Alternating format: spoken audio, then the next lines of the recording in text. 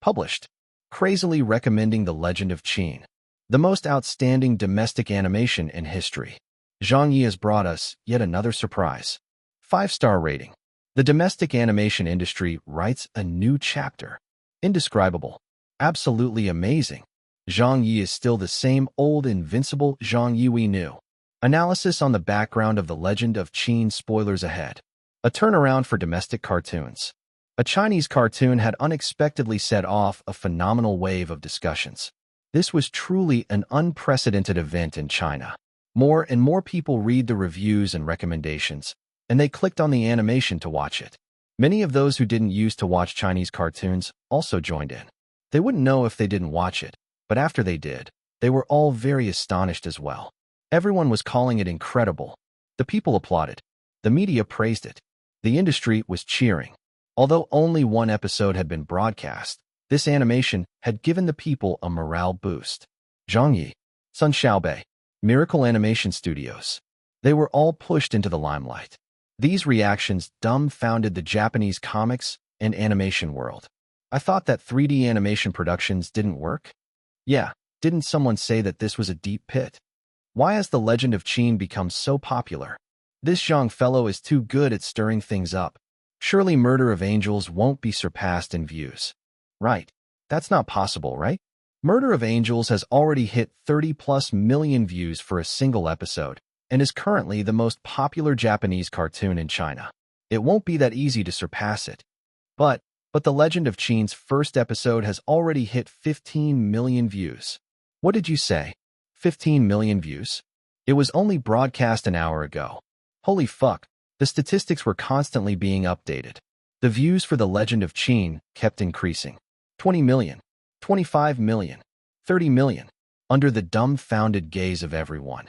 And in only 2.5 hours, views for The Legend of Qin surpassed Martial King and Murder of Angels. But this was still not the end. The momentum of The Legend of Qin did not slow down as it continued racking up views. 50 million, 60 million, 80 million. And then, it actually hit 100 million views. Furthermore, it was still increasing. 110 million, 120 million.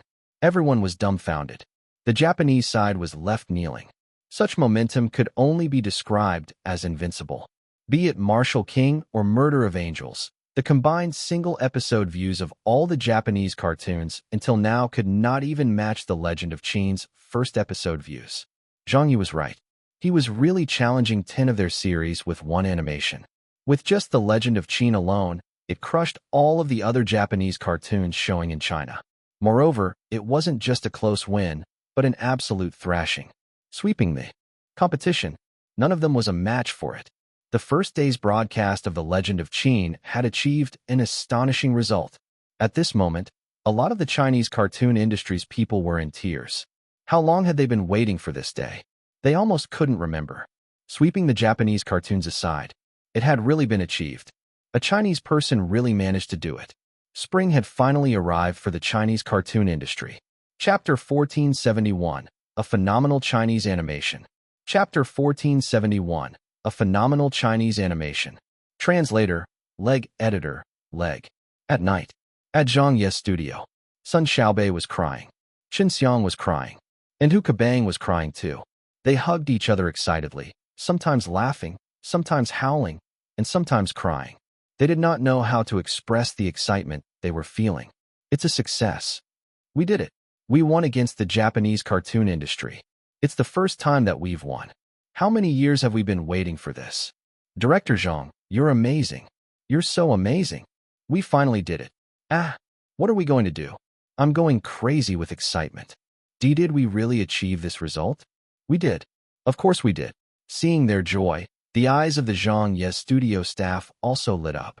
They were not in the industry, so they didn't really understand much about Chinese animation or comics.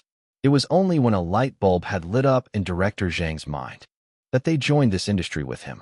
Frankly, they did not have that deep a feeling for the Chinese animation industry, but after interacting in recent days and gaining an understanding of it, Ha Qiqi, Zhang Zhua, and the rest all felt a sense of admiration for Sun Xiaobei and the other Chinese cartoon industry workers. They really admired their persistence and belief to wholeheartedly create a Chinese animation. Few young people were like them. Sacrifice, hard work, training, waiting. And now, this day had finally come. They deserved to be happy. This glory belonged to them. Sun Xiaobei went to give Zhang Ye a hug. Director Zhang, thank you. Hu Kabang and the others also came over to give Zhang Ye a hug, talking loudly and laughing happily. Sun Xiaobei wiped away her tears and said, "Be quiet, the neighbors are all sleeping. Don't cause trouble for teacher Zhang." Zhang Ye laughed and said, "It's all right. Today is a proud day for us people of the Chinese cartoon industry. It's only right that we celebrate this achievement. Us people of the Chinese cartoon industry, can you stop elevating your status like that?" The staff of Zhang Ye's studio rolled their eyes at this. People like Sun Xiaobei and company are the true people of the Chinese cartoon industry, all right? But you're not. You castrated 7 comics and dropped all your work in Japan before coming to meddle in the Chinese animation field. So how does that make you someone from the Chinese cartoon industry? All you're doing is switching places to slap people in the face after you're done elsewhere. Everything you do is based on your whims and impulses. Zhang Ye said, "Everyone must be hungry, right? Let's go. I'll treat everyone to supper." "Thanks, Lord Zhang. Wow, we're going to have a meal." Everyone went for a celebratory feast. Indeed, there should be a celebratory feast. When the report card for the day was published, The Legend of Qin's first episode reached a final figure of 130 million views. This was a frightening figure that would scare anyone silly. Not only did it break the best result in the history of Chinese animation, it even matched the number of views that the most outstanding variety shows or television dramas had. Further, this was only the first episode. It was only the premiere. 2 of the most popular Chinese television dramas and a variety show had been affected by this as well. Their number of online views had dropped by more than 20% compared to their usual traffic, which alarmed the studios and production teams. At the same time, they didn't know whether to laugh or cry. The number of views for the television dramas and variety show had actually been divvied up. When did a Chinese animation have such power? When was any Chinese animation able to compete with the Chinese television dramas and variety shows? Japan. Several companies were holding a meeting late at night. Marshall King's performance has been greatly affected. It's the same for our Murder of Angels. The number of clicks has dropped by a lot. They've all been taken by The Legend of Qin.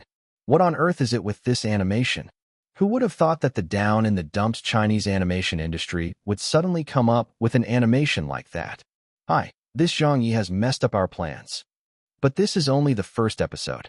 Zhang Ye is extremely famous, and they've spent a lot of money on the publicity as well, so it's quite normal that the first episode's results are better. The later episodes will definitely not be able to continue this run.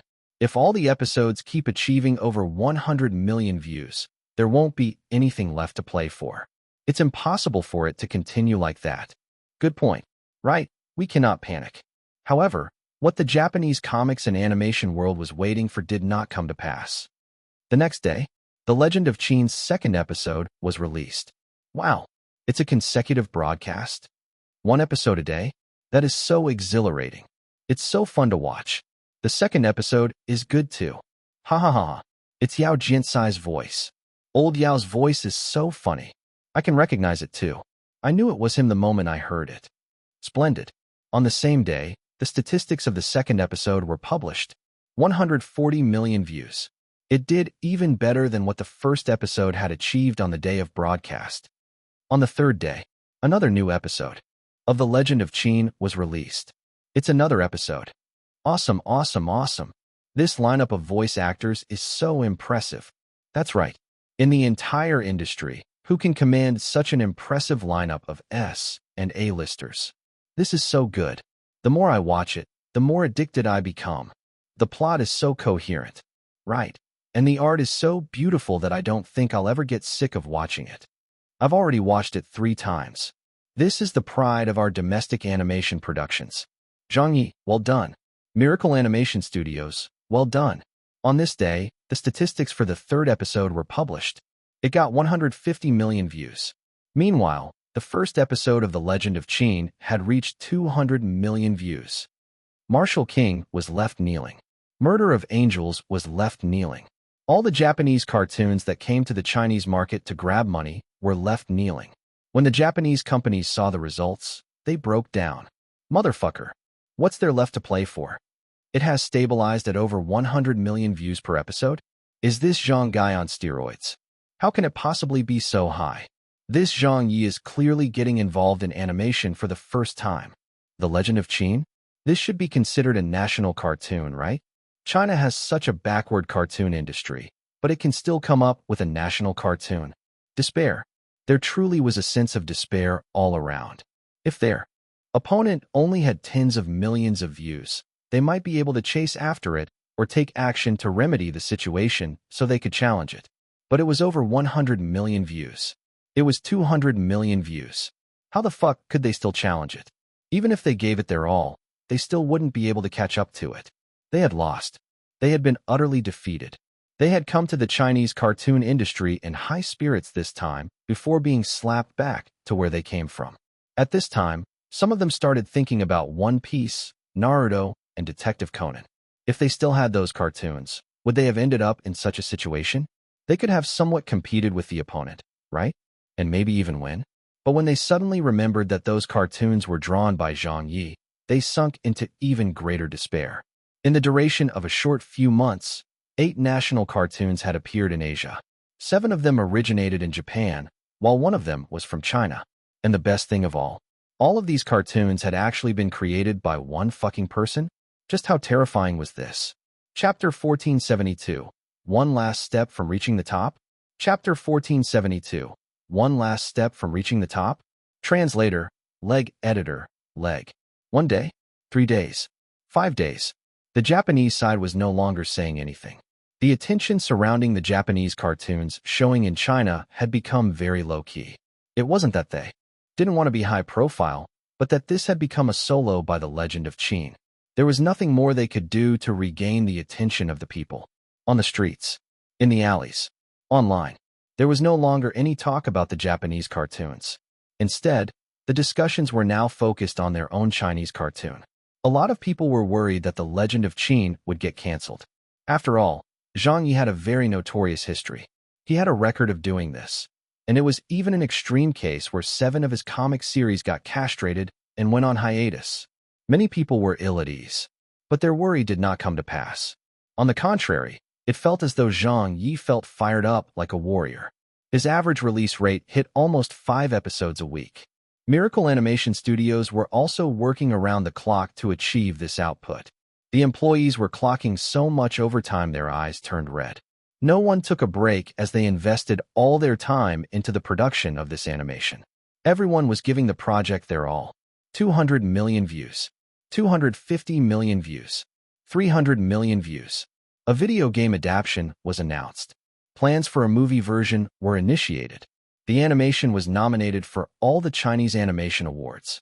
The Legend of Qin kept growing stronger as it became very popular. It was so popular that it was brutal. It was so popular that it was earth-shattering. The popularity and exposure of the animation in China had soared to the extreme.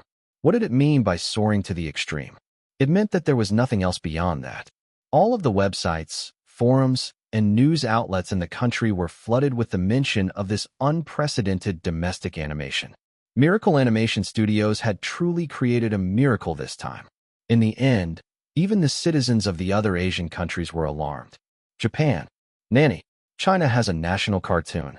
Even Marshall King could not win against it. How is that possible? Zhang Ye is the director of that cartoon? Why is he everywhere? Motherfucker, is he planning to go against us all his life? This damned eunuch, he's so infuriating. Let's fight back. The problem is that we can't fight back. Korea, did you hear? The Japanese cartoons are getting thrashed in China. Are you for serious? Yeah, just have a look at the news in China and you'll know. Aren't Japanese cartoons the leader in Asia? How can there be anyone challenging them? There is, and it's that Zhang Ye who's doing so. Why is it him again? Although the restriction order on Zhang Ye was still active, a lot of things could not be hidden from the public. Zhang Ye's social relations weren't that good, nor did he have much of an appeal and influence in Asia. A lot of people might even get furious at the very mention of him. But the attention on him was at such a level that not even most of the Asian S-listers would come close to it. There was just too much attention given to him. Upon hearing this shocking news, the Asian people were speechless. They had never seen someone who could cause this much trouble before. And this guy was also way too capable as well. Some people might not be able to cause a commotion even if they wanted to, but Zhang Ye? Just a simple move from him was enough to stun the world. He had sneaked behind enemy lines, messed with the Japanese cartoon industry, canceled his comics, and now he was targeting the Japanese cartoons again. Who could think of something like that? Who could do something like that? This was also a fucking skill of some kind. The animation was broadcast to the anticipation of everyone. Zhang Ye's popularity was growing higher by the day. The majority of his popularity came from within China. Although his popularity in China had peaked and he was already at the top, it was still possible to churn out a little bit more of it. Moreover, this was another one of Zhang Ye's crossovers into a different field where he could freely try out something entirely new. With a larger crowd of people learning about him, the amount of popularity it brought was naturally not little. And with the rise in Zhang Ye's domestic popularity, it subsequently boosted his Asian popularity a little. There was still a bit more to go, just a bit more to surpass the person in front. The staff of Zhang Ye's studio kept an eye on the Asian popularity rankings update every day. He was getting closer and closer to the Japanese celebrity in third place on the Asian A-list. Today, it was the last episode of The Legend of Qin. This was the first season's finale of The Legend of Qin. Has it ended? Not yet. Why did it finish so quickly? Keep airing it. I really want to watch the second season now. It's so good. This is a milestone production of the domestic animation industry. The people, the industry, and the media were all praising it. At this time, Miracle Animation Studios announced a piece of news. The second season of The Legend of Qin would start production at the end of the year and be broadcast next year. But when the second season's production team was announced, the eagle-eyed fans immediately noticed that the director for the second season was not going to be Zhang Ye. Where's face-smacking Zhang's name? Why isn't he directing the animation anymore? Puffed, he ran off again. I knew it. This fellow is always going around doing things haphazardly. He's dipped his toe into a dozen different fields. But when has he ever stayed for long in any of them? This fellow has always fled after the fight is over. He never hangs around for long. But it's also true. How will Zhang Ye have the time to keep making the animation every day? Now that our domestic animations have gained traction and the sponsors have turned their attention back here, Zhang Ye has completed his mission. No matter what, it's all thanks to him this time. Yeah, the people of the Chinese cartoon industry have got him to thank for this. Teacher Zhang is indeed talented. He can even save an industry in the doldrums. Damn, look, Zhang Ye's Asian popularity score is almost catching up to the person ahead. He's almost in third place. Yeah, he's unknowingly closed in. Yeah, I remember that he was still quite far behind previously. I wonder if he can leapfrog that celebrity by today. This cartoon has won Zhang Ye quite a few fans. No matter what, it blows off so much steam. China should be where our own animations flourish. After all, that's only logical. Teacher Zhang has done us proud this time. Zhang Ye's mission ended here. It was not because he had quit, but that he really had no time to do it. As for the rest of the plot, story, and characters of The Legend of Qin, he had written them out in advance for Sun Xiaobei. This was the last thing he could do for them. The rest was up to themselves. Whether Chinese animation productions could make a name for themselves would have to be an effort on the part of the entire industry. The only thing that Zhang Ye could do was to start the initiative and bring over the successful experiences from his previous world to them. That same night, the celebratory feast was held. Everyone from the production team attended. Yao Jinkai, Su Milan, Xiaodong, Fan Wenli, and the other big names were also invited by Zhang Ye. It was a lively party, and everyone was eating together. The animation came to a conclusion. The celebratory feast ended. Zhang Ye retired after completing his mission. At night, the Asian Celebrity Rankings Index was updated. Zhang Ye's popularity rose again.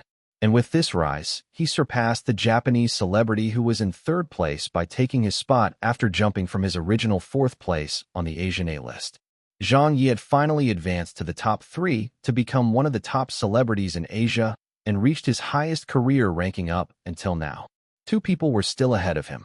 He was another step closer to reaching the summit in Asia. Chapter 1473, Pulling Off One Last Job. Chapter 1473, Pulling Off One Last Job. Translator, Leg Editor, Leg. On this day, news spread. Zhang Ye accompanies his wife to the hospital.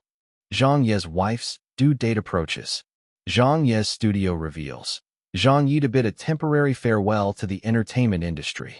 As an influential figure in the Asian entertainment industry, the media and the public were paying close attention to the latest developments surrounding Zhang Ye. There was even greater attention on him, especially now he had sailed into the top 3 spots of the Asian A-list based on his heaven-defying domestic animation production. On Weibo, face-smacking Zhang is taking a break to care for his child. That's in about 2 months, right? This fellow is really going to be a father. Congratulations in advance. I'm waiting to see the birth of little Zhang Ye. Haha. I'm just afraid that he'll turn out to be a troublemaker like his father. He should be gone for at least a year with this farewell, no? There's not enough time for him to reach the summit of Asia.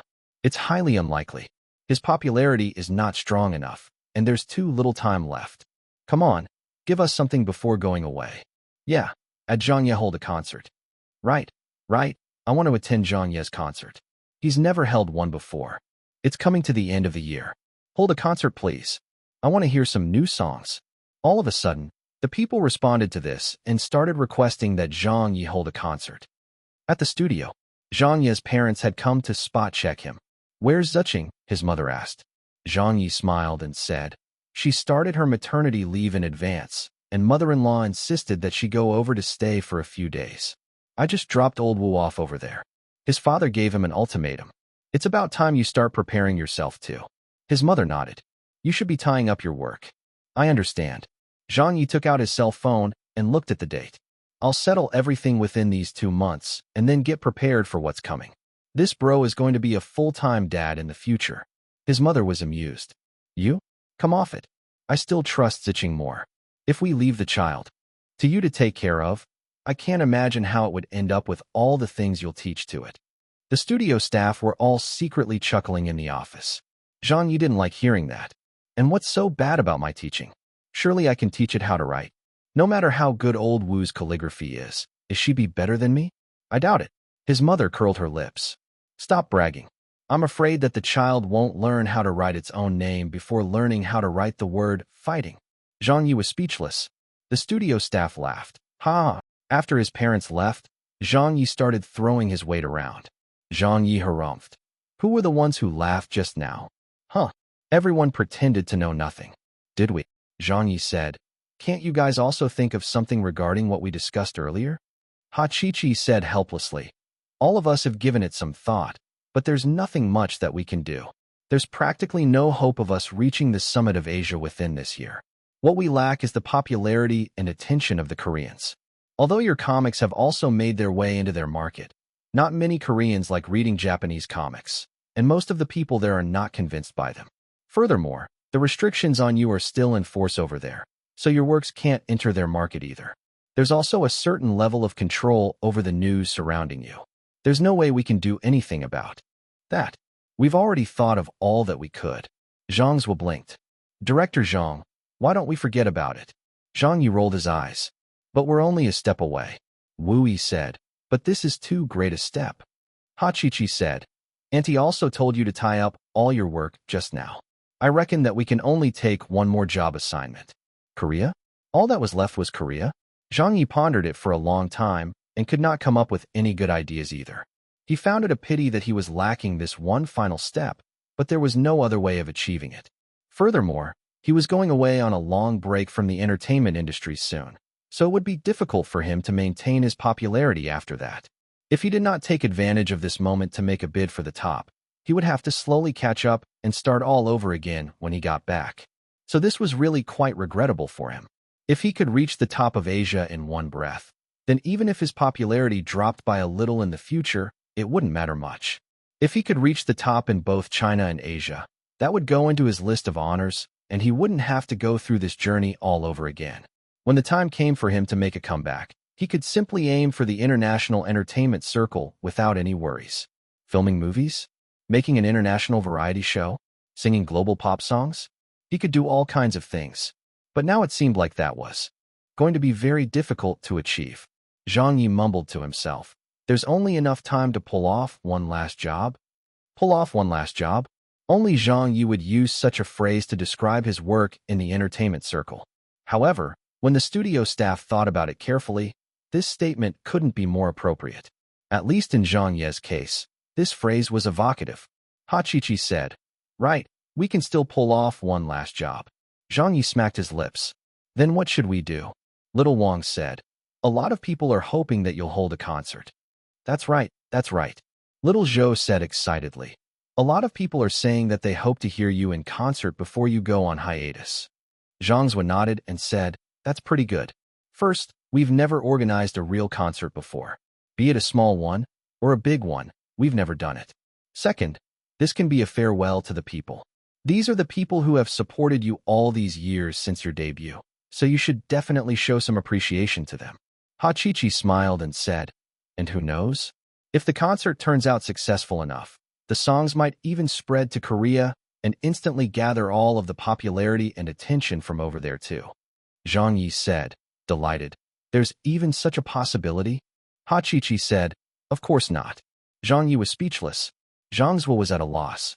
"Director Zhang, we shouldn't just focus on popularity." Zhang Ye nodded at the words. Brother Zhuo is right. "All right then, for our last job, let's hold a concert. We'll make it as big as we can and finish with a bang." "All right," Hachichi said with a smile. "I'll go and take care of it and start the preparations today." Zhang Zhuo asked, "Where should we hold it?" "This is the first thing we have to settle with the organizers. Some venues are hard to get, but with our popularity, I believe that we can choose from any of the biggest venues in China." Zhang Ye asked, "What's the best place we can hold it at?" 1, 2, 3, 4. Everyone suggested a venue. In the end, Zhang Ye was not satisfied with any of them. Hachichi said, "But that's all there is?" Zhang Zhuo said, "Right, there are no other places to choose from." But Zhang Ye's next words were alarming. "There's one more place. I want to hold the concert at the Bird's Nest one." Everyone had a confused expression on their faces. Bird's Nest? What bird's nest? Zhang Ye was startled before remembering that there wasn't a bird's nest in this world. So he put it differently. "Let's hold our concert at Olympic Stadium too. I'll go find someone to liaise with." "What? Olympic Stadium? Are you sure?" "Damn, that place doesn't allow concerts, right? No one has ever held a concert there before. It's a venue for at least 100,000 people." Everyone was stunned. If they managed to secure this venue, then this matter would definitely blow up. It was only now that they realized that Zhang Ye had still not given up on the idea of reaching the summit of Asia. This last job that he was going for was still aimed at making a break for the Asian S list. Chapter 1474, Setting the Olympic Stadium Venue. Chapter 1474, Setting the Olympic Stadium Venue. Translator, Leg Editor, Leg. The next day, early in the morning, Zhang Ye rushed off to the Ministry of Culture. There were also different tiers when it came to holding concerts. The easiest way to identify the scale of a concert would be its venue. For the C or D-list singers who were holding an experimental concert to gauge their popularity, a venue that held 1,000 people would be good enough, especially in a place like Beijing. Many of the better venues required the organizers to line up and get approval to use them. Otherwise, they wouldn't even be considered for the venue. Meanwhile, the chance to perform at the bigger venues were only given to A or B-list celebrities who were also professional singers. Only heavenly kings and queens like Zhang Ye, Zhang Yuanqi, and Su Milan would be qualified to hold a performance at a venue which could hold tens of thousands of audience members. 10,000 audience members? 15,000 audience members? That was already the highest, the peak. Any higher than that? A venue that could hold 100,000 audience members? No one had ever pulled that off before. It was virtually unheard of. Olympic Stadium had only been completed a year ago. There were no cases of it being rented to a celebrity to hold a concert, nor did any celebrities even get such an idea. It was only Zhang Ye who dared to think of something like that. This fellow was already toying with the idea of holding his concert at Olympic Stadium. It was not that he was brave, but rather, many precedents had been set in Zhang Ye's previous world. The Olympics had taken place many years earlier in his previous world, So it was not as though there had not been celebrities who held their concerts at the Bird's Nest. Although the two worlds were different, whatever worked there should logically work here as well, so it should be worth a shot. So he rushed over. Others wanting to pass through the gates to the Ministry of Culture would not find it easy, but it wasn't so for Zhang Ye. He was the executive director of the previous Spring Festival Gala and had come across many executives in his work. He also knew a lot of people, so there wasn't a need for Old Wu's influence on this matter. Zhang Ye had his way around here just like he did at the SARFD. At an office, Zhang Ye knocked on the door and entered. Supervisor Hu. Supervisor Hu looked up. "I.O. Director Zhang, what brought you here?" "I came to visit you," Zhang Ye said with a smile. Supervisor Hu was a shrewd man. "Come off it. It can't be anything good since you had to come here. Speak." He got him to sit down, then called his secretary over to pour Zhang Ye a drink. Zhang Ye did not stand on ceremony, and said with a laugh, "Then I'll be straight. The ministry is in charge of the approval for cultural and music performances, right?" Supervisor Hu nodded. "That is correct," Zhang Ye said. "Well, I would like to hold a concert." "Yo, that's a good thing." Supervisor Hu smiled and said, "So why are you looking for me? With your influence, Boss Zhang, wouldn't it be easier to handle it through the SARFD?" Zhang Ye smacked his lips and said, "The issue is not with the approval of the performance, but the venue's approval." Supervisor Hu understood. "The venue? That won't be a problem. It's just a simple matter." He picked up his phone. "So, which location do you have your eyes on? I'll get it approved for you immediately." Zhang Ye directly said, "Olympic Stadium." Thud. The phone in Supervisor Hu's hand dropped. "What?" Zhang Ye repeated himself. Supervisor Hu was stunned. He reached out to touch Zhang Ye's forehead. Zhang Ye asked, "What are you doing?" Supervisor Hu replied, "I wanted to check if you have a fever." Zhang Ye laughed and said, "I don't have a fever. So can I hold it there?" "Can you hold it there?" Supervisor Hu said, "How dare you even think about using the Olympic Stadium?" Zhang Ye said, "If sports can be held there, or a large-scale event can be organized there, why not a concert? Isn't the schedule for that venue quite free recently? Let me book it. I'll help generate some revenue for them. The place would be empty. Otherwise." Supervisor Hu nearly fainted. "This isn't about generating revenue. Sports are sports, large-scale events are large-scale events. But what you have planned is something very different. You intend to hold a commercial performance there." At this moment, someone entered from outside. Supervisor Chen was taken aback. Zhang Ye is here." Zhang Ye smiled and said, "Hi, Brother Chen." Supervisor Chen said with a smile, "What's up? You here on business?" Zhang Ye said, "Yeah, I came to look for Old Hu to approve a venue for me, but he's acting all bureaucratic with me." Supervisor Chen was amused as he looked at Supervisor Hu and said, "Old Hu, you're at fault if you do that. We fought closely with Zhang Ye during the previous Spring Festival Gala. Surely you can't refuse to help him over such a minor matter, right? That's terrible of you." He then thumped himself on the chest and said, "Zhang Ye, your brother Chen is here. I'll approve it for you. Just say the word. Which venue are you eyeing? I have no jurisdiction in Hong Kong, but as long as it's a place in the mainland, feel free to choose wherever you like." Zhang Ye smiled and said, "Brother Chen is still the best. I'm looking to book Olympic Stadium." Supervisor Chen immediately turned around and went off in the opposite direction. "Good, but..." Zhang Ye hurriedly pulled him back. "Where are you going?" Supervisor Chen said in a speechless manner. "Old Hu is indeed unable to help you with this. Who would dare to approve that venue for you? You're really bold, huh? Do you know what kind of a place Olympic Stadium is? Why don't you choose another venue?" Zhang Ye went over to the sofa and sat down. He shook his head and said, "But I already have my eyes on that place." Supervisor Hu spoke up, "But we really cannot approve that. There hasn't been a precedent for something like this yet." Zhang Ye said, "If I'll start the ball rolling, then there would be a precedent for future cases, right?" Supervisor Chen rolled his eyes and said, "This is really something that only you dare to think of. An hour, 3 hours, 5 hours, pulling strings, logical reasoning, highlighting the pros and cons." He stayed at the Ministry of Culture for the entire day. When the Ministry of Culture found out that Zhang Ye had his eye on Olympic Stadium, everyone broke out into a cold sweat. Initially, nobody thought this could possibly go through. If you were organizing a large-scale Asian charity event, it would be fine to let you book the venue. But how could that be allowed for a concert? Then, the situation took a turn. One of the executives at the Ministry of Culture could no longer watch on. That executive called for a meeting and summoned Supervisor Chun, and a number of other relevant personnel to attend. He asked them if they knew how greatly Zhang Ye had contributed to the national culture up until now. Literary novels, calligraphy pieces, Chinese heavy metal music, the revival of the Spring Festival Gala, and in recent times, the rise of Chinese animation were all started by Zhang Ye. To say that Zhang Ye was a leading figure of the new generation in Chinese culture would not be too far-fetched, would it?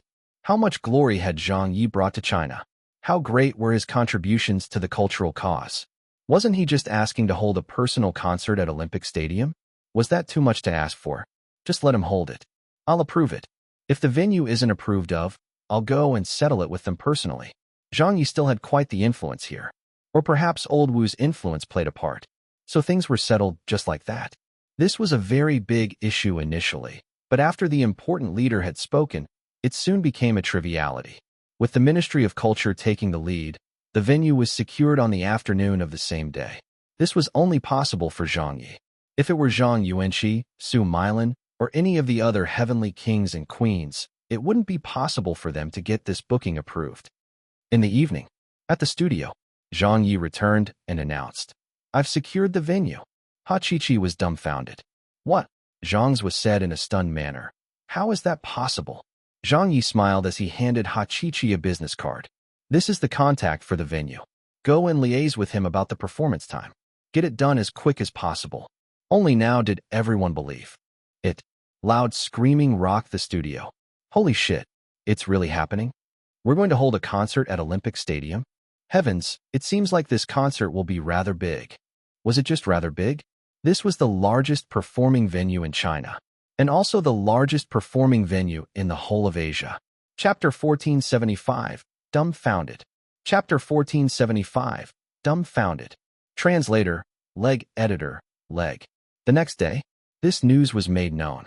Zhang Ye's studio officially announced. Around the middle of next month, Zhang Ye will be holding his first large-scale solo concert at the National Olympic Stadium. Time to be determined. Ticket prices to be determined. Guests to be determined. The only confirmed details were the venue and the show's name. The concert was to be called A Night in Beijing 1. When this news was made known, a lot of people were dumbfounded. What? He's really going to hold a concert? But what's this with the venue? Did I see it wrong? What did he say? Olympic Stadium. Fuck. Olympic Stadium.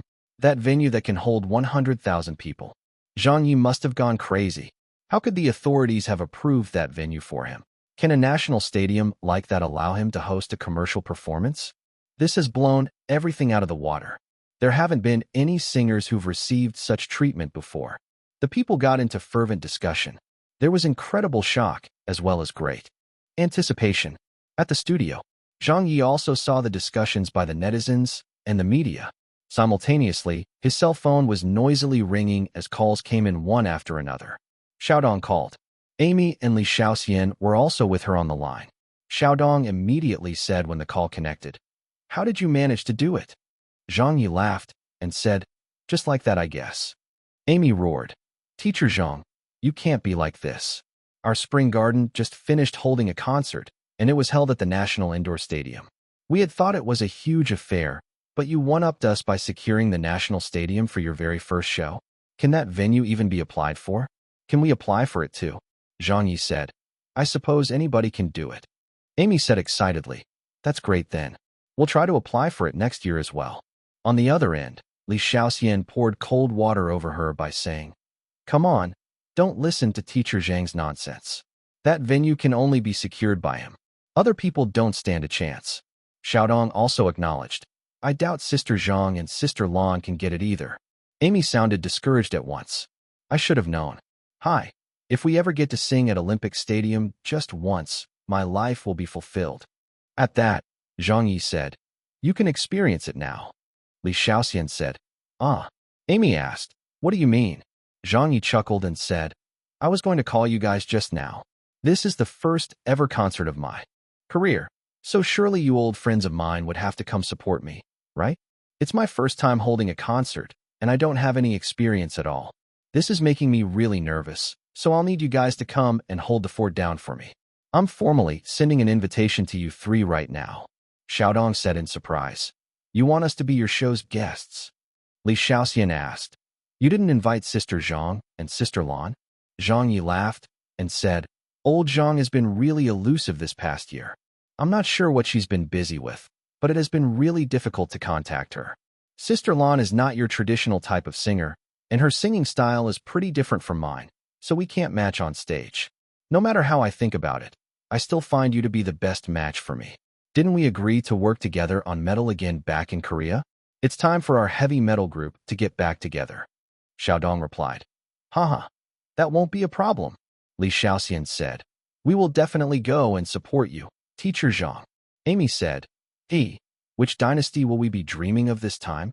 Zhang Ye said. We can dream of whichever dynasty you wish to. Then, Su Milan, Zhang Xia, Chen Guang, Fan Wenli, and several other people called to check with Zhang Ye if the news was true. Although the announcement had been made through Zhang Ye's studio, everyone still found it very difficult to believe when they saw the name of the venue. After confirming the news, they were also very happy for Zhang Ye. Holding a concert at Olympic Stadium once in your life would be more than enough. This was a tremendous honor and affirmation by the people. Of course, there were some doubts within the entertainment circle itself. Is he even qualified? It should be the other heavenly kings and queens who hold their concerts there instead, shouldn't it? Based on seniority and qualifications, the other heavenly kings are more suited for that venue. Zhang Ye's influence is pretty big. Yeah, this concert venue has indeed shocked a lot of people. However, those who were grumbling and talking about such things were mainly the minor celebrities and singers. Meanwhile, the truly qualified singers and groups who were worthy of performing in front of tens of thousands of people were delighted. This news made all of them very excited as they could clearly see that Olympic Stadium was a place that no others could secure even if they tried their best to squeeze themselves in for the consideration of it. Popularity? Prestige? Contacts? Relationship with the higher-ups? All of that was absolutely necessary for consideration. In all of China's entertainment industry, only Zhang Ye fulfilled these conditions. Just by his status as the Spring Festival Gala's executive director, no one would be a match for him. Furthermore, there was also his wife's influence to consider, so Zhang Ye was really the only person who had a chance with this venue. And then, with this precedent, it would make things easier for everyone else. With him leading by example, it would become easier for other qualified singers to apply to perform at Olympic Stadium in the future. Therefore, this was definitely a good thing. Upon seeing this, many of the A-list celebrity teams quickly reacted and began preparing their applications for the next year. Online, Zhang Ye's fans started requesting songs to be played at the concert. I want to hear The King of Karaoke. I want to hear I'm Just a Little Bird. Haha, I want to see him sing Small Apple. That will definitely raise the atmosphere. Will there be any new songs? There will definitely be some. How can Zhang Ye's concert not have any new songs? I'm looking forward to it. How do we purchase the tickets? They're not on sale yet. There will be nearly 100,000 tickets available, so it shouldn't be too difficult to get one. Motherfucker, I gotta go to Beijing to catch Zhang Ye's concert this time. I'm a hardcore fan of his. A stadium with 100,000 people all listening to Zhang Ye sing solo. My God, just thinking about it is making my blood race. I wonder what kind of atmosphere it will be. At the studio, Ha Chi-Chi, Zhang Zhua, and the others went about settling their tasks. As Zhang Ye sat there alone, he began pondering the concert set list and the song arrangements. He also considered the requests of the netizens with regards to the songs they liked. As for the classic songs he had performed before, he would definitely have to sing a few of them too. However, he had no idea what new songs he should be performing. Although there wasn't any urgency and was something he could slowly consider. He wouldn't want to choose anything unsuitable, after all. This would be his first concert and also his last outing before he bade a temporary farewell to the entertainment circle, so it would definitely have to be done well. It would be best if he could use this to get into the Asian S list. But it wasn't going to be easy since he was still quite a ways away from it. Zhang Ye was very stubborn and still had his mind on this matter. He was someone who pursued perfection. He would always want to do the best he could and succeed in one try. If he could, he would spare no effort in taking one last shot at his goal. To a celebrity, The rankings index was essentially their battlefield. So he kept thinking about this over the next few days.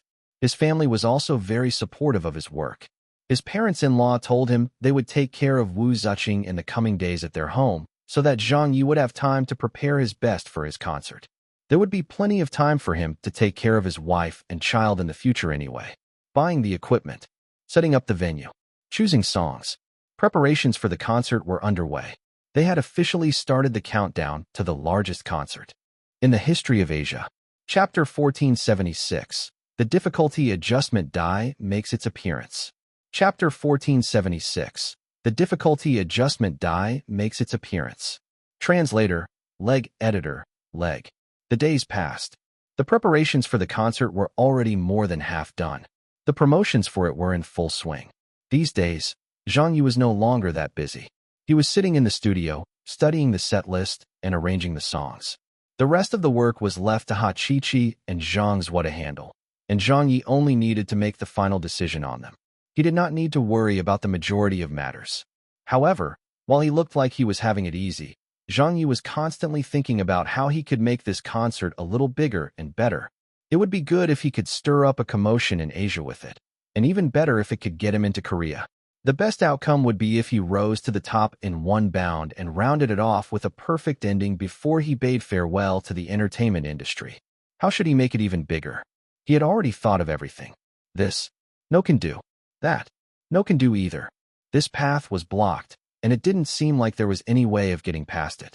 Finally, on this morning, Zhang Ye made a decision. If there was no way of getting through with brute force, never mind. He still had one last trump card left to play, the game ring. There was still an item in Zhang Ye's game ring that he couldn't bear to use, and that item was the difficulty adjustment die. Moreover, he only had one left. Although this die was drawn from the lottery draw 1, it did not seem to exist in the higher tier lottery draw 2, and Zhang Ye could not obtain this item after many tries.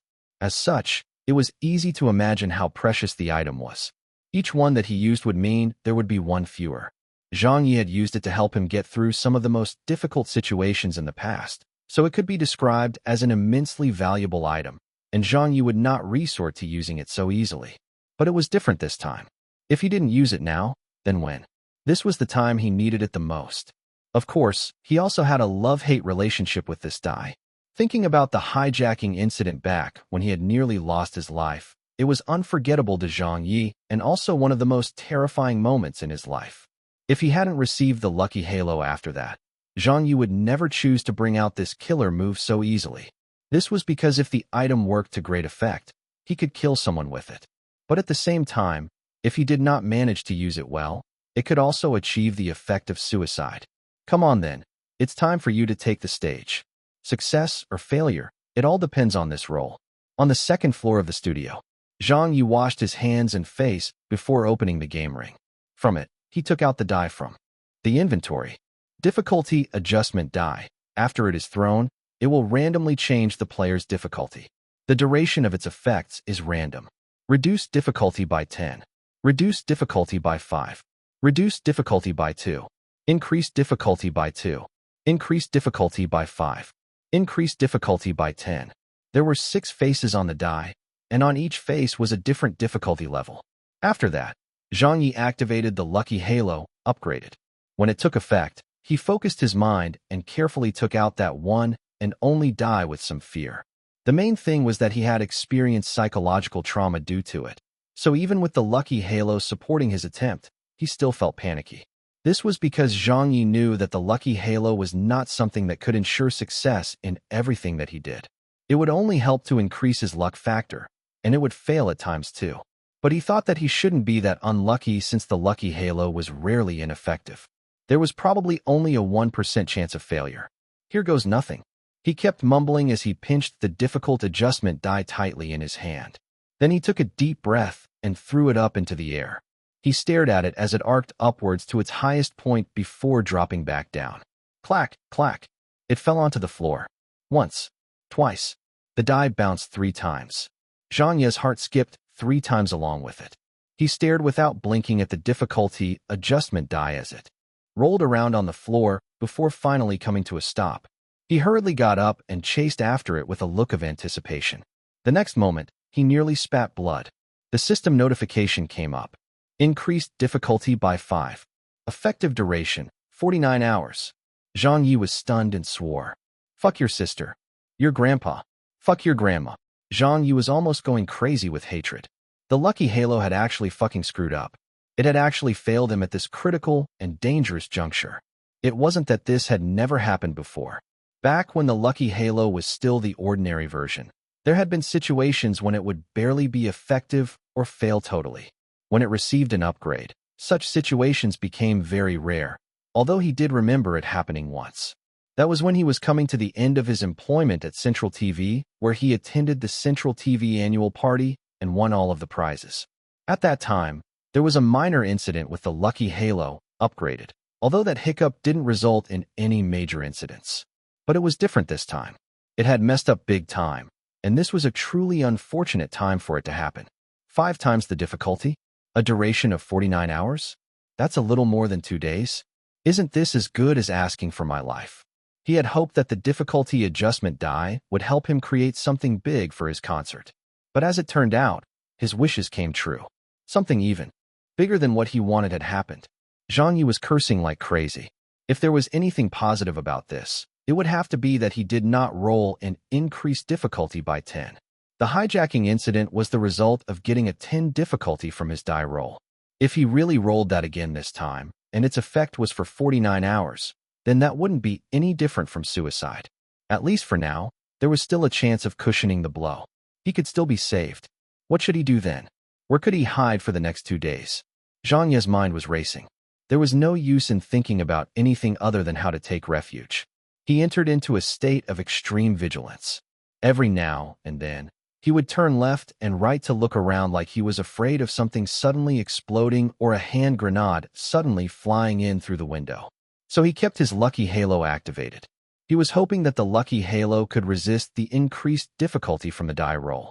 But this was not a long-term solution, as the lucky halo, upgraded, was too expensive to keep in use. Every second that it was activated cost him 100,000 reputation points. That was 6 million reputation points per minute. He could keep it on for 5 minutes or 10 minutes, but 49 hours? He couldn't afford that. It wouldn't matter how many reputation points he had. It just wasn't enough for something like that. Someone knocked on the door. Director Zhang? Director Zhang, what's the matter? Who are you arguing with this time? When they heard the cursing, Little Wang, Little Zhou, and several others who stayed behind in the office ran upstairs in a panic. Then the office door opened, and Zhang Ye came walking out in an even more panicky state than them. The first thing he said was, "Don't say anything. Just stay far away from me. I'm going out to take refuge for 2 days, so I'll leave you guys to hold down the fort during this time. If anything happens, don't panic. Wait for me to come back to settle it." Little Wang was dumbfounded. Ah. Little Sun was stunned. What happened? Little Zhou said startledly. Who are you taking refuge from? Taking refuge from who? I'm taking refuge from everyone. He was afraid that he would implicate other people, so he hurriedly departed from the studio after he finished speaking. Walking on the street, he looked at the passers-by around him. At this moment, everyone that Zhang Ye saw seemed like they were a terrorist. Chapter 1477. Someone help. Zhang Ye has fallen in a well. Chapter 1477. Someone help. Zhang Ye has fallen in a well. Translator, Leg Editor, Leg. Later that morning, the studio was in chaos. Little Wang and Little Zhou made a call in panic. Sister Ha, come back quickly. What's the matter? Director Zhang has left. I think something big has happened. What? Where did he go? I don't know, he didn't say. Wait for me. I'll rush back immediately. Soon. After, Ha Chi-Chi, Zhang Zhua, Wu Yi, and the others all dropped their work to rush back to the studio. To them, there was nothing more important than Zhang Ye. This was Zhang Ye's studio, after all, so everything revolved around him. As such, anything could happen to anyone except Director Zhang. They gathered together and made dozens of calls to Director Zhang. However, he did not answer any of them. This had happened too suddenly, and everyone was mentally unprepared. What on earth happened? What snapped in Director Zhang this time? On the streets, Zhang Ye's eyes darted around with every step he took. Zhang Ye stared warily at a passerby across the road, whose hand suddenly reached into their pocket. Is it you? Are you going to brandish a handgun or a hand grenade? Then that person took out his cell phone. Zhang Ye turned his attention to a woman whose hand reached into her handbag. Is it you? Which organization sent you? Then that woman took out a compact to touch up her makeup. Zhang Ye was in a state of panic. Even a pile of smelly dog shit on the ground would attract him to kneel down and ask, "Speak. Who sent you here?" Everything was fine yesterday, yet it had all fallen apart today. Zhang Ye was going crazy. He wondered why he had to roll the difficulty adjustment die for no apparent reason. Was he too bored? Thinking about what led to this situation, Zhang Ye analyzed it and came up with 3 possible reasons. 1. The lucky halo had coincidentally failed. 2. The difficulty adjustment die might be unaffected by the lucky halo's effects. During the crosstalk competition where he rolled a decreased difficulty by 10, that roll could have had nothing to do with the lucky halo's effects at all, with the results being a fluke. This time, the lucky halo's luck factor might not have had any effect either. 3.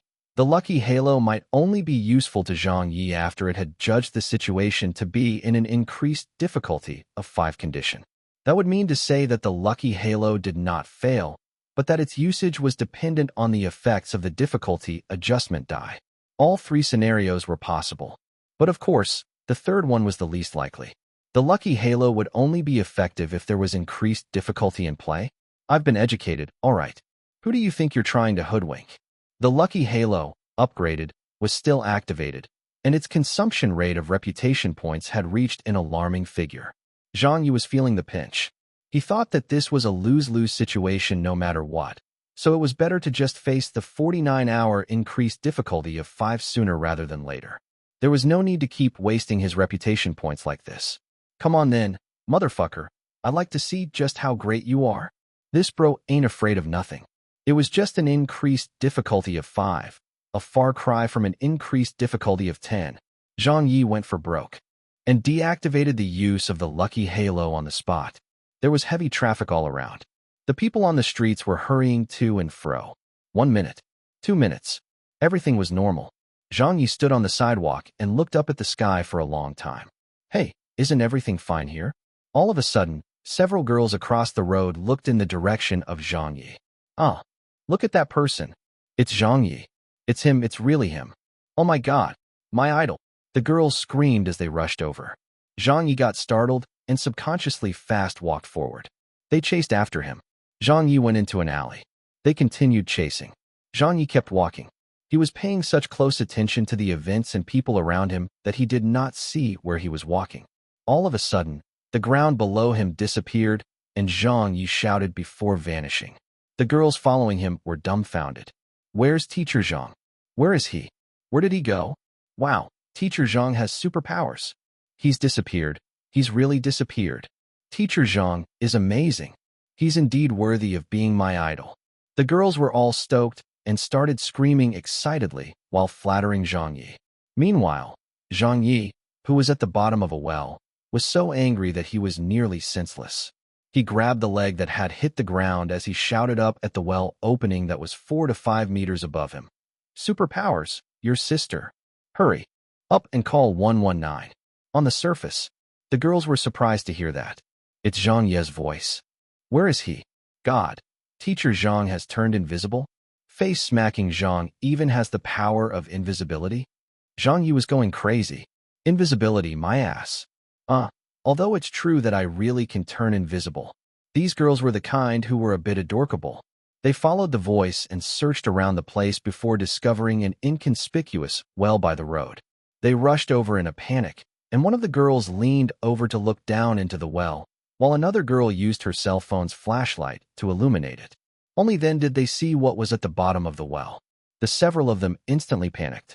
One of them, a plump girl, screamed the loudest and let out a piercing shriek in her startled state. Someone help.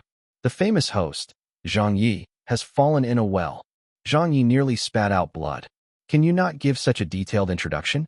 Very soon, quite a few people were alerted. A lot of good Samaritans came and gathered around the area. Who fell into the well? Ah, Zhang Ye. It's really him.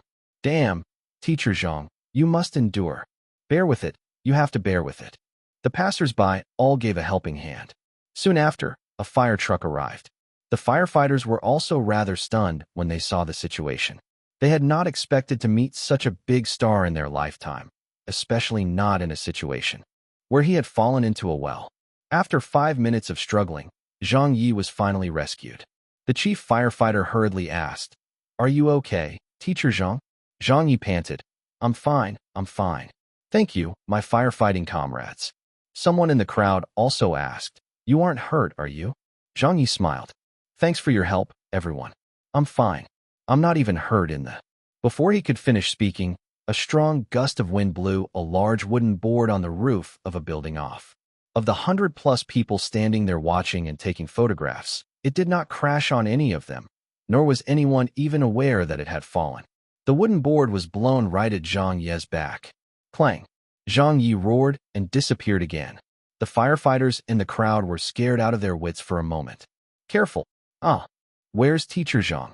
Not good. Teacher Zhang has fallen in the well again. Quickly save him. What's with this?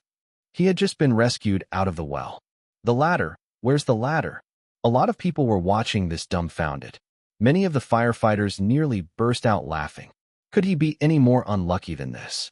It was already very rare for a person to fall into a well once in their lifetime. But here was a person who had fallen into a well twice in a single day, and it was even the same well. Just how unfortunate did he have to be? Everyone went all out with the rescue. A few minutes later, Zhang Ye was rescued out of the well again. Zhang Ye put on a brave front as he climbed out and waved while saying, I'm fine. This is no big deal." This was what an increased difficulty of 5 could do. Zhang Ye was finally getting a taste of it. Chapter 1478, Latte Mart. Here I come. Chapter 1478, Latte Mart. Here I come. Translator, Leg Editor, Leg. Noon. This piece of news exploded. These days, news reports no longer relied on traditional print media. Whenever something happened, the news would be published online within a matter of minutes. Zhang Ye falls into a well. Zhang, the famous host, singer, and artist, falls into a well. Rescued by the concerted efforts of the people, Zhang Ye fortunately escapes without a scratch. Video of Zhang Ye's fall into a well. Set of 56 photos detailing Zhang Ye's fall into a well. A collection of 56 HD photographs of Zhang Ye's fall into a well. On Weibo, WeChat moments. In the forums, it was posted everywhere. Uft, that fellow fell into a well. I heard that he fell in twice. I'm cramping up with laughter. To think that Zhang Ye also has his unfortunate moments. This fellow has done too many wicked things before. Ha ha ha ha. I don't know why, but reading these headlines makes me want to laugh. Face-smacking Zhang has been slapping faces for so many years. It's finally time he gets his retribution. I laugh too. This is such a delightful piece of news. Where is the well that subdued this evildoer? I ought to pay it a visit someday. See what this is. It is what happens to eunuchs. He deserves to fall in. This is such good news. Damn, aren't you guys worried if Teacher Zhang was injured or not? He can even shatter the glass window of a bulletproof car with one slap. Like he would get hurt from falling into a well. That's right, this fellow is too hardy. He'll still be skipping around even if he falls into a well 8 times. The netizens did not have any compassion at all as they cheered at this news. This was such a delightful piece of news to them. Very soon, the news spread overseas as well. Although the restriction order was still in place, the Japanese and Koreans were more than happy to report about such news. Japan. Well done. This is great news. The heavens also can't stand seeing him always getting his way. Ha ha ha. There's a Chinese saying, the wicked will get subdued by the heavens. Korea. Great. Awesome. Very good. This fellow is finally down on his luck. Uft. Did he really fall into a well? What a dumbass. Ha ha ha. This feels great. At this moment, in China, Japan, Korea, wherever it was, almost all of the Asian people were clapping their hands in glee. There wasn't another person in the whole of Asia who had such bad public relations. When Zhang Ye saw this news, he nearly vomited blood. This bro is suffering so badly, yet you all can laugh and even cheer? Do you think that you're celebrating the new year? It was a good thing that some people were still concerned about him. His family and friends all called. When the call connected, Ha Chi-Chi said anxiously, "Why didn't you answer the phone?" Zhang Ye said as he looked around warily. "I didn't hear the phone ring." Ha Chi-Chi said worriedly. Were you hurt? I'm fine. I can bear it, Zhang Ye said. Ha Chi-Chi said, what happened? I heard from little Wang and the rest that something has happened. Zhang Ye didn't know whether to laugh or cry. This isn't something that I can explain in a few words. In any case, this bro is down on his luck. Just know that I won't be going back for these 2 days. I'll lay low outside for a bit. If anything happens, don't panic or be alarmed. Just wait until I get back to the office. But I have to hang up. My mom's calling. Then Zhang Ye answered the other call. His mother immediately said when the call connected, Are you stupid? You couldn't see such a large well. Zhang Ye said dejectedly. It's because there was something covering it. Some plastic somehow flew into the path and covered it. So I thought that it was just the ground and stepped into it. His mother said, You're so dumb. Wu Ziqing also called. Old Wu asked, How are you? I'm fine, don't worry. Why were you so careless? It's not a matter of being careless. Hi, stop talking about it. With his moves and reaction speed, he was confident that he could manage to avoid such a situation 99% of the time. But somehow, everything fell into place and he had to encounter that 1% chance of it happening. He was absolutely certain this wasn't a problem with him, but the fucking increased difficulty of 5 from the die roll. He also knew that only an hour had passed, and he would encounter many more of such incidents in the following 48 hours. Just thinking about it left Zhang Ye shuddering in fear. He finished taking the calls. Zhang Ye did not bother to explain things because he was in potential danger at every moment. He had to avoid this calamity first. What should he do until then? Where should he go hide? There were still 47 hours and 50 minutes left to go. Zhang Ye looked at the countdown timer in the game ring and ground his teeth in hate. Go back home. That definitely wouldn't work. Stay out on the streets? But there was danger everywhere. He had to find someplace to take refuge. When he came to an intersection, he raised his head and saw a brand name. He was stunned and started narrowing his eyes in thought. Latte Mart 1. This sounded familiar. Which latte was it? Zhang Ye took out his cell phone to check online and discovered that this was actually a supermarket chain in China by Korea's Latte Corporation. It was exactly the same one as his previous world. So the Latte Corporation that had been scolded and cursed at by the Chinese people back in his previous world also existed here? Was this what they called searching high and low only to find it where one least expects? Damn, it shall be you. Zhang Ye was incredibly wicked. He crossed the road and went straight into the supermarket without a second thought. Right now, he was carrying misfortune with him everywhere and could easily get hurt even if he were standing there without moving. He was afraid of causing trouble for his family if he went home and afraid of implicating the people out on the streets. But in Latte Mart, he wouldn't have to worry about any of that. Even if this place were to collapse, he wouldn't feel bad about it. This was just who Zhang Ye was. He couldn't be blamed for having such bad luck since he could be really wicked at times. Just look at what was happening. He was in such a state, yet he still didn't forget about dragging others down with him. Inside Latte Mart, a bustling crowd was in here with customers walking up and down the aisles. The hypermarket was very big and was likely one of the bigger branches in Beijing. The apples are on discount. Korean air freight fruits. Come and have a look. Our shampoo is buy one, get one free. Although Zhang Ye was wearing sunglasses and a face mask, he was still quickly recognized by the staff. A few customers were pointing at Zhang Ye from a distance and whispering among themselves.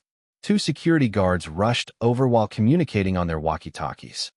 Upstairs, in the staff area, the general manager received this news very quickly. He was Kim Seongji and was sent here by the Korean headquarters to oversee the operation of the branch. His Chinese was pretty good too. What? Zhang Ye came to our supermarket. Yeah, the security guards have verified it. Didn't he fall into a well? He was already rescued. This is a good thing, a good thing. But his relationship with Korea is... He's basically giving free advertising to us. Quickly get someone to take a few photos and send them to the media. Tell them that Zhang Ye wants to come shop at our Latte Mart after having just climbed out of the well and being injuries from his fall. Our branch here is going to become really popular soon. That's right, that's right. The general manager was very excited. However, he did not realize that he would soon be unable to smile. Chapter 1479. A Disaster at Latte Mart. Chapter 1479. A Disaster at Latte Mart. Translator, Leg. Editor, Leg. In the afternoon, At the Zimichang branch one of Latte Mart, a loud explosion came from the food section. Boom. Ah. The fluorescent lamp exploded. It's falling, it's falling. Be careful. Quick, run. The fluorescent lamp exploded, and a large tube cover fell down. Coincidentally, someone was standing right under it. Needless to say, it was Zhang Ye. Zhang Ye also got quite scared. It was a good thing he was prepared for it as he hurriedly used his skillful and nimble moves to jump to the side. With a crash, the tube cover landed on the floor. If that had landed on Zhang Ye's head instead, it might not be enough to give him a concussion, but he would still get a large amount of swelling on his head. With that dodge, his face mask fell off. The shopping crowd immediately recognized him. Zhang Ye. It's face-smacking Zhang. That gave me such a scare. How dangerous. The light fell down? Why did it happen to Teacher Zhang again? Yeah, didn't he just fall into a well? He's too unlucky. The supermarket staff hurriedly came over to clean up the scene.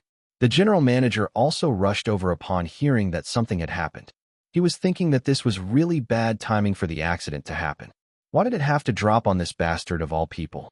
This guy was well known throughout Asia for being unreasonable, and he was the biggest hooligan in the entire Asian entertainment industry. If this fellow were to insist on holding their Latte Mart responsible, they would definitely have a lot of trouble on their hands. Hi, how unlucky.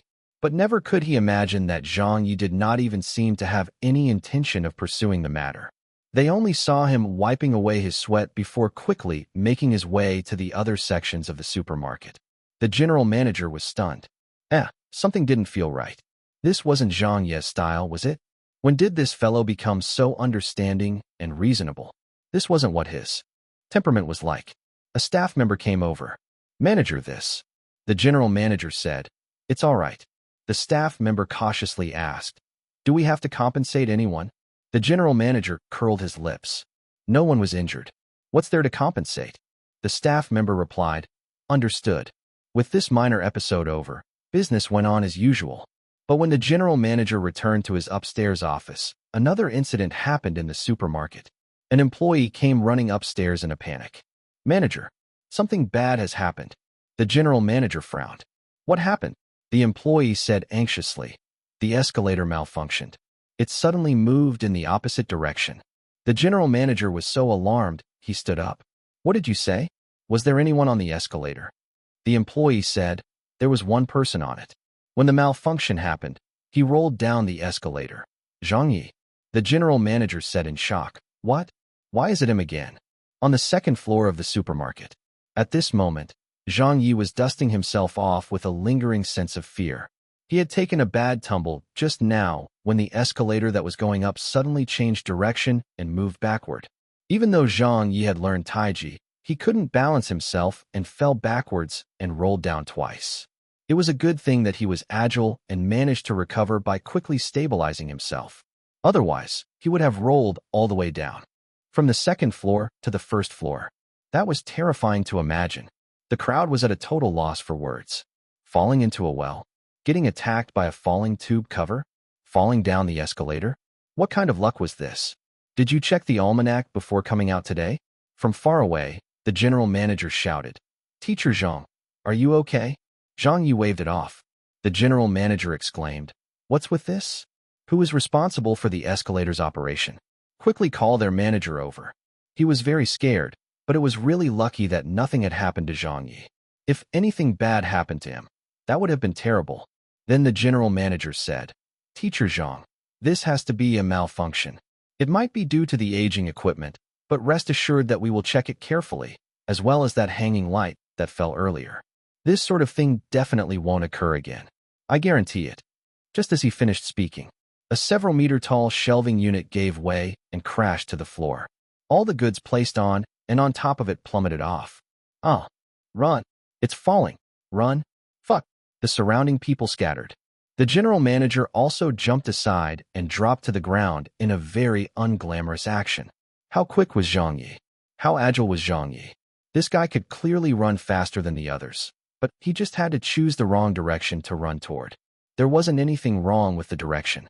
He made his escape in at the beginning, but then the falling goods crashed into the shelf across it, and a row of 4 or 5 shelves tumbled over in a domino effect. After making a circle, It came to where Zhang Ye was, and he had absolutely nowhere left to escape to. It ended up with him diving into a small space under the shelves that were falling, which saved him from being crushed under them. However, he was trapped underneath them and couldn't crawl out. This is bad. Help! Zhang Ye has been crushed again. Hurry up and call 119. The general manager was almost in tears. What was going on? What the fuck was going on here? The emergency response team arrived very quickly. Because it was in the same area, the firefighters were the same group of people from earlier. When the chief firefighter saw Zhang Ye browsing his moments under the fallen shelves, he was floored. Teacher Zhang, why is it you again? Zhang Ye looked up. Ah, yeah, it's me. The firefighter wiped away his sweat. We're rescuing you for the third time today. Zhang Ye gave a dry laugh. It's been hard on you, but great work, my comrades. The firefighter sighed. Hi, it's meaningless to say anything else. Just start the rescue. After more than 10 minutes of hard work by the firefighters, they finally managed to get the trapped personnel out. At the same time, Latte Mart was evacuating the customers from the premises. The falling light, or even the malfunctioning escalator might not have affected anything too greatly, but for so many of the shelving units to collapse, there was clearly no way they could keep going on with their business operation. They immediately took the necessary measures and temporarily closed the store. The customers did not dare stay around either. How was this a place for shopping? They'd be risking their lives just by being in there. Luckily for them, all of the unfortunate things happened to Zhang Ye today. This scourge was very hardy and wouldn't die that easily, but that wasn't the case for them. They were all normal people who couldn't smash a bulletproof car window with their bare hands. The customers left. The fire department left. The supermarket staff clocked out. But now the general manager discovered Zhang Ye still strolling around on the first floor of the supermarket near the cashier's checkout area. It seemed like he couldn't find the way out. The general manager pointed. The exit is over there. Zhang Ye acknowledged. Oh, I'm not in a rush. I'm going to stay around for a while longer. When the general manager heard that, he nearly fainted. You still want to stay around for a while longer? Get lost. Hurry up and get lost. Everything was fine before you came in.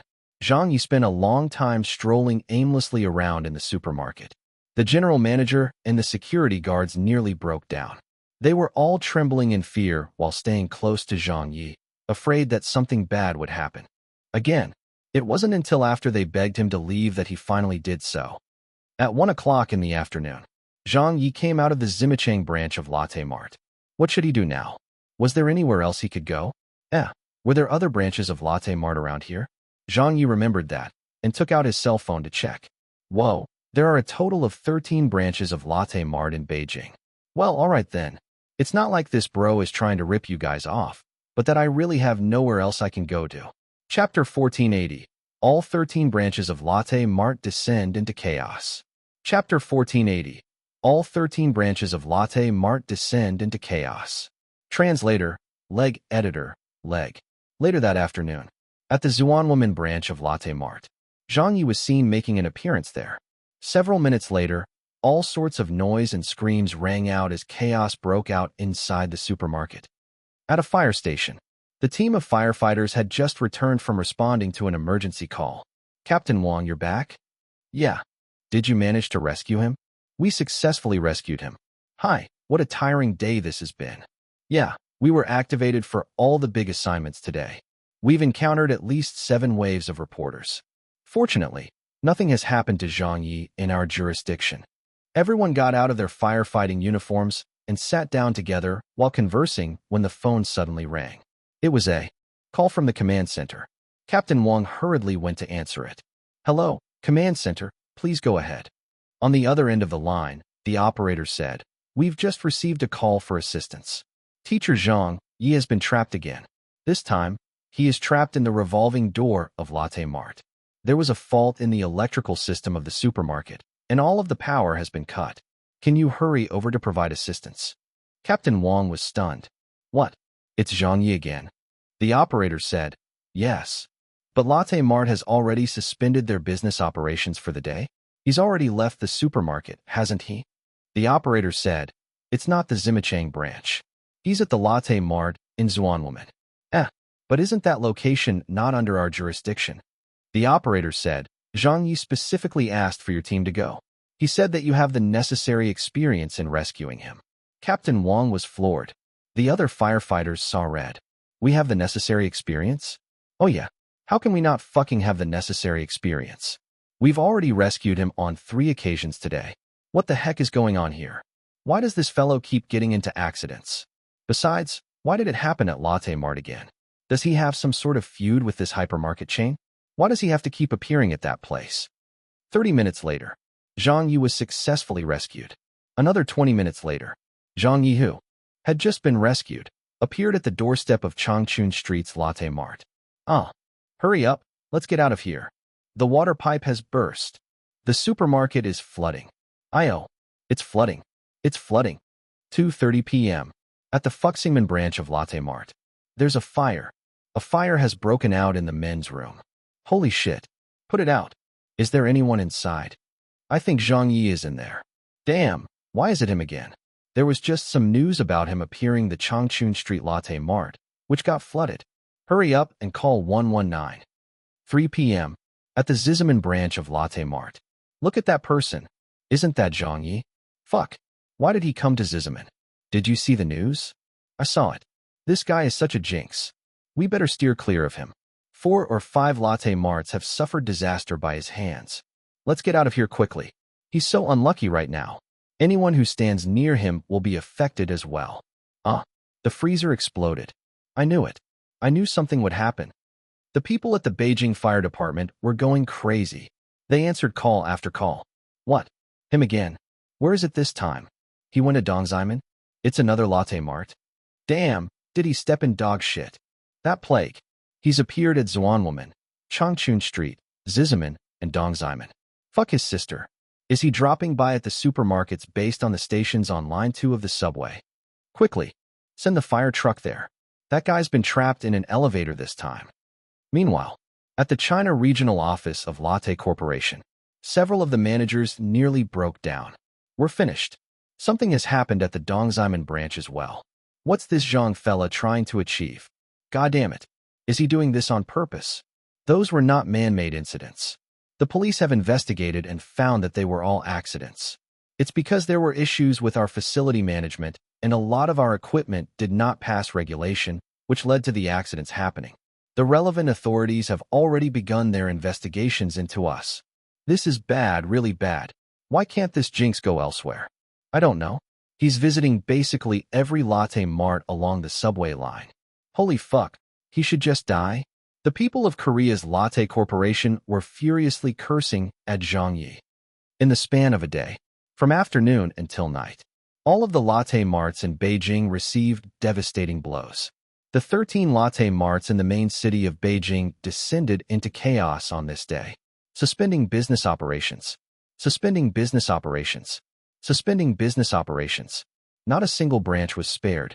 All 13 branches of Latte Mart were forced to suspend their business. Due to too many major incidents involving the facilities at the supermarkets, the relevant authorities quickly got involved and opened investigations into the accidents. They found a lot of problems within the branches, and some of the authorities even issued a safety warning to the public, leading to many of the other Latte Marts in China to be implicated as well. Right now, the entire country's citizens would clench their buttholes in nervousness at any mention of Latte Mart. It was too dangerous.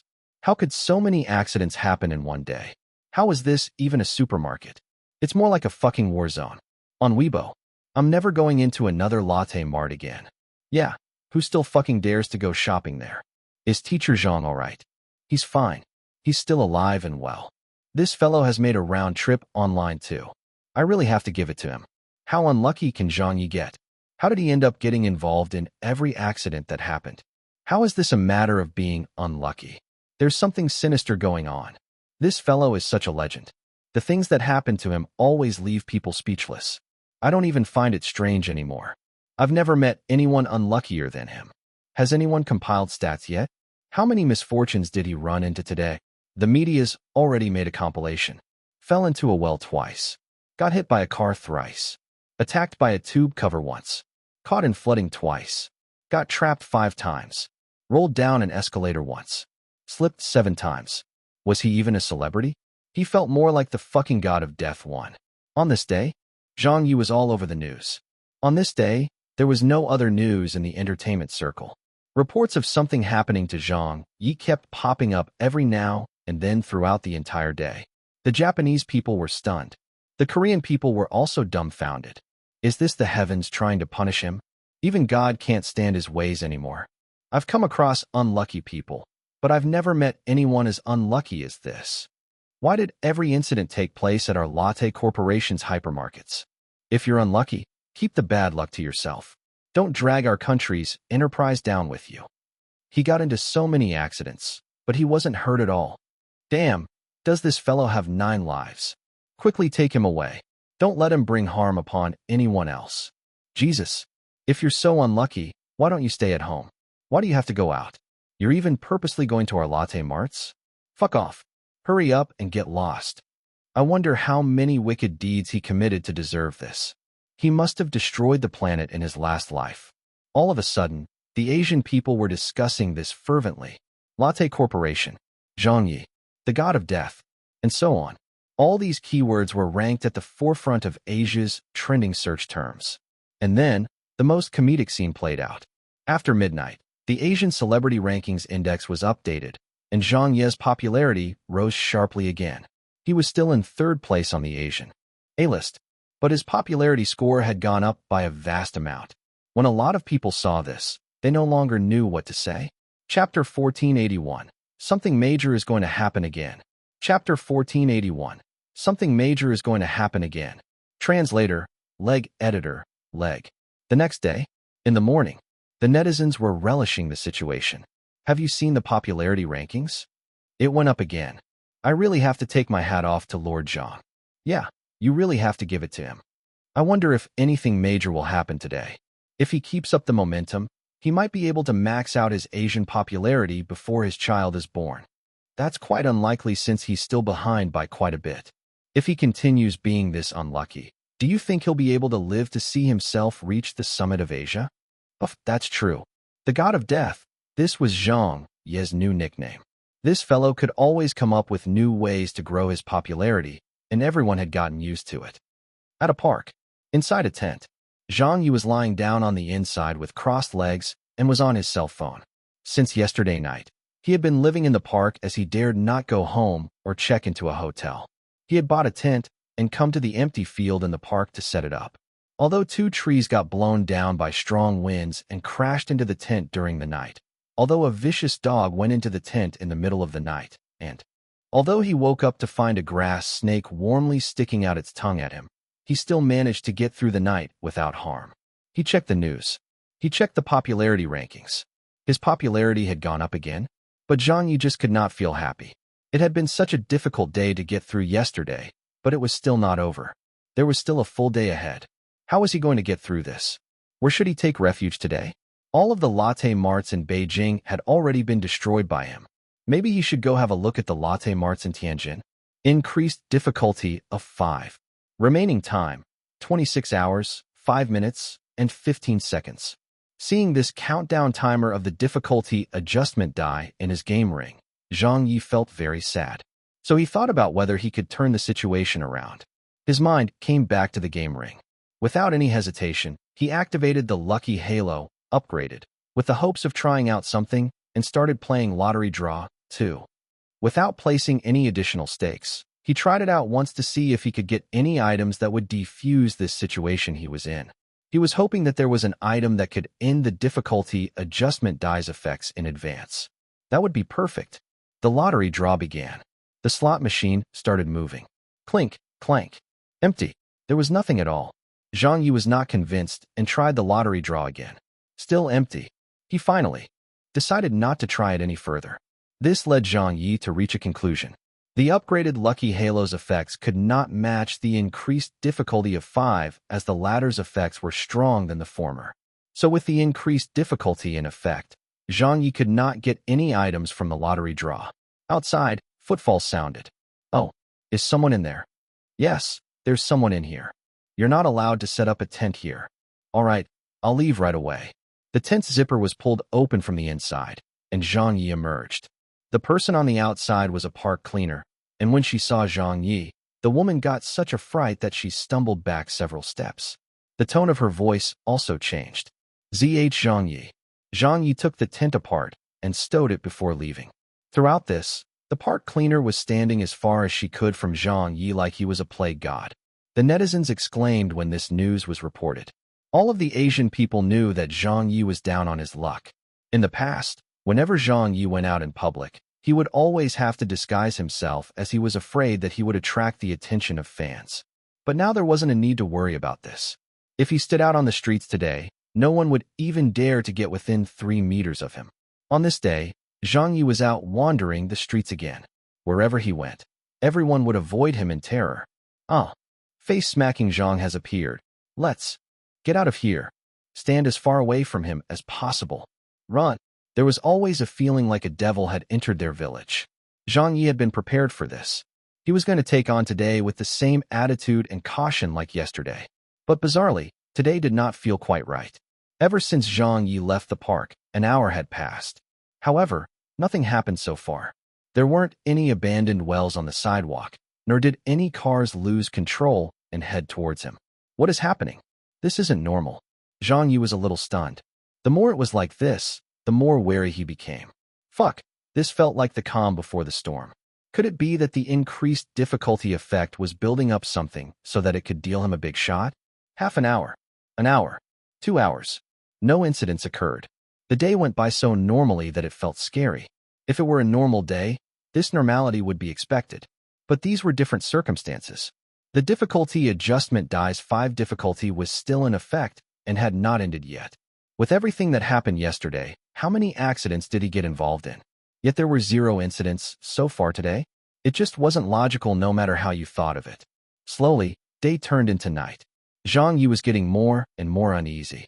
At night, he started making calls. First, he called home. Mom, it's me. Where are you? I'm outside. Did anything happen at home? No. What? About Dad.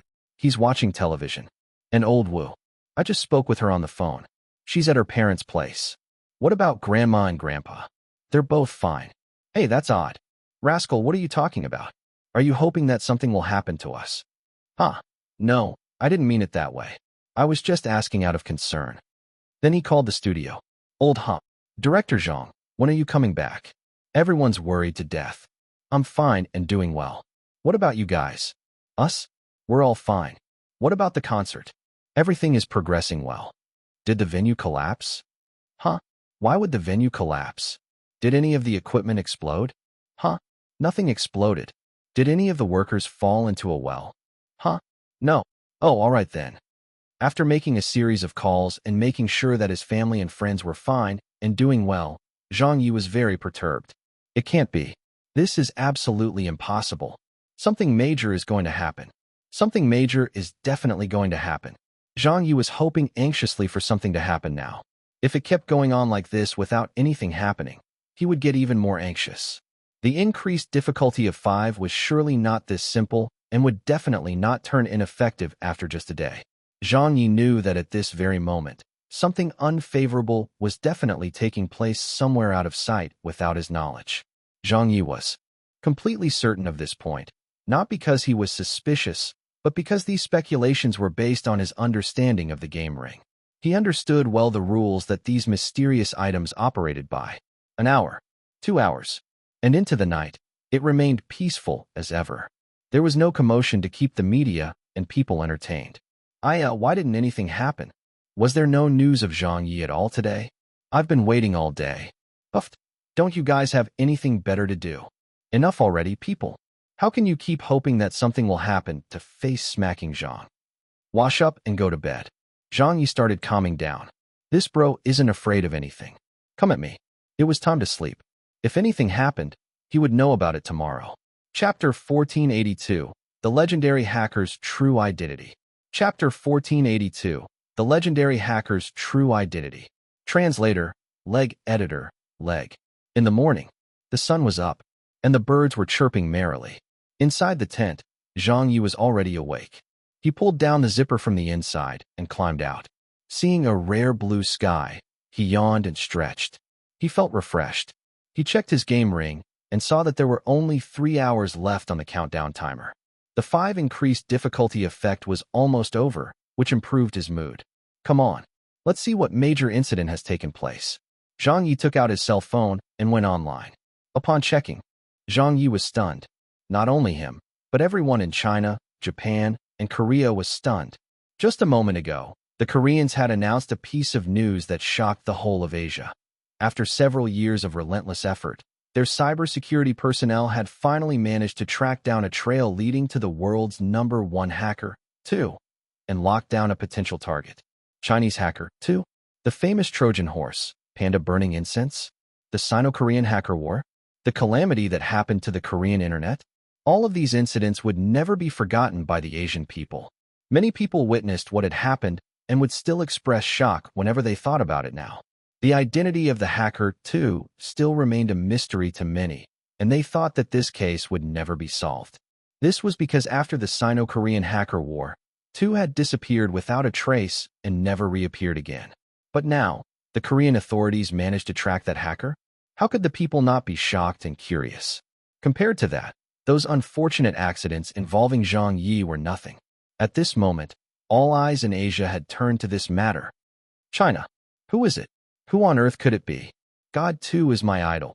Yeah, I still remember when 2 led the Chinese hackers to wipe out the Korean internet. Just thinking about it gets my blood racing. Did they really manage to find out who it was?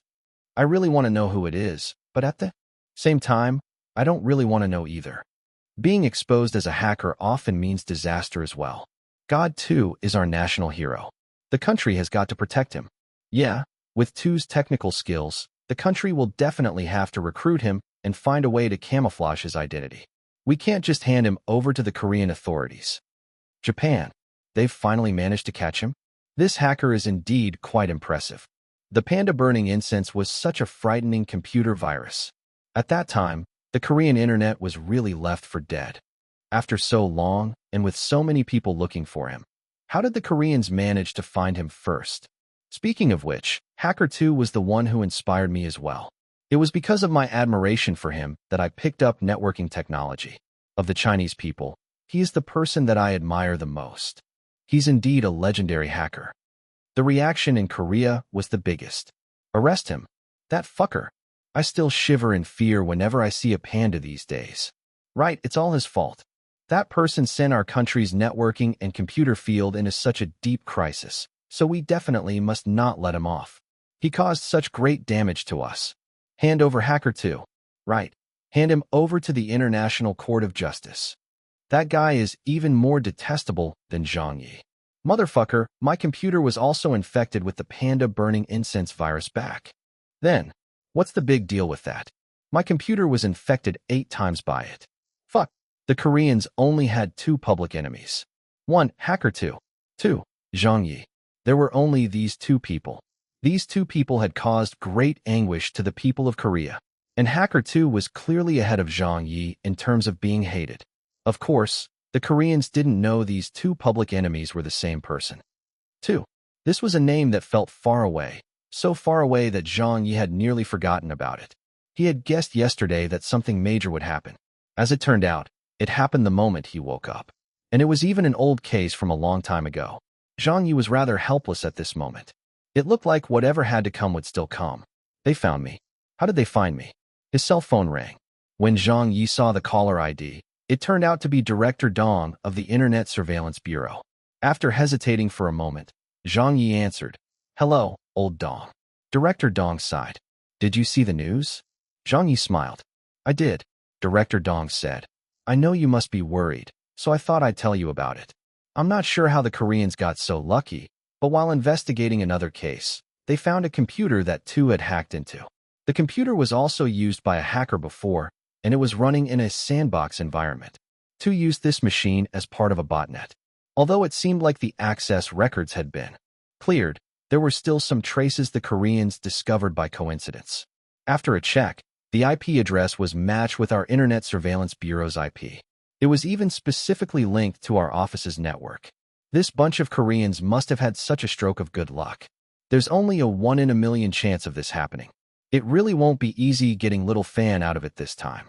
Zhang Ye was stunned. Who? Director Dong said. Little Fan. Zhang Ye said dumbfounded. Fan Yun. Director Dong said. Yeah, Hacker 2 is her. Zhang Ye was speechless. Director Dong said. There are also many others who have great skills over here at the Internet Surveillance Bureau. But for someone as skilled as Hacker 2, there really isn't anyone other than Little Fan. She does have a past record of doing something like that too. Zhang Ye asked. Has Sister Fan admitted to it? Director Dong said. She denied that it was her. The upper management has already sent people over to investigate this case, and the Korean authorities are also urging that this matter be handled quickly. However, we will definitely not hand over anyone to them. Zhang Ye replied. It's not Sister Fan. Director Dong was taken aback. Why do you say that? Zhang Ye said. Don't you know what kind of temper she has? When she hacked into that American company, she did not even bother to mask her IP address. Otherwise, could the other party have caught her? With Sister Fan's temper, she would definitely admit to it if she did it. Trust me on this. About that, we can only investigate further. Zhang Ye repeated. It's definitely not her. More voices came from the other end of the line. Fang Xiaoshui said, Director Dong, I trust Sister Fan. Meng Yi also said, It can't be her. The two of them had worked together with Zhang Ye in the past, and were both employees of the Internet Surveillance Bureau. Director Dong made a serious face and said, Don't let your personal feelings get involved. We have to see what results turn up from the investigations. Zhang Ye asked, If they find out who actually did it, what will happen? Director Dong thought that he was asking about this on behalf of Fan Yun, so he answered, The evidence points to us, so it's affected us badly. The upper management is also very concerned about this and insists that we hand over the person responsible no matter what. The fallout from the panda burning incense was enormous and caused great losses as well. If it was really Little Fan who did it, she'll have to be prepared to squat in jail. After all, she's different from others. Not only does she have a previous record, but she's part of the Internet Surveillance Bureau. By committing a crime when you're supposed to be preventing them, the punishment meted out will surely be heavier. But we'll think of a way to protect her. After hearing that, Zhang Ye acknowledged, I understand. 3, 2, 1. The effective duration of the 5 increased difficulty ended. Chapter 1483, Zhang Ye's Choice. Chapter 1483, Zhang Ye's Choice. Translator, Leg Editor, Leg. Later that morning, at the studio, Director Zhang, you're finally back. Io, where have you been for the past 2 days? You gave us such a fright. Are you okay? Are you hurt anywhere? When Zhang Ye came over, everyone went up and surrounded him. Zhang Ye forced a smile. I'm fine. How's everything over here? Ha Chi-Chi said, Everything's fine. Oh yes, did you see the news yet? Hacker 2's real identity seems to have been revealed. Everyone's discussing this matter now. Zhang Ye nodded and said, I saw it already. I wonder who it is, Little Wang said curiously. Tong Fu said, God 2 was really cool at that time. Little Zhou said longingly, Yeah, he single-handedly swept aside the entire Korean internet and ended the Sino-Korean hacker war with an overwhelming victory. There have been so many hacker wars between so many different countries, but there has never been one as awesome as that particular one. I'm really curious to know who this Hacker 2 is. He's my idol. They were also discussing this matter. This piece of news was being talked about in all of Asia at the moment. Only Zhang Ye seemed like he was not too interested in discussing it. He went back upstairs to his office alone. The incident had returned to haunt him. The media outlets were fighting to report this news. Hacker 2's identity locked on. Suspect already taken into custody. Korean authorities announce results of investigation. Korean authorities appeal for suspect to be handed over. Sino-Korean hacker war saga from years ago comes to a conclusion. Creator of panda burning incense revealed. Evidence points to an employee of the Internet Surveillance Bureau. The evidence was laid out one by one. The list of possible suspects kept shrinking. When the Chinese side kept delaying the announcement of the investigation's results, at around noon, the Koreans could no longer sit still. They announced the identity of the suspect. Fan Yun. Previous hacker pseudonym. Fan. Current office. Chinese Internet Surveillance Bureau's first department. And so on. Korea listed the details of Fan Yun on their own. They were the first to suspect that Fan Yun was the hacker and was almost positive that it was her. In the field of hacking, the name of Fan could be said to be famous. She was also a legendary hacker from many years back who had an inglorious record. To say that she and Hacker 2 were the same person, this was a statement that many people were willing to believe. In the hacker world, it's Fan. Is it her? She and 2 are one and the same? Surely that can't be true. It doesn't feel like their technical flares are the same, right? Has it already been confirmed? China. Fanning Yun. Hacker 2 is a female comrade. Ah, I know her. Fan is a legendary hacker. Damn, so Fan and 2 are both her. Isn't she the leader of Zhang Ye's fan club? Is that true? It's true. She appeared at Zhang Ye's wedding too. Right? She's from Zhang Ye's fan club.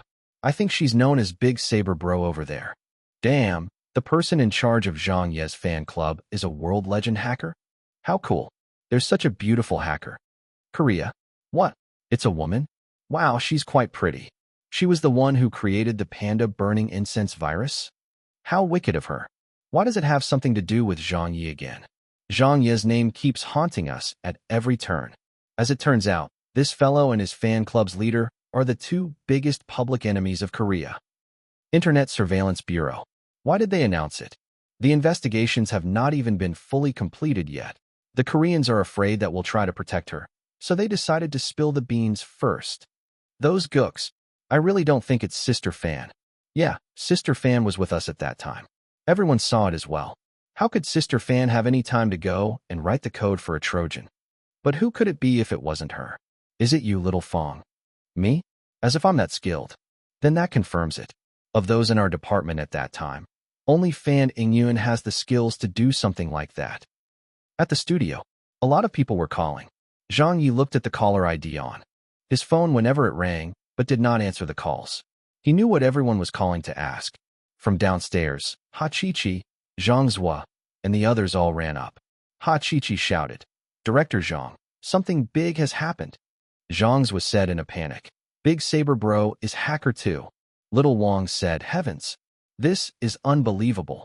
Wu Yi said in shock, "So God 2 has always been so close to our side all this while. I saw her at the wedding too." Little Zhou said, "She's my idol." Ha Chi-Chi looked at Little Zhou. "She's already been taken into custody, and all of Asia's attention is on her. What are you still so happy about? This could end up with her going to jail." Little Zhou yelled, "Ah."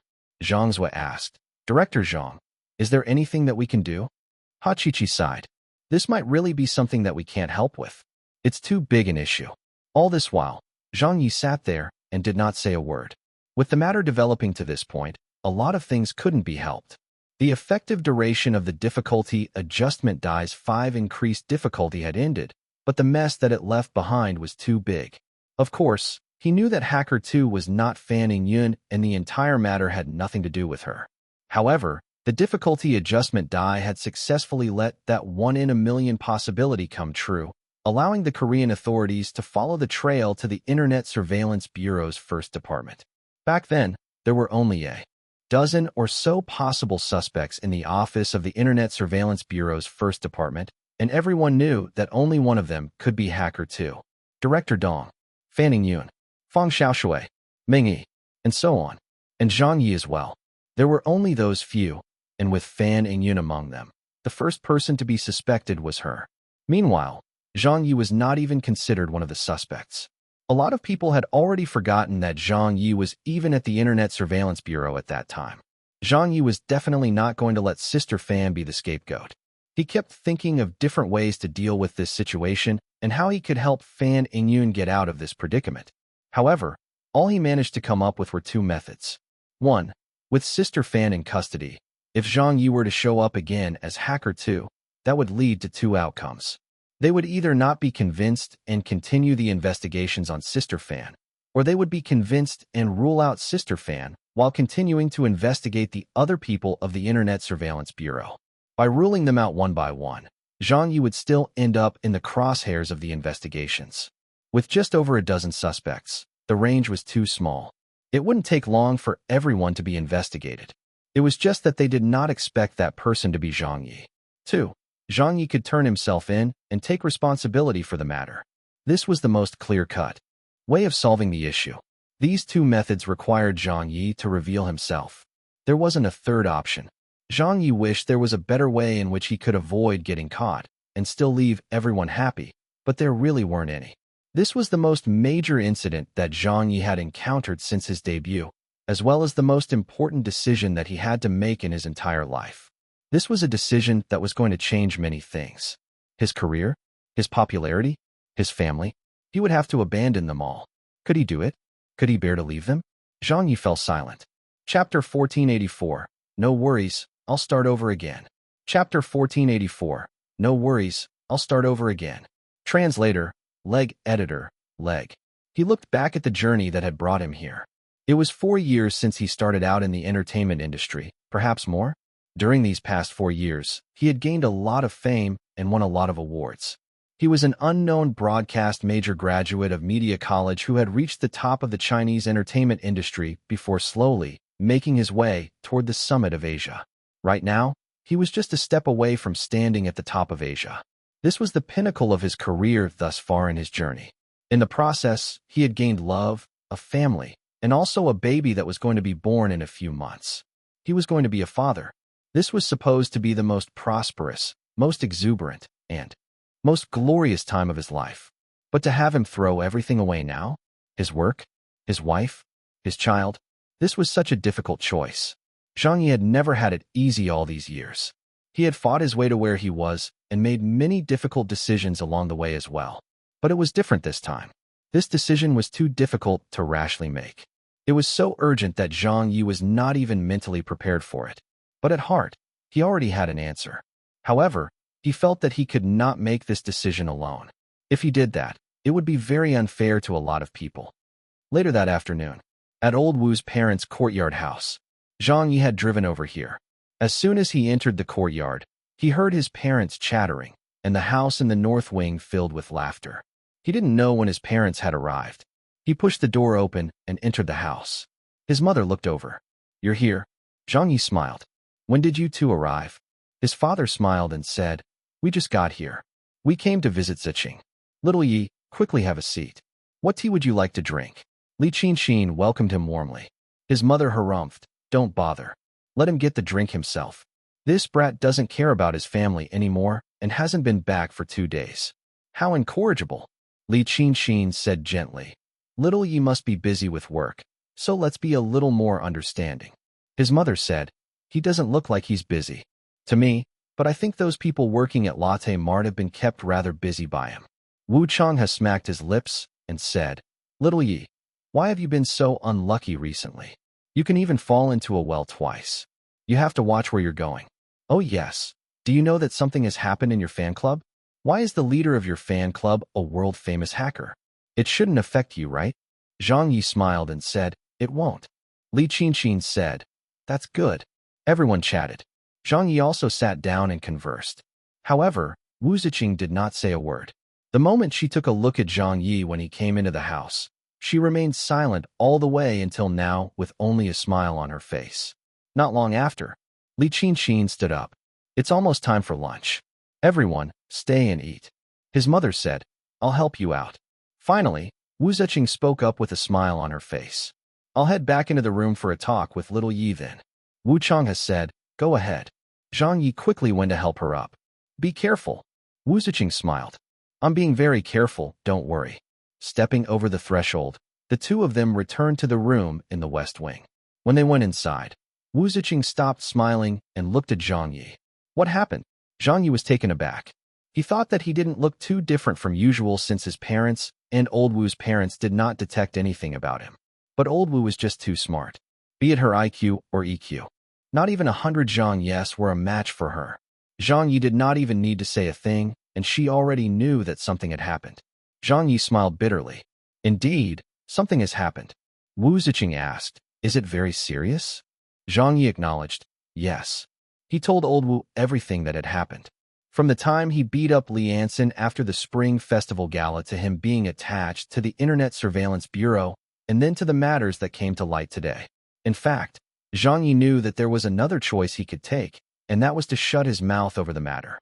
Now that the difficulty adjustment die's increased difficulty of 5 effect was over, even if the evidence had pointed to a department in the Internet Surveillance Bureau, the main suspect that everyone had in mind was still Fan Yun.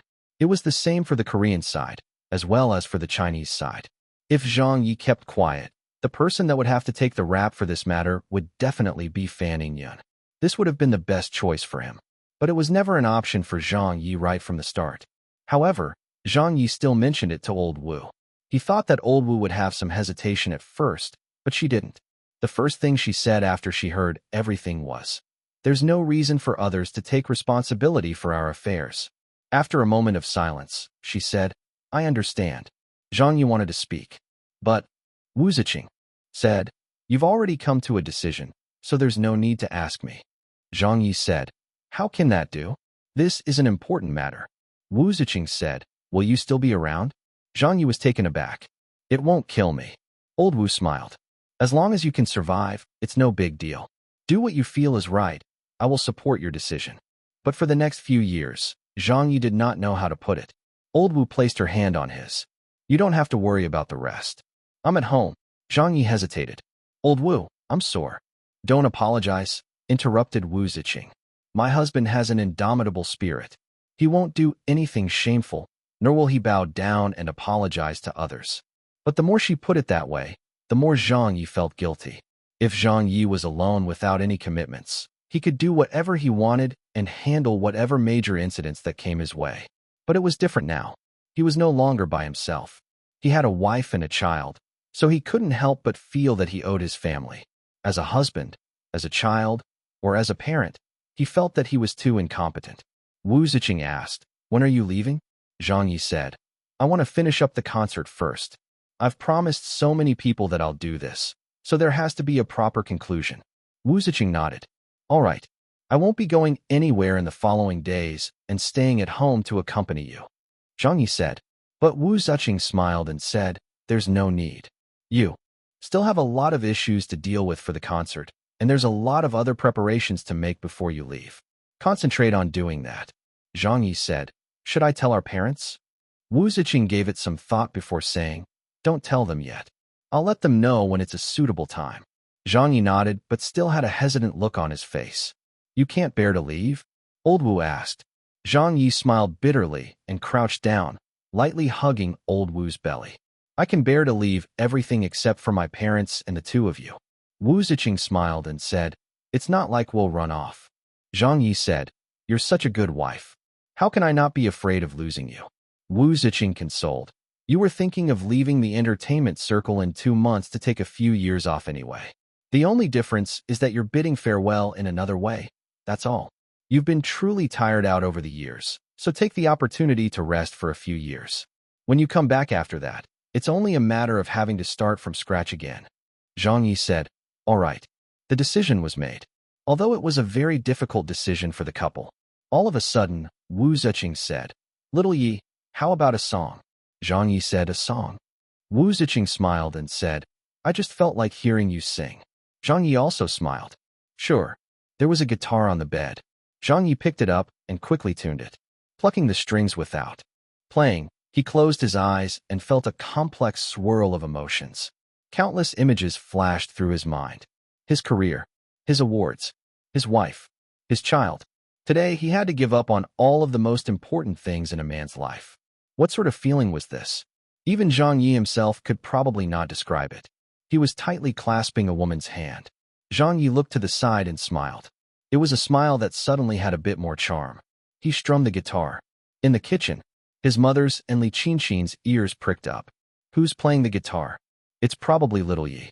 "Why is he suddenly singing?" Her. He's probably rehearsing for the concert." In the West Wing, a song once slowly played. "All of yesterday's glory has turned into a distant memory. I've toiled and labored for half of my life. Tonight, I again enter the struggle stormy. I cannot just go with the flow. For the sake of my loved ones, I must stand firm no matter how hard or tough it grows. All for the sake of those hopeful eyes aglow. As long as there's faith, the dream lasts. There's still love between heaven and earth. Look beyond the ups and downs in life. All it takes is to start over again." Chapter 1485, The Final Concert, First Half. Chapter 1485, The Final Concert, First Half. Translator, Leg Editor, Leg. The next day, in the morning, when old Wu's family woke up, they discovered that Zhang Ye had already left. Li Qinqin asked, "Did little Yi go back last night?" Wu Ziqing said, No, he stayed with me in the West Wing room. Wu Chang has said. Where'd he go then? Breakfast is already prepared. What did you two talk about last night? Li Qinxin asked. I noticed that you two spoke deep into the night. Wu Ziqing smiled. Nothing. We were just discussing the child. At this moment, a car parked outside. Then Zhang Ye came in carrying big and small bags of items. 1 bag, 3 bags, 5 bags, and there were several large boxes as well. Li Qinxin was startled to see so many things. Io, where did you go? Zhang Ye chuckled and said, Mom, I went out to buy some diapers for the child, as well as some clothes. There are clothes for when it turns 6 months, a year old, and 2 years old. I thought they looked pretty nice, so I bought everything. He opened a package and said, Look at how good these diapers are. Don't trust those foreign brands. I bought our homegrown brands because they are as good as any others. Oh yes, Mom, don't shop at Latte Mart in the future. That place is run by Koreans, so there's no guarantee of quality. Wu Chang has said, all of the Latte Marts in Beijing were shut down by you yesterday, so it's not like we can go even if we wanted to. Hey, why'd you buy so many things? Zhang Ye said excitedly. You can never be too prepared, so I bought a lot. Li Qinxin didn't know whether to laugh or cry. It's still early. The baby hasn't even been born yet. It's not early anymore, Zhang Ye said. Everything has to be prepared beforehand. Wu Ziqing smiled and said, just let him buy what he wants. It's better to be ready in advance. Li Qinxin hurriedly beckoned and said, all right then, quickly bring the items into this wing. When he finally unloaded all of the things from the car, Zhang Ye suddenly facepalmed and exclaimed, Hey look how I've forgotten all about the baby stroller and crib. How about I go to the shop to pick them out tonight? I'll bring it back here if I find a good one. Li Qinxin gave a wry smile. It's the same even if you buy it another time. But Wu Ziqing said, get a lighter stroller. It'll be easier to carry up and down. Sure thing, understood. Zhang Ye said, then I'll be going to work. I've made an appointment with someone already. Li Qinxin pulled him back. Don't go yet. Eat breakfast before you leave. Wu Ziqing said, let him go. He still has a lot of work to see to. Zhang Ye smiled and said, right, I'll come back for dinner tonight. Li Qinxin said, hi. Then drive carefully. I will, Mom. Zhang Ye rushed off. 10:30 a.m. At the studio. When Zhang Ye arrived at the office, the person he had an appointment with was already here. It was Beijing Television's Hu Fei, Zhang Ye's old boss. Zhang Ye smiled and said, Brother Hu, you're here? Hu Fei pointed at him. You called me to schedule this appointment in the middle of the night, yet you made me wait here for you. Hi. I went out to buy some things in the morning, so I got delayed. Zhang Ye had Hu Fei take a seat. With so many types of diapers and baby products to choose from, it was all a blur to me. Hu Fei smiled in delight as he looked at him. All right, you've really changed now that you're becoming a father. Having known you for so long, I've never seen you go out to a shopping mall to buy things for yourself. With a pause, he asked, so what is it? You didn't want to mention it over the phone either. What's there to be so mysterious about? Zhang Ye smiled. I have a contract here. Hu Fei was startled. A contract? Zhang Ye looked into the distance. Little Wang, where is it? It's all printed. Little Wang hurried over with the copy of the contract. Zhang Ye took it from her and pushed it to Hu Fei. Have a look. Hu Fei put on his glasses and went through the contract with a suspicious look. Almost immediately, he was stunned and raised his head in surprise. Zhang, what's the meaning of this? Zhang Ye smiled and said, it's the authorization agreement. I won't be heading King of Masked Singers, or I Am a Singer in the future. Counting the days, it's also about time that King of Masked Singers starts production on its 2nd season. For the 2nd and even the 3rd season of I Am a Singer, I will be authorizing the show to Beijing Television from now on as well. After signing this contract, there won't be a need to seek my agreement to go ahead with the production of the shows. Hu Fei immediately pushed the contract back to him. There's no need for this. But Zhang Ye said, it's necessary. I want to arrange everything first. Hu Fei said in a speechless manner, it's not like you won't be around anymore. You're just temporarily leaving the entertainment circle to take care of your child. I can still find you whenever, can't I? Let's talk about it when the time comes. Zhang Ye said, let's get this matter settled first. Only then will I feel at ease. Hu Fei thought that it wasn't too appropriate. But, no more buts. Zhang Ye finished speaking and took out yet another thick stack of documents with at least 20 pages. These are the show outlines and drafts for the next few seasons of King of Masked Singers and I Am a Singer. Read up and use them if they're suitable. Otherwise, it's fine even if they're not followed. Hu Fei looked through everything page by page and said with a sigh, "Actually, you're more suited to be the executive director than anyone else." Zhang Yi did not say anything, nor did he know how to say it. He also wished that these shows could be properly produced, but he didn't have any time left to do it. Zhang Yi said, "Brother Hu, I only have one request." Hu Fei said, "Speak." Zhang Yi said, "As long as Dong Shanshan agrees, you must keep her as the host of the shows." Hu Fei looked at him and said in seriousness, "I'll promise you that. As long as I'm still around, be it for King of Masked Singers or I Am a Singer, the choice of host will always be Dong Shanshan and no one else. For the outlines that you've provided me with, I'll get the program team to follow them strictly. These two phenomenal variety shows will definitely not be ruined in our hands." Zhang Yi smiled. "Great." Noon. Another group of people arrived at the office. It was a group personally led by a deputy station head of Central TV. Zhang Yi was also very surprised by this. "Station head Zhou, you came down personally?" Deputy station head Zhou said with a serious expression, "Of course I did. I definitely have to handle such matters myself." "Please, take a seat," Zhang Yi welcomed. Deputy station head Zhou and the rest of the group were all very solemn. Zhang Ye's relationship with Central TV was a very complex one. They had a honeymoon period once, and he had also worked with them before. Later on, they fought, which resulted in Zhang Ye being forced out of the station. Then when Central TV changed its leadership and invited Zhang Ye to head the Spring Festival Gala, the two parties' relationship took a turn for the better again. The complexities were not explainable in just a few sentences. Zhang Ye called out to his people. Old Ha Chi came over. "I'm here." "The contract," Zhang Ye said. Ha Chi gave a bitter smile at this point, but still handed out the contract to them. Zhang Ye pushed it towards Deputy Station Head Zhou. "Please have a look at it." First, Deputy Station Head Zhou and his staff from the legal department started looking through the documents and found that the contract was written very clearly. The several of them gave each other a look and then lightly nodded. The Production Authorization Agreement for The Voice. The Production Authorization Agreement for A Bite of China. The authorization agreements that Central TV had been hoping to get for such a long time were unexpectedly given to them by Zhang Ye just like that. Deputy Station Head Zhou looked at him. "What do you want for them?" Zhang Ye smiled and said, "I only have one request." "Speak," Deputy Station Head Zhou said. Zhang Ye said, "Don't screw it up." Deputy Station Head Zhou pondered it for a moment. "All right, I'll promise you that." Zhang Ye put his hand out with a grin. "Then please sign it." Both parties signed off, and the contract was established. Deputy Station Head Zhou felt very emotional and excited. He deeply understood how important the authorization agreements in his hands were. The authorizations to make those two shows were what they needed most right now.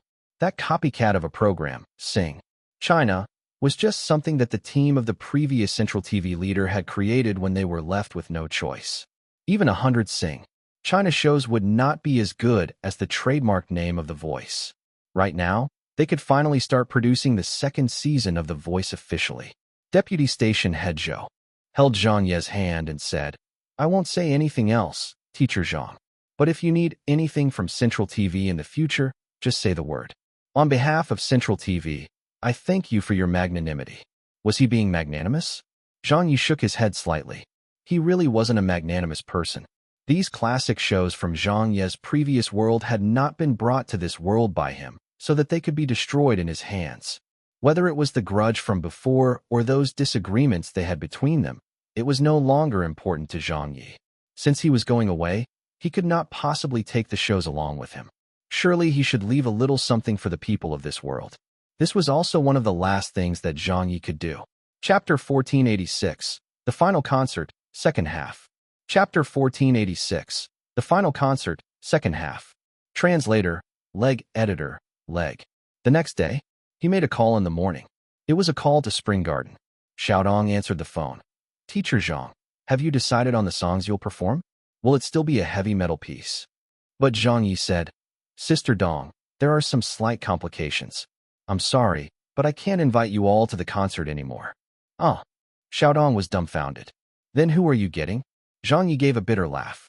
I'm not getting anyone else. I won't be inviting any guests.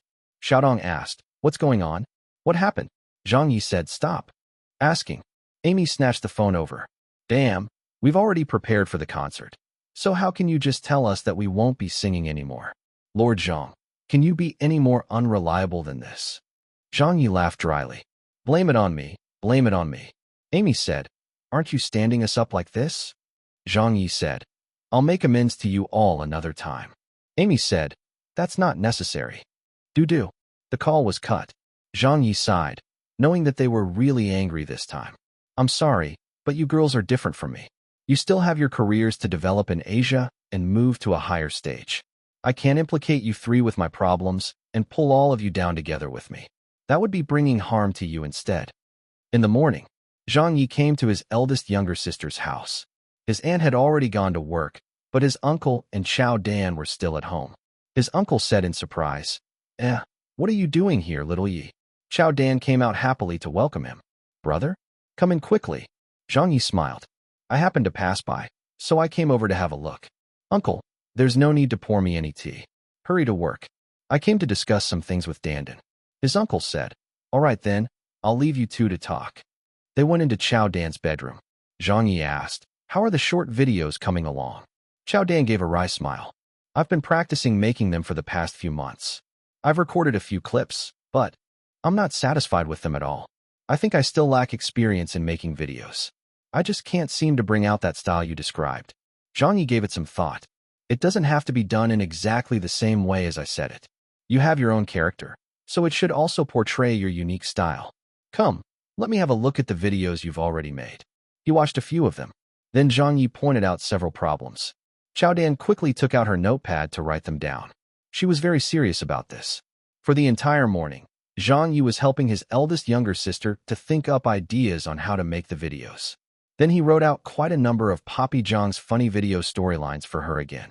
He did it almost without stop for 2 hours straight, as though he were trying to give everything that he could remember to Xiao Dan. Xiao Dan was a little surprised by this. Brother, what's with you? Zhang Ye smiled. Nothing, Xiao Dan said. There are still so many things to handle for your concert, and all Asia's attention is on it at the moment. This small matter of mine can always wait. I don't wish to waste your time like this. Zhang Ye smiled and said, there's nothing much for me to handle there. Let me finish writing out everything for you first. Make another video and try it out. I'll leave after I'm satisfied with what I see. Otherwise, I won't be able to put my mind at ease. Xiao Dan replied, all right. Noon, Zhang Ye returned to the studio. But when he reached the door, he paused for a moment before turning around to head downstairs to where Yang Shu was living. He knocked on the door. The door opened. Yang Shu was dressed in her training gear and probably practicing her martial arts. Zhang Ye smiled and said, you sure are diligent. Yang Shu said sourly, Senior bro, I'm not like you. I don't have your talent where I can be good at kung fu without practicing. I definitely have to do it the hard way. Zhang Ye laughed dryly. Our circumstances are different. Have you eaten? Yang Shu said respectfully. I just ate. Zhang Ye asked, how's your training been going recently? Yang Shu's eyes lit up when the subject switched to this. I've made some progress. Senior bro, I'd like to spar with you. Zhang Ye smiled and said, never mind that. Maybe in the future. But I don't mind teaching you a few moves. Didn't you already teach me? Yang Shu said in surprise. Zhang Ye laughed and said, there are still a few moves that I haven't taught you yet. Yang Shu said dumbfoundedly. You mean you've been keeping some secret moves to yourself? Zhang Ye coughed. Don't put it that way. What do you mean by keeping secret moves to myself? You weren't at that level yet, so there was no point in teaching them to you. Don't bite off more than you can chew, understand? He then took a thorough look at her. Although you're still not there yet, I can teach it to you first. Take your time to slowly practice them in the future. For the entire afternoon, Zhang Ye taught Taiji to Yang Shu. Eventually, after Yang Shu cooled down with her ending stance, she asked excitedly, Senior bro, how was I? Zhang Ye laughed. You've got quite a pretty decent stance, not bad. Yang Shu got extremely excited. Thanks, senior bro. Zhang Ye sighed emotionally. You're much more talented and hardworking than I am. It's no wonder old Rao wants to take you in under her 8 trigrams palm sect. With you leading the Taiji branch of martial arts, it will definitely be able to flourish. There's nothing for me to be worried about anymore. With a pause, he took a card out of his pocket. Haven't you always wanted to start a martial arts training hall? You can be quite naive, and I was always very worried in the past. So I used to keep finding excuses to evade your requests, but it looks the time is ripe. Here's a card with 8 million yuan on it. It should be enough for you to open a training hall in Beijing. Go ahead and give it a try. A training hall? She could finally open a martial arts training hall. Yang Shu got so excited that tears nearly fell from her eyes. Senior bro, I'm not used to you being like this. Zhang Ye smiled. You're too kind. If I'm not around in the future, go find old Rao if you meet with any trouble. She would never leave you in a lurch. You should also learn to be more like her. Yang Shu said. All right. Back upstairs. At the studio. When Zhang Ye came back, it had already turned dark. Everyone still had not left work. When Zhang Ye saw this, he rounded everyone up and announced, Everyone, stop working for a bit. I have something I want to say. All of you have been with me as I waged battles everywhere over the years. I know how much you guys have suffered, and I know it hasn't been easy either. All of you had to put up with so much pressure and also offended so many people along with me. I will be bidding a temporary farewell to the entertainment circle very soon, so all of you can take a long break as well. Do whatever you wish to do. There won't be a need to come to work every day anymore. Hachichi laughed and said, How can we do that? You're just leaving temporarily. It's not like you're retiring from the entertainment circle for good. Aren't you just staying home to take care of your child? You won't have the time to take on any variety shows, but there should still be time to write some novels or comics, take on philanthropy work, or pick fights with others. We will definitely still have to hold down the fort. Zhang's was said in amusement, That's right. You'll be away for at least half a year to a year's time, so we have to ensure that our popularity does not drop during this period. Then in a year or so, we'll start over again once you're less busy at home. Zhang Ye said. In any case, let me give out the bonuses. Wow, there's still a bonus? But it's not the new year. Yet, Zhang Ye said. It'll get really busy closer to the new year. I'm afraid that I won't have time then, so I've decided to give it out in advance. But when they saw the amount for the bonuses, everyone was dumbfounded. Holy shit. Director Zhang, isn't this a little too much? Why is it so much? Oh my god. Are we splitting the inheritance? Hooray, Director Zhang. Everyone was cheering. Hachichi said in amazement. This is way too much. Even people with salaries, like Hachichi and Zhang Zhua, were finding the bonuses to be a bit outrageous. Zhang Yi smiled and said, This is the first time I've encountered anyone resenting their bonuses for being too large. Actually, even though you're all officially my employees, I've long considered you to be my friends and business partners. Just consider the bonuses to be your dividends from the company until now. I just hope that you don't find it to be too little if that's the case. Little Wang giggled and joked. Why does this feel like we're disbanding the company? Hachichi shot her a look. Silly girl, what nonsense are you spouting? We're at our most glorious peak, so why would we disband? Little Wang laughed and said, I'm just kidding. Zhang Yi looked at everyone. He looked at all of their faces and suddenly said, I said I wanted to call it a night in Beijing, right? I suddenly find it to be unsuitable as the title for the concert. When holding it at a venue as big as the Olympic Stadium, this name just doesn't sound that domineering no matter how you say it. Why don't we change it to something else? Hachichi was taken aback. What do you want to change it to? Zhang Yi looked out the window. Why don't we call it the final concert? Little Wang clapped. That sounds good. The name sparks excitement. Wu Yi said. Right. Since you're going to bid farewell to the entertainment circle for a while, there's nothing wrong at calling it the final concert. This name sounds attractive the moment you hear it. Zhang's was said. All right, it's still not too late to change it. However, they didn't know what the final in this name really meant. Chapter 1487, The Great Hacker War. Chapter 1487, The Great Hacker War. Translator, Leg Editor, Leg. On this very day, on Weibo, the people were all fervently discussing. How is God 2 doing? I don't know. I think she's been taken into custody, and the investigations are ongoing. I feel that there should be amnesty given. Yes, in the Sino-Korean hacker war, it was clearly the Korean hackers who started the large-scale attack first, and God 2 was forced to retaliate. Why didn't the Koreans investigate their hackers first before coming over to latch onto our people? They're such bastards. If I were from the Internet Surveillance Bureau, I would pretend not to know anything nor arrest my own people. Well said. When God too joined the war back then, all of the world's hackers got so frightened by her. All sorts of evil spirits, demons, monsters, and thieving bastards were scared off by her. Just look, have there been any foreign hackers who dared to show up and flaunt themselves in China in the past few years? Not even a single one of them dared to do so. If they arrest God too for bringing harm to cybersecurity, I'll be the first to protest. God too's existence is a deterrent itself, and it alone is enough to improve cybersecurity. Ah, this is bad. What happened? Our government's website has been hacked. What? Look at this. The largest forum in China is no longer accessible. Are those fellas at it again? What the heck? 1, 5, 10, 20. The Chinese websites were gradually paralyzed by the attacks. It was happening at an alarming rate. The attack this time was too sudden and had caught everyone off guard. At a supermarket. Shit.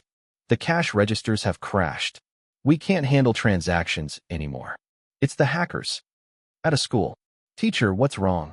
Everyone, do some self-studying for now. There's something wrong with the computer. Teacher, why has the screen gone dark? The school's network has been hacked. At a company. Ah, the computers are all down. We've been infected with a Trojan horse. What is this? A Korean flag? It's the Korean hackers. Overseas. Korea. In a chat group. It started. All right, let's execute the plan as previously discussed. Don't worry. Haha, I've already taken down 3 sites. I've taken down 4 sites. The Chinese network is too vulnerable. We can finally take our revenge for what happened. 2 has been taken into custody. There isn't anyone in China who can stop us anymore. Everyone attack. Overseas. America. The Koreans have made their move. They finally couldn't sit idle. It looks like they've been enduring the shame for too long. With 2 as a deterrent, very few foreign hackers have targeted China in recent years. I myself haven't messed around in China for a long time as well. Why don't we go and have a look too? Haha, alright. I'm gonna join in for the fun of it too. Overseas. Japan. China has been hit by hackers. It's such a major attack. Is it the Koreans? Why are the Americans getting involved as well? With 2 in custody, it looks like a lot of people are itching to target the Chinese network again. Let's join in as well then. Alright, let's assemble with the others. At the Chinese Internet Surveillance Bureau. Director Dong, this is bad. The number of hackers has increased again. The Japanese have joined in as well. And the Americans too. Why is this happening? We can't hold them off. Attacked by hackers from multiple countries. Countless websites went dark.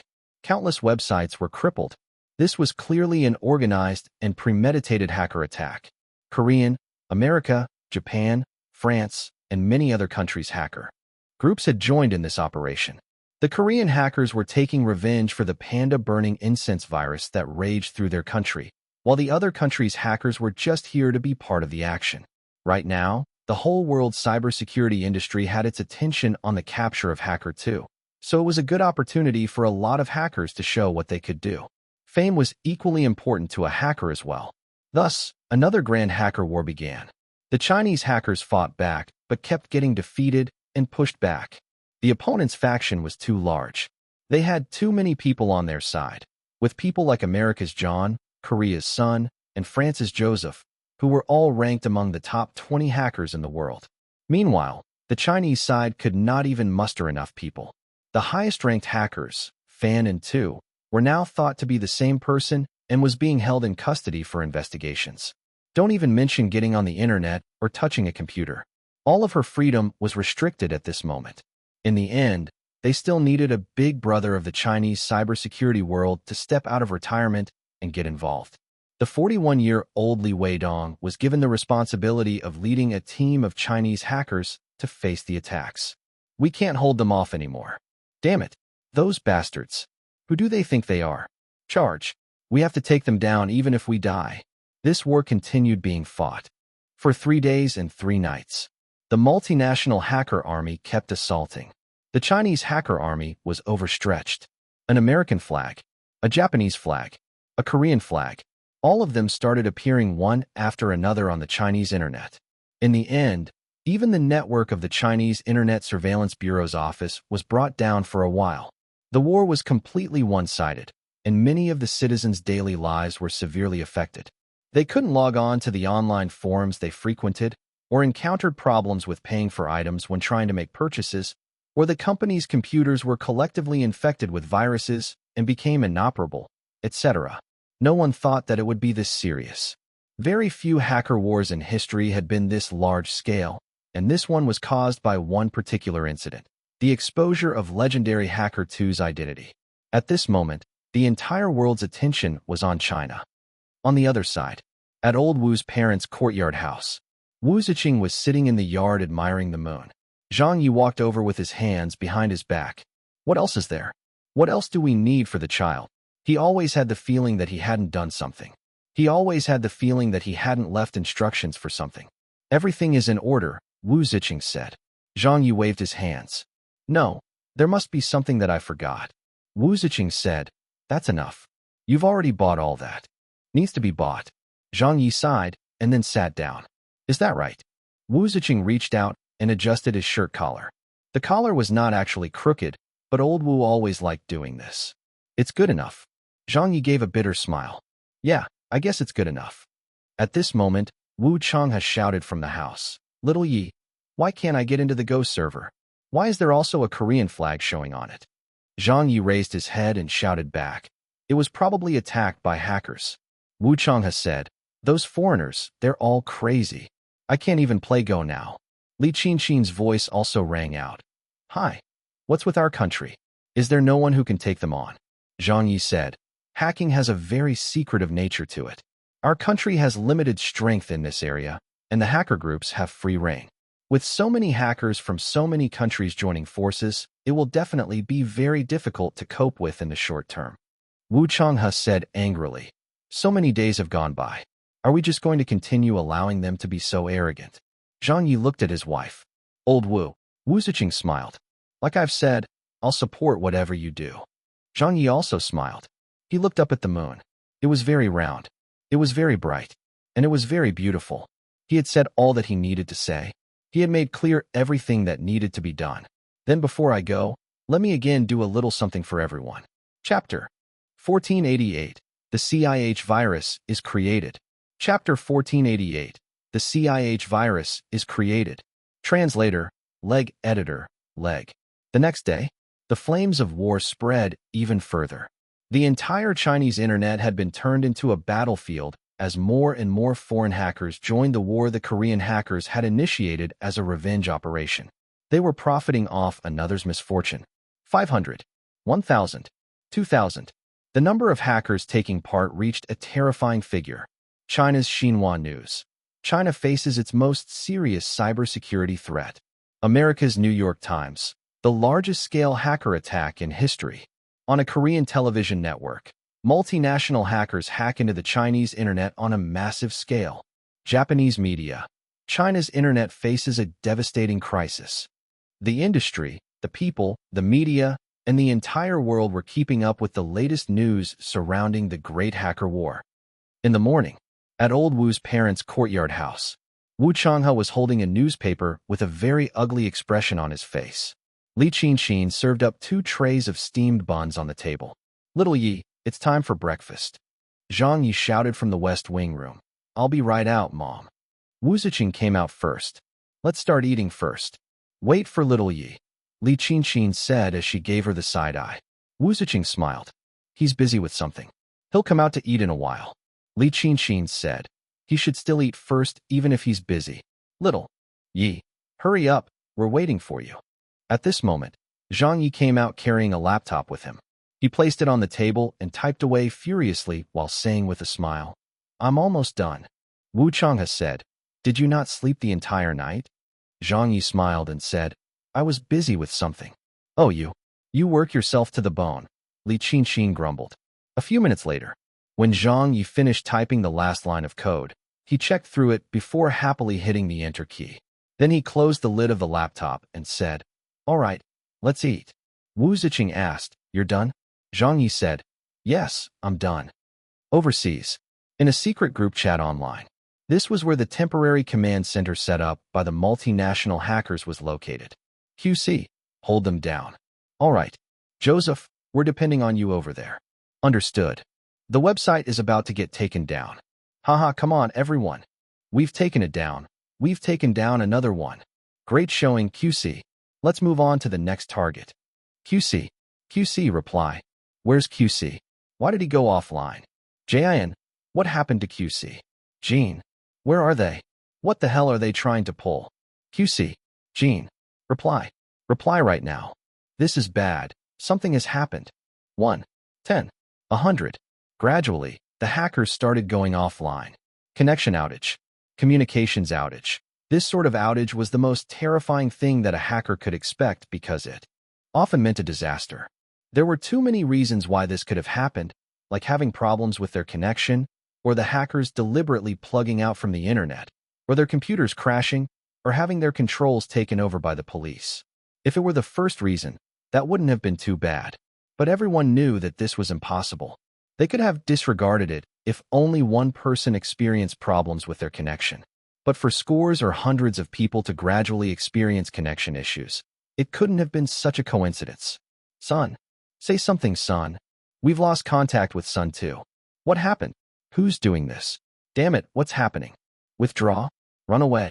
The multinational hacker army was panicking. They had wanted to make an emergency retreat, but were too late. Somewhere in Korea, Sun watched helplessly as the data on his computer's hard drive was quickly destroyed. Moreover, it even caused permanent damage as the hard drive was overwritten with junk. It was gone. Everything was gone. Who is it? Who did this? Somewhere in America. John roared. His BIOS had been destroyed. His computer couldn't start up anymore. He could not get it up and running again, and there was no way to repair it. Who did this? God damn it. Somewhere in France. Joseph was panicking. My data. What happened? Who did this? Somewhere in Japan. Oda grabbed his hair in frustration. Why? Why did this happen? My BIOS is corrupted? But that's hardware. How is it possible? At the Chinese hacker army contingent. Where are they? Where have all the foreign hackers gone? They're not around anymore? Have they all retreated? Why have they disappeared? Within an hour, the alliance of foreign hackers was wiped out. No one knew what had happened. No one knew what in the world had happened. In the blink of an eye, and with a single exchange, the entire multinational hacker army had disappeared. This baffled a lot of people. Silence. The previously spectacular Great Hacker War had gone quiet. This type of silence was too terrifying. This type of unknown fear was the most torturous of all. An hour, 3 hours, 5 hours. Finally, on the afternoon of the same day, a piece of news shocked the world. America issued an urgent notice. The Korean authorities issued an urgent notice. The Chinese Public Security Department made an emergency announcement. The Japanese issued an urgent computer virus alert. The network security centers of many countries all over the world made a joint announcement. They had discovered a new type of computer virus that overwrote the first 2,048 sectors of the system's available non-removable writable disk drives. Starting from the hard drive's master boot record, it began to fill it up with a junk sequence until the hard drive's data became inaccessible. Furthermore, it could even cause damage to the BIOS on a majority of motherboards, resulting in irreversible and permanent damage. After studying it, this computer virus's infection rate was found to be very high. But due to some limitations placed by the computer virus's creator, it only spread to a specific target group. As for the specific rules of how it chose its targets to spread to, that remained unknown. This was the world's most malignant computer virus discovered so far, and it was also the only computer virus that could cause damage to a computer's hardware. Although the virus was not spreading on a large scale yet, countless countries around the world still broke out in cold sweat the moment it was discovered, and they quickly issued the highest level of alert on the computer virus. This was because once it started spreading on a global scale, there would be an unprecedented disaster for the entire world. All of the world's cybersecurity experts, all of the world's media outlets, all of the world's hacker groups. Everyone was startled. Oh my God, destroy the hardware? How is that possible? Holy shit, who could have created something so dangerous? What kind of a computer virus is this? Most people had come across common computer viruses or Trojans before, and the most they could do was damage the computer's operating system and programs. Once there was an antivirus tool made available, they could be removed, or the operating system could be reinstalled after a simple format of the hard drive. This was what everyone's understanding of a computer virus or Trojan horse was. But a virus that could destroy the hardware? They had never ever heard of something like that before. Even the world-famous hackers and security experts were dumbfounded. In this world, no one knew what kind of computer virus this was. Zhang Ye obviously knew about it, and the people of Zhang Ye's previous world also knew about it. This was one of the most malignant computer viruses in Zhang Ye's previous world, and also the first virus that could cause damage to a computer's hardware. In terms of its spread, harmfulness, and destructive powers, not even 100 of the panda-burning incense viruses were a match for it. That's right.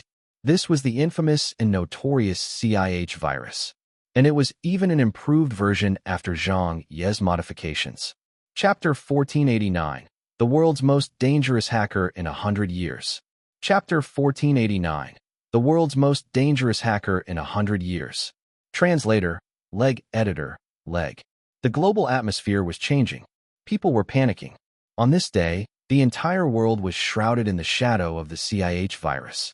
Subsequently, cybersecurity experts from around the world urgently formed a computer virus research group and began trying to crack the virus's code. However, they made extremely slow progress on it and were unable to come up with an ad hoc solution. It's not working. Pete, how is it going? Another machine has been scrapped. Damn it. This virus is too dangerous. The creator must be a lunatic. Has it started to spread? Fortunately, not for the time being.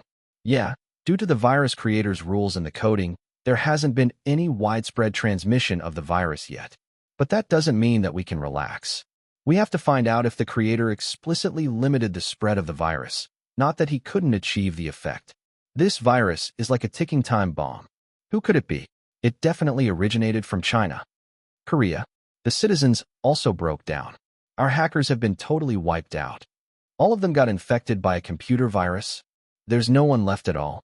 How the hell did that happen? Such a dangerous hacker still exists in China? Japan. Is it a Chinese person?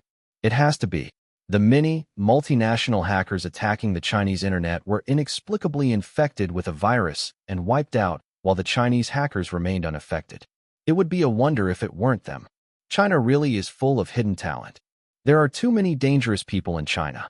Yeah, there was 2 previously, and now another one has popped out. China. Holy shit. Damn, is it really our people? This is so cool. Motherfucker, I'm getting so heated. Good job.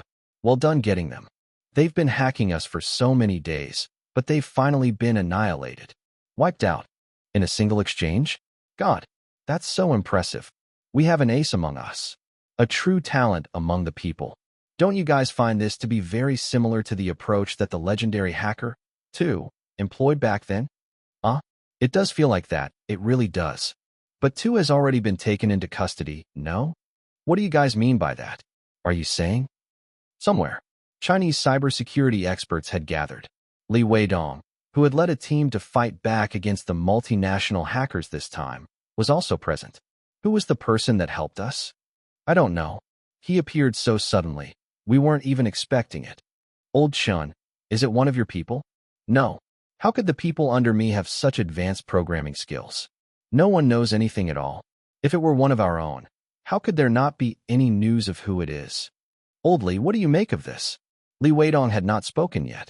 He kept quiet for a very long time before looking up and saying in a heavy tone, this kind of programming technique, this style of doing things, this kind of efficiency, why do I keep thinking that it feels like someone?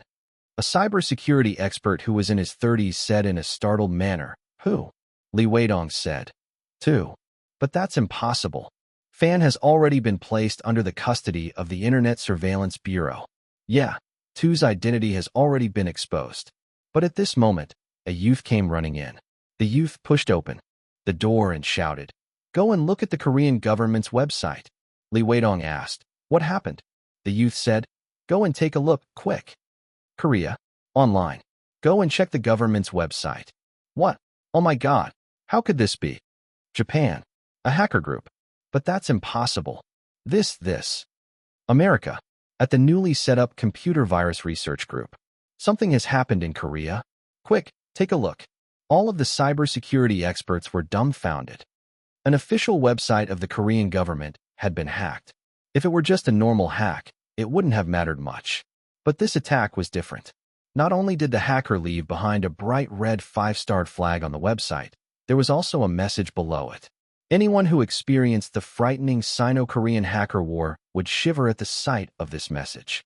It was a message that they wished they didn't have to remember. Whoever offends the mighty nation of China, however distant, shall be destroyed. 2. It was the same flag. It was the same font. It was the same style. It was the same message. It was 2. He had once again appeared. With 2's appearance, the entire world blew up again. It's 2. Fuck. It's him. He has appeared again. That fellow has appeared again. Is it an imposter? Imposter? Think about it. Other than 2, who else has the capability to create such a dangerous virus? My God, he hasn't been exposed. The Koreans have had their attention on the wrong person. I knew it. How could such a legendary hacker be found so easily? So Fan and 2 are actually 2 different people.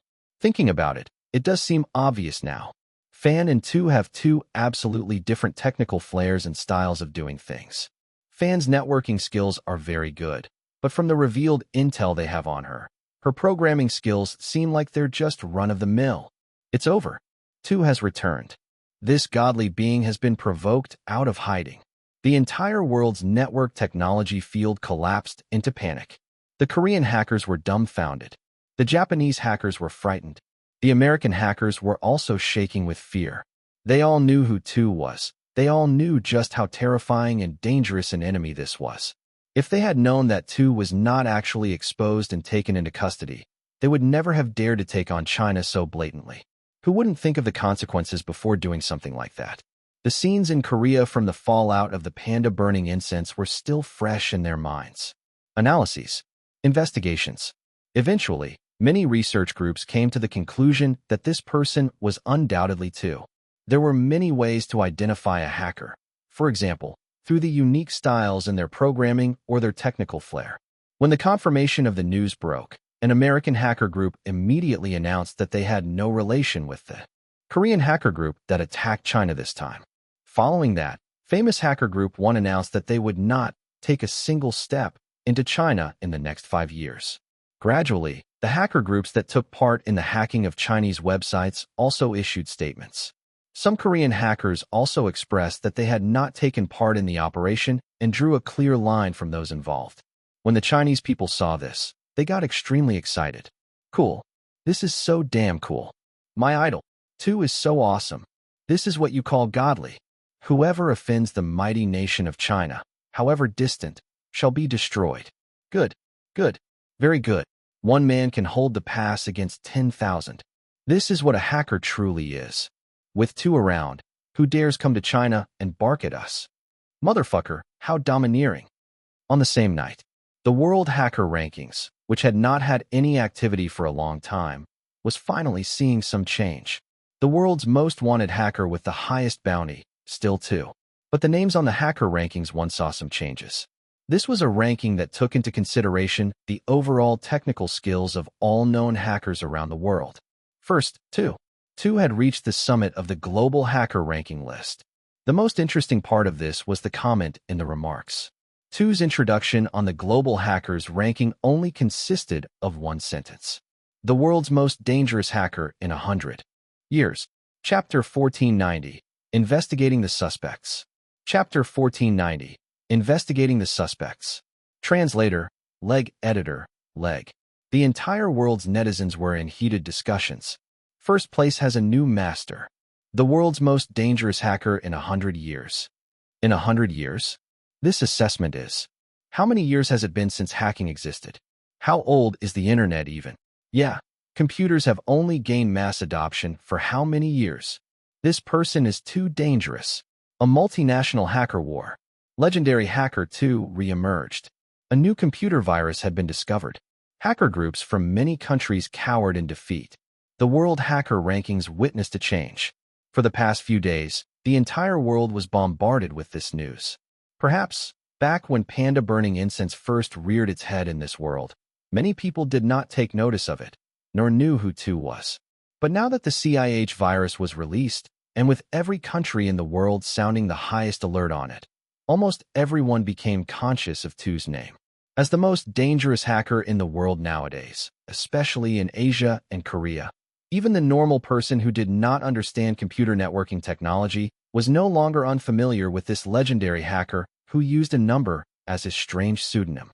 What a lot of people really wanted to know now was, who was 2? Was it a male or a female? Where was this person right now? China. The Internet. Surveillance Bureau. At this moment, the office was also in chaos. The leaders kept holding meetings as they were also becoming anxious. Right now, the entire world's eyes were on them. Everyone knew that 2 was a Chinese citizen, and the target range had been minimized to within their Internet Surveillance Bureau.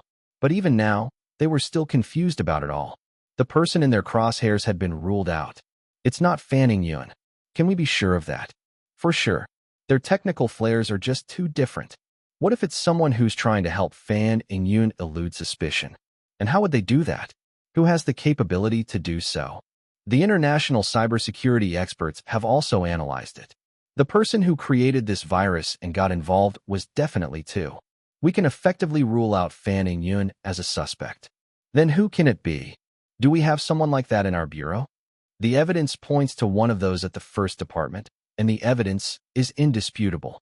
Investigate them one by one and rule out whomever is not a suspect. All right, I'll get Director Dong to round them up, and we'll place them all into custody. Don't let old Dong take charge. What do you mean? In this situation, anyone can be a suspect. With the tone set, the investigations were restarted. Director Dong, Fang Xiaoshui, Meng Yi. The people of the first department were all led to an office space, serving as an isolation room. 2. Staff members who had been transferred last year were also transported back overnight in a police vehicle. All of them were put into a room of no more than 40 square meters. It was a room without any computers, much less computers. There weren't even any electronic equipment or a network signal. Outside, 8 security officers were standing guard, likely armed. A lot of people from the Public Security Bureau, Information Technology Security Center, and other organizations were also present. It was such a strong showing that most people had never seen anything like it in their lifetimes. They were all made up of the highest-ranking officials. The most dangerous hacker in 100 years was among them, so the security had to be tight. Director Dong sat down helplessly in the center. The employees around him were all flustered and bewildered. Director Dong. What is happening? Why did they place us in custody? Damn, this is gonna be bad. My cell phone has been confiscated, and my family still doesn't know that something has happened. Soon after, the door opened, and Fan and Yun also came into the room. Fang Xiaoshui hurriedly went over. Sister Fan, have you been let off? Fan and Yun rolled her eyes. How would I know? An employee gave a wry smile. Are you really not too? Fan and Yun was blunt. No, you. That employee choked and didn't dare say another word. Fan and Yun grabbed hold of Fang Xiaoshui and asked, what happened out there in recent days? Why did someone tell me that the suspicion on me has dropped? She had been held in custody recently, so she wasn't aware of the happenings in the outside world. Director Dong spoke. Hackers from many different countries started attacking our Chinese networks, leading to 2 showing up again online. He created a computer virus that could destroy the hardware of affected systems. Fan and Yun turned happy at the words. Beautiful. Meng Yi didn't know whether to laugh or cry. He said, what's so beautiful about that? We were all brought here because that happened. They suspect that one of us is 2. The door opened. A high-ranking leader of the Internet Surveillance Bureau entered. We don't suspect it, we know it. Everyone stood up. The leader asked his assistant next to him, is everyone here? The assistant replied, everyone is here. The high-ranking leader said, all right, I don't have to explain things. Everyone should know exactly what has happened. All of you in the first department back then are here. You are all civil servants and should know the extent of this matter. We're behind closed doors to talk about this, so there shouldn't be anything to worry about. I can clearly say that I'm also very impressed with 2. Stepping up and protecting the country at a critical time. Even I have secretly praised him for it. But the fallout from the panda burning incense incident was too extensive, and someone has to be held responsible, So we must find out who the person is. He looked at Director Dong. Old Dong, although you're also one of the suspects, I believe that it's definitely not you. Please say a few words. Director Dong nodded and looked at his subordinates. Then he said, who is it? Step forward on your own. At most, you'll be put away for several years. After you're released, you can still stand proud. What's the big deal about that? Besides, the leaders and I can guarantee that after this matter blows over, we will still keep two in our employment at the Internet Surveillance Bureau, or perhaps in an even higher office. This is because our country needs an individual as talented as that. The world's best hacker will not be made to stay in prison forever. You can rest assured of that. No one uttered a word. Director Dong singled someone out. Little Fong. Fong Xiaoshui was sweating profusely. She said in panic, Director Dong, it wasn't me. It was definitely not me. You should know how I am. My technical skills are terrible. I've only done enough to get by all these years at the Internet Surveillance Bureau. All of the cases I handled were only finished after I begged Sister Fan for help. I even had to treat her to so many meals before she agreed to help me. Fan Yingyan smirked. Director Dong was speechless. Meng Yi also started speaking anxiously. It's not me either, Director Dong. You should know that my technical skills are even worse. I play games all day in the office, so it's not like I really do much work at all. I dare not make a claim on other things, but I am definitely the worst in the first department when it comes to technical skills. The high-ranking leader was speechless. A female employee also started panicking. I am the worst. I really am. Director Dong, you know me well. I was only recruited into the first department after pulling some strings. I don't have any real skills. It's true. If anyone says that they're worse than me, I wouldn't accept it without going down in a fight. She spoke as though she were very proud of it. Director Dong and the high-ranking leader were still speechless. I'm bad. I'm worse than you. My programming skills are especially bad. How can you compare to me in that regard? I don't know anything at all. Sister Fong, didn't you create a really good program once? That was just a shot in the dark. In the end, the several of them nearly came to blows. The high-ranking leader looked at Director Dong. In this moment, Director Dong wished to crawl into a hole. Their first department was supposed to be the most elite team within the Internet Surveillance Bureau. They were the team that handled the most major of crimes, and every one of them was only recruited after a careful selection. Whenever an annual evaluation or competition was held, every one of them would compete to finish first. But now, looking at this, these people were actually proudly comparing who was the worst. Why the hell are you all comparing that? So you all know how to show humility to one another now? Looking at his subordinates, Director Dong was suffering a huge loss of face. He couldn't help but lecture them. Look at you all. Just look at your behavior. Is there any meaning in this? Huh? Is there? Do you know what situation we're in? What's the point in acting like a smartass? Will that let you escape your responsibilities? Will you get away as a result of that? Fong Xiaoshui gave a bitter smile. Meng Yi and the others did not dare say another word. Director Dong said to the high-ranking leader, Sir, don't listen to their nonsense. This group of young people are all more skilled than the last. However, it's true that my technical skills are terrible. Uft. Everyone was floored. Chapter 1491. Good night, Beijing. Chapter 1491. Good night, Beijing. Translator, Leg Editor, Leg. 10 minutes later. The door was closed. The high-ranking leader left in anger. The team that was the pride of their Internet Surveillance Bureau, from its leaders to its subordinates, were all full of lies. Check them. Check all 16 of them. Actually, everyone knew that it was only a matter of time before they found out who it was. The most dangerous hacker in the world was definitely one of those 16 people. Who could it be? If they don't find the person, we won't be able to go back. Don't do that. Teacher Zhang's first concert will be starting in a few days. Yeah, and I've already bought tickets too. As if you bought them with your own money? Didn't you get them for free from Teacher Zhang? Didn't you also get yours from Teacher Zhang? Hi.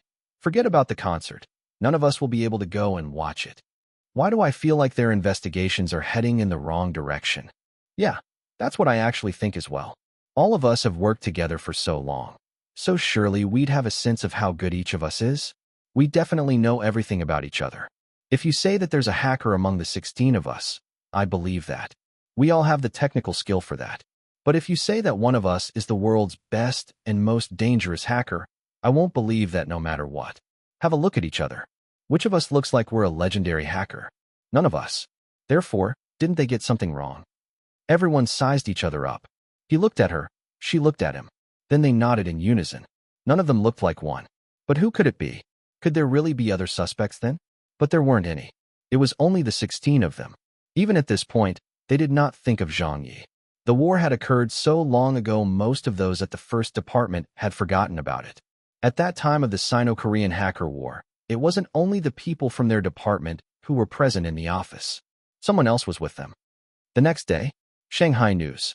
The Public Security Department is actively investigating the matter and have already locked on to the possible suspects. On the third day, Beijing Television. There is now global attention on the identity of Hacker 2. We'll be bringing you the latest updates surrounding the case. On the fourth day, Central TV Department 1. Zhang Ye's The Final Concert will be held at Olympic Stadium tomorrow evening. With Fan Yun, the leader of Zhang Ye's fan club, the main suspect in the hacking case, the attention surrounding Zhang Ye's debut concert has been soaring. Online. The concert is approaching. I'm so looking forward to it. Haha. I've already gotten my hands on the tickets. Previous poster, you're such a show-off. I didn't manage to get any tickets. It was too difficult to buy them. I'm on the train from Xining to Beijing to catch the concert. I'm a true fan. The Final Concert, this name really gets to you. Yeah, those who don't know might even think that Zhang Ye is really going to bid farewell to the entertainment circle for good. What farewell? Isn't he just staying home to wait for his wife to give birth? He'll only be gone for a while. After that, this fellow will definitely reappear and stir up trouble again. But everyone seems to understand Teacher Zhang so well. Of course, that guy's always been this way. I hope tomorrow arrives quickly. I can't wait much longer. Have the investigations into Hacker 2's case reached a conclusion yet? I doubt they can find him. He's such an awesome and legendary hacker. Unless he steps forward by himself, no one can find him. In the evening, a lot of places received a letter. It was Zhang Ye's resignation letter. When the people of Peking University saw this resignation letter, they were dumbfounded. What was going on? What was this about? Resignation? Dean Pan of the School of Mathematical Sciences immediately called Zhang Ye on his cell phone. Professor Zhang, what's with that? Why are you resigning? Zhang Ye laughed and said, You received the letter? Dean Pan said in a speechless manner, Don't joke around. I'm not joking. Zhang Ye said, I'm going on a break for some time, so I've decided to resign from all the positions that I hold. Dean Pan said, You didn't come to lecture at Peking University all this while anyway. Just go on your break and keep the position at the school. Zhang Ye said, That won't do. I cannot be a dog in the manger.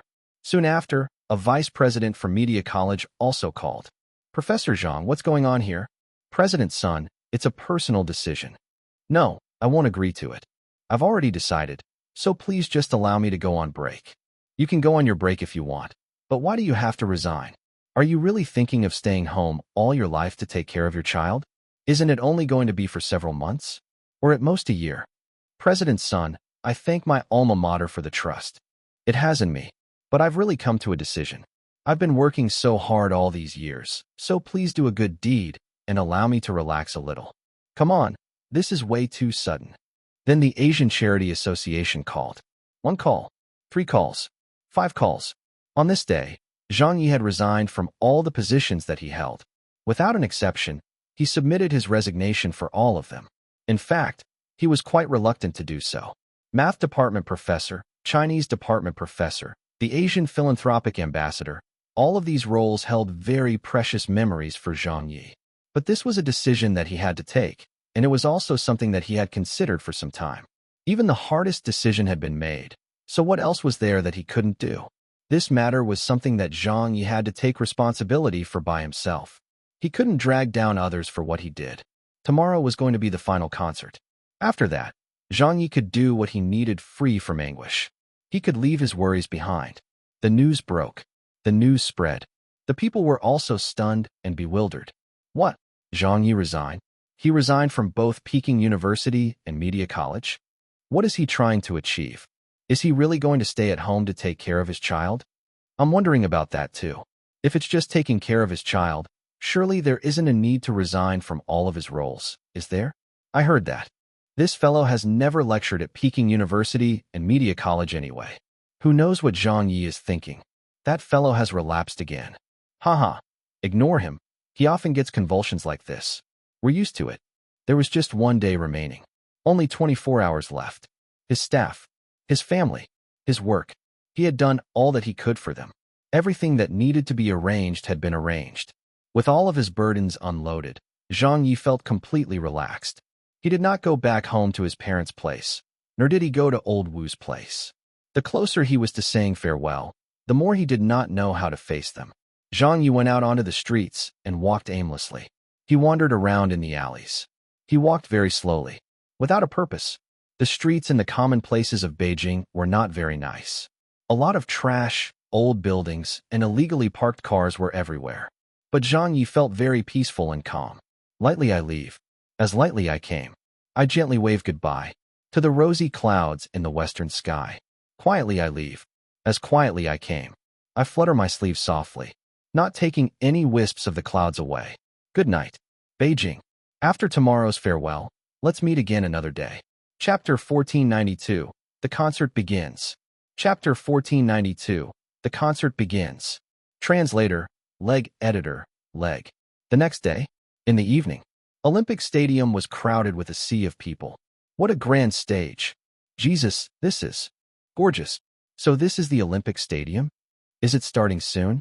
It's almost time. Zhang Ye, Zhang Ye, Zhang Ye.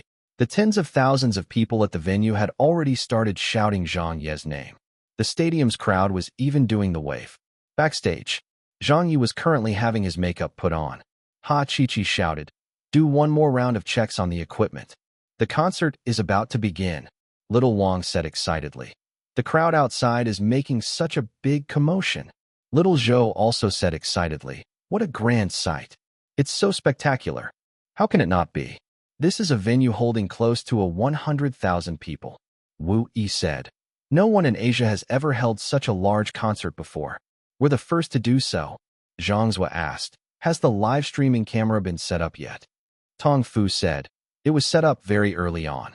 Everything is ready to go." Zhang Yi smiled and said, "Great job, everyone."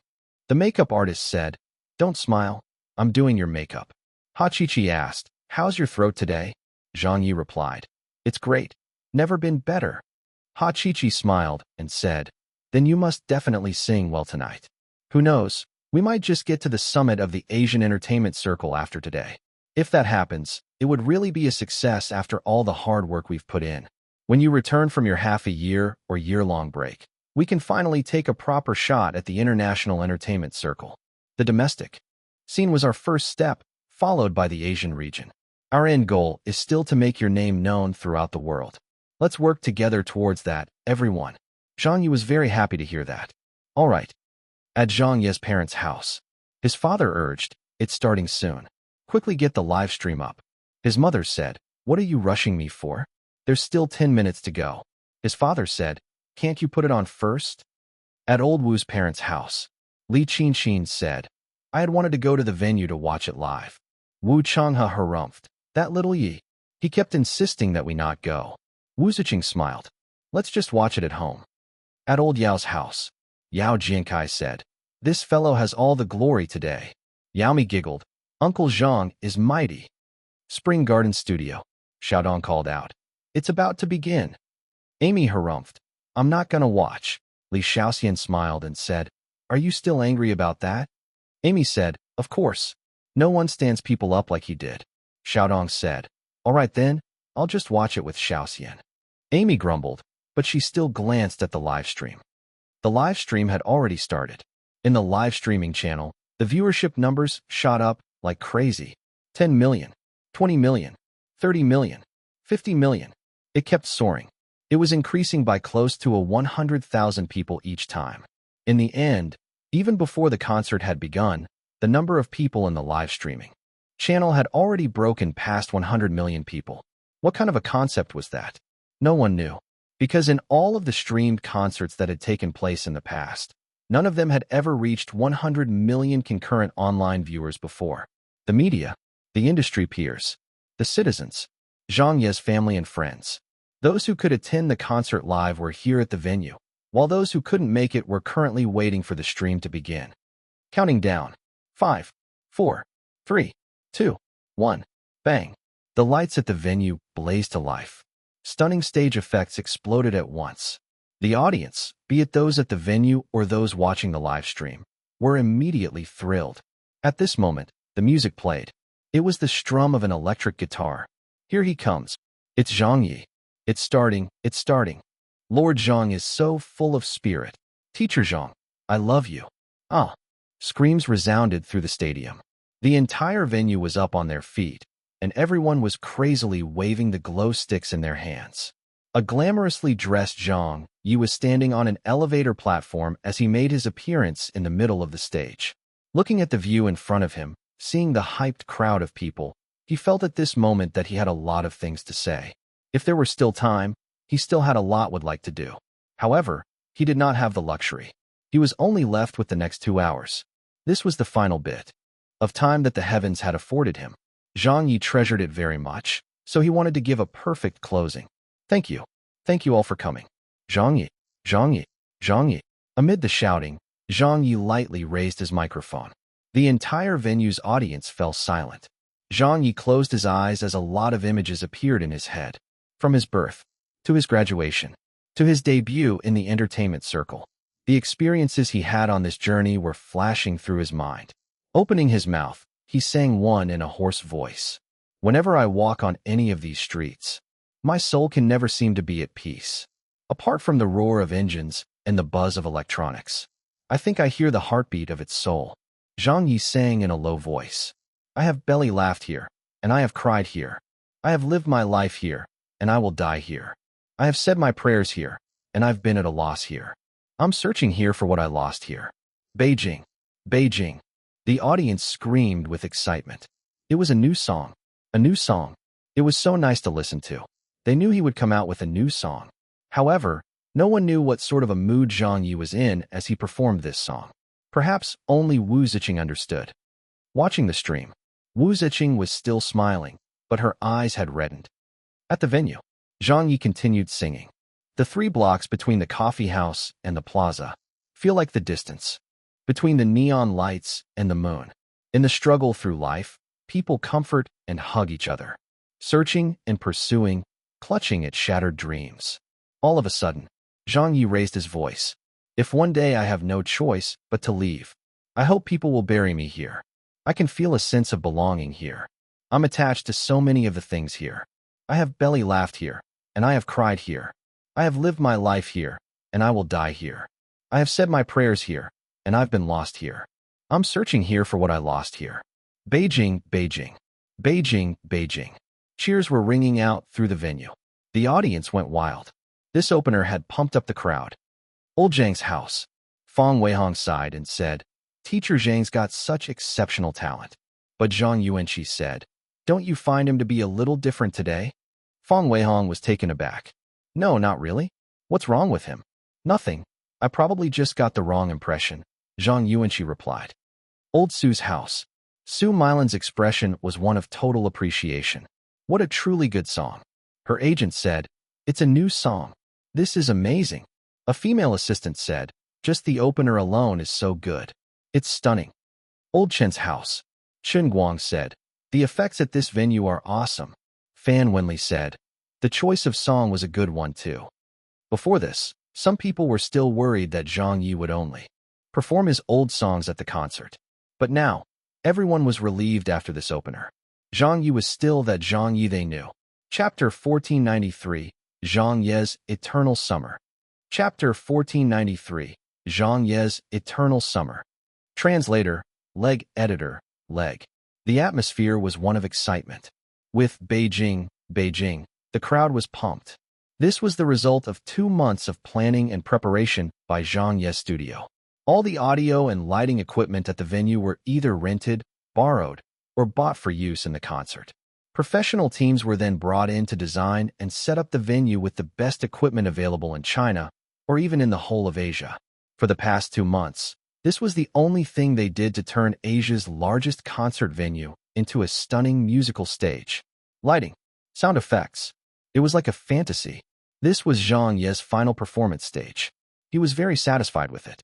Zhang Ye, Zhang Ye, Zhang Ye, Zhang Ye. The crowd started shouting his name again. Zhang Ye raised his microphone and looked at the people in the audience. He scanned around him in all directions. Surrounding him was a sea of people. Thank you, thank you. Thank you for coming to my final concert. When the audience heard that, they laughed. Ha ha ha. Final. This is the first concert you're holding. You're speaking like you won't be coming back in the future. If you really don't come back, the entire Asian entertainment circle will celebrate wildly for 3 whole days and nights by setting off firecrackers. Ha ha ha ha. Everyone laughed. Zhang Ye also laughed. By convention, I should be giving an opening speech for the concert. All of you know that I can speak quite well. I've hosted so many shows that I don't even know how many there were. I have given so many speeches on countless occasions that I've lost count of them. But before coming up on stage, my mind was a total blank. I didn't know what to say, because I'm beginning to feel more and more unqualified to speak. The audience quieted as they listened silently. Zhang Ye said, I'm not a qualified artist, you guys know that. You can mention any artist out there, and they should be more qualified than I am. The things that I represent are generally not positive, which is why a lot of people dislike me and criticize me for my actions. I can accept all of that, because I've never done what was expected of me as a public figure.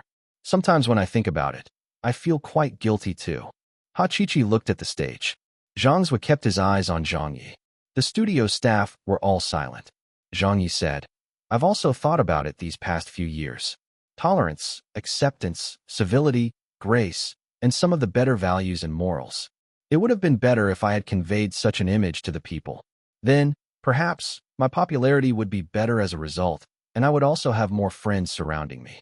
I wouldn't have fallen short of my family's expectations either.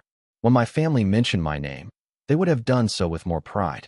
When you all talk about me, it would be with more appreciation.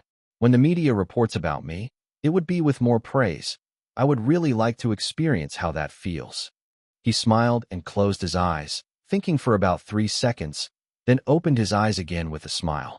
That would definitely be a very good feeling. Yes, it is definitely a good one. Then, Zhang Ye continued, but what? But what? The audience looked at him. Everyone watching the live stream was watching him. They also realized that something a little different with Zhang Ye today. At this moment, the music played. Zhang Ye smiled for a brief second. Yes, that would be a really great life to live. In the image that came to his mind, Zhang Ye would not be holding this final concert of his, nor would he have made that decision to give up everything. He would definitely have had a good life with old Wu, witnessed the birth of his child, accompanied it as it grew up, celebrated its first birthday, second birthday, and third birthday. Whenever the child's teachers mentioned Zhang Ye, they would say that he was a great celebrity, and the child's classmates would all be envious of it for having such a cultured and refined father. The child would also proudly introduce Zhang Ye as its father during the parent-teacher conferences to its classmates. The greatest father in the world. It was a very beautiful scene, so beautiful that it kept lingering in Zhang Ye's mind. But he did not regret it. He owed his family. He owed his child. If he could apologize, he would say sorry to old Wu 1,000 times. He would say sorry to his child 10,000 times. But he did not regret it. The Korean hackers? The Japanese hotel? He would take them on each time they came. He would beat them up twice if they came twice. He would send them packing 10 times if they came 10 times. He would never regret his actions. There would forever be no room for negotiation on such matters. Zhang Ye gently brought the microphone up one. I proudly destroy. The mediocrity I hate. Before remembering those were my favorites. Let summer have its fun. Take the brutal future. And toss it light years away. But for now, let go of the rules, indulge in love. Throw caution to the wind, and forget about the future. Zhang Ye looked at everyone. He had no hesitations or any regrets. I won't veer off. I won't veer off. I won't veer off. I won't veer off. The audience was stunned. All of the viewers watching the live stream were also stunned. In the blink of an eye, countless people were extremely pumped up. At Zhang Ye's parents' house, his mother said, "Little Yi he's." His father said, "What happened to him?" At old Wu's parents' house, Wu Changhe asked, "What's with little Yi?" Li Qinxin asked, "What does he mean by all that?" Wu Changhe said, "Is something the matter? Has the kid gone insane again?" But Wu Ziqing just smiled without answering her parents. She said to herself, "That's my husband." The venue was pumping with excitement. Screams and cheers were mixed into the singing. Zhang Ye's live singing was also getting louder and louder, as though he was going to turn the entire venue upside down. "I want to go crazy, I want to love." Means I want to go crazy, I want to love. Thousands of MP3s. Thousands of crazy loves. Cannot extinguish this tiny loneliness. I want to go crazy, I want to love. Means I want to go crazy, I want to love. A wild party in the summer brings us here, to light years away. Is growing up the decay that must happen to us all? Let go of the rules, indulge in love. Throw caution to the wind, and forget about the future. Standing at center stage. Standing in a venue that held 100,000 people. Zhang Ye raised his microphone up and clutched his shirt at his chest. He let out a loud howl. "I won't veer off. I won't veer off. I won't veer off. I won't veer off. What a good won't veer off. What a good, I won't veer off." In this moment, all of the audience members went crazy. In this moment, all of them stood up. Some of them started crying. Some of them frantically waved their arms about. Some of them followed Zhang Ye's lead and howled along to the singing. That statement that Zhang Ye did not finish saying had been answered by this song. Zhang Ye was still that Zhang Ye they knew. He would always be. Zhang Ye was right. He wasn't a qualified artist. Whether it was in speech, in action, his character, or his resume, he wasn't a good artist no matter how you looked at it. They knew that. Everyone knew that. But they still liked him all the same. They did not know why either. They just liked him. Chapter 1494. An email from Hacker 2. Chapter 1494. An email from Hacker 2. Translator, Leg Editor, Leg. At night. The Internet Surveillance Bureau. Zhang Ye's singing was ringing out from the live stream playing in the office. The staff of the Internet Surveillance Bureau who were working overtime and quite a few others were watching the live stream of Zhang Ye's the final concert. "This is awesome. I like him so much. Teacher Zhang has always been my idol. It's a pity that Feng Xiaoshui and the others can't watch this. Our comrades of the first department are so unlucky. They still haven't found out who Tu is. All 16 of them have been investigated, including Director Dong, but it doesn't seem to be any of them. I wonder how many days we'll have to work overtime like this. It's a good thing we have Teacher Zhang's concert to watch tonight and kill our boredom." Out of the blue, an alert sounded on the computer. It was the sound of a new, incoming email. An email? What email? I don't know. This account shouldn't have been activated yet. Is it an internal inbox? It's an internal backup inbox. Who sent this out on accident? Let me have a look at it first. But the moment they checked, all of them got a shock. Hurry, go get someone. Get the leaders. Something big has happened. Yeah, it's an email from Hacker 2. This is bad. It's a virus. No, it doesn't look like it. Quick, get someone. The entire Internet Surveillance Bureau descended into chaos at once. In the isolation room, the atmosphere inside was very gloomy. Meng Yi said, "The concert has already started." Feng Xiaoshui cried out, "I can't get to watch my teacher Zhang anymore." A female employee said, "I wonder how many songs he's already sung. Why are you guys still going on about teacher Zhang at a time like this?" An employee said, "We can't even save our skin, and we haven't been home in 3 days already." At this moment, some action was taking place outside the room. Director Dong was startled. "What's happening?" The others turned to the gate. From the light seeping in through the gap under the door, they could see that people were running back and forth. 1, 5, 10 people. It felt like it was very chaotic out there. After some 10 minutes, the door opened, and a leader came into the room with a solemn face. "Old Dong, come over here." Director Dong immediately stood up. "What exactly is happening?" The leader said something shocking. "Tu sent us an email." Everyone was dumbfounded. "What? Tu? He's appeared?" The group of people hurriedly went outside and had a look around. Almost everyone from the Internet Surveillance Bureau had come back, and the entire office was crowded with scores of people.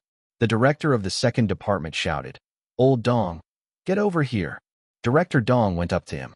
"Old Bai, what's the situation?" The second department's director hurriedly said, "Those years ago, it was you guys who followed up on the case of the panda burning incense virus, right? Come and have a look at this." On the computer screen was a file. It was a computer virus file the internal software had flagged. Director Dong got scared, but upon clicking it open to have a look, he was stunned. Step aside.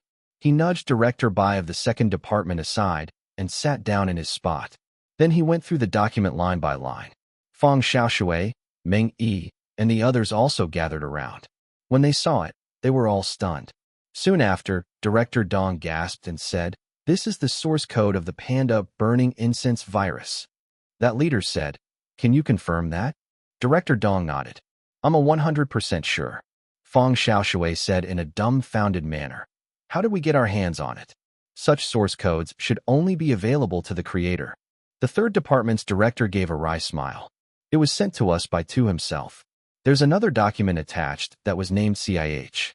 We analyzed it and think that it might be the latest computer virus that wreaked havoc. Right now, we have the source codes of both of the most destructive computer viruses known to us in the world." Everyone fell silent. Then they shivered in fear. Fang Xiaoshui could not understand what was going on. She said, "What is Tu thinking?" Meng Yi said, "Why did he send us the source codes?" The second department's director pointed at the computer. "Come and see this." The email from Tu had a lot of information in it.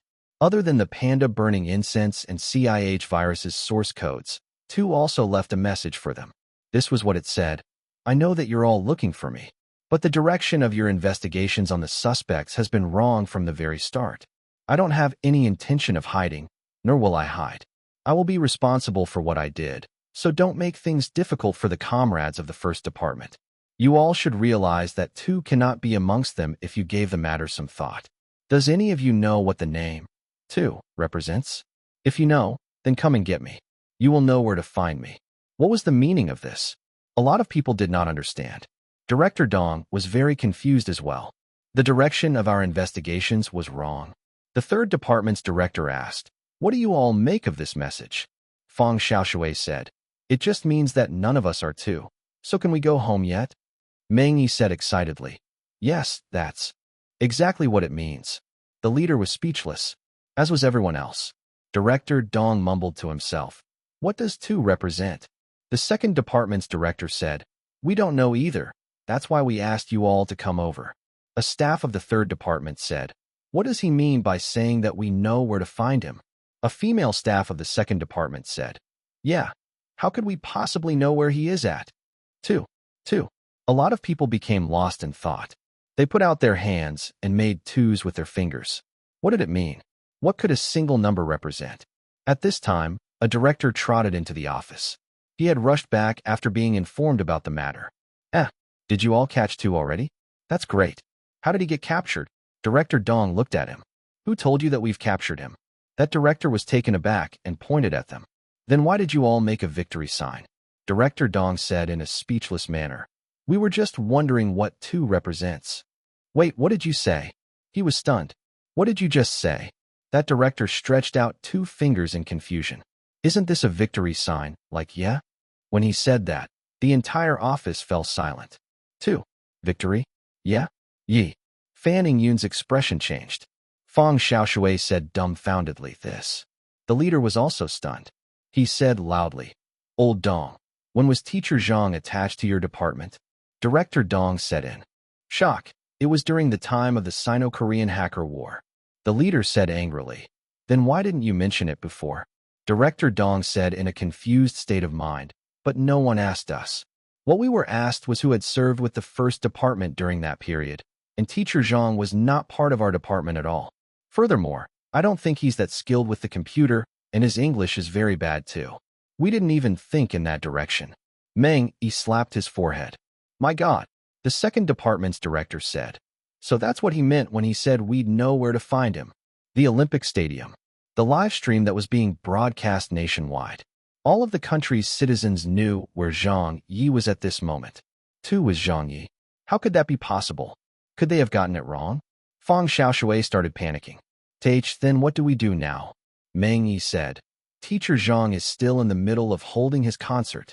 No one knew what to do, because this matter had blown up far greater than they expected. It was so major that they didn't know how to handle it. They immediately informed the higher-ups. When the higher-ups saw it, they were also dumbfounded. And then, they hurriedly informed the higher-ups above them. This was escalated to further and further up the chain. The Internet Surveillance Bureau was buzzing with activity. One by one, cars started arriving. One by one, the executives came down. Personally, a lot of people could not believe this news. They all had to see the evidence for themselves. One of the executives shouted at the group of Internet Surveillance Bureau's leaders immediately upon arrival. "Are you kidding me?" He pointed at the nearby computer currently showing Zhang Ye's concert. "This is a nationwide live stream. He's a Peking University professor, a media college professor, the Asian philanthropic ambassador, a famous host, a world-class mathematician, a literary scholar, a famous author, a famous calligraphy master, the husband of the SARF's Chief Wu. And you're telling me that you want to apply for an arrest warrant for him? You're telling me that Zhang Ye is that legendary hacker, too? Do you all know how serious the consequences will be if we arrest the wrong person? Don't talk about you all taking responsibility for it. No one will be able to take responsibility for it. Not even me." Everyone knew just how earth-shattering this news was. If the evidence were found to be true, then this would be the biggest news story to ever break in the history of the entertainment circle. Chapter 1495. Let me run wild on this stage. Chapter 1495. Let me run wild on this stage. Translator, leg editor, leg. At the concert venue. 1 song, 3 songs, 5 songs. I'm ugly, but I am so tender. Cold on the outside, passionate inside. That's who I am. Tonight, I saw snow drift through the cold sky. With a cooled-off heart, I drifted far away, chasing you in the storm. Can't tell shadows apart in the fog. You and I in these vast horizons. Can we change? I planted a seed in the earth, and it finally bore fruit. Today is a glorious day. The concert was already halfway through. Zhang Ye had performed over a dozen songs. There was a mixture of new songs and old songs. As he was too focused and did not have any guest artists supporting him, Zhang Ye had stayed on the stage by himself so far. His voice was already starting to show strain and had turned hoarse under the continuous high-intensity singing. He finished performing another song. The elevator platform beneath Zhang Ye's feet descended. The costume designer and makeup artist immediately gathered around him. Little Wang quickly twisted open a bottle of water. "Hurry up and have a sip." Zhang Ye took it from her and drank from it. Ha Chi-Chi said worriedly, "Please rest for a while." Zhang Ye shook his head. "It will be too tiring if you go on like this," Zhang Zui added. Zhang Ye smiled. "I can still hold up." The costume crew suddenly said, "The hat? Where's the hat?" Little Zhou said, "Ah? It was still here a moment ago." The makeup artist was holding the makeup kit and saying, "Touch up the makeup first." It wasn't very coordinated, and the costume change still wasn't finished after half a minute. The continued shouting from the venue could be heard from below the stage. "Zhang Ye! Zhang Ye! Zhang Ye!" Zhang Ye looked at Ha Chi-Chi and the others. "I'm going back up." Ha Chi-Chi was taken aback. "Don't. The costume change and makeup aren't done yet." Zhang Ye smiled and said, "There's no need for that. I'll just go on like this." Zhang's was said anxiously, but before he could finish speaking, Zhang Ye had already cut him off by saying, "Bring me up." Everyone rushed to follow his orders. Little Wang asked in a whisper, "Why is Director Zhang in such a hurry?" Ha Chi-Chi said, "I don't know." Zhang's wondered for a moment and recalled something. "Have you all realized something? Director Zhang seems to be very anxious in everything that he does these days. It's like there's something chasing after him." Wu Yi said, "I felt that too." The makeup artist was anxious but said helplessly, "He still shouldn't just leave his makeup half done like that. Teacher Zhang is an Asian superstar, and for a celebrity, their image should be of the utmost importance. Who does something like during their own concert? Makeup? Outfit?" Zhang Ye did not need any of those anymore, because he was out of time. The Internet Surveillance Bureau should have received the email he scheduled to be sent out. The people over there should have guessed the true identity of Tu by now. Zhang Ye knew that his concert could be interrupted at any moment and was something that he couldn't stop. Whatever had to come would still come, so he wanted to sing. He wanted to use this last bit of time to sing as many songs as he could. He wanted to continue singing all the way until the last moment. The elevator platform was raised. Zhang Ye returned to center stage. The fans in the venue immediately screamed. Then everyone realized that something was wrong. The viewers who were watching the live stream also realized this. Why is he still wearing that same outfit? He didn't change it? His makeup wasn't touched up either? What's going on? Why did he come back in such a hurry? The music started. Zhang Ye was smiling. Come on, let's sing. As long as you all want to hear it, I will keep singing for you. Suddenly, Zhang Ye behaved in a way that made everyone scream senselessly. In the midst of hard rock accompaniment, he took off his top and flung it aside. He did not need any makeup. He did not need any costumes either. He only wanted to sing. He wanted to run wild on this final stage of his. Zhang Ye raised his microphone and sang hoarsely one. Stripped to the waist, I greet the blustering snow. Running down the road from the hospital, I escaped. Don't try to stop me. I don't want any clothes either. Because my sickness is that I have no emotions. At this moment, everyone's blood surged and screams exploded. Zhang Ye roared. Give me a bit of flesh. Give me a bit of blood. Replace my iron will and steely resolve. Please let me cry. Please let me laugh. Please let me run wild on this stage. The fans and the audience were howling like crazy. It's rock and roll. Zhang Ye, this is so awesome. This is exhilarating. This is what a fucking concert should be like. Oh, what a great feeling. Everyone stood up. Everyone followed along and screamed as one. Zhang Ye sang loudly. I'm not wearing any clothes or any shoes. Yet can't feel the force and intensity of the Nerwester. I don't know if I'm walking or running. Because my sickness is that I have no emotions. He pointed diagonally upward.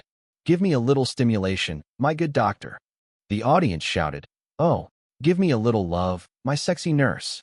The audience shouted, oh, please let me cry. Please let me laugh. Please let me run wild on this stage. Yeah. Because my sickness is that I have no emotions. Yeah. Please let me run wild on this stage. The people backstage were really enjoying this performance. The audience at the venue was really enjoying this performance. The viewers watching the live stream were also really enjoying this performance. They had not seen Zhang Ye sing like this in a very long time. They had not seen Zhang Ye act so wildly in a very long time. But it was very satisfying. Their bodies were all surging with excitement. Zhang Ye shouted to the audience, have you heard enough? Everyone shouted together, not yet. Zhang Ye laughed loudly. Then let's do it again. The audience shouted. All right, Zhang Ye said. Everyone, sing it with me. Yeah. Because my sickness is that I have no emotions. Yeah. Please let me run wild on this stage. Yeah. Because my sickness is that I have no emotions. Yeah. Please let me run wild on this stage. Once, 5 times, 10 times. Zhang Ye's voice went hoarse. The audience's voice also went hoarse. This was an Olympic venue that could hold 100,000 people. The entire venue was singing with Zhang Ye and shouting with him. This was such a spectacular scene. The entire concert venue felt like it was about to explode with every voice thundering. This was a scene that no one had ever witnessed before. This was one of Cui Jian's songs. Wild in the Snow. The song had its lyrics changed by Zhang Ye and was performed in this world for the first time. He had also never sung a song in such a way before. Those regrets, that unwillingness to part, the negative emotions he had, all that seemed to have disappeared in an instant. He raised the microphone and said, I prepared 50 songs for today. I will sing however many songs you all want to hear. I will sing whatever songs you want to listen to. Do you want to listen to the Internationale? The audience roared, Yes. Zhang Ye laughed loudly. Let's sing it together. Arise, ye prenas of starvation. Arise, ye wretched of the earth. The concert was finally reaching a climax. Chapter 1496. The legendary hacker's true identity is revealed. Chapter 1496. The legendary hacker's true identity is revealed. Translator, Leg Editor, Leg. 30 minutes. 1 hour. 2 hours. The concert had already gone past its closing time. But at center stage, Zhang Ye was still holding his microphone and howling into it. One by one, the next song's music came on immediately after he finished singing the previous song. There were no costume changes, no guest appearances, and no breaks. Not even a single minute of them. Zhang Ye went crazy with his singing. Below stage, the fans went crazy from screaming. The audience viewing the live stream went crazy from watching. If they had to describe it, 99% of people would say, this was a crazy concert. Everyone sang together. Everyone went crazy together. Every screamed together. Even the audience members' voices went hoarse in the end. Whenever a song ended, screams would immediately come from the audience. Another one. Sing us another one. They were all afraid that Zhang Ye would announce that the concert was over. They hadn't heard enough. It wouldn't be enough no matter how many songs they listened to. Zhang Ye laughed heartily. All right. Another one. The music played again. The fans were all cheering. At old Wu's parents' house, Li Qinxin said worriedly, "Why is he still singing?" Wu Chang'e scoffed. "That rascal will surely die from exhaustion." Spring. Garden studio. Amy said dumbfoundedly, "He's still singing?" Xiaodong said, "How many songs does teacher Zhang intend to sing?" Li Xiaoxian said, "I've counted. He's already broken the record." At old Rao's house, Qinchin asked, "Aunt, what is with Zhang Ye?" Rao said with some suspicion, "This kid is not behaving normally today." Backstage, Ha Qiqi was panicking. "We have to get director Zhang off the stage." Zhang Zhui gave a bitter laugh. "It's not like you're unaware of director Zhang's temper." Little Wang said, "Yeah, no one can persuade him to get off the stage. His voice has already gone hoarse. How can we let him go on like this?" Ha Qiqi said, stomping her feet in frustration. At the venue, quite a few fans were also feeling sorry for Zhang Ye. "That's enough. Teacher Zhang, that's enough. You can continue singing in the future. Rest for now, right? There are still a lot of chances in the future. Even if we didn't get enough of listening to your songs, we can still wait for your next concert." On the stage, the makeup on Zhang Ye's face was a mess. To sing this many songs continuously, even an Iron Man would find it unbearable. The audience sitting in the front row could clearly see the sweat beads on Zhang Ye's forehead dripping down. And with the heat from the strong spotlights, even those sitting further away could see how messy Zhang Ye's makeup had become. Without any rest, without touching up any makeup, there had never been a celebrity who looked so miserable at a concert. It was only Zhang Ye who was like this. Why? What on earth had happened? Did he want to finish singing all of the songs today? Couldn't he do that another time? Perhaps only Zhang Ye himself knew that he might not have the chance to do so in the future. He would also have liked to sing to everyone all the songs that he wished to sing, but there was really no more time left. So it didn't matter even if his voice had gone hoarse, nor did it matter that his makeup was a mess. He didn't care about any of that anymore. All of a sudden, a rock and roll melody played. Zhang Ye closed his eyes. If there's a tomorrow, how would you mask or make up your face? If there's no tomorrow, how do you say goodbye? Everyone was stunned. Tomorrow? Goodbye? What did he mean by that? Zhang Ye sang, "If you see my hesitation, don't you want to also ask me, exactly how many things haven't you done? If there's a tomorrow? If I can really get another tomorrow, I might finish singing all of my songs. Maybe everything might vanish away. If there's no tomorrow." At this moment, even a fool could sense that something was wrong. If there's no tomorrow, why wouldn't there be a tomorrow? What had happened? Just what on earth had happened? Zhang Ye sang loudly, "If there's a tomorrow, how would you mask or make up your face? If there's no tomorrow, how do you say goodbye?" Suddenly the emergency exit door at Zone A was opened, and over a dozen police officers filed into the stadium, followed by the one at Zone B, then Zone C, then at another two of the exits used by the staff as well. A dozen exits were filled with police officers. Director Dong, Fan Yun, Fang Xiaoshui, Meng Yi, and the others were also part of the groups. The concert staff did not realize anything was wrong at the beginning. Ha Qiqi, Zhang Zhui, and the rest received this news very quickly before looking in dumbfoundedness at several of the exits. Little Wang said in a panic, "What's going on?" Little Zhou said, "Why are the police here?" Ha Qiqi's heart skipped a beat as a sense of unease suddenly built up. At the venue, the audience also gradually realized it. Why are there so many police officers? What are they here for? Is there a big case going on? What big case could there be at this place? On the live stream, when the camera swept across, a lot of people also realized it. The police? What's up? Heavens, why are there so many police officers there? There are also armed police officers. They're blocking off all of the exits? Who are they here to arrest? Back at home, the police. Why are they heading towards the stage? His mother was stunned. His father was becoming anxious. At old Yao's house, Yao Jiankai jumped to his feet. Yao Mi asked anxiously, what's going on? At old Wu's parents' house, Li Qinxin grabbed her daughter. What on earth is happening? Wu Ziqing did not say a word. Wu Changhe shouted, "Quickly tell us.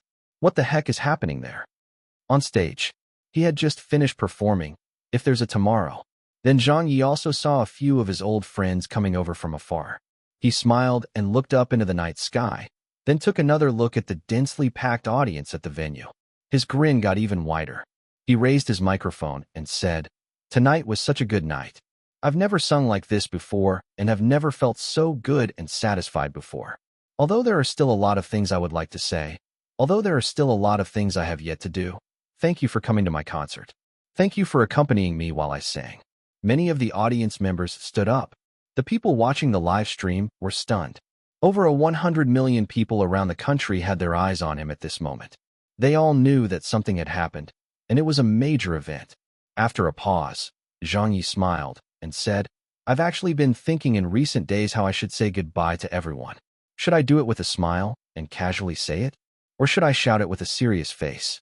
Or perhaps I can be a little artistic and do it with a poem. Until now, I still hadn't thought of how I should say it. I've come to realize that I'm unable to say this goodbye to everyone. So let's just leave it like that. This is pretty good. 2. Goodbye? Why goodbye?" At this moment, the ringtones of cell phones could be heard. There were calls.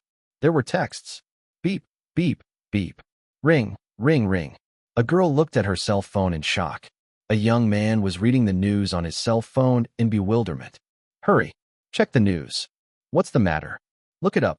It's an arrest warrant. Teacher Zhang. He's. The entire venue blew up. The outside world also descended into chaos. All across the country, no one could believe what they had just seen. This was because it was too shocking. How could this be possible? How could it be Teacher Zhang? Chapter 1497, Zhang Ye's Final Song. Chapter 1497, Zhang Ye's Final Song. Translator, Leg Editor, Leg. The venue went quiet. The entire country fell silent. This was such a bombshell. This was news enough to shock the entire world. The legendary hacker 2, the world's best hacker, the creator of the panda burning incense virus, and the creator of the CIH virus, had actually been standing in front of their eyes all this time. Impossible. Why is it him? How could it possibly be him? Zhang Ye is hacker 2. Are you fucking kidding me? Teacher Zhang is the world's best hacker? Based on what are they arresting him? No, please don't. Damn. Who dares touch Teacher Zhang? Try it, right? Who dares touch Zhang Ye? Instantly, the entire venue exploded. Back at home, his mother was stunned. His father, blanched. At an events venue, Chen Guang's eyes reddened as he looked at his cell phone. Fan Wenli was shouting loudly beside him. Spring Garden Studio. Amy fell to the floor and sat down. Li Xiaoxian had a look of panic on her face. Backstage, Little Wang yelled. Ha Chi-Chi clenched her fists tightly. Zhang Zhe held his phone in a daze. At Old Rao's house, Yang Shu was dumbfounded. Qin Qin was getting anxious. At Old Wu's parents' house, Li Qinqin grabbed her daughter and cried out. Wu Changhe loudly questioned the meaning of this, but Wu Ziqing still did not utter a word. At the venue, in the rest of the world, his family, his friends, everyone was caught in a state of shock. Why did Zhang Ye invite Spring Garden to be his guests at the concert at first, and then cancel it midway? Why did Zhang Ye give money to Yang Shu to start a martial arts training hall, and give out bonuses to his staff in advance like he was making arrangements in case something were to happen to him? Why did Zhang Ye resign from his roles at Peking University and Media College, as well as his role as the Asian Philanthropic Ambassador? Why did Zhang Ye place so much emphasis on this concert, and even called it the final concert? Why did Zhang Ye keep singing on stage like he had gone crazy, not even wasting any time on changing his outfit or touching up his makeup? What did that won't veer off really mean? What did that song, If There's a Tomorrow, really mean? They finally understood all of it now. They finally understood everything that had been going on. Zhang Ye had made arrangements for everything since some time ago. He was going to leave. He already knew that. A young man shouted, "Teacher Zhang, don't go." A teenage girl nearly collapsed. "Don't go. Don't go." A young girl shouted, "I want to listen to you sing. We want to listen to you sing for the rest of our lives." What would an entertainment circle without Zhang Ye look like? They simply could not imagine that. Some people were shouting. Some were crying. Seeing this scene, Zhang Ye started welling up. The stage was the place he loved the most. His fans were the people he liked the most. And then, there was the night sky, in which the stars looked especially brilliant tonight. Thank you, everyone, thank you. Years later, I wonder if you all will still think of me and remember this night. However, I will never forget this night for the rest of my life because I have you accompanying me. You've shouted with me and sung along. Then let's have one more song. Let's have one more final song. He jerked his microphone up to his lips and slowly sang in a cappella. I gently looked back on the nights we belonged to each other. You are still the rosy, bright sun that warmed my heart. I hope you can understand and forgive me if I shed silly tears. The road ahead may be lonely and long after parting with you tonight. Everyone looked at the stage. Everyone watched Zhang Ye on the live stream. Fan Yun, who was at the venue, was clenching her fists so hard that her fingernails were digging into her flesh. Fang Xiaoshui was the first one to break down. The moment the singing started, she sobbed, "Teacher Zhang." In front, a police officer was thinking of stepping up onto the stage. He already had his handcuffs out in preparation to make the arrest. But Fan Yun grabbed hold of him and stared icily at him.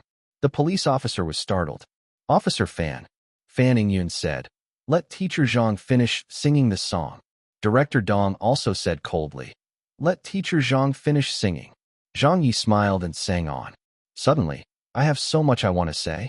Regrettably, we'll soon be apart. So I'll treasure this moment deep inside me." The moon was very round.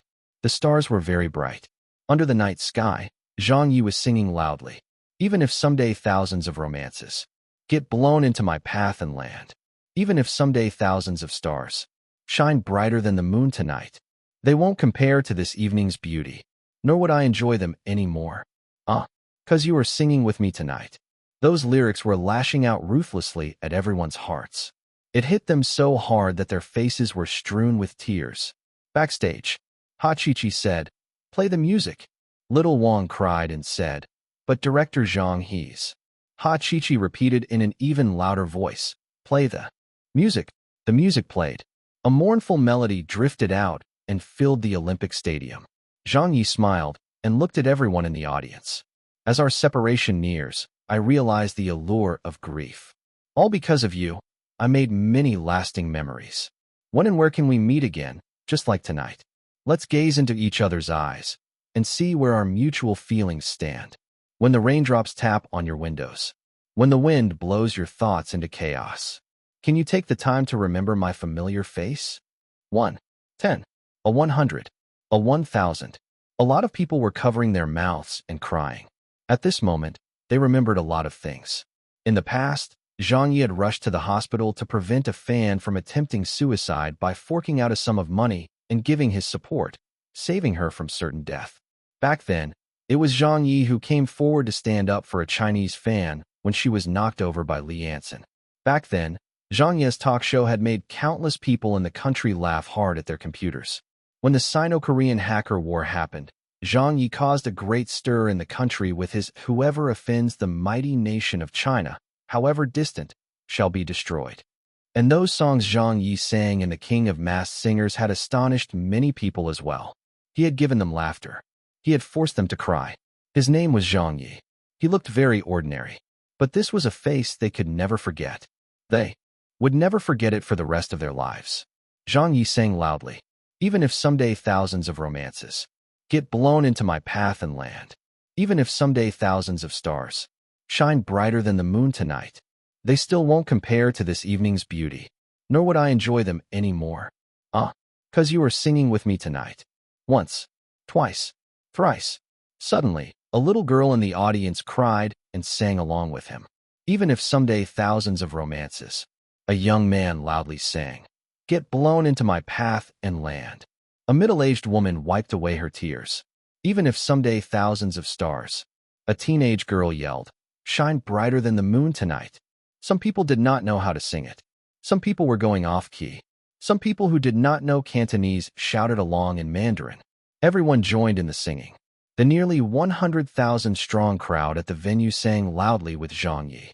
"They still won't compare to this evening's beauty, nor would I enjoy them any more. 'Cause you are singing with me tonight." It was moving. There were tears. There was unwillingness. There was reluctance. All of those feelings were present within this song. Everyone was straining their voices to sing. They still won't compare to this evening's beauty, nor would I enjoy them any more. 'Cause you were singing with me, Tony Iite. While the music still played, Zhang Ye broke into a smile. This song is called Thousands of Songs, and I will only sing it this once in my lifetime. Thank you, I'll be going then. A song, a concert, and a simple, I'll be going then. This was Zhang Ye's farewell. Chapter 1498. Zhang Ye reaches the summit of Asia. Chapter 1498. Zhang Ye reaches the summit of Asia. Translator, leg editor, leg. The music stopped. The live stream was cut off. The concert was over. Zhang Ye felt very relaxed as he said with a smile to Director Dong and the others, "Let's go." A police officer produced an arrest warrant. It did not bear the seal of the district or city's public security bureaus, but instead bore the impressive stamp of the Ministry of Public Security. "Zhang Ye, we are officially informing you that we are starting formal investigations into you as a suspect. Come with us," he said as took out handcuffs. Fan Yingyun shouted, "Who dares to handcuff Teacher Zhang?" Meng Yi, Fang Xiaoshui, and the others from the first department glared daggers at him. The police officer said, "Officer Fan, we're just going by routine you." Director Dong spoke at this time. "Put away your handcuffs." That police officer hesitated for a moment before stowing his handcuffs. Then Director Dong walked up to Zhang Ye with a complicated expression. "Teacher Zhang, we were not supposed to handle your arrest this time. But as you've worked with us at the first department before, that makes us fellow colleagues and comrades. I didn't think you would want it to be anyone else in the end, so I requested permission from the leaders for us to be here." Zhang Ye smiled and said, "Thank you." They left the venue and got into the police vehicle. Then Zhang Ye left. He left in a carefree and dashing manner. This concert was destined to go down in history because no one had ever held a concert at such a large venue before, nor had any celebrity ever bid farewell in such a way before. This was who Zhang Ye was. Even if he were going to leave, he would go out with a bang. Even if the curtains had to fall, he would bow out in a soul-stirring manner. At this moment, the outside world was in an uproar. All of Asia blew up. Everything had happened so suddenly that no one was prepared for it. Zhang Ye's family and friends, his studio, the Chinese entertainment industry, and all of the Asian media outlets were in chaos at this moment. Some people were even staring blankly at their monitors on which the live stream had been disconnected, unable to accept the news they had just found out about. This was the biggest concert to happen in Asia. This was supposed to be Zhang Ye's most glorious moment. A lot of people could not accept this. Zhang Ye gets arrested by the police. Hacker 2's true identity. Shocking. Zhang Ye turns out to be the hacker with the highest bounty in the world. The biggest earthquake in the history of the Asian entertainment circle. Police disclosure. Zhang Ye turned himself in. Lawyer. Analysis. Zhang Ye could face many years of jail time. On Weibo. He's about to become a father. Based on what are they arresting him? Back then, the Korean hackers got what they deserved. Release him. Release him. Let's start a petition. Yeah, I'll write the petition. Count me in. The Japanese internet was in an uproar. Zhang Ye. Hacker 2. So it was him. Was he the one who made those comics? Isn't he a host? At Shonen Publishing. Oh my god, Hacker 2 is him. How does he know everything? Just what kind of a person is this fellow really? After the comics were castrated, he went on to meddle in the hacker industry. Korea. The citizens were dumbfounded. How could it be him? Why is it him again? The panda burning incense incident was actually caused by him. Heavens, why does he have to keep latching on to us? The two biggest public enemies of Korea, Zhang Ye and Hacker number 2, are actually the same fucking person? How can that be? Can this fellow be any more ruthless than this? At Central TV. This. Teacher Zhang He's going away just like that? How can it possibly be him? At Zhang Ye's studio. What do we do? Sister Brothers what should we do now? Enough talking. Let's head to Director Zhang's house first. Director Zhang's parents must have just found out about this as well. They're old and won't be able to accept this. Little Wong, go and get the car. At Old Rao's house. How dare you all arrest my senior bro? I'll go and get him out. Little Yang, come back right now. But my senior bro is... No, I have to save him. With those lowly skills of yours, who do you think you can save? You'd only be causing more trouble if you go there. With his martial arts level, if he wishes to leave, do you think they would be able to stop him? But, Dong Shanshan's home. Several of Zhang Ye's old classmates were gathered here. This fellow is such a bastard. He's going to leave the entertainment circle just like that? How carefree of him. But has he spared a thought for the others? Su Milan's house. Sister Lan this. Hurry up. I want you to head over to Zhang Ye's studio immediately. All right. Help them out with whatever is necessary. At the Internet Surveillance Bureau. What will happen to teacher Zhang? It's still debatable for the CIH virus since there was a global alert put in place for it, and it didn't spread. But for the panda burning incense virus. Actually, by arresting teacher Zhang first, it should be a form of protection for him by the higher-ups. The Koreans and Americans are all asking for his head, but we definitely cannot let them get their hands on him. It seems like the higher-ups have already reached an agreement on that internally. But handling it like this is the best that the higher-ups can do. But I really like him. Me too, Zhang Ye is. Such a special person. People cried. People scolded. People shouted. And there were those who wanted to attempt a prison break. This night was destined to not be a quiet one. All of Asia had been plunged into chaos over a single name. Zhang Ye. Zhang Ye. And still Zhang Ye. Japan. Korea. China. This name and his story were being gossiped about all across Asia. Even many of Zhang Ye's foes had mixed emotions at this moment. This name had caused them to grit their teeth in hatred countless times in the past. But when they found out that Zhang Ye was going away, when they heard that this name would no longer be in the entertainment industry, they still sighed. At the same time, they were a little envious of him. The largest concert held in Asia, with a 100,000-strong crowd sharing the stage with him, was live-streamed nationwide in China. With all of Asia's attention on him, he had chosen to end his entertainment career at this time. Indeed, he was still the Zhang Ye from before. At the very end, this fellow still managed to leave in such an earth-shattering manner. At the very end, they still could not outdo him even once. There had never been such a celebrity in the entertainment circle before. Not in the past, and definitely not in the future. On this night, amid the commotion, the Asian Celebrity Rankings Index was updated. When the Chinese citizens checked it, they were immediately stunned. When some of the Korean citizens saw it, their faces paled. When some of the Japanese citizens went to have a look, they were also left dumbfounded. The Asian Celebrity Rankings Index has been refreshed. Quickly go and have a look. It has been updated. How's it look? S-list. He's on the Asian S-list rankings. Teacher Zhang has reached the summit. Teacher Zhang has reached the summit of the Asian entertainment circle.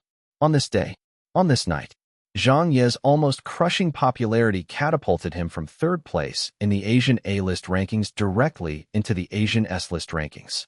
He had become the newly crowned Asian Heavenly King. This was the highest honor in the Asian entertainment industry. The goal that Zhang Ye had been working so hard towards was finally realized on the day of his departure from the entertainment circle. Ha Chi-Chi wept. Many of the staff at Zhang Ye's studio also teared up. Director Zhang, you've reached the summit. You've finally reached the summit in both China and Asia. Are you seeing this? Do you know what has just happened? Chapter 1499. The Game Ring gets an upgrade. Chapter 1499. The Game Ring gets an upgrade. Translator, Leg Editor, Leg. A month later. In the morning. In a prison. This was a single occupancy cell. The facilities in it were very old, but the place was kept relatively clean. There wasn't anyone else in it except for Zhang Ye. This was already Zhang Ye's third day here. There was no one to disturb him, no television to watch, and no internet to browse, so it was way too fucking peaceful in here. The only drawback was that his days were becoming a little monotonous. For the past few days, he had nothing better to do than sleep. He did not know how others would feel about this, but for a person like him who got restless the moment he didn't get into the occasional fight or argument, this was indeed quite boring. News. Fans. The media? The outside world was isolated beyond the prison bars.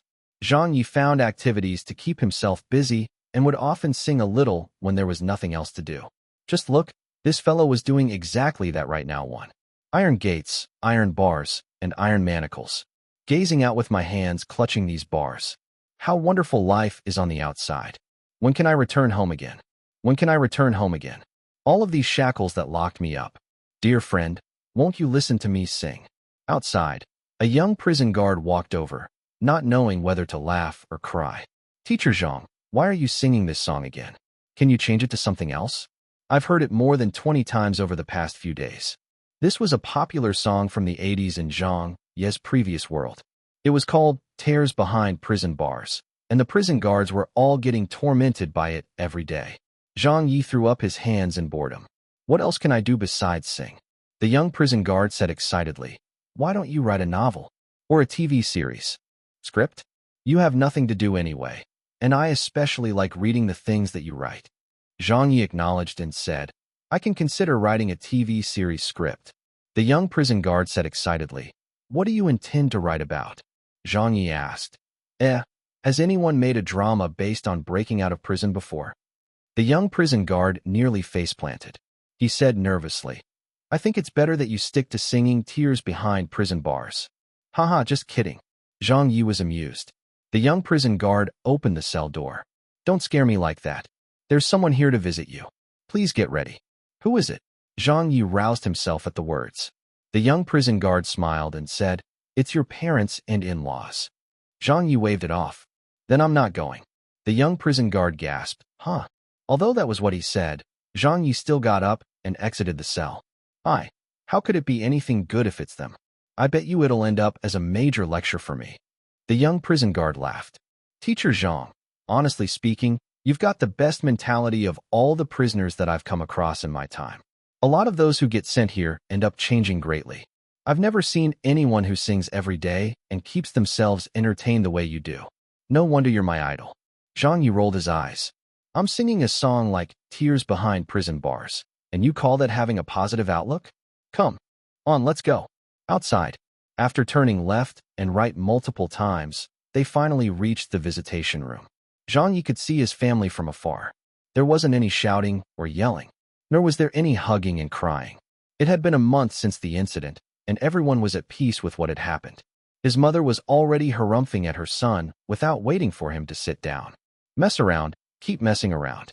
I want to see how you can still fight with others now. Show me. Zhang Ye strolled over and sat down. Who can I fight with now?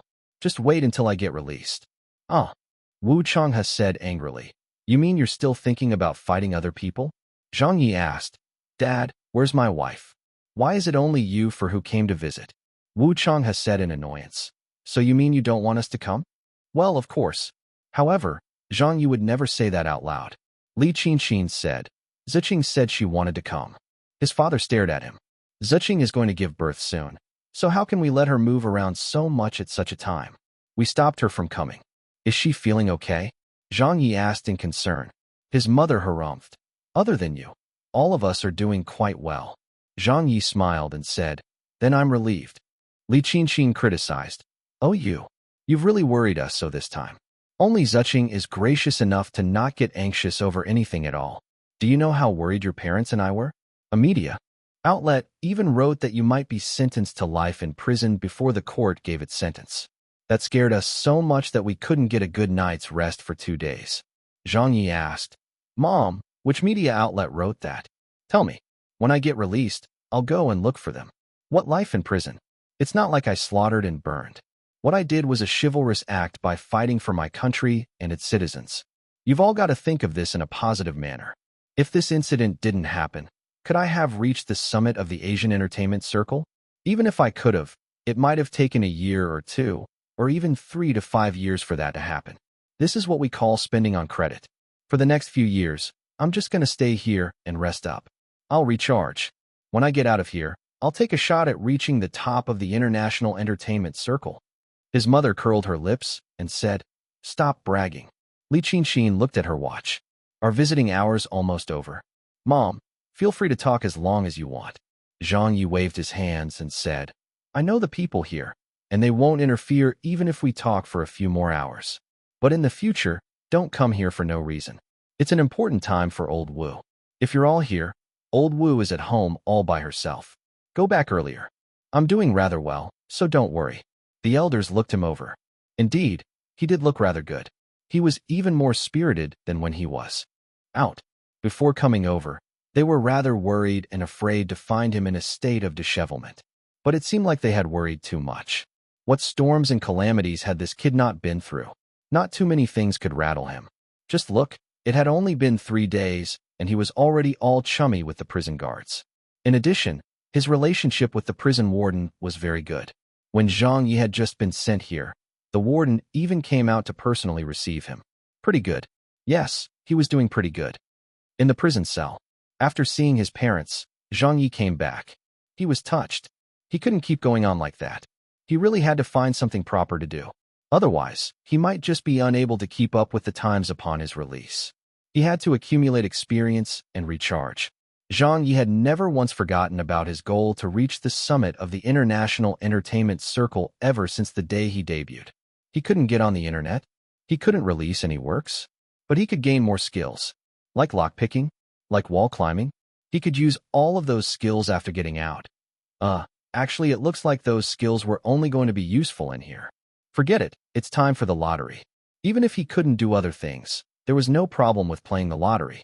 Moreover, the total reputation points that Zhang Ye had accumulated in the game ring was more than enough for him to play the lottery for 3 straight days and nights. Come on, come on, come on. Lottery draw, lottery draw, lottery draw. However, the moment Zhang Ye brought up the game ring's interface, he discovered a system notification. Having reached a specific reputation points level, the game ring was upgraded again. At the very beginning, the game ring only had the lottery draw 1 system in it and would dispense small treasure chests as prizes. Later, when it was upgraded, the lottery draw 2 system was unlocked, and he was able to get medium-sized treasure chests. Now that the game ring had been upgraded again, the level 3 large treasure chests got unlocked. Chapter 1500, Receiving a Rare Item. Chapter 1500, Receiving a Rare Item. Translator, Leg Editor, Leg. The lottery draw 3 was entirely different. The lottery draw that gave the small treasure chests was a spinning wheel. The lottery draw that gave the medium treasure chests was in the form of a slot machine. Meanwhile, this lottery draw that gave the large treasure chests was a virtual platform made of an unknown material that resembled stone. The small platform of several meters had a concave space in the middle that was reserved for the treasure chests to be dispensed from. However, it was bare and empty at this moment with nothing in it. The feeling it gave was rather mysterious and intimidating. However, Zhang Ye felt a pinch in his heart the moment he saw the system notification in the game ring that introduced this lottery system. He had not checked the game ring in a long time. It had reached the upgrade requirement a while ago, but he had only found out after he brought up the game ring's interface today.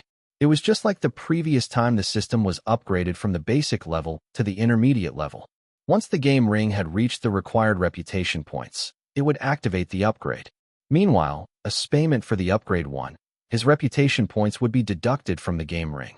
As such, the reputation points that Zhang Ye had been accumulating for a long time was suddenly more than halved, leaving him feeling the pinch. It was a good thing there was some form of compensation for the upgrade. The moment he played the lottery draw for the first time after the upgrade, there would be a rare treasure chest with a 100% rate of dispensing, which made it very tempting. Come on, let's give it a try. Zhang Ye reached into the air and tapped. Then he was dumbfounded.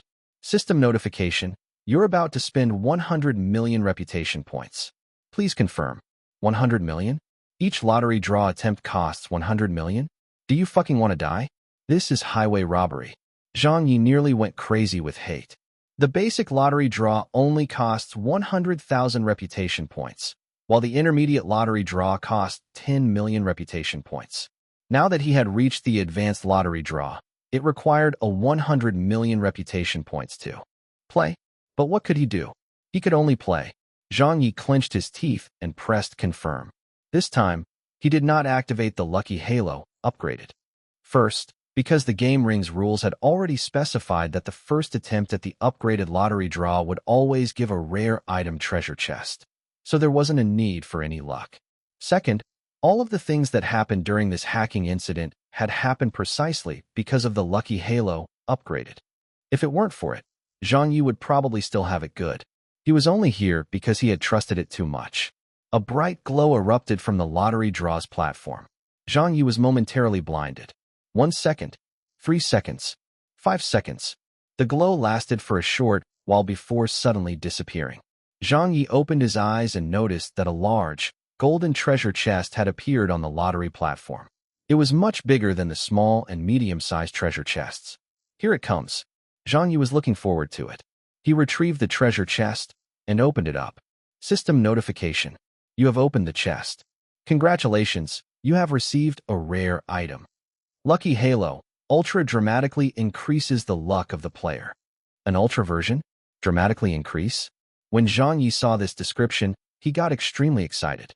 He no longer trusted the Lucky Halo, but that was only the upgraded version. Since the beginning, the basic version of the Lucky Halo had failed quite a few times. The upgraded version had also screwed up at critical junctures, indicating that their effects were not strong enough. Having reached this point, Zhang Ye could no longer make any missteps. Taking this event as an example, it was a major incident the moment something went bad. He was after reliability and stability. The moment he required the Lucky Halo's effects, he would need it to be a 100% successful. Therefore, this Ultra version of the Lucky Halo fit Zhang Ye's requirements nicely. The only drawback of it was, fuck me, it would consume 1 million reputation points per second of activation. This was too expensive. However, Zhang Ye placed it into the merchant shop's interface nonetheless. The special category items were basically a purchasing right, just like how the game ring had received an upgrade the previous time, and the older version of the Lucky Halo was replaced by the newer one. That made the lower-tier version of the item unusable, so he couldn't use it even if he wanted to. What else was there? What else was different with the new lottery draw from the previous one? Zhang Ye immediately gave it another try. He rubbed his hands together and took a deep breath before tapping on Lottery Draw 3 again. He noticed there wasn't any option to place additional stakes in this advanced version of the lottery draw. This was also where it differed from the basic and intermediate versions of the lottery draw in that it could only allow him to draw one item at a time. The lottery draw began. He used up a 100 million reputation points. Then that glow appeared again. This time, Zhang Ye did not close his eyes. Instead, he squinted hard at it. A moment later, the glow disappeared. Then, there were no more thence. After the glow dissipated, there was no trace of anything at all on the platform. Zhang Ye was dumbfounded. Fuck, it can even end up like this? He refused to have his beliefs shaken and still kept his Lucky Halo, Ultra, deactivated. He wanted to try the odds of this advanced lottery draw first in order to familiarize himself with it. So he attempted the draw several times in a row. Although his reputation points were more than halved after the system upgrade, he still had a lot of reputation points left. He could still be considered rich in that sense. The third lottery draw attempt. The glow appeared. The glow disappeared. There was nothing. The fourth lottery draw attempt. The glow appeared. The glow disappeared. A large treasure chest finally appeared. Lockpicking Skill Experience Book 3. Increase the lockpicking skills of the player. The fifth lottery draw attempt. The glow appeared. The glow disappeared. There was nothing. The sixth lottery draw attempt. After the glow disappeared, another large treasure chest appeared. When Zhang Ye opened it up, a system notification popped up. Congratulations, you have received a rare item. Higher Mathematics. Skill Experience Book. Max out the Higher Mathematics skill. He tried it a total of 6 times. In the end, Zhang Ye stopped playing it in shock. He was finally able to figure out how this advanced lottery draw worked. This was completely different from the previous 2 versions of the lottery draw, and there was a possibility of drawing any item from it. For example, the probability of drawing nothing at all was the highest, with it happening 3 times out of his 6 attempts. Or those 3 lockpicking skill experience books that he had just received, they were what Zhang Ye had drawn at the very beginning when he could only access the basic version of the lottery draw. He even put this skill to use during the hijacking incident to open the cabin door, and those 3 books were exactly the same thing that he had gotten before.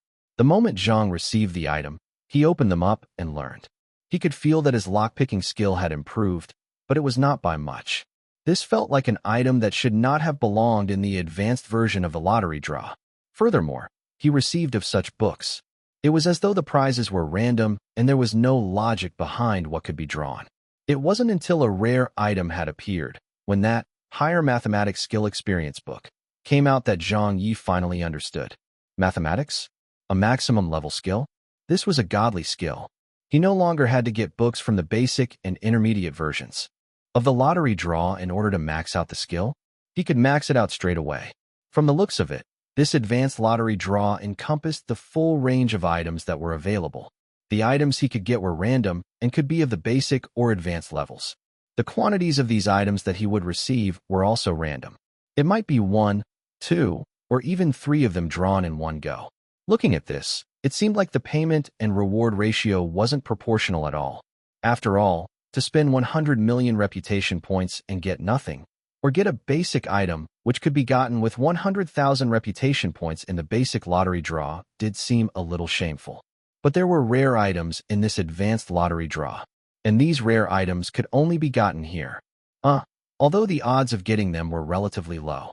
Chapter 1501, The Chinese Academy of Sciences Conundrum. Chapter 1501, The Chinese Academy of Sciences Conundrum. Translator, Leg. Editor, Leg. Several days later. In the morning. Somewhere. This was a research institute one under the Chinese Academy of Sciences. While Zhang Ye was resorting to math formulae to study the success rates of obtaining those rare items due to his prolonged boredom in prison, the researchers and scholars from the Chinese Academy of Sciences were worrying over a major matter. They had such an expression on their faces for about a month now. A research fellow raged, "So can we solve it or not?" A male researcher gave a bitter laugh and said, "Give us a little more time. We will seek help from more people." The research fellow said, "It's almost been 2 months already. We must overcome this difficulty. There are no two ways about it. I don't care what ways you all resort to, and I don't care who you all find. As long as it is someone who can design the algorithm, I am even willing to ignore my position and beg them for help. Mathematics is the foundation of all sciences. If we can't get past this stage, we won't be able to do anything else. This algorithm is too important. Even if we can wait, the country can't." A female researcher said, "It's no use getting mad at us." Another research fellow rapped the table and said, "Old Chi, why are you getting angry at the kids? You can't blame them. Aren't you yourself also at your wit's end?" Fellow Chi said, "Old Joe, my main research area is not in mathematics." A young man nervously said, "We've already approached all of the professors that we could think of and tried asking them." Fellow Zhou considered things. "There are still a few we haven't asked, though." Fellow Chi asked, "Who?" "Like Dean Pan of Peking University's School of Mathematical Sciences?" a researcher said. Fellow Chi, who was almost 80 years old, curled his lips and said, "Are you serious? Little Pan might be good enough in education, but he has lost touch when it comes to math research. I can't imagine him being the answer." The female researcher said, "How about Professor Xin from the Tsinghua University alumni?" Fellow Chi shook his head. "I've never even heard of her." Fellow Zhou asked, "You mean Xin, yeah, right?" "Hi. She's rather popular among your younger generation. However, she won't be able to design the algorithm." Everyone fell silent. Then they sighed. People from the Academy of Mathematics and Systems Science II of the Chinese Academy of Sciences came over, then left. Many of the well-known mathematicians had been invited to come and take a look at the problem, but even they left. They had basically assembled all of the mathematicians in the country, but all of them were confounded. A few famous Chinese mathematicians did not sit down before picking up the document to have a look and turning around to leave. It wasn't that they did not want to give it a try, nor that they were unwilling to do their part for the country, but that this algorithm was too difficult to come up with.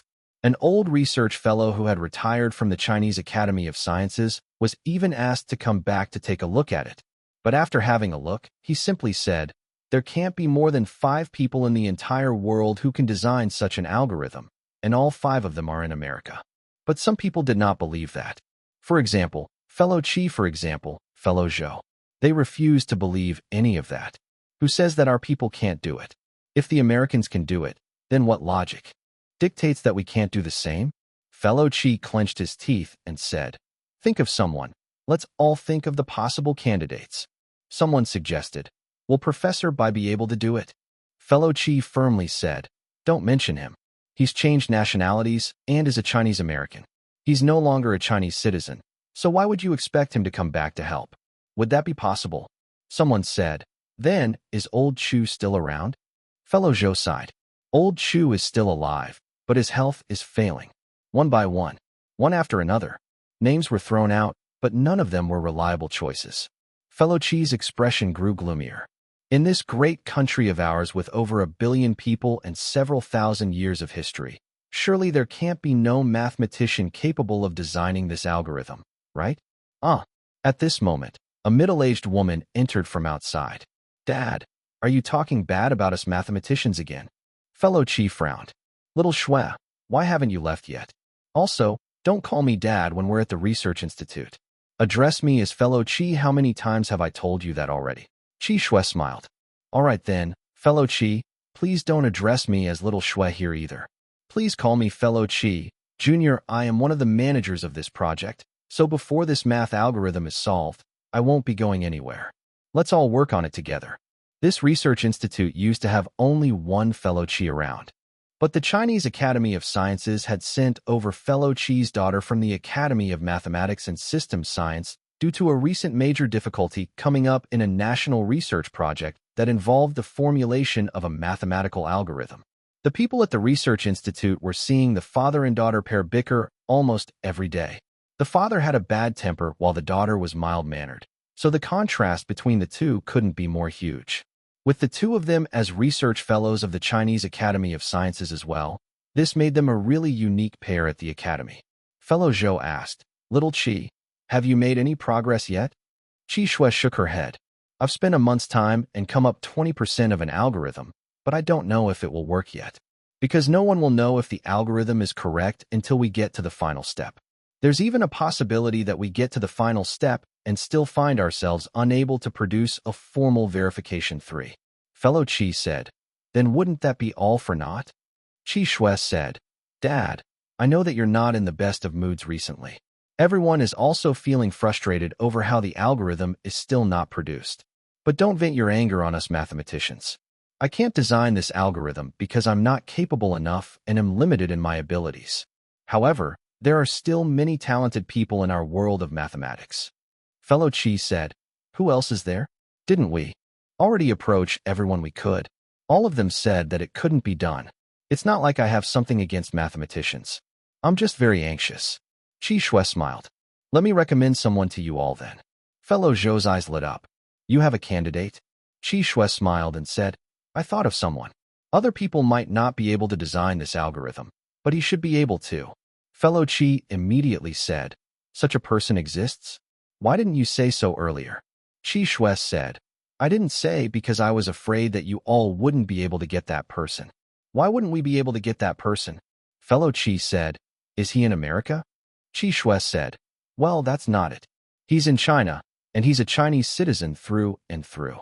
Fellow Zhou laughed and said, Little Chi, then you're underestimating us. With your dad and my status at the academy, as well as our influence, how difficult could it be to ask for any academic or professor from anywhere in the country? Just say it. Whoever it is, your dad and I will go and ask for them to be transferred here. Fellow Chi also started talking big. That's to be expected. As long as there's someone who can produce this algorithm, I can invite them here even if they're hiding in the desert, soaking in the sea, or locked up in a pre. Fellow Chi's words got stuck in his throat. Fellow Chi froze. Fellow Zhou froze. When all of the researchers present heard this, they were also stunned. But Chi Shui just smiled and spread her hands, saying, There, it's on the two of you now. Fellow Zhou said startled. What? Are you talking about him? A female researcher said dumbfoundedly. Didn't he get sentenced? Chi Shui said, But he's the greatest mathematician that we have in China. She added, and no one else comes close. Chapter 1502, Requesting Zhang Ye's Help. Chapter 1502, Requesting Zhang Ye's Help.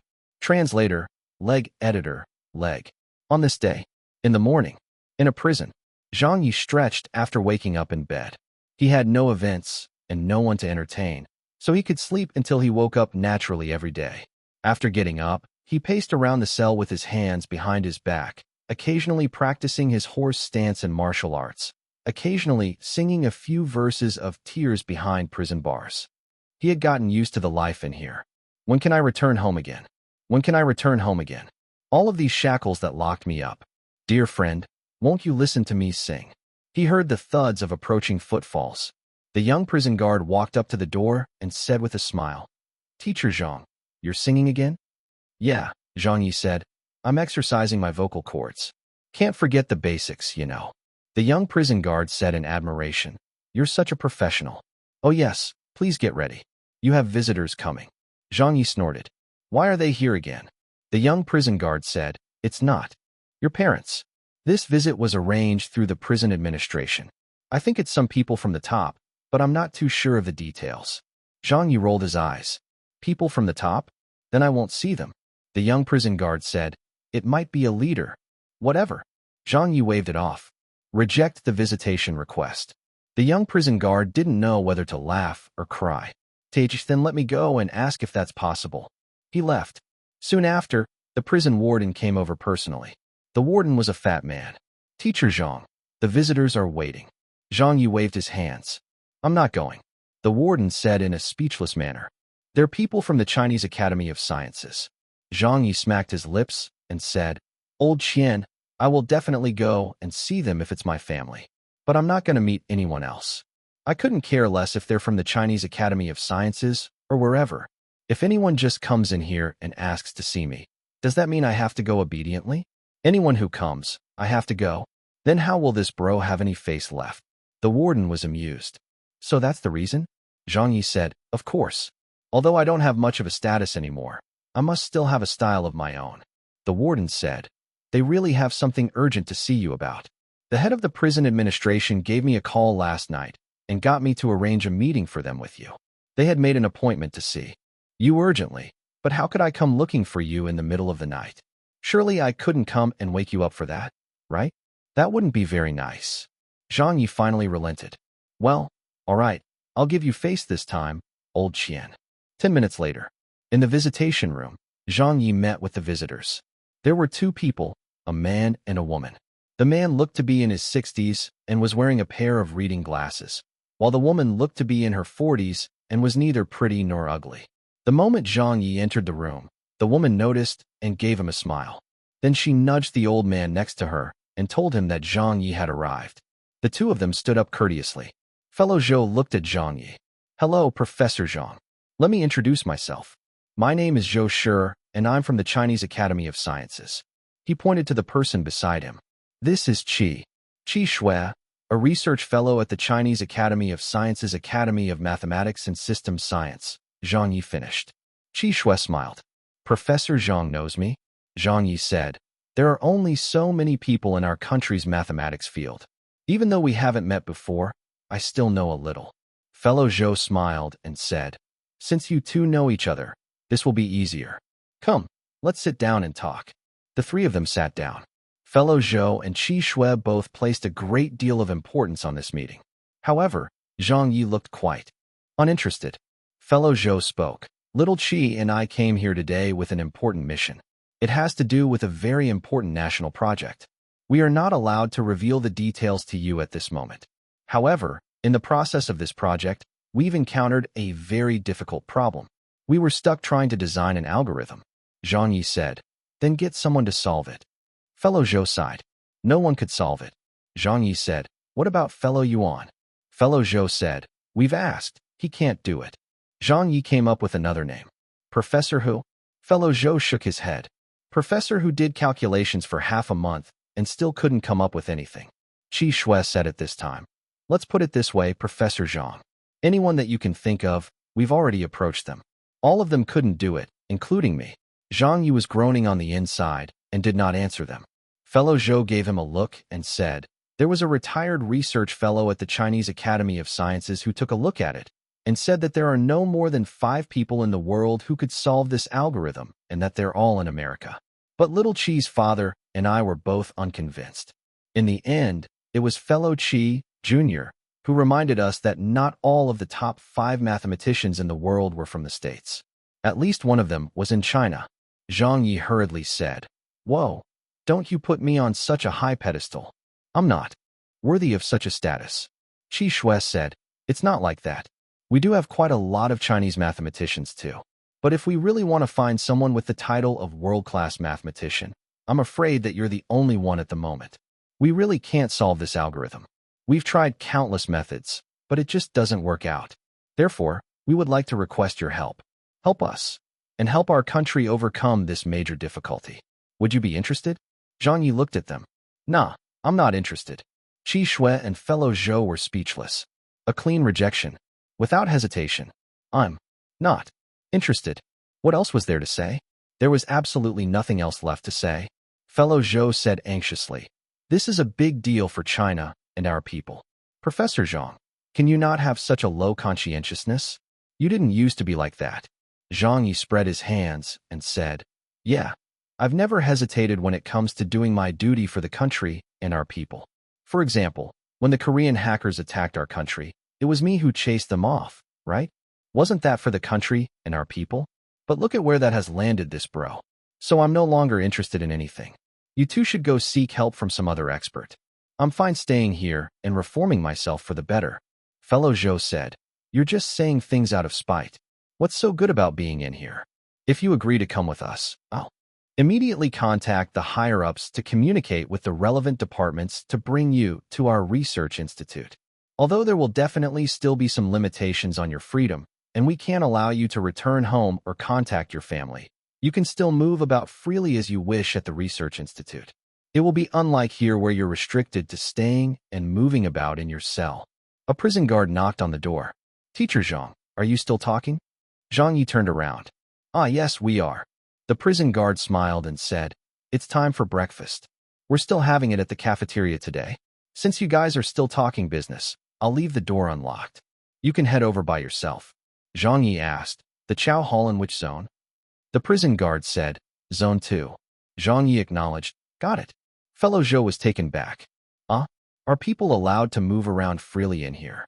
The prison guard smiled and said, Not others, but Teacher Zhang is, of course, an exception. Fellow Zhou's eyes twitched. When the prison guard left, he immediately told Zhang Ye, We don't have restrictions on smoking at our research institute either. Of course, you can't smoke in the rooms, but you can go out to the yard too. The door reopened, and the prison guard came back in. I nearly forgot. The prison warden brought you cigarettes. Then he handed Zhang Ye a stick. Smoke in here if you want. No one will say anything. Zhang Ye said, Is that appropriate? The prison guard said, It's fine. Zhang Ye said, All right, thank old Qian for me. A storm was brewing on fellow Zhou's face. He spoke again. The most important thing is, our research institute does not implement hard labor or the likes for rehabilitation. You won't have to. The door hadn't closed yet. It was opened again. The prison guard stood outside and said inside, Oh yes, Teacher Zhang. After breakfast, it will be labor time. We'll do it as usual. You don't have to worry about it, and may return straight to your holding cell. Zhang Ye said, Hi, but is it really all right for me to keep falling out from the squad? The prison guard laughed and said, I wouldn't dare make you break a sweat. Are you taking a shot at me? This time, the prison guard really departed. Zhang Ye turned back and said, What did you say just now? I didn't hear it clearly. Qi Shui and fellow Zhou were speechless again. What did I say? What else could I have fucking said? Fellow Zhou nearly vomited blood. How is this fucking prison life? I don't even get to relax as much as you do back at home. Chapter 1503, Zhang Ye transfers out of prison. Chapter 1503, Zhang Ye transfers out of prison. Translator, Leg Editor, Leg. In the visitation room. The atmosphere was a little awkward. The scene that unfolded in front of him was totally different from what fellow Zhou had imagined before he arrived. He thought that Zhang Ye would have a tough time in prison, huddling together with a bunch of other people, with not enough to eat, not enough to keep warm, suffering from mental torture, and still having to go through hard labor for rehabilitation. Fellow Zhou thought that as long as he extended an invitation to Zhang Ye, he would definitely agree to it. What normal person would be willing to stay in prison? But in fact, he had a single cell all to himself. He could roam around freely within the prison. He could smoke and drink as he liked. And he didn't need to perform any hard labor. Fellow Zhou had even prepared what to say beforehand. However, he did not have a chance to say any of it. Zhang Ye said, Why don't the two of you head back? I'm doing pretty well here, and all I want is to keep a low profile and have some peace. I don't wish to be involved in anything else. Fellow Zhou said bitterly, Professor Little Zhang, the country really needs you. You're the only person in the entire country who can produce the algorithm, so why don't you? Zhang Ye waved it off. Please don't address me as Professor Zhang.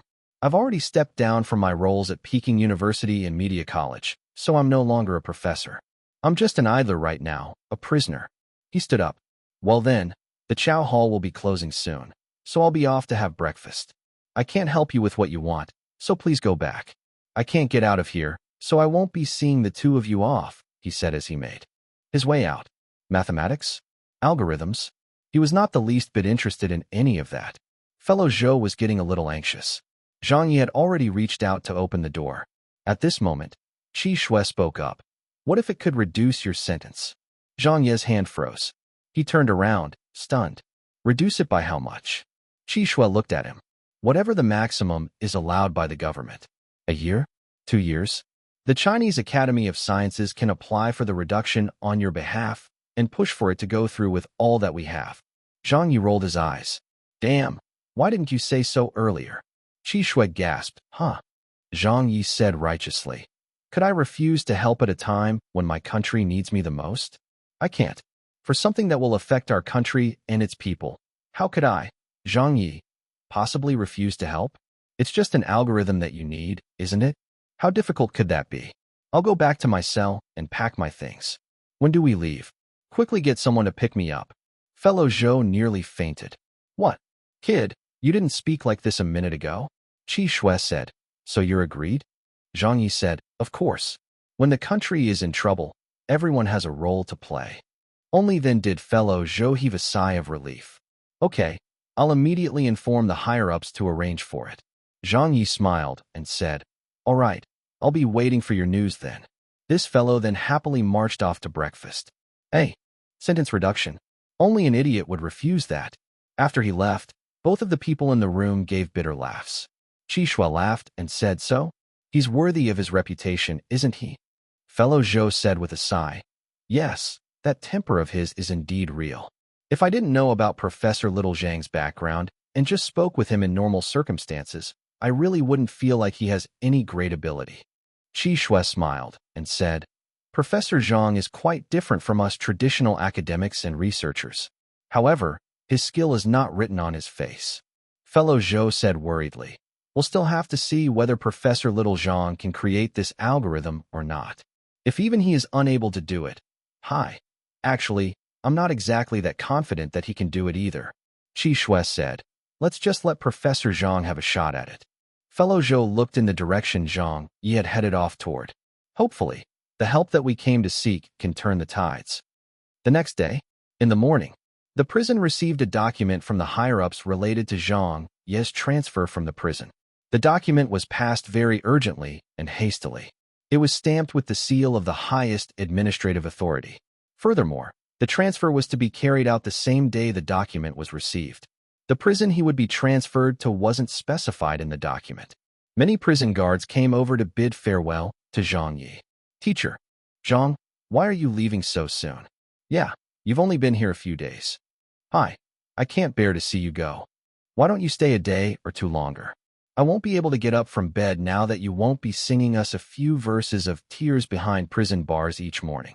Which prison will you be transferred to? We don't know a lot of people, but we're familiar with the people in the prison system. We can inform them ahead of time so that they take care of you. Everyone was sad to see him leave. Zhang Ye was quite touched. Thanks. I thank you all for your care these past few days. Only the prison warden was slightly better informed, but even he did not know much. He thought that it might have something to do with the Chinese Academy of Sciences research fellows that came over yesterday, but that was still a guess.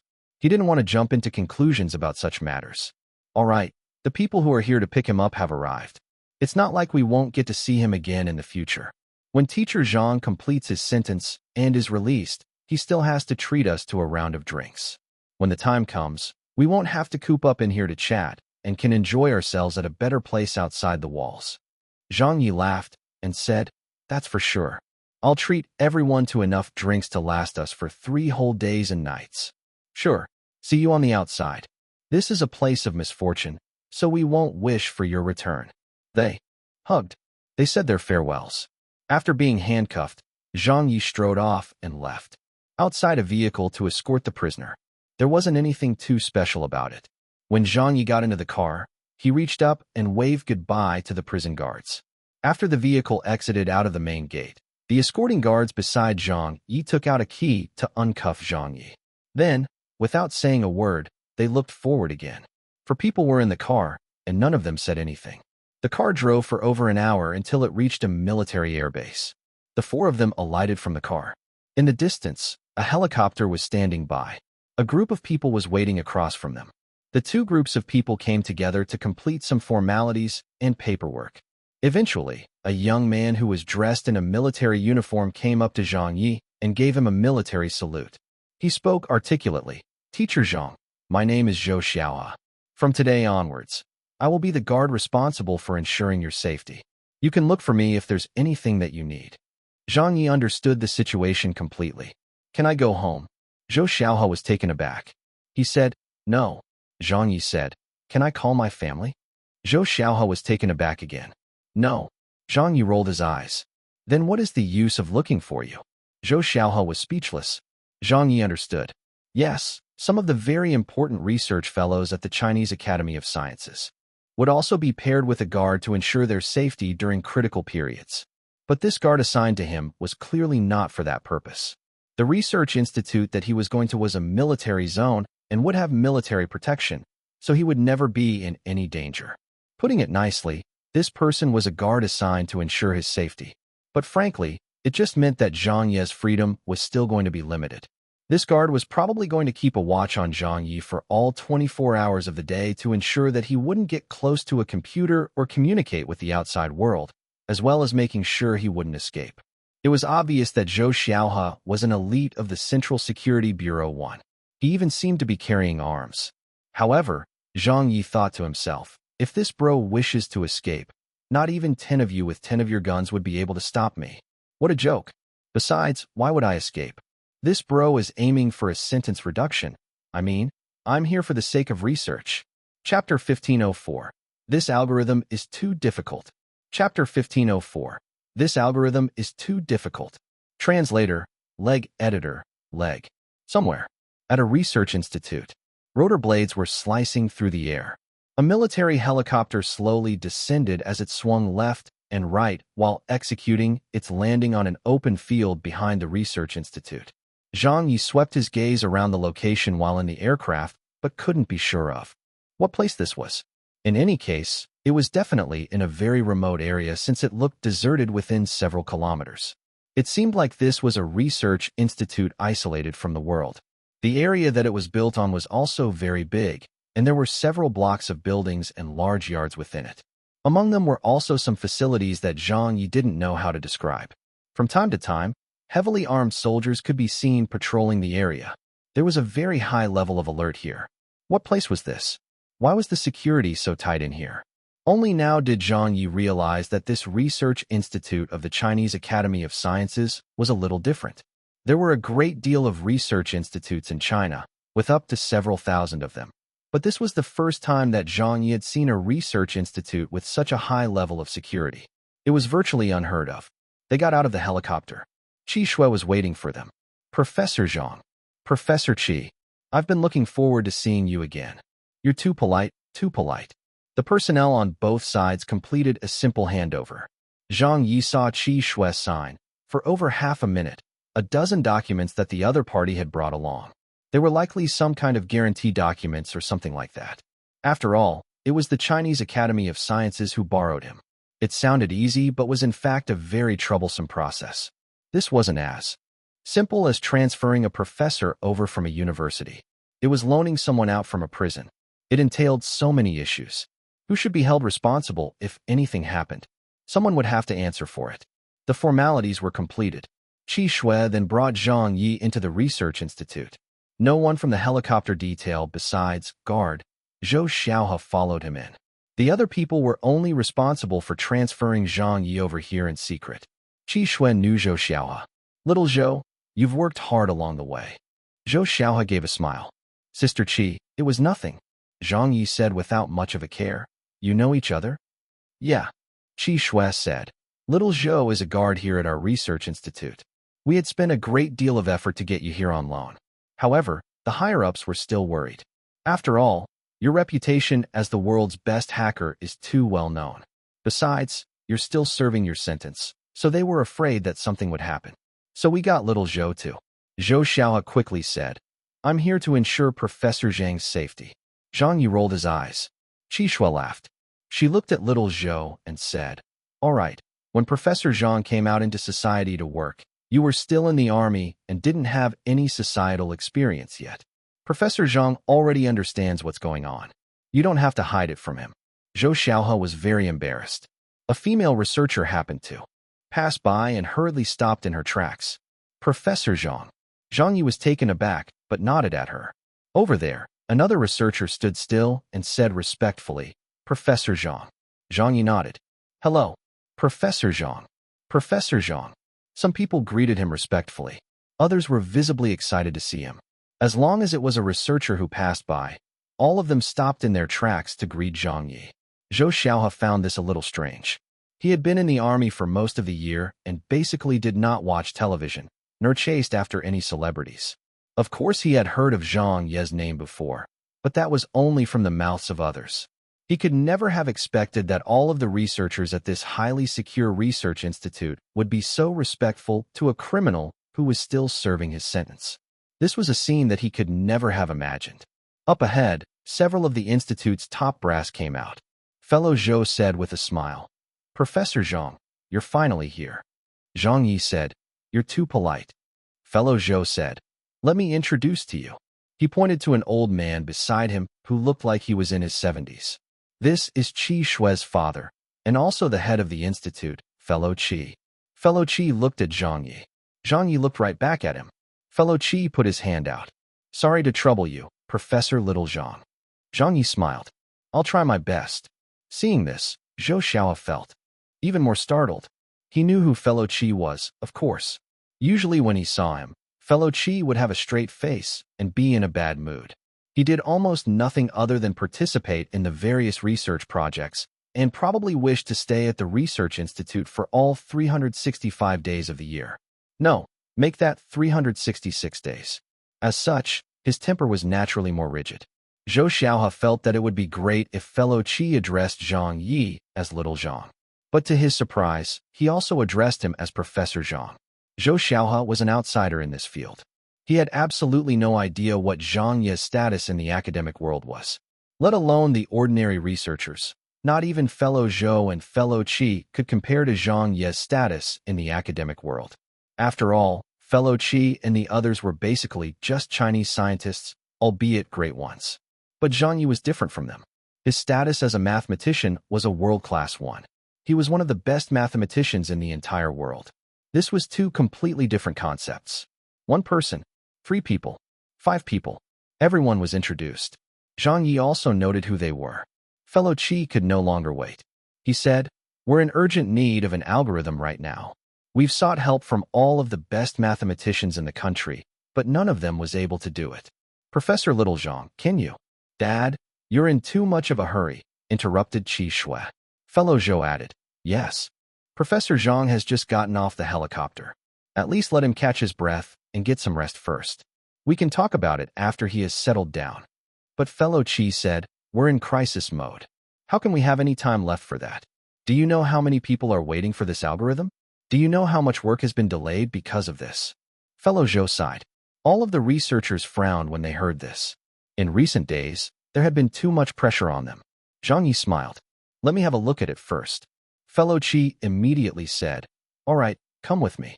In Building 1, in a research laboratory, Qi Shui brought the information to Zhang Ye to have a look at. This is the one. The atmosphere tensed up. 1 minute, 2 minutes, 3 minutes. No one said a thing. There wasn't even any coughing as everyone had their eyes fixed on Zhang Ye. Some of them looked rather nervous, while others seemed like they were anticipating his response. Some people were pacing back and forth anxiously. Zhang Ye was still looking at it. Fellow Qi said impatiently, how about it? Qi Shui tugged at him. Dad, don't be so anxious. Let Professor Zhang finish looking at it first, Fellow Zhou added. Another few minutes passed. Zhang Ye looked up with a deep frown. Fellow Qi's heart skipped a beat. Can you do it? Qi Shui also stared intently at him. Everyone's attention was on Zhang Ye. They were all terrified that they would hear the same words that they had heard from all the other mathematicians who had come before. Indeed, Zhang Ye's first words were, "This is too difficult." Qi Shui sighed lightly. "Yes, it is." Fellow Qi smacked his forehead. "I knew it." Fellow Zhou was also stunned. "Even you can't do it? Even Zhang Ye couldn't do it? Then there wouldn't be anyone else in the country who could do it." Zhang Ye said in a speechless manner. "What kind of a research project are you all conducting? That you'd have to resort to using such a complex algorithm? To create this algorithm, even the most famous mathematicians in the world might not be able to do it, much less the mathematicians in our country." Everyone was very disappointed. "It's over. It's still the same. Even Zhang Ye cannot do it." Qi Shui sighed and said, "I understand. Sorry to have troubled you, Professor Zhang." Zhang Ye hesitated for a moment and then said, "How about this? Give me 3 days, and I'll get it sorted out within 3 days at the latest." At this instant, everyone froze. Qi Shui said startled, "What?" Fellow Qi yelled, "Did you say 3 days?" Fellow Zhou said dumbfoundedly, "So you mean you can do it?" Zhang Yi said in surprise, "I didn't say that I couldn't do it." "But didn't you say that it was too difficult?" Fellow Zhou said with wide eyes. Zhang Yi said, "It is too difficult. That's why I'll need 3 days." Qi Shui said excitedly, "You can really do it? You can really solve it?" "Pretty much." Zhang Yi shrugged, "But I need to get some sleep first. I can't think properly if I don't get enough rest. I won't be doing it today, so I'll start on it tomorrow." Fellow Qi immediately instructed, "All right, quick, bring Professor Little Zhang to his room. Oh yes, find the quietest place in the research institute. Let Professor Little Zhang get a good night's rest." There was finally hope. They had finally found someone who dared to say that they could produce the algorithm. When Zhang Yi left, everyone blew up. A female researcher said, "This is awesome." A supervisor said, "There's hope now." Some people were doubtful. Will it really work? Some people did not know whether to laugh or cry. Professor Zhang claims that it's too difficult, but only asks for 3 days to do it. We've sought the help of so many mathematicians, and they couldn't make any progress even after working on it for a month or 2. So how could it be difficult if it will only take 3 days? I was so scared. I really thought that Professor Zhang could not do it. Qi Shui was smiling. She said, "Professor Zhang's mind isn't the same like ours. To him, taking 3 days to create an algorithm is considered difficult. Do you all know how long it took Professor Zhang to solve one of the most difficult mathematical conjectures?" "How long?" "Yeah, how long?" The few researchers who were not from the mathematics field pressed for an answer. Fellow Zhou answered on behalf of Qi Shui. He held up 3 fingers and said, 3 hours. Qi Shui nodded and said with a chuckle, "For one of the most difficult mathematical conjectures in the world, Professor Zhang only took 3 hours to solve it." Chapter 1505. The algorithm is complete. Chapter 1505. The algorithm is complete. Translator, leg editor, leg.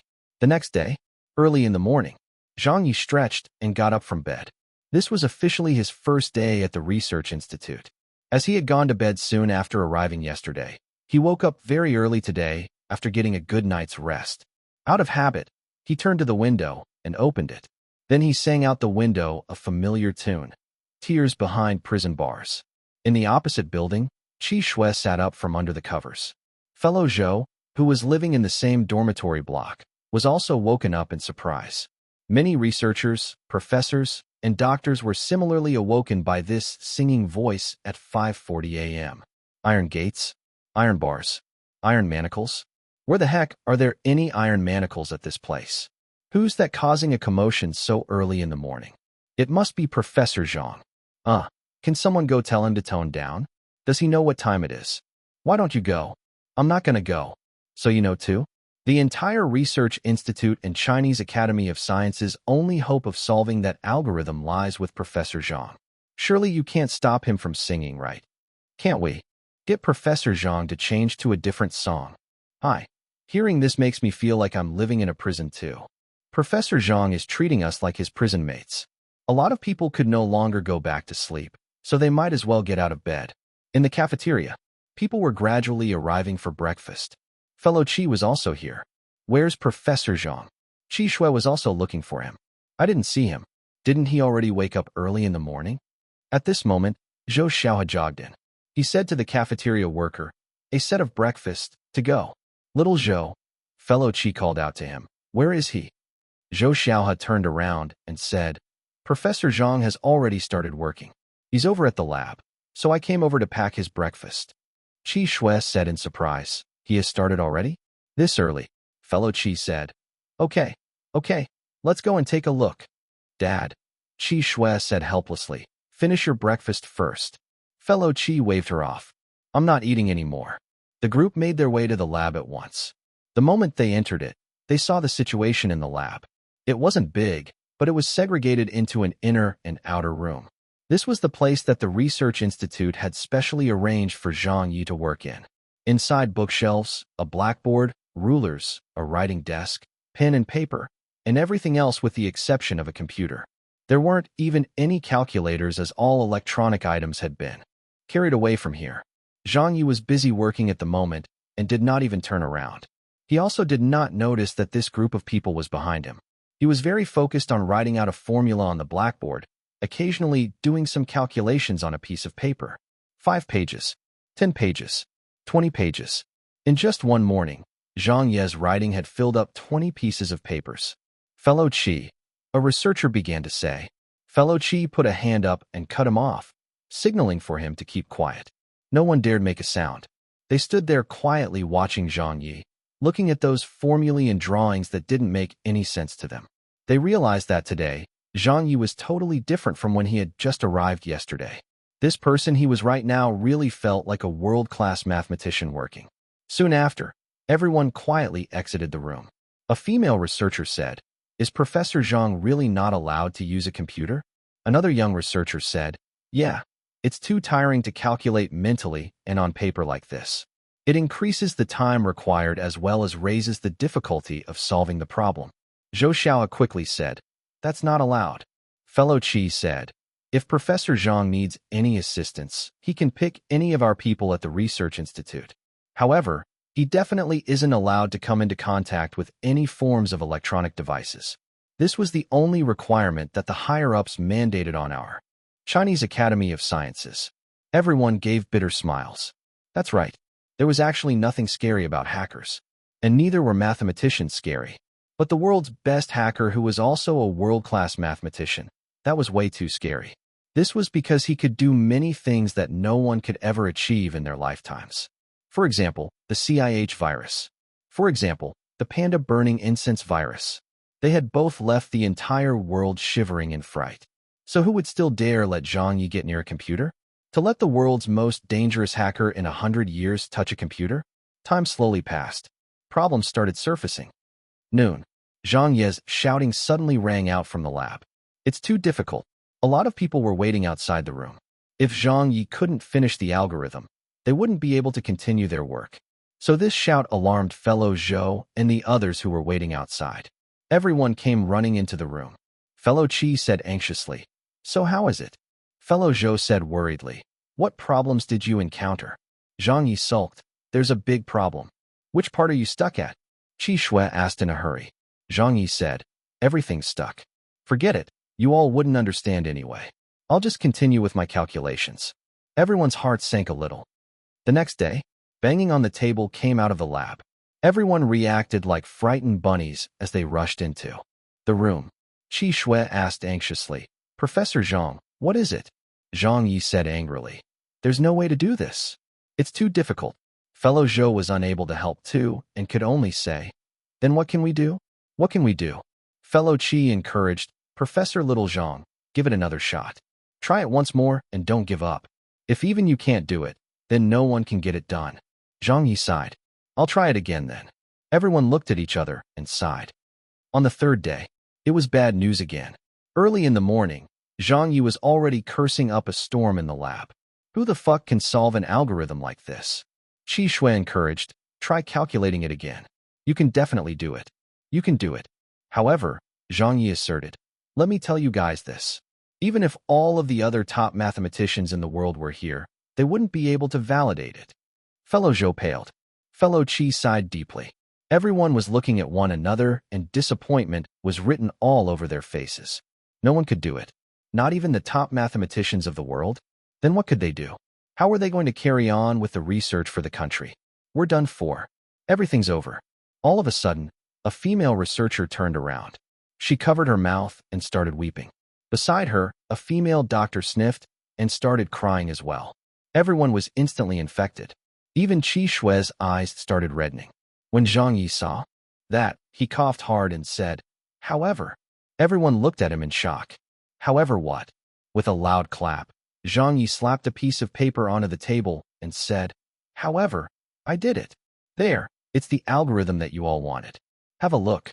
Everyone was dumbfounded. Qi Shui said in shock, "What did you say?" Fellow Zhou's jaw dropped.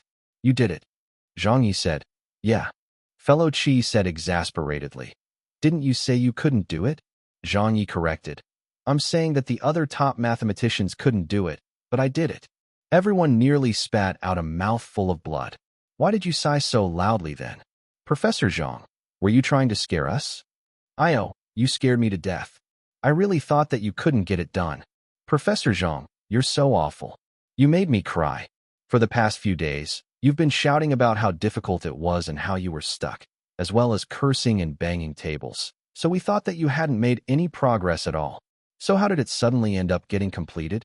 They had seen Zhang Yi run himself ragged for the past few days. He would complain, he would shout in anger, he would bang on tables. So any normal person would think that no progress had been made on the algorithm. But Zhang Yi, when everyone was feeling hopeless and crying, this fellow suddenly took out a piece of paper and told them that the problem had been solved. And it didn't even take 3 days. At most, it had only taken him 2 full days to complete it. Then why were you banging on tables every day? Why were you cursing and swearing every day? Wasn't it proceeding great? It was maddening and funny at the same time, so everyone was at a loss for words.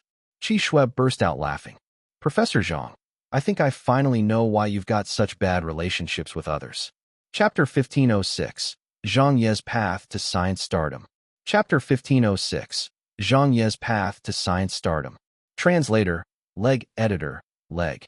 At the front yard of the Research Institute, someone shouted from a window above, "It's out." "What's out?" "The algorithm." "That algorithm? What? Are you serious?" "That's impossible. Wasn't Professor Zhang not making any progress at all?" "Holy shit. Let's go and have a look. Is it really true? Has it really been solved?" Several people who were doing morning exercises ran into the compound without even changing. Some 20 researchers who were eating breakfast dropped their chopsticks and ran out of the cafeteria. At the same time, everyone from the Research Institute came running over in disbelief. The lab that had been Zhang Ye's dedicated workspace was now packed with over 80 people. Everyone was saying something. "Fellow Zhou, is it really out? How did Professor Zhang do it? It has only been 2 days."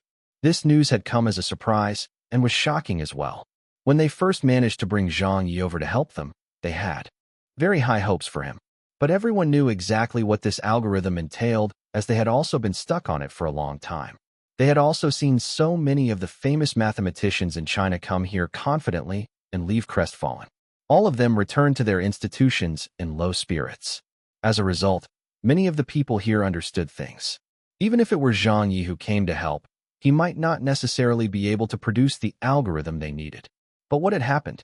Zhang Ye had only come to their research institute for 2 days, and the problem that had confounded the Chinese mathematicians and researchers was solved just like that?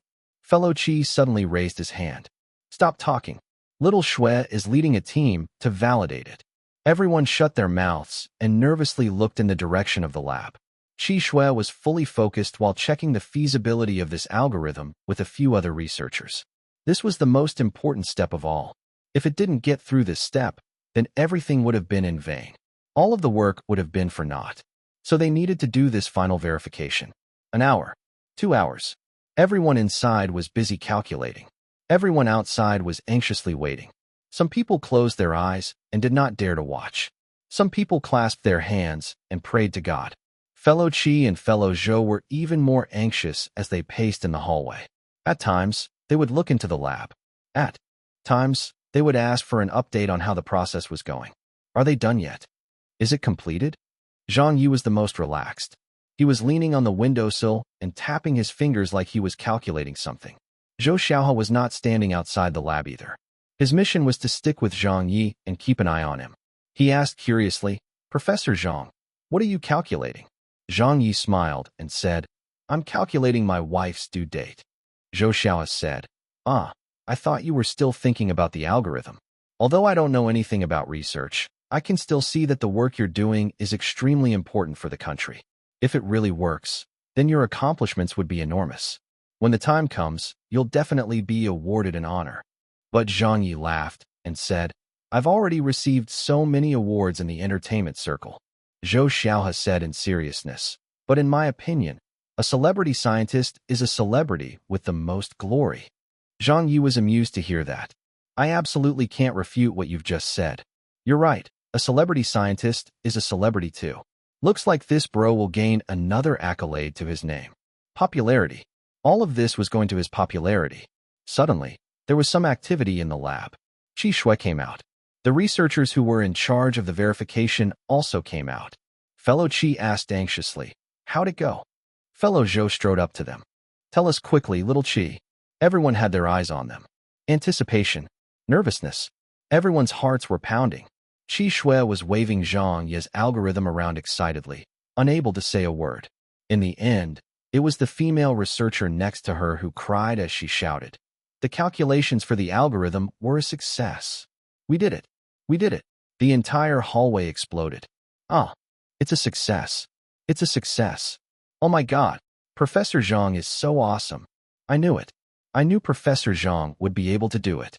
How impressive. It only took him 2 days. 2 days. Screams. Cheers. Tears of joy. Everyone was bubbling over with excitement. The next moment, everyone rushed to Zhang Ye, startling him. Fellow Zhou grabbed hold of Zhang Ye's hand and said, Thank you. Thank you, Professor Little Zhang. Fellow Qi also said excitedly, You've done us a great favor. You've done China a great favor. Qi Shui marveled. You're amazing. You managed to solve such a complex algorithm in such a short time without the help of any computers. In the entire nation, no one other than you can do something like this. I am utterly convinced by you today. They were convinced. They were truly convinced. Knowing how Zhang Ye was usually unreliable from the way he spoke, he did not screw up at all at this critical time.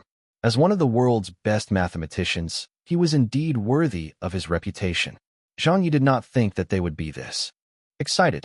Seeing their ecstatic expressions, seeing them cry tears of joy, he was infected by the atmosphere. It's no big deal. There's no need to stand on such ceremony, everyone. It's just a matter of good timing.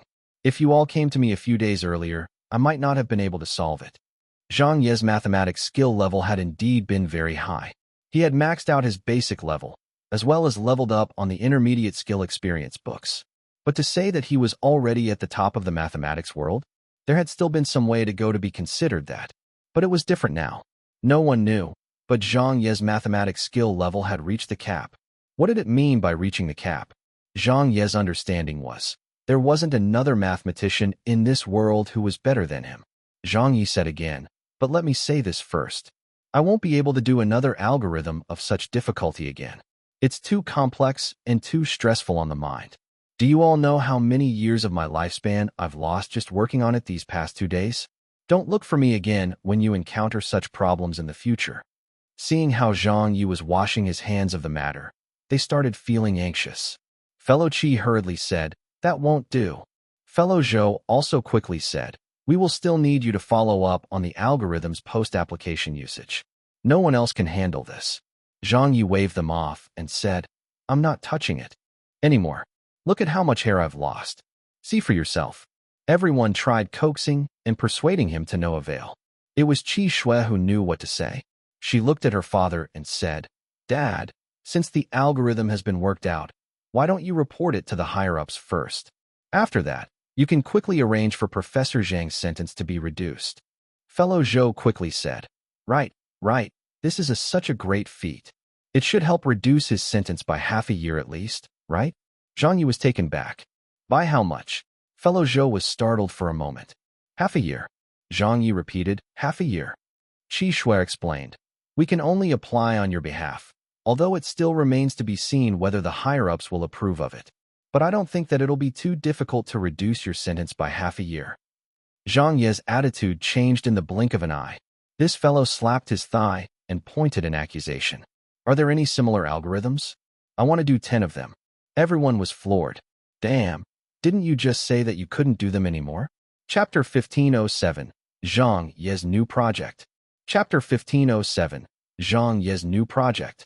Translator, Leg Editor, Leg. Meanwhile, Beijing. At the Chinese Academy of Sciences.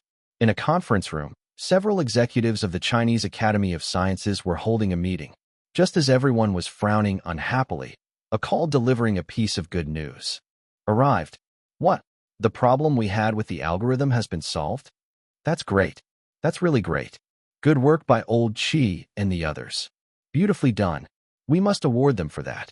This issue has dragged on for 2 months already, but it has finally been resolved. Who was the one that came up with the algorithm?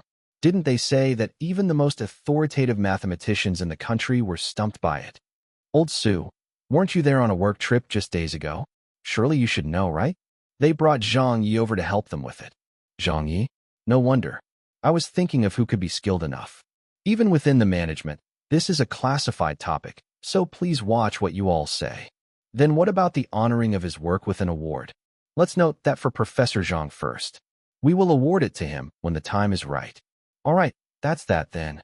The next day, in the morning, there was a lively atmosphere at the Research Institute. With a breakthrough in the algorithm that had been stuck for 2 months, all of their work could finally carry on. Zhang Ye was up very early, but as there wasn't any work for him to do, he went jogging, ate breakfast, and then sang his usual tears behind prison bars. Afterwards, he began wandering around the Research Institute and dropped by the different departments. The reduction of his sentence was the only thing on his mind now.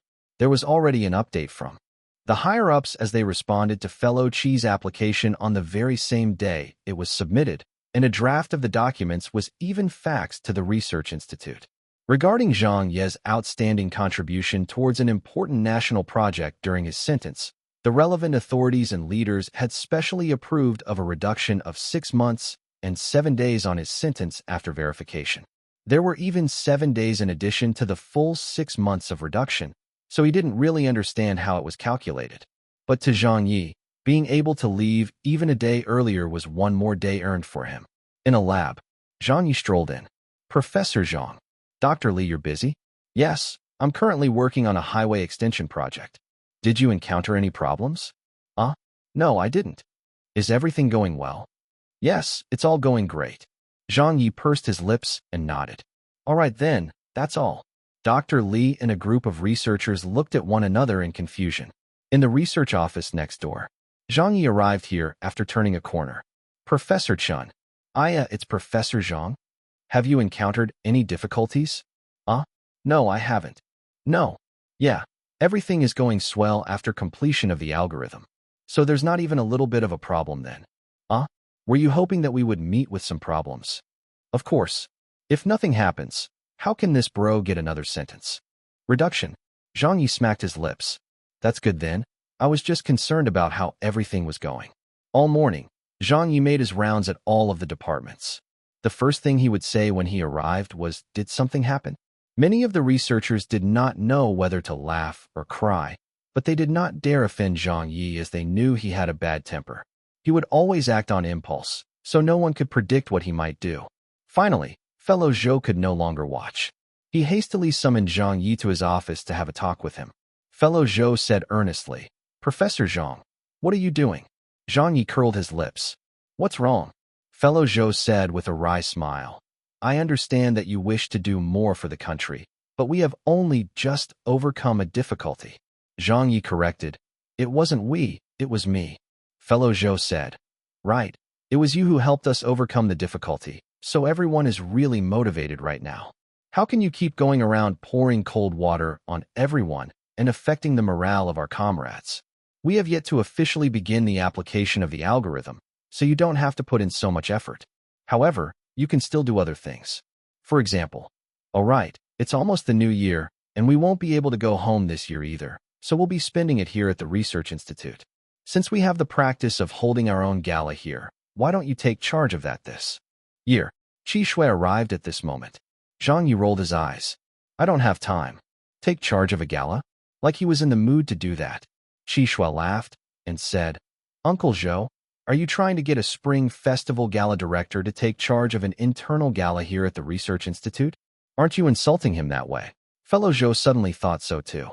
Indeed, that might really be making trivial use of great talent. Qi Shui said.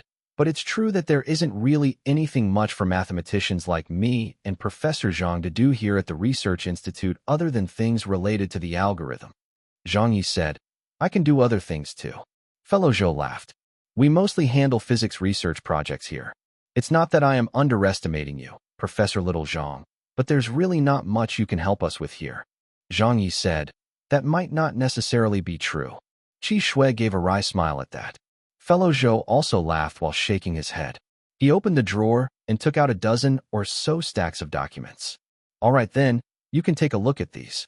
These are the projects that the Research Institute has piled up over the past few years, some of which have proven to be failures while others have been put on hold indefinitely. There are also some that are being worked on currently, but have yet to make any progress. Why don't you take a look at which of the projects you think you can help out with? There. All physics or experimental research. Just have a look at them and you'll know what I mean. Zhang Ye flipped through them. Number 23, unnamed, gravitational experiment. Quantum mechanics experiment, test number 58. Number 5, radar measurement project. And so on.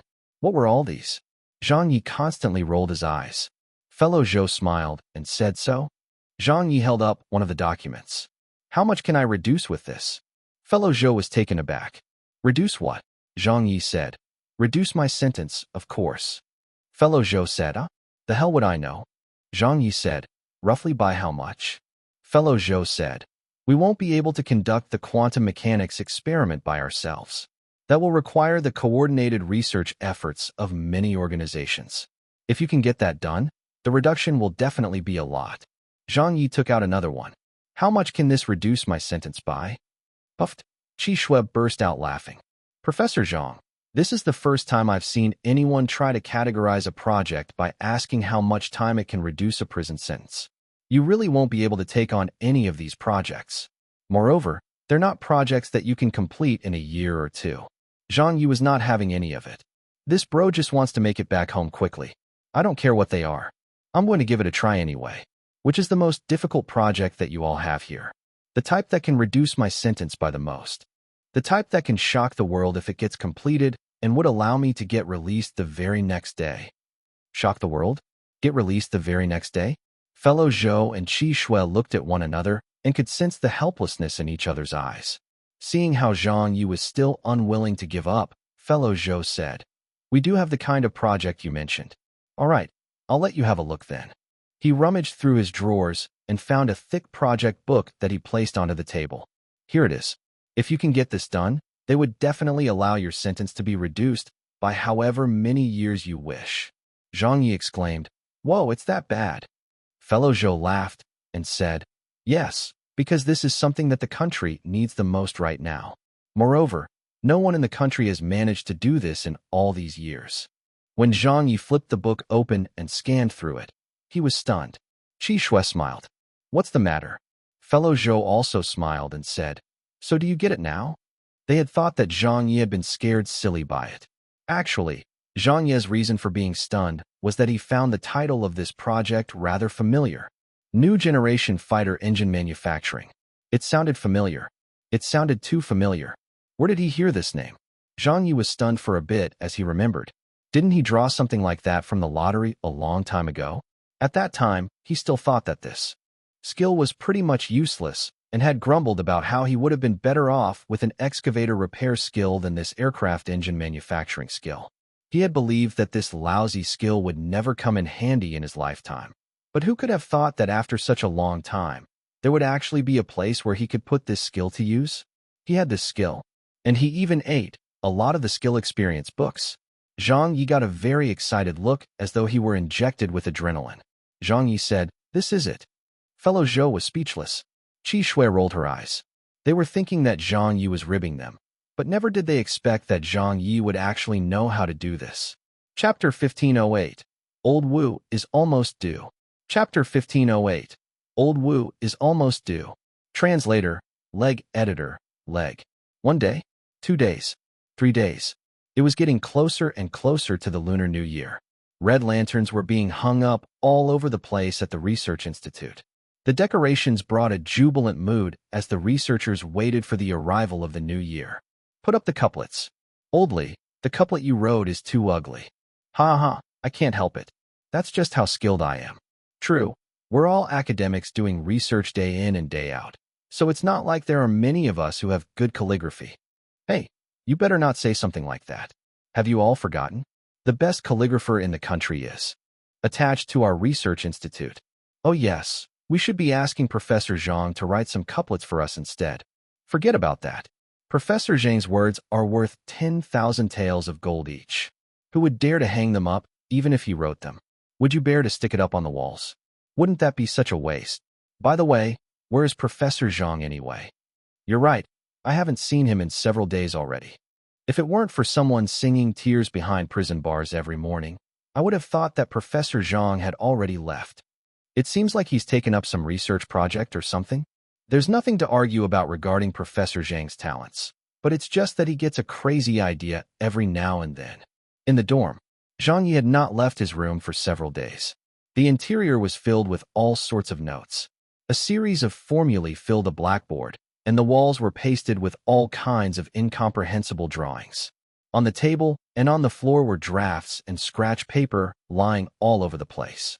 There were even several scale models lying in the corner of the room that Zhang Ye had borrowed from who knows where.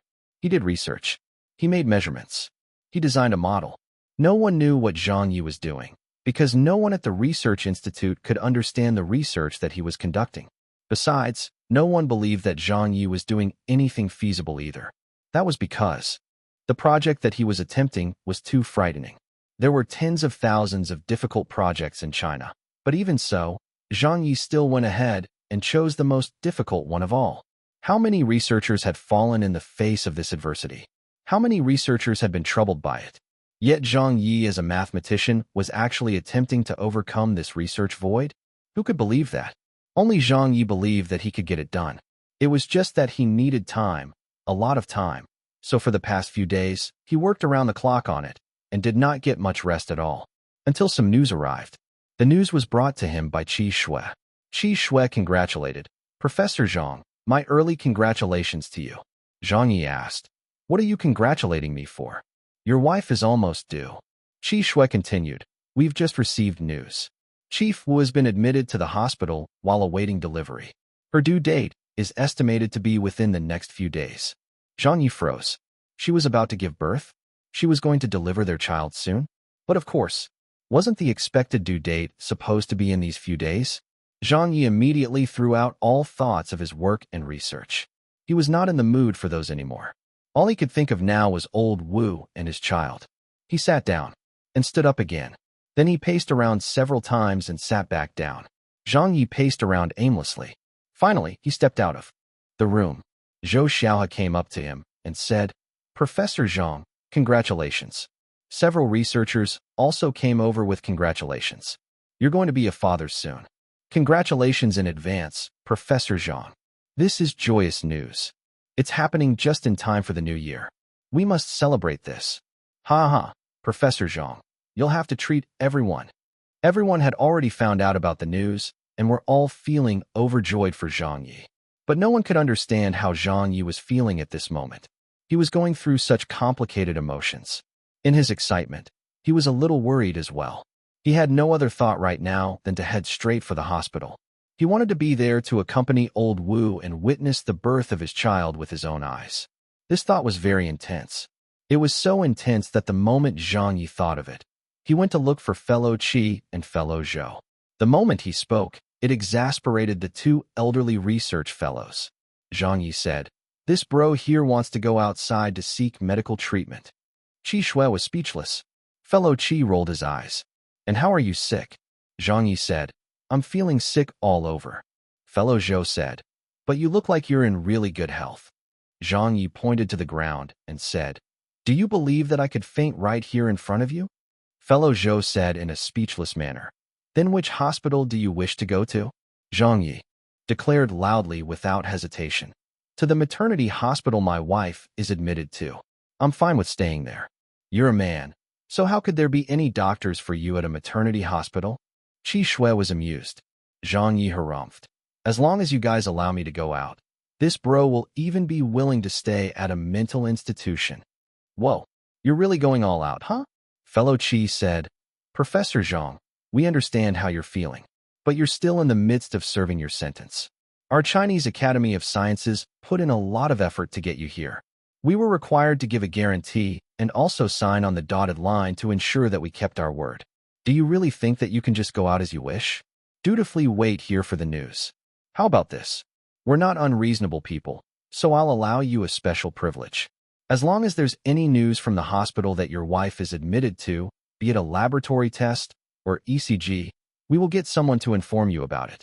I guarantee that you can rest assured of everything that is happening, and we will also let you know about the latest news immediately. Zhang Ye smacked his lips. Why would I want the laboratory tests? Fellow Zhou said, Old Qi has given you a privilege. If it were anyone else, there wouldn't be such treatment at all. That won't do. Zhang Ye did not agree to it. If anything, let me call my wife. Fellow Qi said firmly, that is not possible. Fellow Zhou also said, yes, definitely not possible. But Qi Shui said, Dad, can't you just let Professor Zhang make one call? No, Fellow Qi shook his head. Little Zhang's transfer out of the prison has a confidentiality clause. He is not allowed to have any communications with the outside world. That's the rule. Qi Shui said, rules should be reasonable and special circumstances should call for special treatment. Professor Zhang has given so much effort to our research project already. Now that his wife is about to give birth, you won't allow him to visit her or even call her.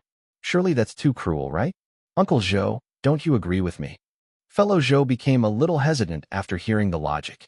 Well, that makes sense.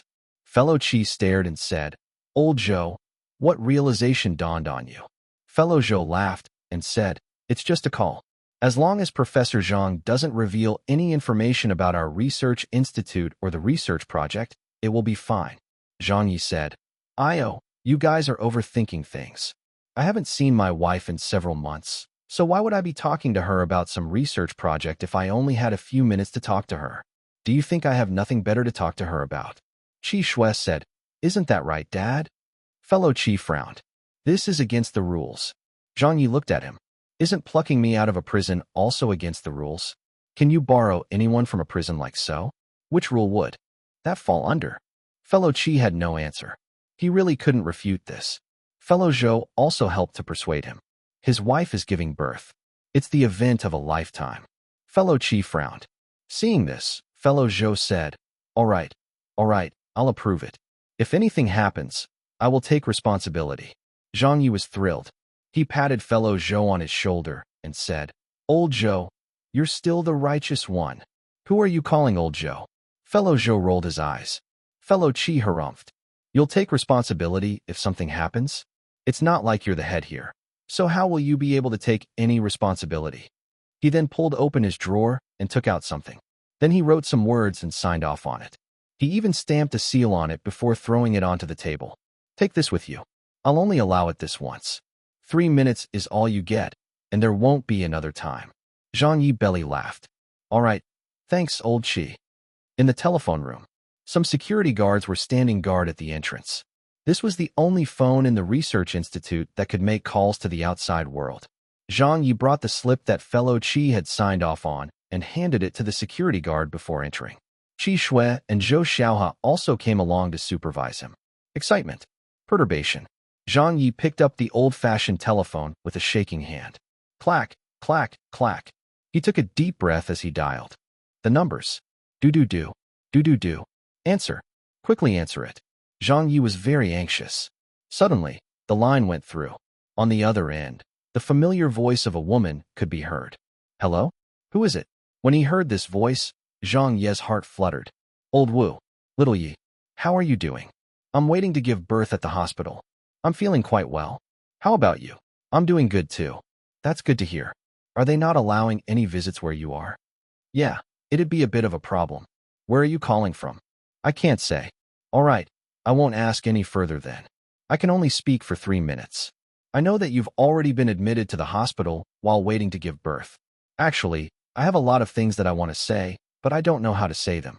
In any case, Old Wu, don't worry about me. This bro will definitely do his best to get back home sooner. I will definitely go back as soon as I can. All right, I will wait for you. At this moment, Qi Shui reminded, there's still 2 minutes. Old Wu probably heard it on the other end as well. The people on both ends of the line turned quiet. There was so much to say, but how could it be conveyed in only 2 minutes? Little Yi. Yes. Sing me a song. You want to hear me sing again? Yes. I wish to listen to your singing. Okay. If you wish for that, I'll sing for you. I'll sing for you all my life. Zhang Ye brought the receiver closer to his mouth. He gazed out the window and looked at that blue sky. Then, with a hint of tenderness, he started singing one. I want to fly you everywhere and enjoy the planet sights as a pair. There's no worries and none of that woe. With our freedom, we're happy to go. Forget your pain and forget that place. Let's adventure at a roving pace.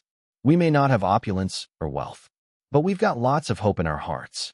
We want to fly to that faraway place to see that this world really isn't that dreary. We want to fly to that faraway place to gaze at this world that still shines brighter than sun rays. The 3 minutes were already up. At some point, the phone call had been cut off, but Zhang Ye continued singing. He continued looking out the window and kept singing for a very long time.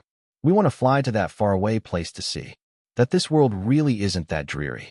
We want to fly to that faraway place to gaze at this world that still shines brighter than sun rays. Qi Shui's eyes reddened. Zhou Xiaohe reached out twice, but did not have the heart to interrupt Zhang Ye. They just listened quietly. They could feel his voice drifting out the window to a faraway place, carrying Zhang Ye's heart with it. Chapter 1509, It's Born. It's Born. Chapter 1509, It's Born. It's Born. Translator, Leg Editor, Leg. 2 days later. It was the eve of the Lunar New Year. Where are the lanterns? Go and hang them up. Coming. Coming. Old Li, how's the program coming along? Haha, it's all finished. Great, it's all on you guys now. I'm really looking forward to it. We're just a bunch of old people, so we're only going to be singing in the name of fun. The Spring Festival Gala will be happening soon as well. I wonder what it will be like this year. It's difficult to say since Professor Zhang is here at our place. Yeah, without Professor Zhang directing the Spring Festival Gala, I just can't seem to look forward to watching it. Hi. If only Professor Zhang hadn't gotten embroiled. The Spring Festival Gala this year would definitely have been headed by him. I can imagine just how wonderful it would have been. Haha, but Professor Zhang doesn't have time to worry about the Spring Festival Gala now. I heard that his wife has already gone into the delivery room. Yes, she was just brought in there a short while ago. Hopefully everything goes well. It was almost the new year, and the mood at the Research Institute couldn't be more boisterous. People gathered together and laughed in conversation. Some were preparing for their night show in their groups. Others were busy preparing the dishes for dinner, with the kitchen bustling with activity. Only Zhang Ye was unlike everyone else. This fellow kept circling the Research Institute's yard in extreme anxiety. Sometimes, he would look up into the sky and let out a sigh. Sometimes, he would stamp his feet in frustration. And sometimes, he would whisper something at the sky with his hands clasped together. Please let everything go well. Old Wu, you can do it. May mother and child be safe. Please let them both be safe. Just then, Qi Shui passed by. Professor Zhang, what are you still doing here? The gala is about to begin. Hurry up, let's head over together. Zhang Ye exclaimed, how can I be in the mood to attend the event? Qi Shui laughed and said, Chief Wu is a blessed woman, so she'll be fine. We will inform you once there is any news, so come along. Everyone has gone to the event premises already, and the Spring Festival Gala is about to start. Our self-organized gala will be held concurrently, and we're all waiting for a famed gala director to give us advice to improve. Fellow Zhou also called out from afar. Professor Zhang, we're all waiting for you. Hurry up, Zhang Ye answered absent-mindedly. Coming. The banquet hall was already packed with people. There were over a dozen round tables with over 100 researchers attending the event. At the front, there was even a large TV display where an advertisement from Central TV Department 1 was showing. It was now less than 5 minutes until the Spring Festival Gala began. There was also a stage set up in front, and it was obviously going to be used for the later performances. Sniffing, he could smell the aroma of the food.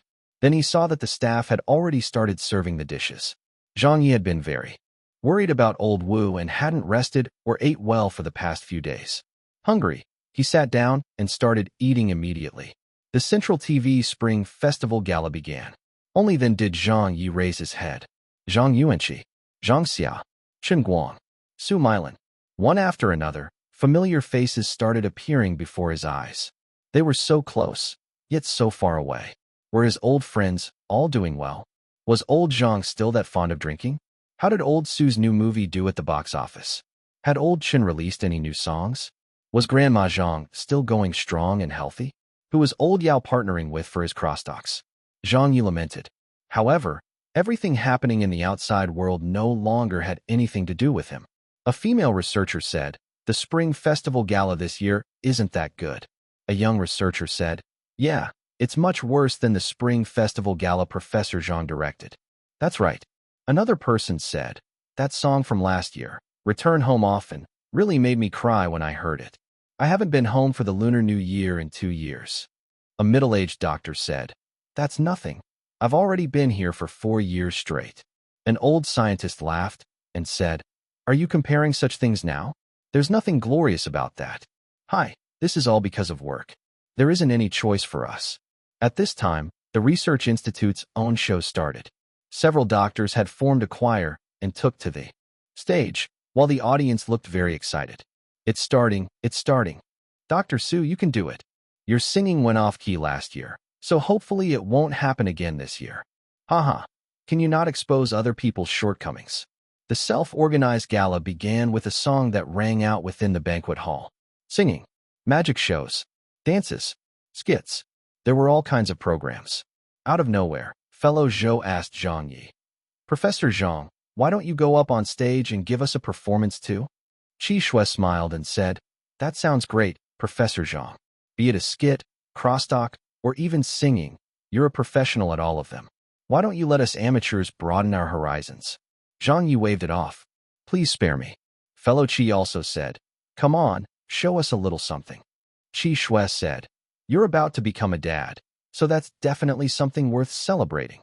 Just as a song finished on stage, the banquet hall's main door was suddenly pushed open. An employee from the telephone room came rushing in.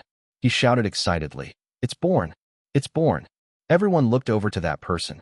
Zhang Ye shot to his feet. "What?" The employee congratulated. "Professor Zhang, your wife has delivered your child. They are both safe and sound." Zhang Ye hurriedly said, "Is it a boy or a girl?" That person said, "It's a girl. She weighed 3.6 kilograms at birth." The banquet hall erupted with excitement. "Great! Great! Congratulations, Professor Zhang. Your child has finally been born. Professor Zhang, you can finally rest assured."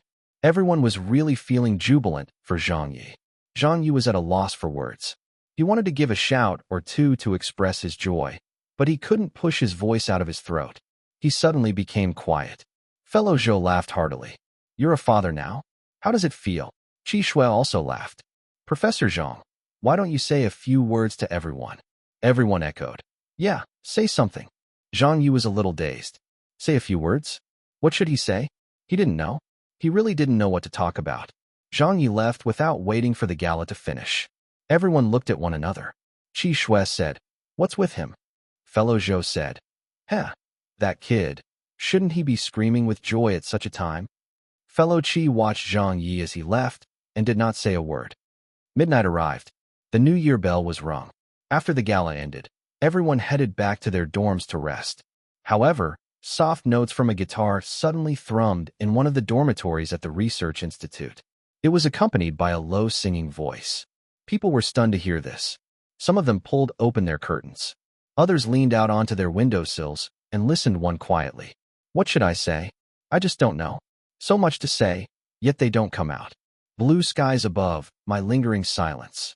With you by my side, I'm composed and serene. On lonely nights, I have prayed for you. I hope that I am a gift in your life. When the joy in my heart blossoms in an instant, I wish I could be by your side to share it with you. An endless journey, an unbroken horizon. Years of burning passion, but what a long wait. When the joy in my heart blossoms in an instant, I wish I could be by your side to share it with you. It was a very light and gentle voice. It was a song sung by a man for his wife and child. In the singing, there was a hint of the man's joy, as well as his sadness. His name was Zhang Ye. Today, he had become a father. Chapter 1510, A Nation's Dream for an Aircraft Engine. Chapter 1510, A Nation's Dream for an Aircraft Engine. Translator, Leg Editor, Leg. The next day, it was the first day of the Lunar New Year. Early in the morning, the people at the Research Institute were once again woken up by Zhang Ye. This time, it wasn't tears behind prison bars that woke them up, but Zhang Ye's loud voice. I've become a father. This bro is now a dad. I have a daughter now. Ha ha ha ha. Some people pulled their blankets over their heads. Some people were rolling their eyes in bed. They were used to being woken up by Zhang Ye every morning. This fellow was even more punctual than an alarm clock and would always cause some commotion at this exact time. They couldn't figure out what Zhang Ye was thinking either. Last night, he was singing sorrowfully despite his wife having just given birth. Instead of celebrating yesterday, why are you reacting to the news today? Aren't your brain circuits moving too slowly? Indeed, geniuses were really such oddities that most normal people would never be able to understand their behavior.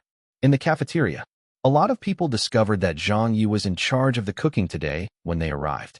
Qi Shui said, "Wow, Professor Zhang is cooking?" Fellow Zhou was also amused. "Are you sure of your culinary skill?" Fellow Qi and the others were also suspiciously eyeing Zhang Ye, who was busy cooking. Zhang Ye laughed and said, "But of course.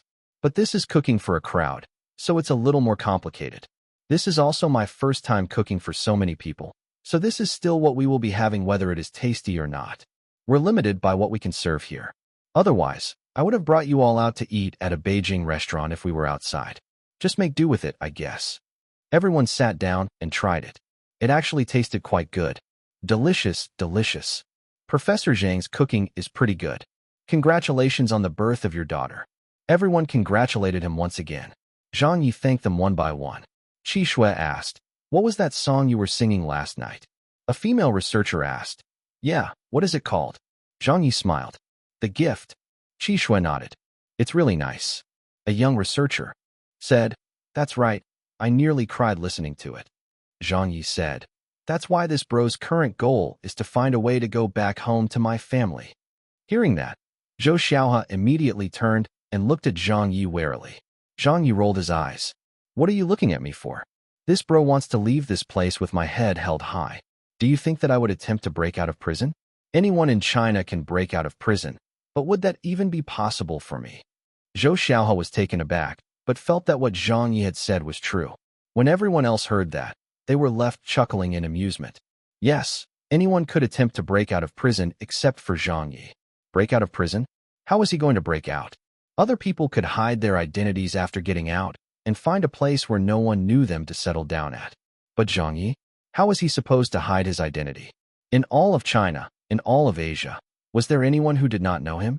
For the entire morning, Zhang Ye remained in a very excited mood. The feeling of becoming a father was something that was very different and could not be described with words. And when Zhang Ye received a photo of his child, it became even harder to describe that feeling. It was like a sense of happiness filling up within him. Those tiny arms, those little legs. It was too adorable. Zhang Ye could not bear to put the photo away. Qi Shui smiled and said, "I asked someone to get it. For you. I believe this was what you needed." Zhang Ye was grinning from ear to ear. "I need this more than anything."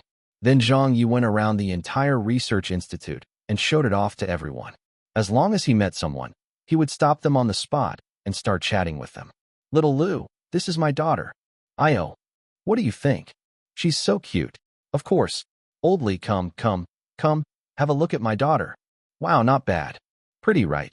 Yes, she's pretty. Doctor Who, have you seen my daughter's picture yet? Not yet. Come quickly and have a look then. Doesn't she look like me? No, she doesn't look like you at all. What? It's obvious that she looks just like me. In what way? She clearly resembles your wife. Look at this fingernail. Isn't it exactly like it was made from the same mold as mine? Damn, how can you base resemblance off of something like fingernails? He was loving his feeling. In the afternoon, Zhang Ye even requested a photo frame from fellow Zhou's office. He slotted his daughter's picture in and placed it on the study desk in his room. One moment, he would gaze at it with a smile. The next moment, he would hold it up and give it a kiss. It was as though he were mental. With newfound motivation, He knew that he needed to get out of this place even sooner. My daughter is still waiting for me. Thus, Zhang Ye closed his room's door, pulled up his sleeves, and took a deep breath. He went back to working again in high spirits and full of fight. An hour, 3 hours, 5 hours. At 11:30 p.m., a sudden shout came from Zhang Ye's room. It's done. Then Zhang Ye knocked on the doors of every room. Fellow Zhou, come quickly to my room. What is it at this time of the night? Io, stop sleeping. Hurry up. Sister Qi, get up, get up. What is it? Come over, and you'll find out. Hurry up. A lot of people were called up by Zhang Ye. Everyone got out of bed and put on their clothes before heading to Zhang Ye's room. Qi Shui was rather displeased. It's the new year. Just what is the matter? Zhang Ye smiled. I've made great strides in my project. Fellow Qi said angrily. What project? What project could you possibly have? Hasn't the algorithm already been produced? That's right. Fellow Zhou was also wondering. Why would you have any project to work on? Zhang Ye rolled his eyes. Have you all forgotten about the project you passed to me? Fellow Zhou had truly forgotten about it. Which one? When did I give you a project to handle? Qi Shui was stunned. Why, you're talking about that new generation fighter engine project? An aircraft engine? That project no one had managed to succeed at for the past few decades? Everyone was dumbfounded. Zhang Ye laughed. That's the one. Come and have a look. He pointed inside the room at the walls, the desk, and even the floor and the bed where diagrams and equations were pasted on. Qi Shui couldn't be more shocked. You actually took it seriously? Zhang Ye said. Didn't I already say that I'll take on this project? Fellow Qi said, you're a mathematician. Why would you be conducting research on an aircraft engine? Zhang Ye smiled and said, mathematics and physics belong to the same family. Fellow Zhou was quite shocked. Did you really make progress on it? I've made major progress. Zhang Ye corrected him. Qi Shui quickly looked down. A group of doctors and professors also went up to have a look. What kind of a model is this? It even looks somewhat like the real thing. Professor Zhang even has knowledge about physics and mechanical engineering. Will this model work? This is a little impractical, right? I don't understand this. It doesn't seem like it would work. A lot of people were frowning, unable to figure out what was going on. But if they could understand what Zhang Ye had come up with by just glancing at it, then the nation's dream for an aircraft engine would not have taken so many years and still not be realized. The details involved in this project were very complicated. If one didn't specialize in fighter engine research, it would be very difficult to understand anything here. When Zhang Ye saw everyone's faces, he knew that there wasn't much hope. He curled his lips and said, it's normal that you guys don't understand since you haven't reached the right level yet. Fellow Qi, quickly report this to the higher-ups for me. I'm sure there will be people who can understand this research. I'll need money, manpower, and equipment. As long as I have all of that, just give me some time, and I can guarantee that our nation's dream of an aircraft engine will be fulfilled. I, Zhang Ye, will keep my word. An aircraft engine dream? Was that really so easy to fulfill? Everyone rolled their eyes. You're saying that we do not understand?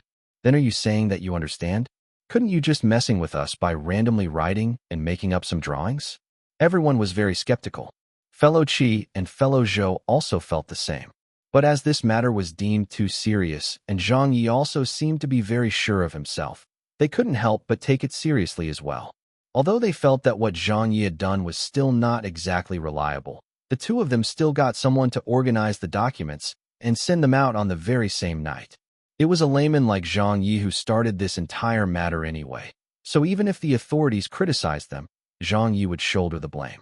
They weren't going to be held responsible for this debacle. After that, everyone headed back to their rooms to get some rest. While lying in bed, they couldn't help but find this matter a little funny when they thought about it. Manufacture a fighter engine? Hi, aren't you thinking too highly of yourself? Chapter 15:11. People from all over descend upon the research institute. Chapter 15:11. People from all over descend upon the research institute. Translator, leg editor, leg. The next day, dawn had just broke. A loud propeller could be heard in the sky above the research institute, along with the constant buzzing of engines arriving. It was so noisy that many of the researchers who were still deep asleep got woken up. What's with all that noise? What is happening? What time is it? What is Professor Zhang up to this time? It doesn't feel like it's Professor Zhang today. Listen to that. Isn't that the sound of a helicopter? Huh? Wake up, quick. I've not had a good night's sleep yet this new year. No one knew what was going on. Everyone came out of their rooms grumbling about the commotion. At this moment, they heard Zhang Ye being woken up as well. His window opened, and they saw Zhang Ye shouting out of it with drooping eyes. Who is that? Are you driving an excavator or something? It's so early in the morning, and you're not letting people sleep. Can you be any more inconsiderate than this? People these days, why are they so rude and classless? After shouting all that, he closed the window with a loud bang and probably went back to bed. The researchers were floored at his words. Just how much more shameless can you get? You're the most unqualified person here to say those words. You're saying that they're inconsiderate? Aren't you the one who's always opening your windows every morning and singing tears behind prison bars? Weren't you the one who made so much noise early yesterday morning and then woke everyone up again late at night? It's not like the commotion that you've been causing every day is any less than what is going here. And you dare to criticize other people? Fellow Qi and the others also came out at this time. Fellow Zhou asked, Old Qi, what's going on? Fellow Qi also wondered and said, I don't know. 2 helicopters came, and 7 or 8 vehicles. Updates were being reported back bit by bit as well. When everyone heard who had come, they were all confused by what was going on. The military? The Chinese Academy of Sciences? The Chinese Aeronautical Establishment 1? The Chinese Aero Engine Control System Institute 2? These 4 groups of people had arrived at the research institute out of the blue. Qi Shui said nervously, Dad, could something have happened? Fellow Qi looked very serious. Something must have definitely happened. And it must be something major too. Fellow Zhou added. Then they saw several groups of people striding towards them from afar. When they saw the person leading the groups, everyone from the research institute froze. President Fu? The president of the Chinese Academy of Sciences? Why had President Fu come down here personally? Fellow Qi and the others hurriedly went up to welcome him. Old Fu, what's the situation? Privately, the relationship among them was very good, with both Fellow Qi and Fellow Zhou being longtime veterans of the Chinese Academy of Sciences. So there wasn't really a distinction based on their ranks, and they would often address the Academy's president as Old Fu. President Fu walked over with a great big smile and pointed at them. Good on you, Old Qi. And you too, Old Zhou. You guys have kept the secret well. Fellow Zhou stared blankly. What did we keep a secret? President Fu belly laughed. Go on, keep pretending. Fellow Qi and Fellow Zhou looked at each other, completely confused at what was going on. All of the others at the research institute also did not know what it meant. From the other side, a military leader said loudly, If this project has been completed, you will all have rendered a great merit. A great merit for us, and a great merit to benefit the future generations. Fellow Qi said, Old Li, what do you mean by us rendering a great merit to benefit the future generations? General Li said excitedly. Fellow Qi, don't pretend anymore. President Fu also laughed and said, Old Qi, you've really done our Chinese Academy of Sciences proud this time. In these recent years, we had thought that no one would dare get involved with this project. But who would have thought that you all had yet to give up on it, and even managed to come up with such great results? Bravo. Well done. We researchers need to have a strong mind like you all to not give up so easily. You guys have really taught me a lesson. This time, you've taught all of the scientific research institutions in China a very valuable lesson this time. Fuck, why is this talk getting so serious? What project are you talking about? Who did we give a lesson to? Qi Shui froze up. She tugged at her father aside. Dad, could it be that project? Fellow Qi was startled. Surely not, right? Fellow Zhou was also dumbfounded. He just remembered the incident which happened last night. Old Qi, Old Li, is this about the information we sent out last night?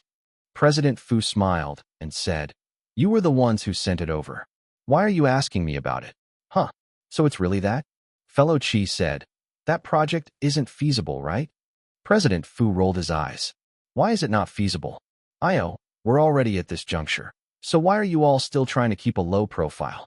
What's there to be humble about? Don't you know how large of a stride you've made? This is virtually unprecedented. It's a step no one has managed to take in several decades to close to a century. We've already seen the material that you sent over. At 2 in the morning, the Chinese Academy of Sciences, the Chinese Aeronautical Establishment, the Chinese Aero Engine Control System Institute, and many other departments all called for emergency meetings in the dead of night. Hundreds of doctors, professors, scholars, and researchers studied them all night and finally managed to verify the material and proposal that you sent over as feasible. This will be a brand new page in the history of Chinese aircraft engines. You've all scored a great merit. I'm proud of every one of you. So that's why I brought the team here today. I wanted to see for myself what our heroic researchers looked like. Surely not, right? That had actually worked out? Everyone at the Research Institute was dumbfounded by what they heard. Qi Shui was stunned while fellow Qi had a shocked look on his face. President Fu looked at them with a smile. Old Qi, was it you who came up with the proposal? Fellow Qi waved it off. I'm not that capable. President Fu laughed and pointed to fellow Zhou. Then it must be you, old Zhou. Fellow Zhou gave a wry smile. Me? It wasn't me. President Fu was taken aback. Then he looked at someone else. Dr. Chen, is it you then? Dr. Chen wiped off his sweat. It wasn't me, it wasn't me. President Fu said in anticipation. Then which heroic researcher was it? Old Qi. Old Zhou, quickly get that person to step forward so that we can see who it is. The people from the Chinese aeronautical establishment were looking around. The people from the military were also looking around. Only those from the Research Institute were looking at one another. Finally, Qi Shui raised her head and shouted upwards at the building beside them. Professor Zhang, the leaders are looking for you. Get your ass down here. A shout responded from the window. I'm sleeping. Everyone looked up. President Fu was a little stunned as well. Fellow Zhou hurriedly said, What are you still sleeping for? Get down here. The male voice said impatiently. Who's looking for me? Fellow Zhou shouted. Get up already. We're all waiting for you. All right, all right. After shouting all that, fellow Zhou quickly explained. Professor Zhang has been very busy lately. He's been working on this research deep into the night. That's why he still isn't up yet. He usually wakes up very early. President Fu laughed and said, It's all for the project, so that's very understandable. General Li asked, Which Professor Zhang is it?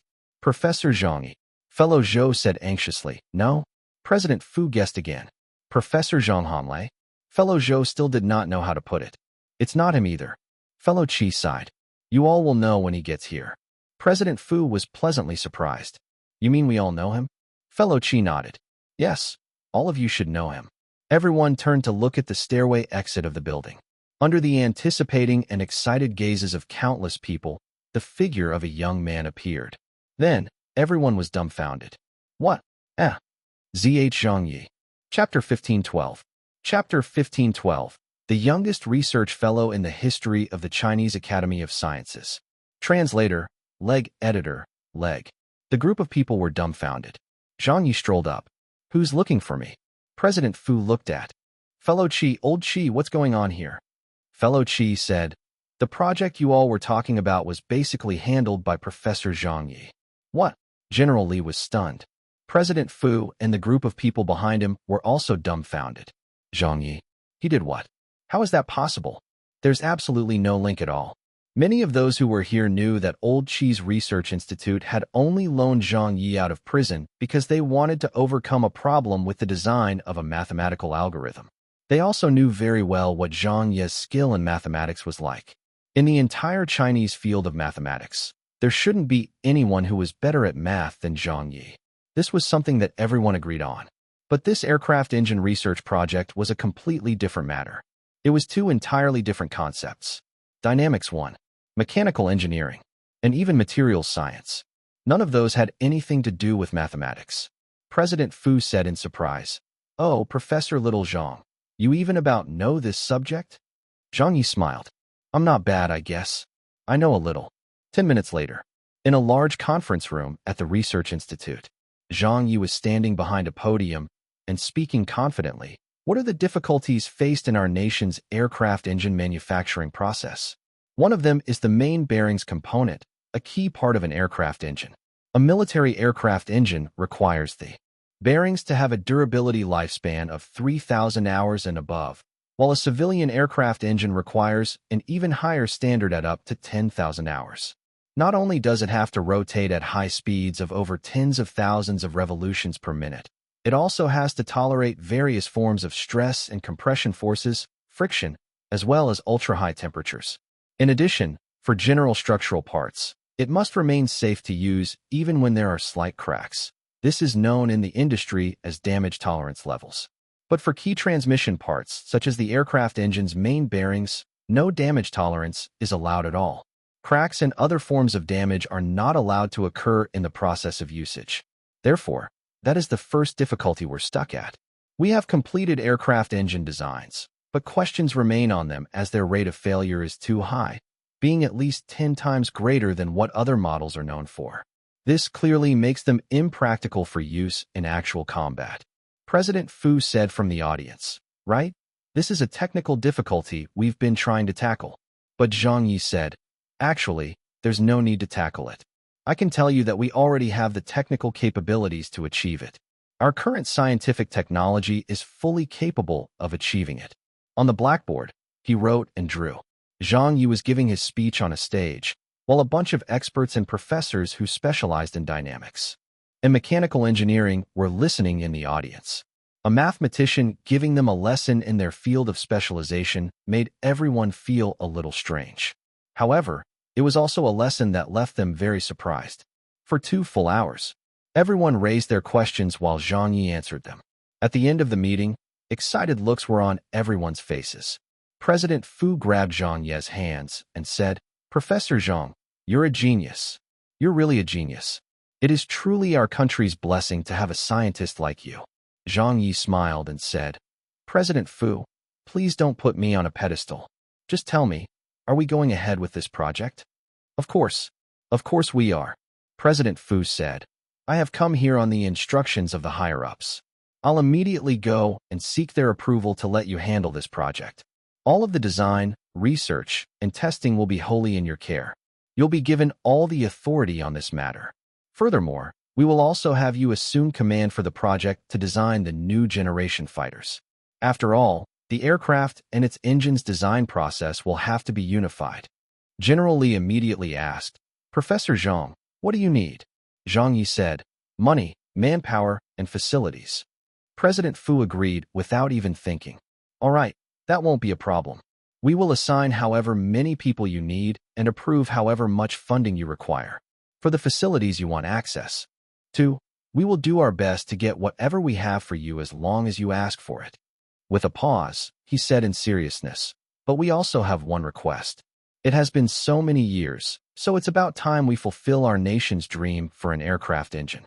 The country and its citizens have been waiting far too long for this to happen. Zhang Ye smiled. Don't worry, leave it to me. President Fu turned around and instructed, Old Qi, Old Zhou, the two of you are to cooperate closely with Professor Little Zhang. We must get this project successfully completed no matter what, even if it means giving our lives to it. Fellow Zhou smiled and said, All right, we will give our fullest support to Professor Little Zhang. Qi Shui said with a laugh, Well, all right, looks like Professor Zhang has become our new boss. Zhang Ye phonily said, Hi, what boss? This is all for the people. President Fu suddenly asked, Old Qi, what title does Professor Zhang have at your institute? Fellow Qi shook his head. What title can he have? We even had to borrow him secretly, so it's not like we can arrange for him to take a role here, can we? President Fu said, That won't do. Since Professor Zhang will lead the project as the project lead, he'll need to have a title. We can't let him assume command as a civilian, right? Zhang Ye corrected, I'm not even considered a civilian now. I am just a prisoner. Everyone rolled their eyes. President Fu looked at him. Professor Zhang, are you interested in taking a role with our Chinese Academy of Sciences? Zhang Ye smiled and said, What role? President Fu said with a smile, Just a basic position as a research fellow. Everyone broke into a sweat. A basic position? How could a Chinese Academy of Sciences research fellow be considered as a basic position? That was the highest title granted to a scientist. But Zhang Ye asked, Are there any benefits to that? President Fu said in amusement, What kind of benefits are you looking at? Zhang Ye said, Something like 1 or 2 months of home visit per year. President Fu laughed and said, There isn't something like that. Your status with us is a special one, and this project is also classified as top secret, so it's impossible for us to allow you to go home. That's definitely out of the question. However, there are still a lot of benefits that you will enjoy. If you accept the appointment, You will become the youngest ever research fellow of the Chinese Academy of Sciences since its establishment, as well as the youngest superstar scientist in history. When your sentence is complete, we will also give you the necessary recognition in public. I know that your mind is not on scientific research and that you still care more about the entertainment industry. So all the more that you should join our Chinese Academy of Sciences family. There are many titles in the entertainment circle, like being the best actor or actress, the king of singers, and so on and so forth. But even with all the titles that they've got, they would never be able to land the title of being a research fellow with the Chinese Academy of Sciences all their lives. You are the only person who could achieve that. President Fu was quite artful in the way he dealt with people. Their Chinese Academy of Sciences had already tried to invite Zhang Ye to join them on more than one occasion. But their invitations to him were all turned down, and he showed no interest in joining them at all. Therefore, this time, President Fu put it to him in a different way. Their Chinese Academy of Sciences really needed a research fellow like Zhang Ye. Be it his achievements in mathematics or his knowledge in physics, they were all irreplaceable. Zhang Ye smiled and said, "Since you put it that way, I really can't seem to find an excuse to reject you." President Fu said, "All right then, we'll get you to fill out an application form and approve it in a later meeting." Zhang Ye said, "Thanks." However, the researchers around them all sighed when they heard. An elite, world-class mathematician, an expert who was even proficient in dynamics, one of the youngest elite scientists in China, even the entire world. Yet his mind did not rest on research. Wasn't this too great of a waste? If anyone had just a bit of your talent, they would surely be able to walk all the way till the end on the path of scientific research. How great of an achievement and glory would that be? But you? Why would you be so single-mindedly focused on only making it in the entertainment industry? 2 days later, the appointment was passed. Zhang Ye was officially inducted as a research fellow, Division of Mathematics and Physics II, of the Chinese Academy of Sciences. Zhang Ye had officially taken command as the manager of the Chinese aircraft engine project, as the assistant chief designer of the new generation fighter, unnamed, project, as well as a host of other appointments. The manpower issue was resolved. The funding arrived. The facilities were in place. This was going to be a tough battle, and it was a tough battle that had to be won. Zhang Ye was very eager and excited. He was going to give 110% to fight this battle. "Old Wu, my daughter, wait for me. This bro will be able to go back home once I pull off this job." The entertainment circle. "My old friends, wait for me. When this bro gets out, let's again take on the world together." Chapter 1513, 3 years later. Chapter 1513, 3 years later. Translator, Leg Editor, Leg. 3 years later. It was the second morning of the Lunar New Year. Another Lunar New Year was here again. At a military airbase in Sanya 1, a military aircraft had just arrived. The aircraft slowly landed on the runway and came to a stop. When the cargo hatch was opened, the first group of people to come out were some military personnel. Behind them, a man around the age of 30 walked out, squinting. As the sun was shining too brightly, he used his hand to block the glare above his forehead, while his other hand took out a pair of sunglasses. Then, he put it on with a reminiscing smile on his face. Blue skies, white clouds, and freedom. It has been more than 3 years, but this bro is finally back. Zhang Ye smiled and said, "I'll be going then." One of the soldiers asked, "Fellow Zhang, do you really not need us to send you off?" Zhang Ye curled his lips. "There's no need." Another soldier said, "But the world has seen such great changes in these past few years." Zhang Ye waved it off. "No way. I've been dealing with you all for 3 years already. Even if you're not sick of me, I'm sick of you guys. Now that I'm finally out, please stay as far away from me as you can." The few of them gave wry smiles. Then Zhang Ye smoothed his clothes and strode forward. Behind him, the voice of a young soldier rang out. "Attention! Salute! Shuffle! Shuffle! Shuffle!" The military personnel stood at attention and respectfully saluted Zhang Ye as he walked off into the distance. Even when he was 50 meters away from them, they still did not put down their hands. This wasn't some perfunctory farewell they were giving him, but one that was done with the deepest of respect. This was because every one of them knew what fellow Zhang had done for them, China, and the citizens over the past 3 years plus. Outside the military airbase, This was a suburb situated quite far from the city. Zhang Ye kept walking straight along the road. After 20 minutes, there was still no sight of any cars, let alone a cab. Finally, when a tourist bus passed by, Zhang Ye quickly put out his hand and hailed it. The bus drove past him and then came to a sudden stop about 100 meters away. Zhang Ye ran over and caught up. "Driver, can I get a ride, please?"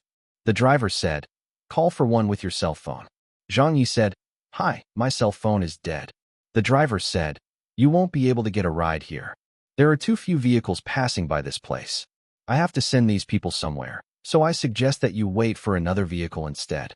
At the back of the bus were over a dozen young boys and girls who looked like they weren't even 20 yet. Chen Qiqi asked, "Where are you headed?" Zhang Yi smiled and said, "I'm going to Yalong Bay too." Chen Yinyan, who was beside her, said, "We're going to Yalong Bay too. It's on the way." Zhang Yi was pleased to hear that. "That's great then." Hui Yin blinked and said, "Are you a Beijing'er?" Zhang Yi smiled and said, "You guys are from Beijing too?" Hui Yin said, "Yeah, we are." Thus, Chen Qiqi said, "Driver, let him come on board with us." The driver naturally did not object to that. This bus was rented by them, after all. And so, Zhang Yi boarded the bus. He said to the teenagers, "Thanks, guys. I won't take the ride for free. Let me share a part of the cost with you." He then took out a 100 yuan bill from his wallet. The teenagers were stunned when they saw it. Zhang Yi was startled for a moment too. "What? Do you think it's not enough?" In the end, Chen Qiqi said something that dumbfounded Zhang Yi. She looked at the 100 yuan bill in Zhang Ye's hand and said, "Big bro, isn't this bill a little old?" Zhang Yi shook the bill in his hand. This isn't that old. It still looks quite new, doesn't it?" Chen Yinyan also said in a speechless manner, "This version of the RMB has stopped circulating since 3 years ago. The banks recalled them, and we've been using the new version for a long time. If you pay others with this money, I doubt that they'd even accept it. Why are you still keeping it around? Unless you want it as an antique? Are you a collector? The currency version has changed? Damn, why didn't anyone tell me?" Zhang Yi could only put the money away in embarrassment. "Looks like I'm getting a free ride then." Chen Qiqi said, "It's all right. This bus was rented by Teacher Tian anyway. We didn't spend a cent on it. So did you come to Sanya on vacation?" Zhang Yi smiled and said, "You can say so. My parents, wife, and kid are vacationing in Sanya. I came here to look for them. What about you guys? Is it a group tour?" Hui Yin said, "It's our Qiyuan's vacation trip." Zhang Yi was taken aback. "Qiyuan?" Chen Qiqi declared proudly, "It's the China Qiyuan." Zhang Yi looked at them in surprise. "You're professional players?" Hui Yin laughed and said, "Of course. I'm a Xiangqi 3 player while Qiqi and Ninian are both Go players." Professional Go players? These female twins? Zhang Yi had never heard of their names before. Is Xiang Rong still the world #1 in the Go world? Everyone was at a loss for words again. Hui Yin asked, "Master Xiang?" Chen Yinyan said, "What old history are you basing that off of?" Chen Qiqi replied, "Master Xiang retired 2 years ago." Zhang Yi said, "Huh?" Chen Qiqi said, "The best in Go is Teacher Tian." Zhang Yi asked, "Teacher Tian? Who's that?" Chen Qiqi said, "Teacher Tian Weiwei, of course." Zhang Yi was startled to hear that. Little Tian? Of course he knew who Tian Weiwei was. Back then, he had been hailed as the successor of Xiang Rong and was the hope of the Chinese Go world. The only problem was that Tian Weiwei's skill level at that time had not matured yet, so he was unable to perform consistently in his games. Who could have thought that in just a few years' time, little Tian, who used to be a crybaby, would reach the top? Chen Qiqi said, "What little Tian? You're addressing him as though you know him." Zhang Yi laughed. "And why can't I know him?" Chen Yinyan didn't believe him. "You can play Go too?" Zhang Yi smiled and said, "A little." Chen Qiqi clasped her hands in glee and said, "That's great. Let's play a game right now. My sister and I were worried about how we had nothing to do on the bus with Yalong Bay still so far away from here." Since Zhang Yi had nothing to do either, he said, "Sure thing. What are your ranks?" Chen Yinyan bragged, "I'm a 5 Dan and my older sis is a 4 Dan." Chen Qiqi rolled her eyes. "Go to hell. Why do you keep bringing that up? Sis, mind your language. You're a professional Go player, so you have to have manners." Chen Yinyan giggled. Chen Qiqi harumphed, "Don't be so proud yet. I just didn't perform to my potential last year. I'll definitely get to 5 Dan this year. She then took out a travel go set complete with magnetic stones so that the bumpy road wouldn't be a problem. After setting it up, she even said to Huoyan, "Put on some music, put on some music. I'm about to start a killing spree." Everyone gave her a look of contempt. "Chi-Chi, that's enough." "A killing spree? Please remember that you're a professional Go player. Oh, you, always looking for a chance to bully amateurs." Huoyan took out his cell phone and played some music. Since he would be meeting his family again soon, Zhang Ye was in a great mood. He hummed to the music and remarked, "This song is not bad.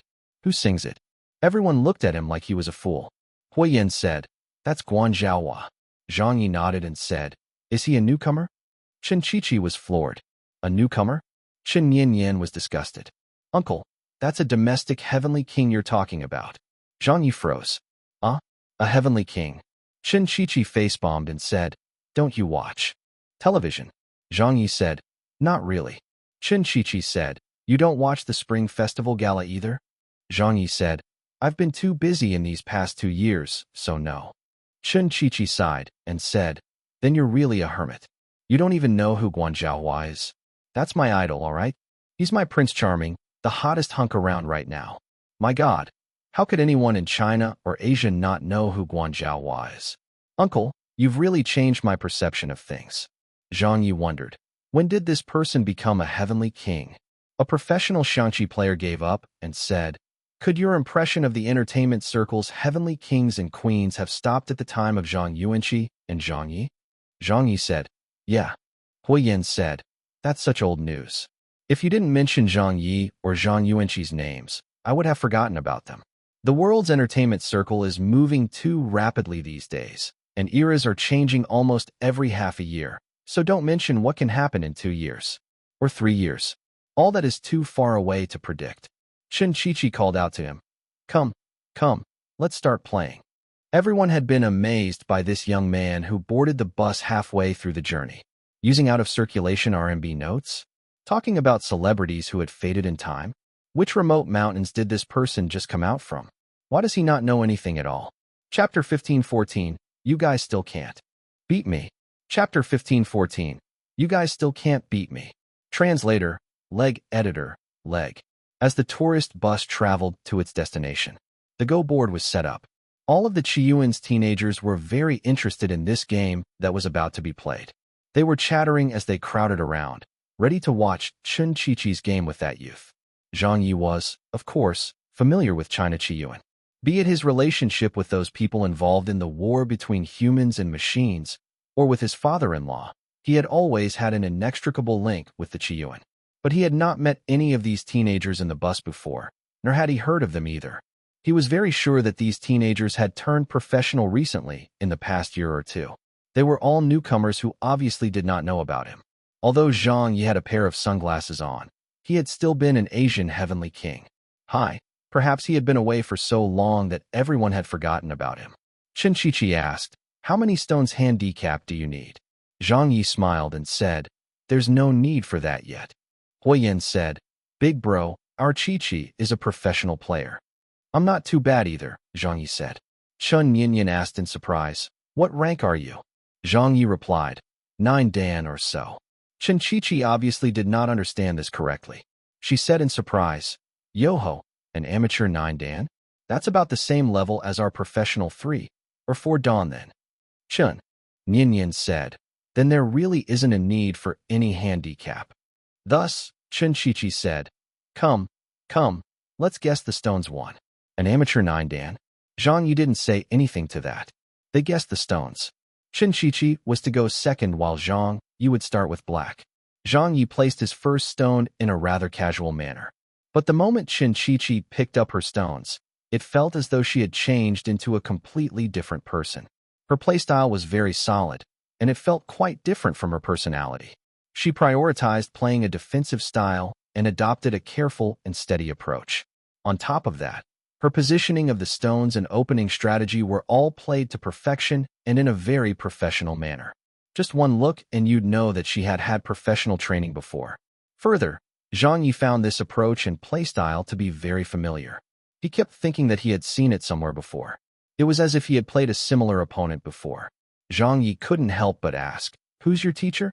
Chen Qiqi looked up. "My aunt." "Your aunt?" Zhang Ye was taken aback and suddenly thought of someone. "Chuning ate Dan?" Chen Qiqi exclaimed. "How did you know?" Zhang Ye said, "Your approach and playstyle are exactly like hers." Chen Yinyan gave Zhang Ye a few more glances. "Impressive, big bro. You can even guess something like that? But I need to correct you. My aunt has been a 9 Dan since 2 years ago." 9 Dan. That's good. Zhang Ye was very happy to hear the name of a familiar old friend. In the field of Go, is China still #1 in the world? I suppose so. What do you mean by you suppose so? If we're comparing Japan and Korea, then we are. Aren't China, Japan, and Korea the countries that are best at Go? That's only true if you don't count artificial intelligence. Artificial intelligence. Don't you know about Peter Go? I know, but didn't someone already win against it 4 years ago? But 2 years ago, Peter Go reappeared again after getting some modifications and upgrades done by the Americans. Did no one challenge it? We did. But in the end, all of our human Go players were thrashed by it. For 2 whole years, everyone, including teacher Tian Weiwei, my aunt, and many others, all lost to it. All of the top 100 human Go players couldn't beat it, including the amateur Go players. During the entire 2 years, Patergo's match records were 1,000 wins, 0 losses. My sister and I also challenged it. Peter Go is online 24 hours a day on the Go server. Anyone is welcome to challenge at any time, but we still lost all the same. To be honest, it's not even on the same level as a human. Patergo's Go ability has already far surpassed the reach of humans. Surely someone can beat it, right? That's what everyone had thought as well. But 2 years have gone by without anyone even winning once, much less winning 2 games out of 3 as per the victory conditions. In this past year, there isn't anyone who can challenge Peter Go. That's because everyone knows that they can't win, so they might as well just give up trying. 5 minutes. 10 minutes. They talked, and he listened. Zhang Ye found out about a lot of things from their conversations and realized that so much had changed in the world. 3 years made a world of difference. Zhang Yuanqi had retired from the entertainment circle. The young bloods ruled the industry. A change of the guard among the heavenly kings and queens. Peter Go had made a comeback. Zhang Ye sighed. Then he placed a stone down. Chen Qiqi smiled and said, "So, you should watch more television when you have the time. Otherwise, your news will be too outdated, and you'll end up getting eliminated from society." Chen Qiqi then looked at the Go board and froze. She yelped as though someone had stepped on her tail. "Oh damn, why you played the cosmic flow?" Chen Yinyan was dumbfounded. Hui Yin was also very surprised. Everyone looked like they had witnessed some sort of novel thing. The cosmic flow? It's really the cosmic flow. Damn, how many years have we not seen this? There are still people who use the cosmic flow. This is already such an outdated way of playing. Everyone was speechless and sighed at how the style of play was really a reflection of the person. This was such an old way of playing. But Zhang Ye said, "What's wrong with the cosmic flow?" Chen Yinyan said, "After that earth-shattering war against the machines, the cosmic flow became the prevalent playstyle in Go. Be it the professionals or the amateurs, almost everyone adopted this style of play. I don't remember when it started, but the cosmic flow became overplayed and researched, so just about every variation of it got studied to the point where there could be no more secrets behind it. Therefore, almost no one uses it these days. It's a style that has virtually been eliminated from play." But Zhang Yi just smiled and said nothing. Hui Yin said, "But Qiqi, you're really in danger this time." Chen Yinyan also said, "This big bro is very strong." Chen Qiqi said dejectedly, "I was distracted and didn't notice that he was playing the cosmic flow. Otherwise, I wouldn't have played the way that I did. There are so many ways of countering this playstyle." Zhang Yi said kindly, "Then let's not count this game." Chen Qiqi resigned and conceded the game. "Let's play another game." Zhang Yi smiled and said, "Sure." This time, Chen Qiqi played in a more serious manner. But not long after the game started, everyone exclaimed again, "What? It's the cosmic flow again? Big bro, just which era do you hail from?" But Zhang Yi played on as usual. Soon after, Chen Qiqi admitted defeat in the middle game. I made a mistake." Although Hui Yin was a Xiangqi player, he also knew how to play Go. "Qiqi, you could have won." Chen Qiqi thought so as well. "Yeah, I made the wrong move." Chen Yinyan giggled. Sis, why don't I play instead? I've never lost against the cosmic flow. I figured out that outdated style of playing when I first picked up Go. Chen Qiqi pursed her lips and said, all right, it's your turn. Chen Yinyan sat over. Big bro, I won't be going easy on you. Zhang Ye smiled. No problem, let's just play normally. Chen Yinyan smiled. All right then, I'm going to show you why the cosmic flow has been eliminated from play. You should really change to a new style of play. Zhang Ye smiled and said, we'll see about that after you've won. Chen Yinyan said, all right. Hui Yin said, you can do it, Yinyan. Another teenager said, we're professional Go players, so don't you embarrass us. Hui Yin said, Yinyan will be fine. In their group, Chen Yinyan's standard of play was the highest, and her ranking was also the highest. The opponent was only an amateur 9 Dan, which was equivalent to a professional 3 or 4 Dan. But playing against a professional 5 Dan player like Chen Yinyan was going to make a difference. Furthermore, the opponent was using the outdated cosmic flow, so that would make it really easy to play against. They did not think that Chen Yinyan would lose, and neither did Chen Yinyan think so. However, after just a few moves in the opening, Chen Yinyan looked suffocated. It was as though she could not muster any strength. Zhang Ye smiled. Eliminated? Outdated? He had already heard those words too many times today. I might really have fallen behind. And I might really be outdated too. Perhaps times really have changed. However, Zhang Ye raised his hand to place the final stone. Across from him, Chen Yinyan's game had already collapsed. Chen Yinyan was stunned. Chen Qiqi was dumbfounded. Everyone looked at Zhang Ye in astonishment. Zhang Ye grinned. But you guys still can't beat me all the same. Chapter 15:15, I'm back. Chapter 15:15, I'm back. Translator, Leg Editor, Leg. Throughout the journey, despair enveloped the group. This was a group of professional Go players who had just begun their careers. They were supposed to be at their most successful and glorious peaks right now. Yet in the end, an amateur who seemed to be out of touch with this era had used the eliminated cosmic flow from yesteryear to crush the group of them once over. Every game was played using the cosmic flow, and every game followed the same standard approach. But they just could not win against it. The Tian style that teacher Tian Weiwei had founded, the turtle style one that Chening had created, they were all ineffective. None of them could win against the cosmic flow. What was with this situation? Who the hell was this person? Wasn't this amateur a little too strong for his ranking? For a moment, the group of teenagers had a suspicion. It felt like this young man sitting across from them was the professional, while they were the amateurs. Chen Yinyan was convinced at her loss this time. We've encountered an expert today, Hui Yin said. There's that saying about how talents walk among the common folk. I didn't used to believe it. Chen Qiqi shouted, Big bro. Uncle, you call this standard of yours amateur? You wouldn't have a problem even if you played professionally. Why don't you join our China Qiyuan? Zhang Yi smiled and said, I'm someone who has fallen behind in time, so I'd better not be a bother to you guys. Chen Qiqi rolled her eyes. Why are you so petty? Zhang Yi laughed. Haha. Hua Yin rolled up his sleeves and said, Looks like you guys need me to get called into action. Chen Yinyan curled her lips and said, With your Go skills, I think you can forget about it. Hui Yin chuckled. I'll be playing Xiangqi with this big bro. Everyone gave him looks of contempt. Get lost. He's a Go expert. Yeah, why would he play against a professional Xiangqi player like you? But Zhang Yi said, We're stuck in traffic anyway, so why not play a game? Hui Yin said excitedly. All right, come on. 20 minutes later, the bus arrived at Yalong Bay. When the coach reached the westernmost zone of the resort where the Villa Hotel was located, Zhang Yi glanced out the window before lowering his head to play the last piece. Checkmate. Then he said to the driver with a smile, Driver, don't drive any further. You can drop me off at the curb. I'll be getting off here, thank you.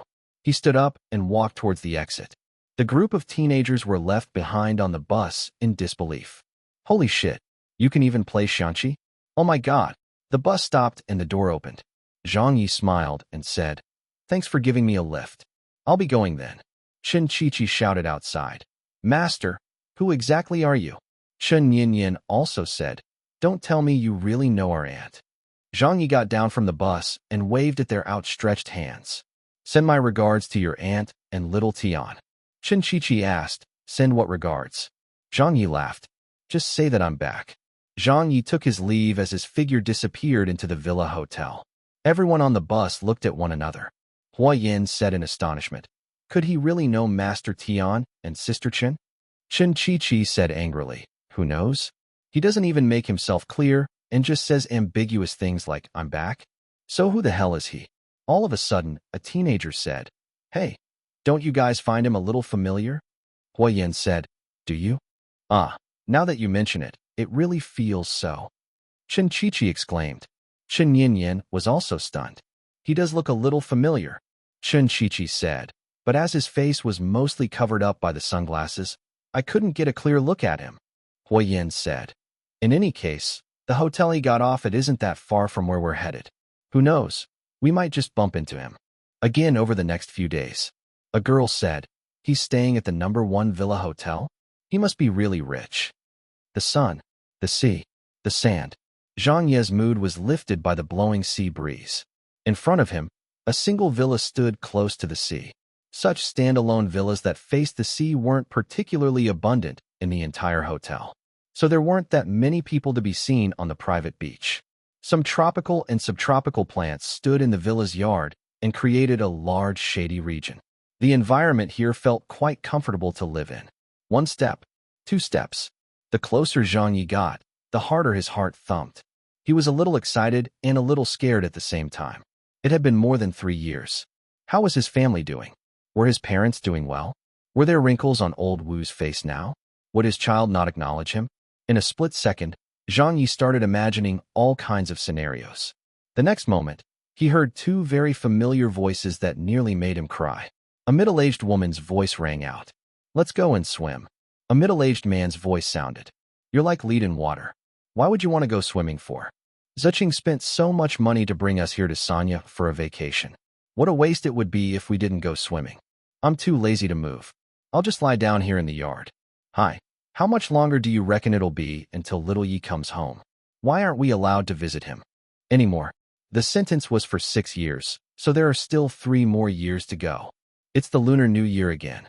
Don't you miss our son? The middle-aged woman harumphed and said, Don't mention him. I've almost forgotten that he exists.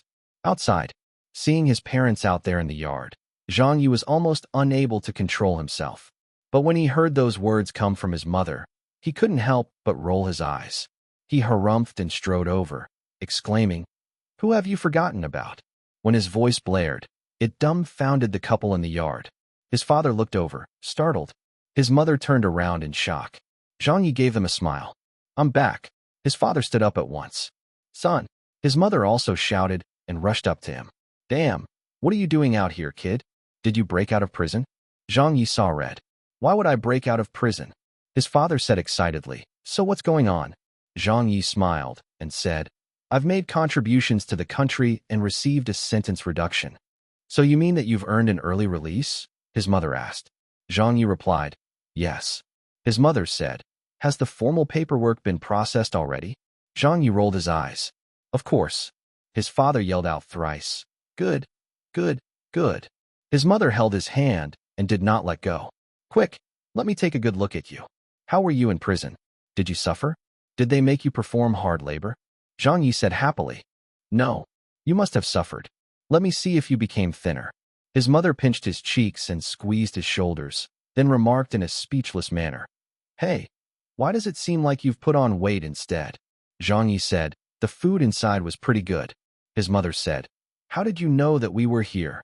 Zhang Ye said, I naturally have my ways of finding out. His father said, Whatever it is, it's just good to have you back. It's so good to have you back. His mother smiled and said, Ziqing will be so happy. They will return very soon. You haven't met your daughter yet, right? Zhang Ye said, I saw her photo right after she got born. The girl is very adorable, his father said with a smile. His mother said happily, I can only say this. It seems like fortune favors the foolish when it comes to you. Zhang Ye was also unable to wait any longer. At this moment, an inflatable beach ball bounced several times and rolled towards the beach that was just beyond the villa's yard. Then a little girl around 3 years old stumbled over to pick up the ball. She looked eagerly at Zhang Ye, who was standing in the yard. Zhang Ye was stunned. She's so adorable. She's so cute. Tears nearly rolled down his cheeks. Then he strode over in a hurry and picked the child up. My daughter, my dear daughter, let Daddy have a good look at you. Did you miss Daddy? Did you? I missed you so much. Come, let Daddy pinch your cute little face. Someone tugged at him from the side. Zhang Ye looked up in shock and saw a woman in her 20s standing beside him. The woman did not know whether to laugh or cry. She said, Bro, that's my child. Zhang Ye was dumbfounded. Ah. The woman bent down to pick her daughter up and hurriedly carried her away. Zhang Ye nearly fainted onto the beach. Behind him, his mother clutched her forehead and said, Can you embarrass yourself any more than that? Zhang Ye said angrily, Why didn't you tell me then? His father said, You rushed over to her before we could even react. Zhang Ye was a little embarrassed. At this moment, another little girl came walking over from the beach. Zhang Ye immediately fixed his eyes on her. Daughter. His mother anxiously pulled him back. That's not her either. Chapter 15:16. The couple reunites. Chapter 15:16. The couple reunites. Translator, leg editor, leg. On the beach, Zhang Ye was claiming every little girl that he saw as his daughter. His parents quickly pulled him back into the villa. Ziqing brought the child out to play in the water. I think they went to take a ride on a speedboat. But since your dad and I get seasick easily, we didn't go with them. I assume they'll be back soon. Rascal, don't you go out to the beach and create any more trouble. Other people might just mistake you as a child trafficker if you keep doing that. His father said, After 3 years in prison, your mom and I thought that you would have changed for the better and learned how to calm down. But just look, you're still the same as before. Zhang Ye exclaimed, Aren't I just anxious and looking forward to seeing my wife and daughter? His father said, What's the use of being anxious? Zhang Ye urged, Give Ziqing a call, quick. His father said, But she didn't bring her cell phone with her. So Zhang Ye paced around in the living room, looking outside occasionally. What do you two think I should say when I see old Wu and my child later? His mother said in amusement. You're asking us that? Zhang Ye was very perplexed. There was so much to say, but when the time came for a reunion, he ended up feeling extremely nervous. In these past 3 or so years, Zhang Ye had been looking forward to this day when he was finally able to come home. He had imagined this scene on countless occasions, thinking about what his first words would be when he saw old Wu again. I'm back. Thank you. How have you been? Just what should he say? And how should he say it? Suddenly, Zhang Ye looked at the corner of the living room. There's even a piano in the villa? It was probably placed there by the hotel. There's one in every villa. Hi. I haven't touched the piano in so long. Half an hour later, on the beach, a beautiful woman was holding the hand of a little girl around the age of 3 and slowly walking over. Other parents had also brought their children out onto the beach as well. When they saw this little girl, all of them immediately took a liking to her. Yo, this child is so beautiful. Yes, she's just like a porcelain doll. Big sis, is this your child? Do be careful around here. The beach is a little dangerous at the moment. Yes, that's right. A man nearly carried away my daughter just now, and all of that happened in broad daylight too. I met that crazy person as well. When he saw my child, he kept calling her his daughter. That gave me such a scare. In the end, her father heard it in the distance and even took it up with me by questioning me about who the child really belonged to. He even insisted on getting a paternity test done. Just tell me, how was I supposed to argue against that with logic? I don't even know what happened. Ha ha ha. Wu Ziqing had a pair of sunglasses on. She smiled and said, All right, we will be more careful as well. The little girl had taken this opportunity to loosen herself from Wu Ziqing's grip. She squatted down alone on the beach and used her little hand to clumsily write something in the sand. It looked like she was trying to write her own name. From the looks of it, she must have just started learning how to write since she wasn't good at it yet.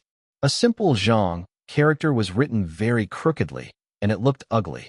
Wu Ziqing patted her head and said, Let's go. Nana and Pops are waiting for us. The little girl did not listen and insisted on continuing to write. Wu Ziqing smiled and said, Let your daddy teach you how to write it next time. Only then did the little girl look up. My daddy knows how to write. Wu Ziqing smiled. Does he know how to write? Of course he does. Your daddy is the best in the nation when it comes to calligraphy. His semi-cursive is the best in the world too. Mommy can't compare to him at all. When he gets back, I'll have him teach you properly. He will surely teach you better than Mommy has taught you. The little girl said, "Oh, when will Daddy get home?" Wu Ziqing held her hand and said, "Soon." The little girl asked again, "Is Daddy really very, very awesome?" Wu Ziqing gave a wide smile and said, "Yes, your daddy is really amazing. He's the most impressive host in China and the best calligrapher, mathematician, and Go master in the world." The little girl said in a childish voice, "The preschool teachers also talk about my daddy a lot." Wu Ziqing led the child back in the direction of the villa. "Your daddy's legend is everywhere. Be it in the hosting field, in the music industry, in the calligraphy world, in the field of mathematics, or in the Go world. Your daddy is someone they will never be able to escape talking about no matter how long has passed. If you want to listen to the things that your daddy has done in the past, Mommy will slowly tell you about them. I could tell stories about him for over a year and not tell them all." Up ahead, they had almost reached the villa. All of a sudden, the keys of a piano rang out.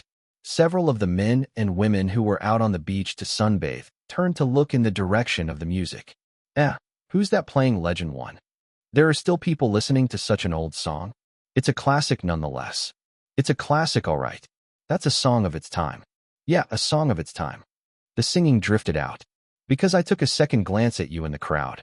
I could never forget your face, dreaming that one day we'll bump into each other again. Since then, I've been yearning for you. Wu Ziqing wore an expression of reminiscence. The little girl exclaimed, "It's Daddy's song. It's Daddy's song." Wu Ziqing smiled and said, "Yes, it was the song that Daddy sang for Mommy at our wedding. He has only sung this song one time in his life, but the impression I had of it was so deep. It was even the first time that I saw your daddy crying, and Mommy cried that day too." Then, she led her daughter into the villa's yard. "Nana and Pops must be thinking of your daddy too. That's why they're playing his song." She pushed open the door. Zhang Ye's parents were standing there. Wu Ziqing said, "Dad, Mom, are you the ones playing the song?" Zhang Ye's mom smiled. As she finished speaking, Wu Ziqing froze. This was because she had suddenly discovered after she came in that the piano sound did not come from the TV or the computer. The television wasn't even on, and the computer was not booted up either. The piano was seemingly right beside her. It was very close, very, very close. Wu Ziqing was taken aback. Her eyes fell at once to the corner of the living room. The little girl was also stunned. She stood there stupefied, watching that man sitting there and playing the piano. "When I think of you, you appear on the horizon. When I think of you, you appear before my eyes. When I think of you, you appear in my mind. When I think of you, you appear in my heart." Zhang Ye played and sang at the same time. His eyes had already reddened. "I like to think we promised each other in a past life, and that the story of our love won't change in this life. I'd rather spend my whole life waiting for you to find out that I've always been at your side and never far away." Wu Ziqing smiled, and then she cried. Because of his excitement, Zhang Ye's hands that were playing the piano were trembling. "I like to think we promised each other in a past life, and that the story of our love won't change in this life. I'd rather spend my whole life waiting for you to find out that I've always been at your side and never far away." He had only sung this song once in his life, and that was during his wedding to Wu Ziqing, where he played and sang for her. This song contained so many of Zhang Ye and Wu Ziqing's stories and carried so many of their feelings for each other. Today was the second time that Zhang Ye was singing this song. All he wanted to say was spoken through this song. In prison, at the research institute, at the military airbase. No matter where Zhang Ye had been, his heart had never left her. It had never been far away. Chapter 15:17, Daughter. Chapter 15:17, Daughter.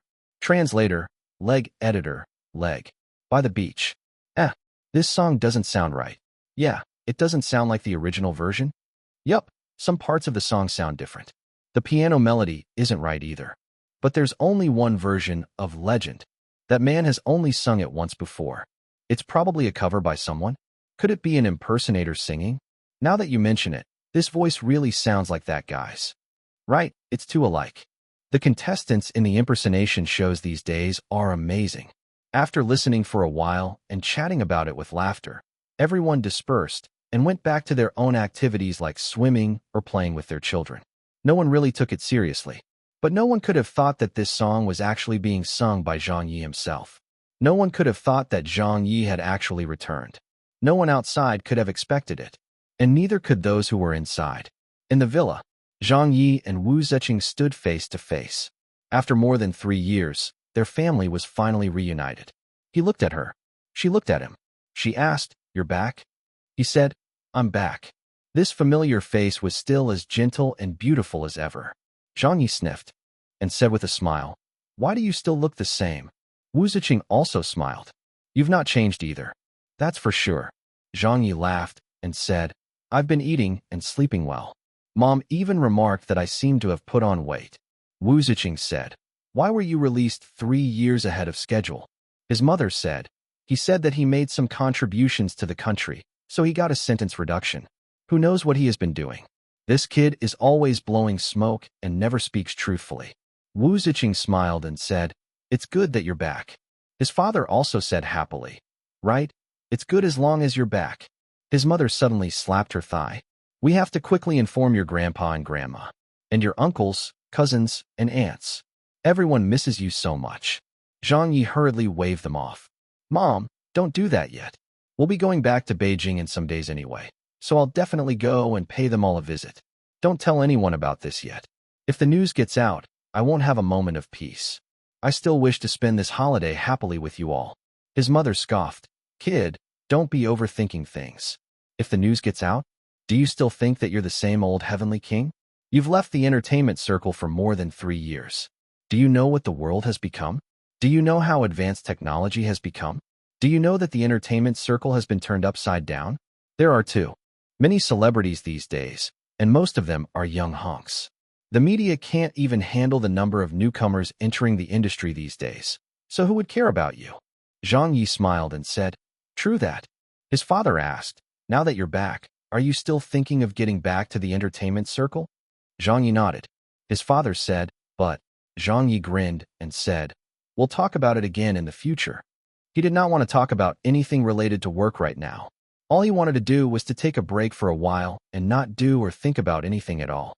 He just wanted to spend time with his family. At this moment, Wu Ziqing suddenly remembered something. His parents also face-bombed when they thought of an important matter. The child. They had totally forgotten about the child. Zhang Yi had never met his child before, and neither had his child met her father. Wu Ziqing turned around and said, "Cici, come here." "Cici?" Zhang Yi swept his gaze to the corner where a little girl stood. She was so adorable. Her nose, eyes, and chin were exactly just like old Wu's. She looked like she was an exact replica of her mother and seemed to have a very quiet personality. The cheeks on her little face were flushed, and her large eyes were staring at Zhang Yi. Zhang Ye's heart melted. He could feel his legs turning to rubber. It was like he was floating. "This is my daughter? This is my daughter?" Zhang Yi took 2 quick steps forward. Seeing this, Cici hid behind Wu Ziqing. She clutched her mother's long dress and pressed her little head against her mother's leg. She wouldn't come forward no matter what they said. Zhang Yi stopped in his tracks. He was also extremely nervous. Wu Ziqing caressed her daughter's head with the back of her hand. "This is Daddy."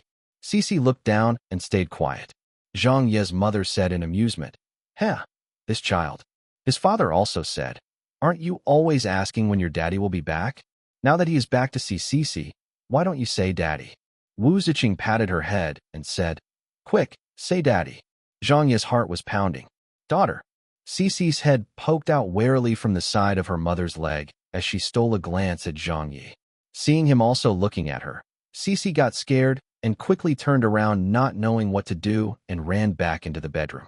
"Cici, where are you off to? Come back." Zhang Ye's parents were calling for her. Wu Ziqing said, "I'll go and get her to come out." Zhang Yi said, "No need, no need, it will take time." His mother pondered and said, "You're right. The child must be scared now that her father has popped up out of nowhere." Zhang Yi said in a speechless manner, "What do you mean by popping up out of nowhere? Why would you put it like that?" His mother laughed and said, "It's your fault for messing around and getting yourself locked up. Otherwise, if you had accompanied the child since her birth, would she not acknowledge you?" Zhang Yi rolled his eyes and said, "Mom, did you keep talking bad about me in front of my daughter during these 3 years that I wasn't around?" His mother said, "I was just speaking the truth." Wu Ziqing smiled and said, "Cici is just shy. I'll go and look at her." Zhang Yi rubbed his hands together and said, "All right, help me find out what's wrong, old Wu." He quietly followed behind, but did not enter the bedroom. He stood outside the door and peeked in. Cece had burrowed herself under the bed's blankets.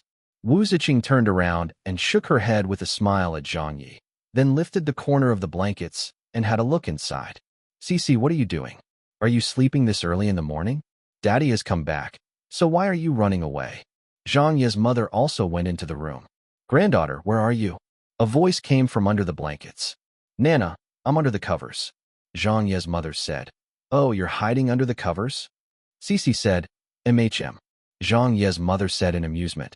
Is your daddy so scary? Cece did not say anything. Wu Ziqing reached her hand in and patted her daughter on the head. Is it because you can't believe that daddy is back? Cece said, MHM. Zhang Ye's mother said. That's your daddy, your father. Wu Ziqing said. That's right, would Nana lie to you? Cece said. The teachers at preschool all say that my daddy is the greatest celebrity in Asia. Wu Ziqing smiled. Is it because he doesn't look great to you? Cece said, MHM. Zhang Ye was floored. I'm not great. I'm just keeping a low profile, all right. When I'm great, I even scare myself with how great I can be. Wu Ziqing smiled.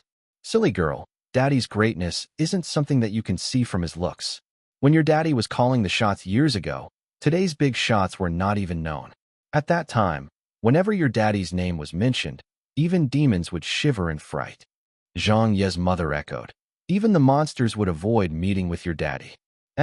Why does this sound like he was being scolded? Zhang Ye saw red. Is this how you all have been introducing me to my daughter all these years? Monsters? Demons? It's no wonder my child is so afraid of me. Even I would fucking panic if I heard something like that. Chapter 15:18, Old Friends. Chapter 15:18, Old Friends. Translator, Leg Editor, Leg. Noon. His mother had called to order a barbecue. Just place it here. All right, Auntie. Oh yes, bring some more beer. It's a grand occasion today. Is someone celebrating their birthday? It's not that. My son has just come back. Several of the hotel's staff carried the barbecue equipment and food over to the villa's yard. They also brought over a lot of cold beers and placed them on the table. As Zhang Ye was afraid that he would get recognized, he habitually put on his sunglasses again. This had become a reflex of his over the years, ever since he started working in the industry. But he soon discovered that no one seemed to have noticed him at all, much less recognized who he was. When the hotel staff left, his mother laughed and said, Was that necessary? Zhang Ye chuckled and said, The sun was too bright. Can't I put on my sunglasses on for that reason? His father called him over.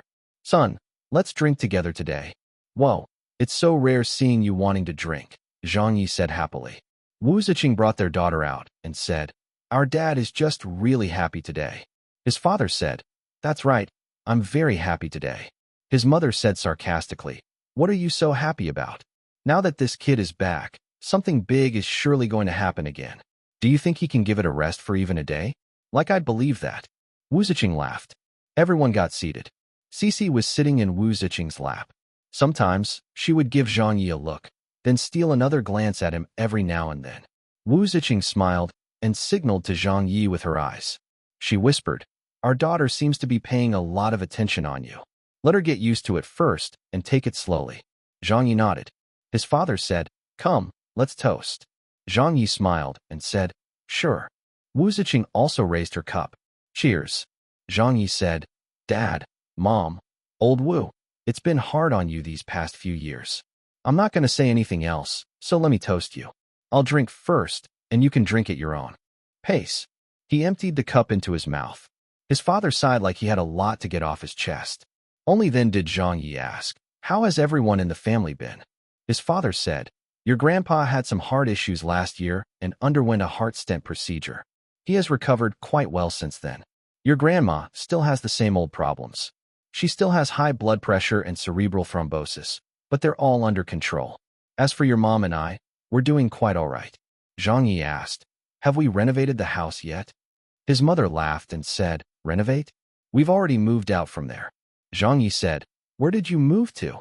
His mother said, Someplace not too far from where Ziqing is living. She has to go to work, so your dad and I take care of your daughter. Oh, and sometimes it's Ziqing's parents who take care of her. Zhang Ye looked at old Wu. How are Mom and Dad doing? Wu Ziqing smiled. Pretty good.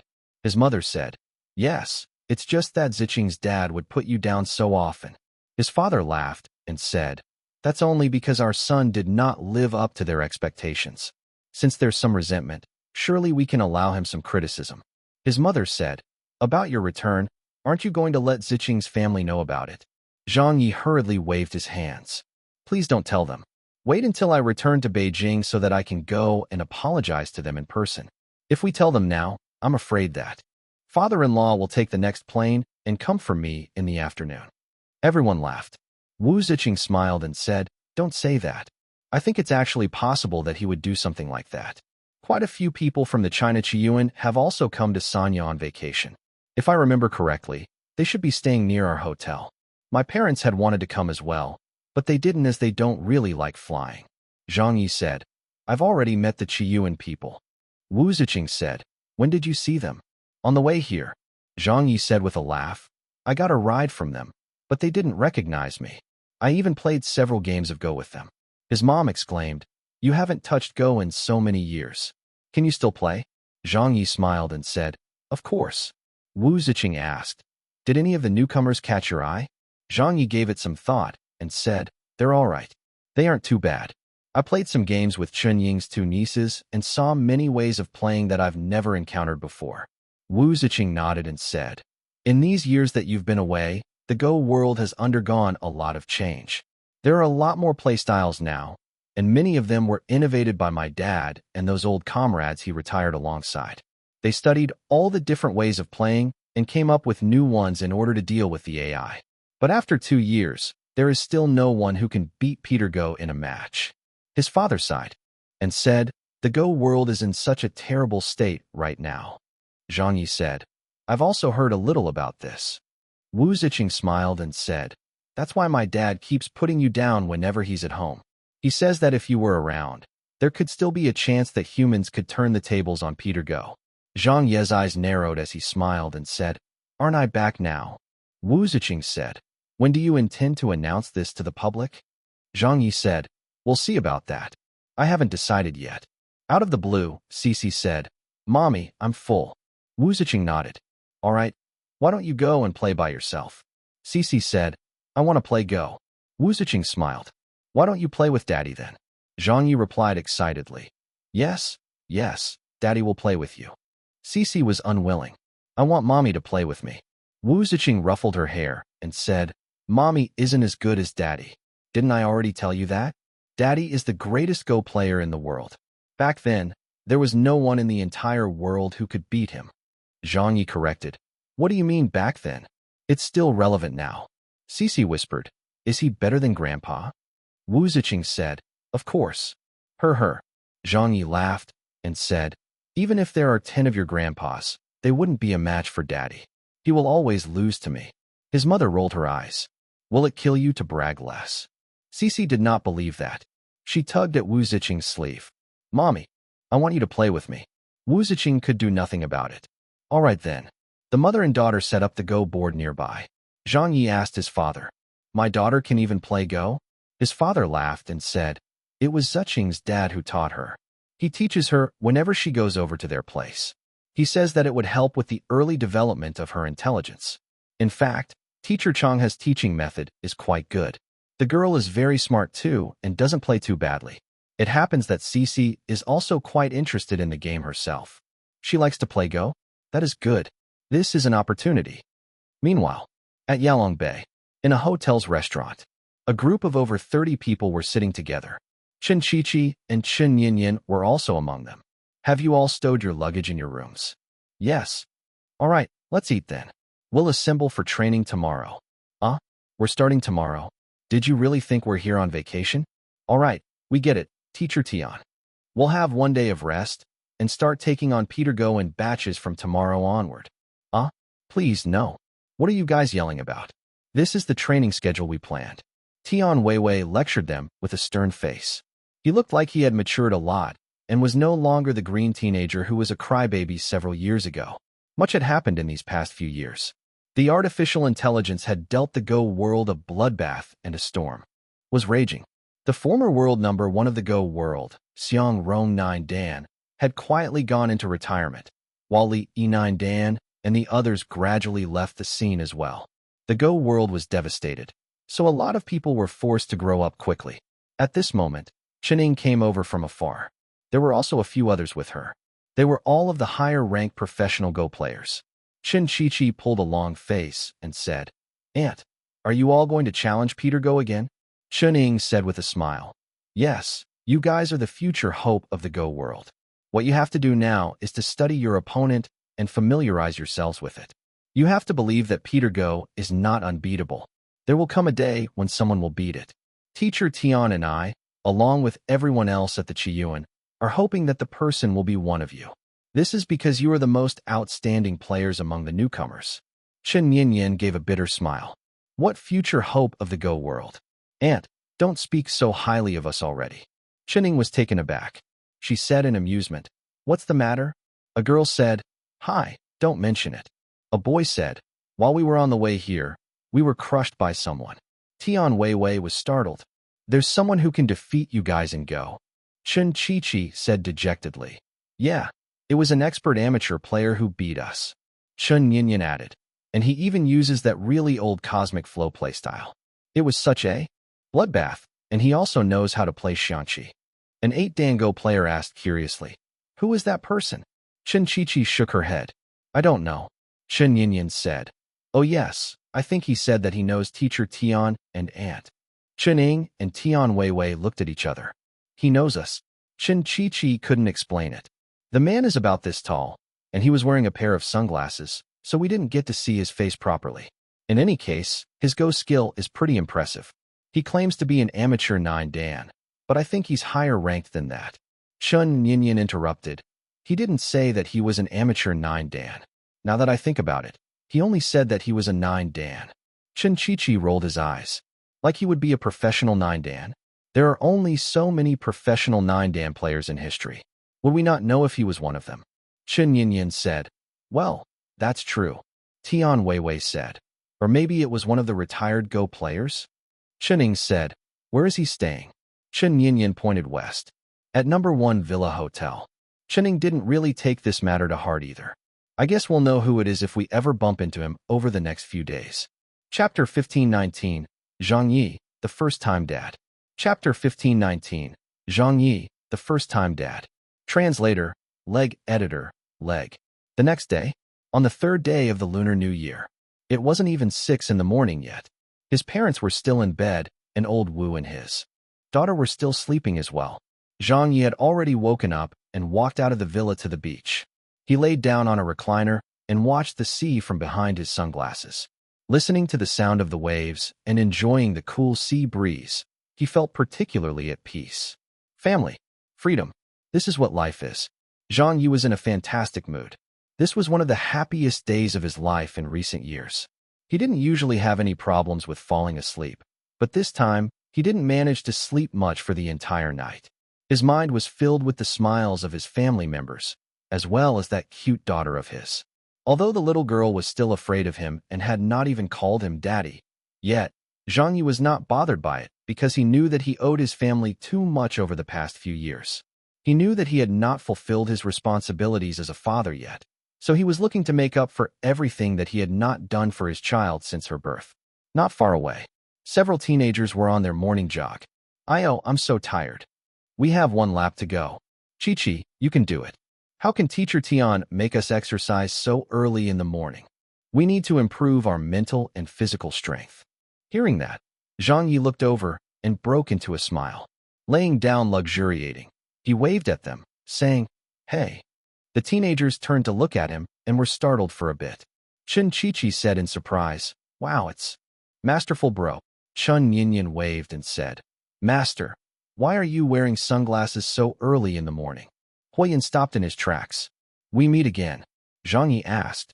"Are you guys doing morning exercises?" Huiyan sighed and said, "Yeah, it's included in the Qiyuan's training schedule. Actually, it's only the Go Association that has to do the training. But since Teacher Tian is the one leading the group, our Xiangqi Association's players were also rounded up and forced to follow their training schedule." Chen Qiqi went over. "Master, we mentioned you to Teacher Tian and our aunt yesterday. My aunt is pretty curious as to which old friend you are and would like to meet with you." Why don't you go back with us later? It's only at the hotel at the east side of the resort, so it's not that far away. Zhang Ye waved it off and said with a laugh, forget it. I'm not part of your Qiyuan, so I won't be going. Chen Yinyan said, but you really do have the ability to play professionally. Even if you can't compare to Teacher Tian, you're pretty close to the level that we professional 4 or 5 Dan players are at. If you train a little and learn some new ways of playing instead of sticking to that outdated cosmic flow strategy, you'll definitely become better at the game. Maybe you don't know this, but do you have an idea of who Changhe 9 Dan is? Teacher Changhe has been working with us to innovate many new ways of playing Go over the past few years, and I think you should learn to play in those ways. Changhe 9 Dan. How can I not know him? That's my father-in-law, all right. Learn his style of playing? Forget it. What sort of playstyles can he possibly create with that standard of his? Chen Yinyan asked. What's your current job? Zhang Ye answered. I'm temporarily unemployed. Chen Qiqi said. Then why are you staying at such an expensive hotel? Zhang Ye smiled and said, my wife is rich. Chen Yinyan criticized. Uncle, you shouldn't be depending on your wife like that. A man has got to be independent. Come to our Qiyuan. It's pretty good money if you become a professional Go player. Chen Qiqi took a stab at him and said, it's just that you're a little old for it. Zhang Ye didn't know whether to laugh or cry. Is that so? Chen Qiqi said, the acknowledged prime age in the Go world is around 20 or so. The older you are, the more likely your level of play will drop. Zhang Ye smiled. All right then. A female Go player said, hi. You have it pretty easy here. We still have to go and play against Peter Go later in the morning. Chen Qiqi said pained. Yeah. Just thinking about it makes me so frustrated. Teacher Tian is making us take turns to play against Peter Go, then study the matches and write reports about them. Zhang Ye laughed and said, isn't that quite good? You can train yourselves that way. Chen Yinyan said sadly, it's not good at all. Playing against Peter Go makes us feel so hopeless. It's hopelessness right from the start until the end, and that affects our confidence badly. Zhang Ye said, you're all young, so it's necessary to practice more. Chen Qiqi harumphed. Would you enjoy it if you lost at Go every day? But Zhang Ye said, I've never lost before. When everyone heard that, they couldn't help but roll their eyes. Never lost before? How is that possible? How can there be anyone in the world who has never lost a game before? Can you not brag? But unbeknownst to them, Zhang Ye had truly never lost before. He did lose some single games, but in the context of a match, be it 2 wins out of 3 or 3 wins out of 5, Zhang Ye had not ever lost once. At this moment, a hotel employee came over. Hello, sorry about this, but this beach is private property. We can't allow anyone who isn't staying here to come in. Hui Yin said, all right, we'll leave right away. Chen Yinyan waved. We'll carry on with our morning jog then, masterful bro. Zhang Ye smiled and said, see you around. After they left, Zhang Ye had a look at his watch and got up to go back into the villa. Seeing that his parents and old Wu were still not up yet, he started feeling a little sleepy again. So he laid down and returned to sleep. 5 minutes. 10 minutes. After some time, Zhang Ye's ears pricked up. He could feel that someone was by the bedside. He sneaked a peek through the slit in his eyes and saw something that made him very happy. It turned out that it was his daughter standing by the bedside. Cici was holding a doll in her hands and looking curiously at Zhang Ye. Zhang Ye pretended to have just woken up. He yawned and opened his eyes. Daughter. Cici jumped up in fright and ran out of the room. Zhang Ye was very happy, and sweetness was drenching his heart. Then he got out of bed. Outside, he could hear old Wu's voice. What's the matter, Cici? Nothing. Did you go and see Daddy? No. Why did you run out of the room then? Cici was mumbling. Zhang Ye came out. Daughter, can Daddy pick you up? Wu Ziqing smiled and said, can Daddy pick you up? Cici shook her head and hid behind her mother. Wu Ziqing smiled. Then why don't you get Daddy to teach you how to play Go? Cici was undecided for a long time before finally nodding her little head. Wu Ziqing looked at her husband. Teach her with a game. Sure. Zhang Ye said excitedly. Here, come with Daddy to play Go. Soon after, his parents also got up. When the two of them came out of their room, they saw the father-daughter pair playing Go in the living room and looked at each other, all smiles. Zhang Ye's mother smiled and said, Cici, you didn't allow your daddy to go into your room to sleep with you and mommy yesterday, but you're playing Go with him today? Zhang Ye said proudly. Don't you meddle in the matters between me and my daughter. His mother harumphed. All right, I won't get involved then. Will that do? Wu Ziqing smiled and said. This little kid ran over to her father's room the moment she woke up this morning. She's paying quite a bit of attention to him. His father said, that's because blood is thicker than water. Wu Ziqing nodded and said, let's leave them alone and let the two of them spend some time together. Our daughter is meeting her father for the first time, and little Yi is experiencing what it's like to be a dad for the first time. There needs to be a process, but I believe that little Yi can do well. His mother gave them the side eye and said, I'm just afraid that this rascal will influence my granddaughter in the wrong way. Wu Ziqing laughed. That won't happen. Chapter 1520, Zhang Ye vs. AI. Chapter 1520, Zhang Ye vs. AI. Translator, Leg Editor, Leg. In the morning, Zhang Ye's parents and old Wu were preparing to head out. Cici was getting anxious. Mommy, where are you going? Wu Ziqing patted her head. Mommy is going out to buy some groceries with Nana and Pops. Don't go. Cici tugged at her. Your daddy is a picky eater and isn't used to eating non-home-cooked meals. Mommy and Nana will cook something nice for you and Daddy later. Wu Ziqing smiled and said, Mommy will be back soon. So why don't you play go with Daddy and have him teach you? Be good and listen to Daddy, okay? Zhang Ye's mother instructed. Keep your eye on the child. Zhang Ye smiled and said, I got it. His father added, don't let her run out to the beach. By herself. Zhang Ye said, I know. Do you have to be so worried with me around? It's precisely because you're back that we're worried, his mother muttered. Zhang Ye rolled his eyes at her. After they left the villa, Zhang Ye's father said, Is it all right to leave them by themselves? Wu Ziqing smiled and said, It'll be fine, Dad. Zhang Ye's mother said, Let's go. We'll be back in an hour or two anyway. Zhang Ye's father thought about it and agreed. They would only be away for a short while. So no matter how unreliable their son was, what was the worst that could happen? With that thought in mind, he felt reassured. Actually, they were deliberately doing this because they wanted to let the father and daughter spend some time together to see how they could get along and get to know each other better. In the villa, only the two of them were left in here. It was quite evident that Cici was starting to panic. The little kid kept peering towards the door while playing Go with Zhang Ye and would ask questions every now and then. When is Mommy coming back? In a while. When is Nana coming back? They just left. It'll be a while. Her childish voice and behavior were incredibly adorable. Zhang Ye smiled and said, Why? Is Daddy really that scary? Cici lowered her head and stammered. Are you really my daddy? Zhang Ye said, Of course I am. I cannot be more real than this, so why don't you believe it? Didn't Mommy tell you? Would she lie to you? Cici still did not seem to believe him.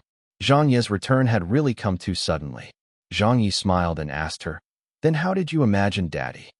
Cici suddenly became a chatterbox. Mommy said that my daddy is the most amazing person in the world who knows everything. Mommy would tell me stories that Daddy wrote. I've heard the story of Snow White and the Seven Dwarfs and the Emperor's new clothes too. They were all written by my daddy. Zhang Ye reminisced. Daddy wrote those stories when he first debuted.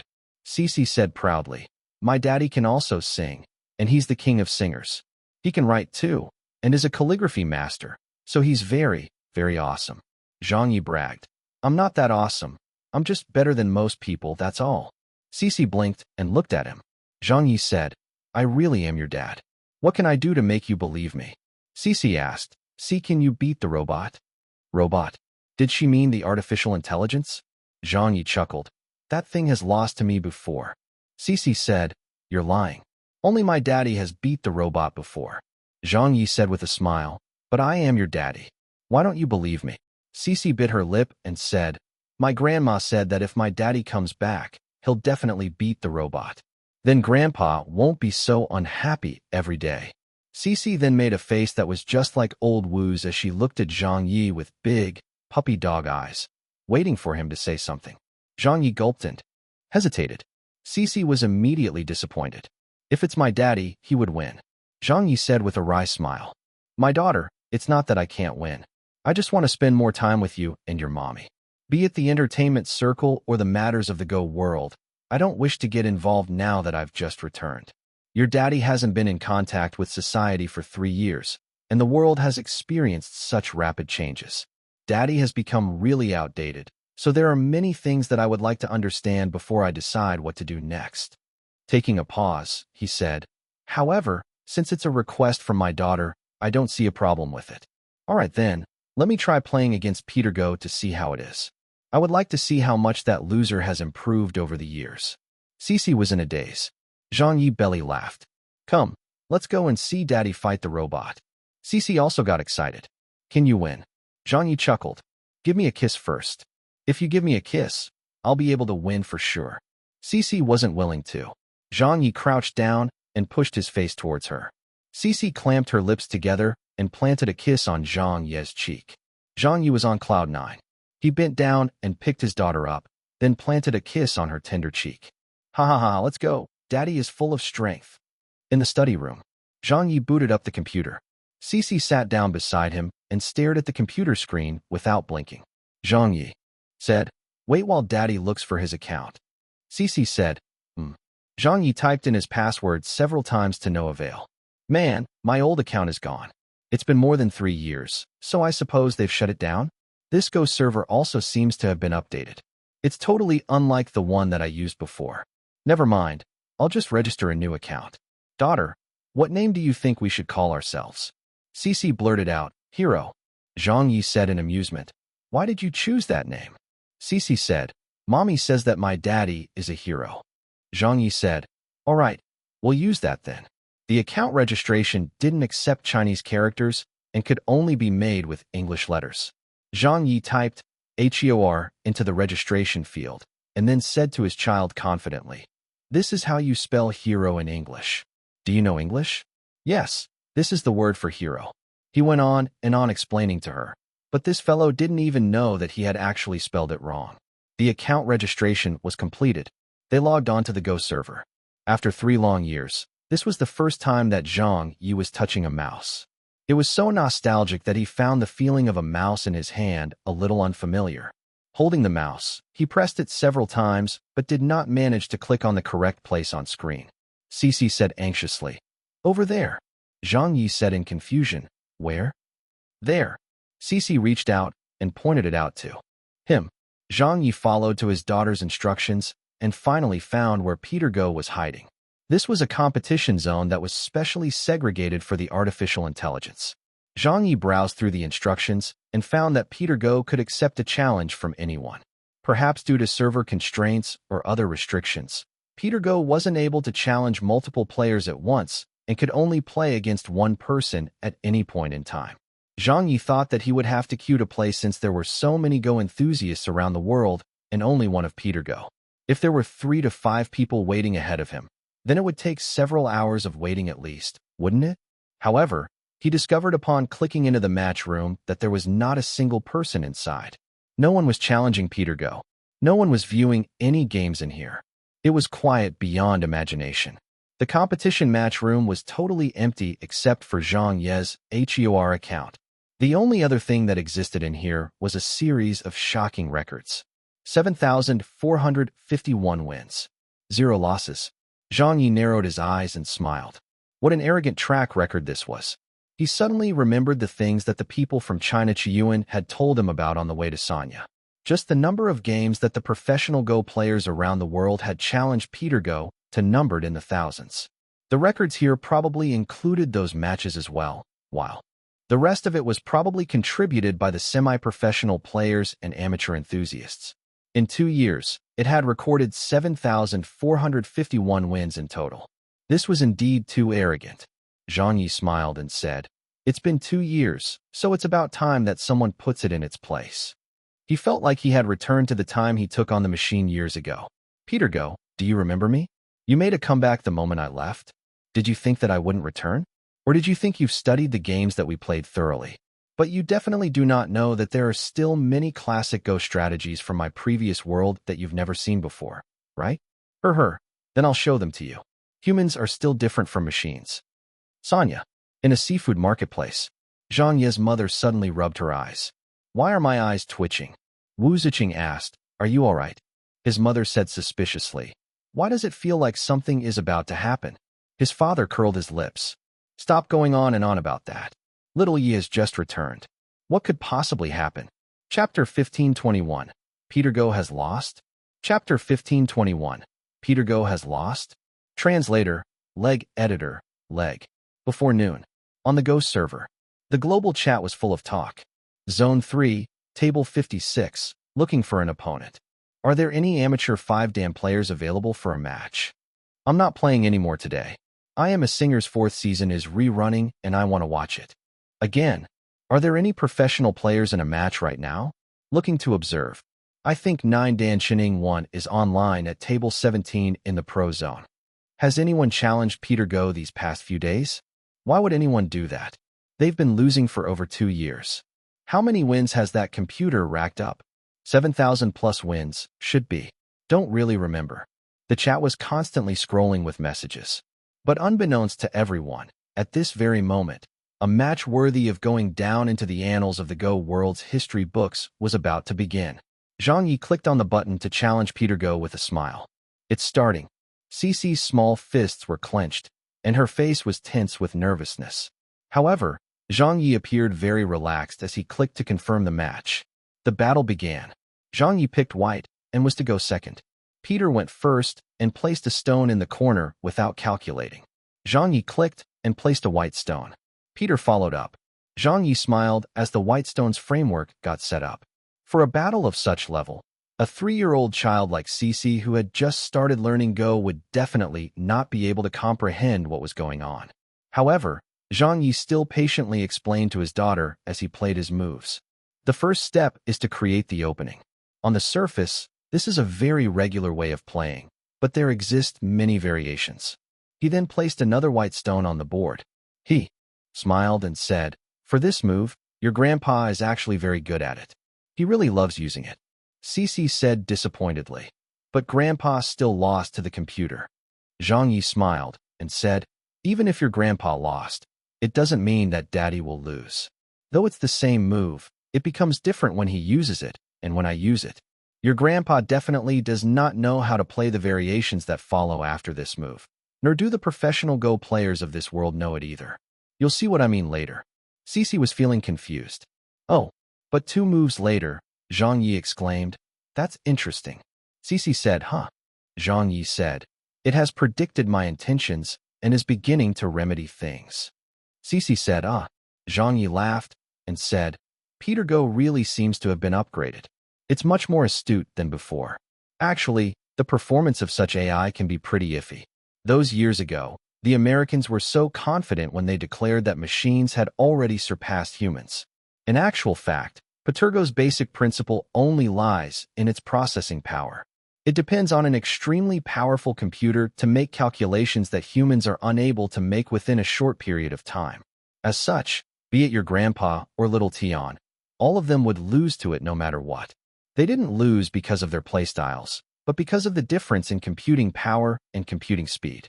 The dozens to hundreds of variations that can be played. After a move cannot be predicted by them, but Peter Go can do just that. That's its advantage." Cece was getting anxious. "What about you?"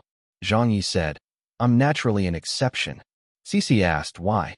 Zhang Ye gently patted his daughter's little head and said with a smile, "Because your daddy does not only know how to play Go. I'm also a mathematician." He added, "The most outstanding mathematician in the entire world, and that is where daddy is different from them." It was hard to tell if Cece understood. Yalong Bay. In the hotel the Chiyuan's people were lodging in. Quite a few newcomers had gathered together and were ready to start training. "Who wants to go first?" "Definitely not me." "Old He, you're the eldest here, so you go first." "Get lost. I'm only 21, and I'm also just 2 months older than you." "Nian, you're the most skilled. You go first." "No." Everyone was pushing the responsibility around as they did not wish to play first. The training schedule the Chiyuan had planned was to let everyone play against Peter Go by the batches. They had a total of over a dozen people, so everyone would likely get a game each throughout the day. After that, they would discuss the experience and write a research report about it before continuing the same process on the next day. Chen Chichi exclaimed, "Aya, hurry up, we don't have much time." A girl said, "Yeah, Teacher Tian will be coming to check on us later." Suddenly, Chen Yinyan said, "There's someone playing against Peter Go." Chen Chichi ridiculed, "Huh? There are still people who want to play against the AI these days.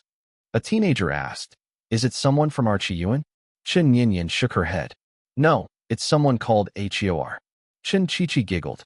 "It must be some amateur who wishes to play against the famous Peter Go. With so many Go enthusiasts around, it's not surprising even if Peter Go is challenged by someone. Haha, this means we're free to do whatever we want." A teenage girl rolled her eyes. "Free from what? When this match is over, it'll still be our turn, won't it? It's just a matter of playing earlier or later. There's no difference." Chen Chichi said, "Then let's just chat for a while. We'll let Nian Yin go first afterwards." Chen Yinyan complained. "Sis, why should I be the one playing first?" Chen Chichi harumphed. "That's what you get for being a 5 Dan. Half an hour. An hour." Everyone was chatting happily and had lost track of time. "It should be over soon, right? Is that person done playing yet? Damn, why is it taking so long? There's someone who can play for an hour against Peter Go?" "Yeah, Peter Go plays really quickly and practically doesn't need any time to think through its moves. It must be that amateur who's dragging the game out by taking a long time to consider every move. But the time rules should apply as well." Someone clicked into the match room and had a quick glance to confirm that the game was not over yet, then closed it without paying any attention to how the game was going. Another 20-odd minutes went by. Chen Yinyan impatiently went onto the Go server again. "Why is it still not over? Let me see. It's done. It's over. They've finally finished the game." Chen Chichi laughed and said, "Little sis, you can do it." Chen Yinyan gave a bitter smile. "All right, I'll be playing first then. Please pray for me, everyone." A teenage girl said, "The rest of us will go outside then. We don't want to disturb you." But at this moment, they realized that Chen Yinyan had frozen. "Sister Yinyan, what's the matter? Why aren't you responding? What's with you?" Everyone found this strange. Chen Yinyan's jaw dropped, as if she had seen a ghost. She stared at the computer screen and shouted, "What the fuck?" Chen Chichi went over. "Little sis, what's the matter?" Chen Yinyan was so shocked that her hands were trembling. She reached out and pointed at the computer monitor while yelling, "Oh my god! Look at this, quick! Quickly come and see this." A teenager wondered, "Look at what?" A teenage girl said, "What are you rambling about?" Everyone went up to her. All of them were dumbfounded by what they saw. Chen Chichi was so shocked that she screamed. 2 of the teenagers almost fell to the ground. 3 of the teenage girls were staring with wide eyes, just like Chen Yinyan. They were all stunned, because in this very moment, what they saw on the monitor was making them utterly doubt their eyes. They could see the match records clearly showing 2 lines of data. Patergo's record, 7,451 wins. 1 loss. Oh my god, something has happened. Something big has happened. How is this possible? What the hell is this? Peter Go has lost. Fuck. Peter Go has lost. Screaming rang throughout the room. Chapter 1522. The world is shocked. Chapter 1522. The world is shocked. Translator, Leg Editor, Leg. Astonishment. Disbelief. Chen Chichi was scared silly. What exactly has happened? Chen Yinyan said, "Who the hell is this guy?" A teenager said anxiously, "Hurry, tell the teachers." A teenage girl shouted, "Right? Go and tell everyone. The Go world will be shaken by this." Everyone stopped caring about the training regimen and rushed out of the room to go look for Tian Weiwei. In a room, Tian Weiwei and several 8 and 9 Dan professional Go players were watching 9 Dan Xinying's match. Her opponent was a professional Korean 8 Dan Go player who was also their rival in recent years. 8 Dan Li Fong smiled and said, "This push through that Sister Chun made is such an interesting move." Tian Weiwei said, "This is a 2 to 5 approach one that Sister Chun has mastered superbly." But Chuning said, "What's so superb about this move of mine? The best 2 to 5 approach that I've ever seen played was made by Peter Go. It can only be described as impeccable. But it's not human," 8 Dan Zhozhen said. Li Fong said, "Yes, Peter Go has a large computing platform to support its decision-making. Strictly speaking, that's considered cheating. It's the same if this were a math competition with everyone doing their calculations using pen and paper while someone else makes use of a calculator or computer. It would be a wonder if we could win against it. What is it if that's not cheating? Technology these days has become too advanced. The computing efficiency and processing power have gotten much more powerful than before. There isn't anyone who can beat Peter anymore. At this moment, there was a flurry of knocking on the door. Knock, knock, knock. Knock, knock, knock. Li Fong said to the outside. Who is it? He went over, opened the door, and saw little Chun and the others. Tian Weiwei said, What's the matter? Didn't I arrange for you all to practice? Chen Qiqi was panting from running over here. Master Tian, something big has happened. Tian Weiwei was startled. What happened? Xin Ying's game was more or less already won. She couldn't help but turn her head. What's all the fuss about? Chen Yinyin took a deep breath and said, You'd never believe what happened if we told you. Zhou laughed. Is there anything that we wouldn't believe? A teenage newcomer said loudly. Peter Go has lost. Chen Ying was stunned. What? Tian Weiwei's eyes widened. What did you say? Li Fong said dumbfoundedly. It lost? Zhou straight up said, That's impossible. Chen Qiqi pointed at the computer and said, Have a look for yourselves. It's true. Chen Ying no longer cared about the ongoing game at this moment. She clicked on the mouse and exited the match, then went into Peter Go's dedicated match zone and got dumbfounded by what she saw. The top Go masters in China, Tian Weiwei, Li Fong, and Zhou Zhen, were all dumbfounded too. Tian Weiwei gasped. Who was it? Chen Qiqi quickly said, We don't know. It's an unknown account. Chen Ying shouted, Show me the game record. Chun Yinyin said, There's no record of it. We didn't watch the game. A newcomer said excitedly, Awesome. This is so awesome. Zhou Zhen said horrified. Is there really someone in the world who can beat Peter Go? Chen Ying clicked the mouse several times before saying, It's still too early to say. I tried accessing the match room, but Peter Go is currently not available to play against. I believe that the Americans set it as a best-of-3 format, so that person still has to play another game against Peter Go. Tian Weiwei said, It's gonna get crazy in the Go world. Beijing. At old Wu's parents' courtyard house, Li Qinxin was washing vegetables while Wu Changhe sat outside in the courtyard, looking at the sky. Li Qinxin smiled and said, Why aren't you studying that new style of play you just created? Wu Changhe said uninterestedly, What's the point of that? We still can't win. It's the new year, so don't put too much pressure on yourself. Li Qinxin said, It's been 2 years, but still no one can win against it. I suppose we should just forget about it. At this moment, a cell phone rang. After Wu Changhe got off the phone, he looked stupefied. He put down his cell phone and suddenly felt a decade younger. He was so excited that he couldn't get a hold of himself. Li Qinxin asked, What's the matter? Wu Changhe replied, Peter Go has lost. Li Qinxin said in surprise, What? In America, at the company where Peter Go was created, when the alert data was transmitted back, the entire team was dumbfounded. This is impossible. Peter has lost. What's going on? What in the world has happened? Where's the game record? Send it over quickly. It's a new account? There's only one record of it signing in. The IP address points to China? God damn it. It was a state of chaos at the company, and the higher management had to call an emergency meeting. In their opinion, Peter Go couldn't have lost. There was absolutely no chance that it could have lost. Korea, at a Go Circle party. Come, let's drink. Hi, let's not talk about the AI anymore. Right, let's just enjoy the food and drink up. Then these people's cell phones started ringing. What? Are you serious? It really lost. Holy shit. Japan, at a Go club. Some amateur enthusiasts were playing Go when this piece of news hit them without warning. Oh my god, are you serious? How? Is that possible? Someone beat it. Who could this godly person be? China was shocked. Korea was shocked. Japan was shocked. This news had set off a raging torrent across the entire Asian Go community. The Go server that served all international players was suddenly bustling with activity. In the global chat, the various zones chats, as well as Peter Go's dedicated match zone, netizens and Go players from all over the world were filling chat up with messages. For over 2 years, the human players had been driven back in defeat one after another. Against the dominance of the artificial intelligence, the humans stood no chance of winning at all. This dominance even struck a devastating blow to the Xiangqi world along with the Go world, leading to more and more people leaving the game. The Go server's daily activity and number of users started dropping year after year. But right now, there was a flurry of activity on the entire server.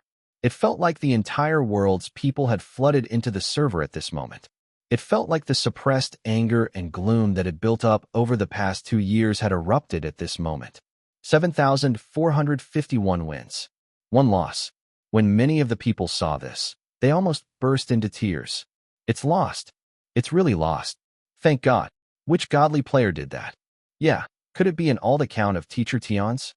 Impossible. If Teacher Tion and the others could win, they would have already won at some point during the past 2 years. Why would it take them until now to do so? And why would he use an alt account to do it? I also do not think that it's them. Amazing. There's finally a master who did it. Does anyone have the game record? No. No one was watching the game when it was being played.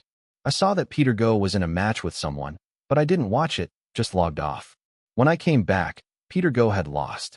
My God, I should chop off my hands. Just what did I miss? I totally missed out on watching a Go match that is worthy of going down in the annals of Go history. Heavens, please strike me down with lightning. Why did I have to log out at that time? I regret this so much. What's the username of the person who won? Here. This is a newly registered account. It has only 1 win and 0 losses. This was the only game played so far. In just 1 game, Peter was defeated? Damn. What kind of fucking person is that? What does HEOR mean? I don't know. It doesn't look like a word. Do you guys think it should have been hero instead? And that the person just misspelled it? Tui, how can that be?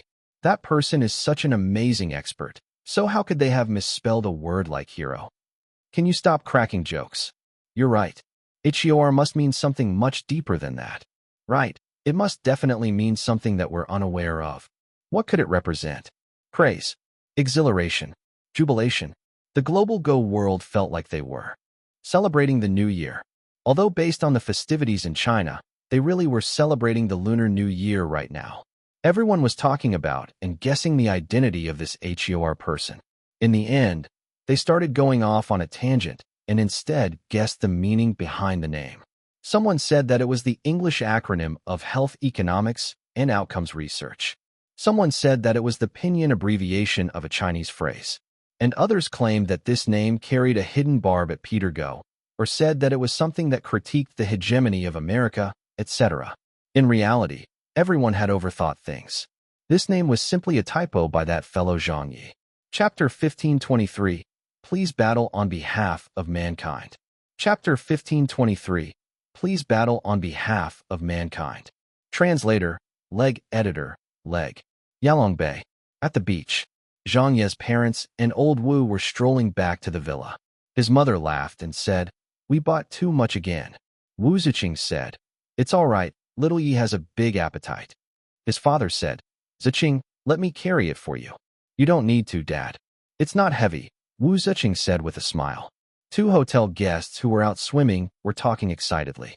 They were speaking so loudly that old Wu and Zhang Ye's parents could hear what they were saying. The husband said, "Peter Go has finally lost." The wife said, "Although I don't understand Go, this news really blows off steam." Yeah, humanity has finally clawed back a game. It's been more than 2 years, so it must not have been easy. I heard the rules call for 2 wins out of 3. That person might have to win 1 more game before they can secure a total victory. I wonder when the second game will be played. We definitely have to watch it. Yeah, this is mankind's counterattack. We definitely should give our attention to it. When Zhang Ye's parents heard that, they were stunned. What? Peter Go has lost. What was this about? When did it happen? His mother suddenly thought of something and drew in a sharp breath. Surely not, right? His father also looked quite surprised. Come, let's head back quickly. The 3 of them immediately picked up their pace and rushed back to the villa. But when they got back, they were all stunned by the sight before their eyes. In the living room, Cece was in a very happy mood. "Daddy, this is my writing." "AI, it's pretty good." "Daddy, this is my toy. She's called Little She." "How nice. Come and show her to Daddy." "Daddy, can you tell me a story tonight?" "Sure. Daddy will tell you any stories that you wish to hear." Cece was overjoyed. She hung around Zhang Ye and kept calling him Daddy every time she spoke. Her little voice sounded so sweet to Zhang Ye. His mother was dumbfounded. What happened here? Zhang Ye looked to the door and said happily, "Yo, you guys are back?" Wu Ziqing smiled and said, "She started addressing you as Daddy." Zhang Ye said excitedly, "Of course. Don't you know how charming this bro is? His father was convinced. Kid, you're great. They were thinking that it would be very difficult for Cece to accept Zhang Ye since he had been away for so long. They believed that it would have to take some time for her to get used to his presence.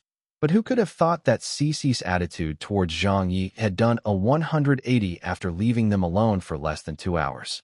This situation was the opposite of what they had expected. Cece ran over. Mommy, what did you buy? Wu Ziqing smiled and crouched down to show her what was in the plastic bags. There's seafood and some fruit. Cece looked down. Then she reached in and clumsily took out 2 large mangoes. As her hand was too small, she had to attempt twice before she managed to take them out of the bag. Then she turned around and hobbled to Zhang Ye. Daddy, have some fruit. Zhang Ye was on cloud 9. AI, thank you, my dear. His mother said jealously. You're only thinking of your daddy? What about Nana?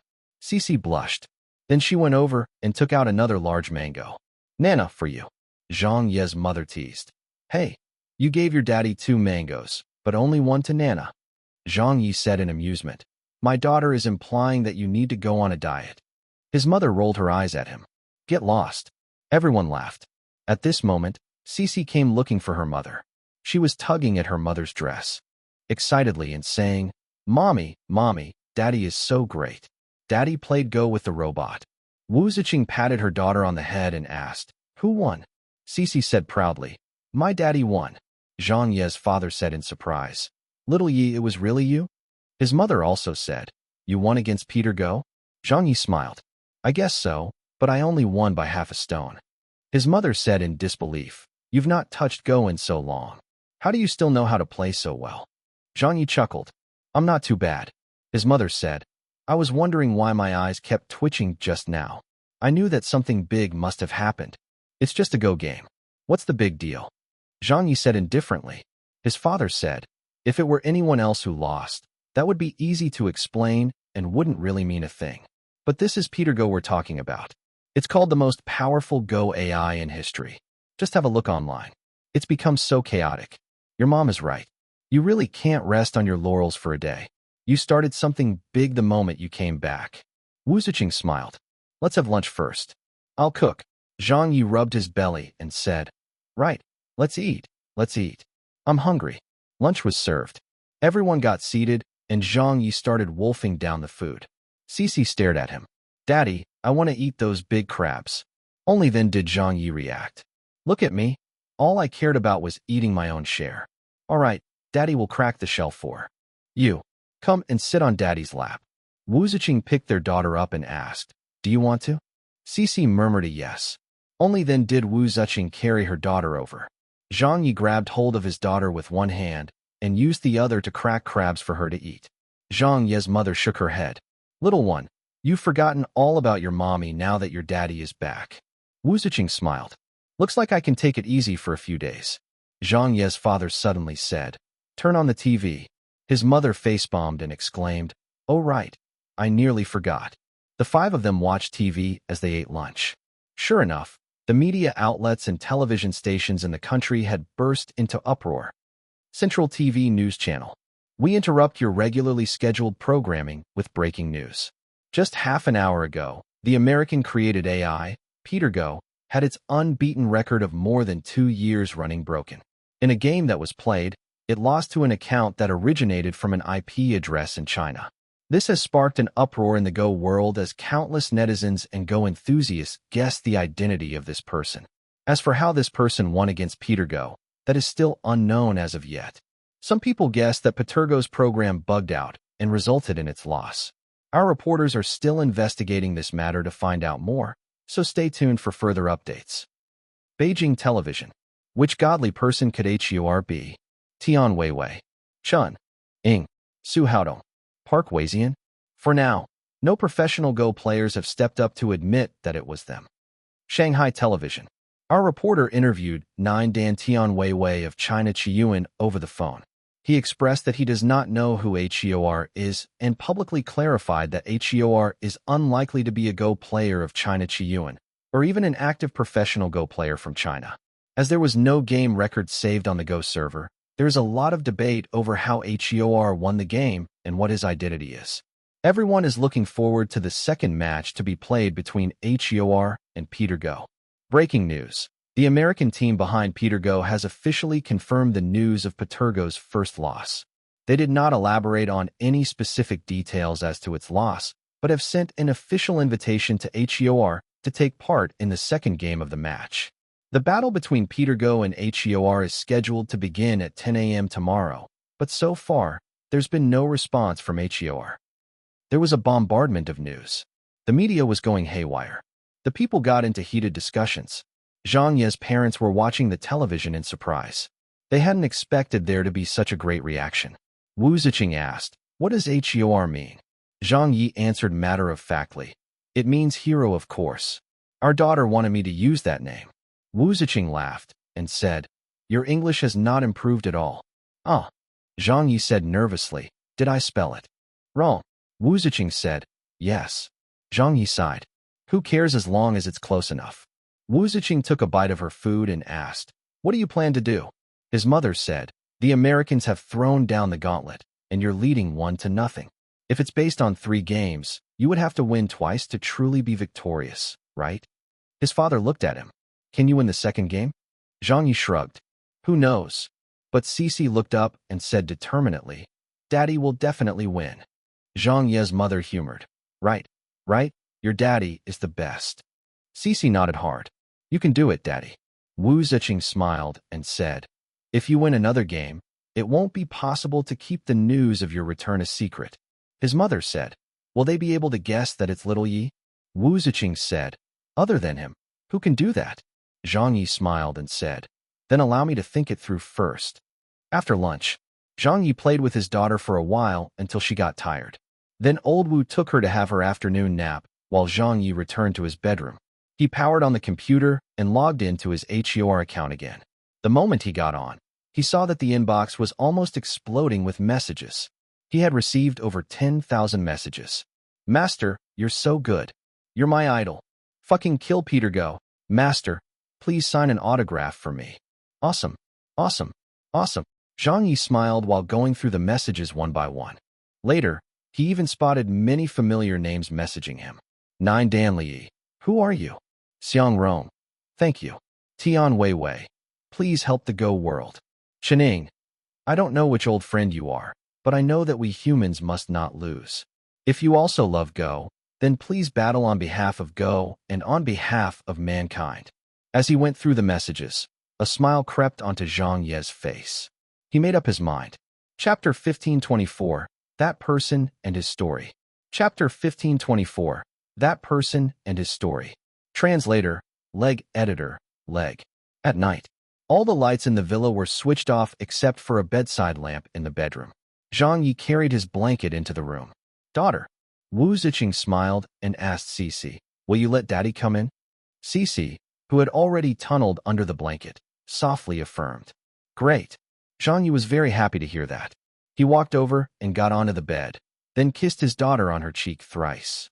"All right, Daddy will tell you a bedtime story." Cici said, "I want to hear a new one." Zhang Ye said without hesitation, "All right, Daddy will tell you a story that no one has ever heard before." As he was speaking, old Wu's cell phone rang on the other side. Wu Ziqing took a look at her cell phone. "It's from my dad." Zhang Ye put his index finger to his lips. Wu Ziqing answered, "Dad." On the other end, Wu Changhe said, "Sleeping yet?" "Not yet." "Haha, have you heard?" "Heard about what?" "About Peter Go. Losing." "Yes, I've heard about it. It's so satisfying. It's simply too satisfying." "Ha ha ha ha, what did I tell you, Ziqing? There are all sorts of capable people here in China, and someone was bound to beat it. Did you think that only your little Yi knows how to play Go? Did you think that he's the only one who can play well? Just look, there are other experts around." Wu Ziqing smiled as she glanced at Zhang Ye, who was beside her. "Yes, you're always right." Wu Changhe said, "That rascal, just let him rot in there. Even without him, we have others raising the flag of our Go world." Zhang Ye rolled his eyes. Wu Ziqing said, "Dad, I have a surprise for you and Mom when I get back to Beijing." Wu Changhe asked, "What surprise?" Her, you'll know when I'm back. Don't keep me guessing. Tell me right now." Wu Ziqing looked to her side and said with a smile, "I'm afraid it'll shock you if I tell you now." The call ended. Zhang Ye said in a speechless manner. Is Dad mocking me again? Wu Ziqing smiled. No, I heard it all, Zhang Ye harumphed. They can beat the AI even without me? If this bro didn't come back, did they really think that someone could win? Cece cut in. Daddy is the bestest. Zhang Yi said proudly. Of course. Who do you think your daddy is? Wu Ziqing asked. Have you thought it through yet? About accepting tomorrow's challenge. Zhang Yi shrugged. I suppose I'll give it a try. Master Xiang, Little Tian, Sister Chun, and so many. Others have left me messages on my alternate account, so it's not like I can reject playing.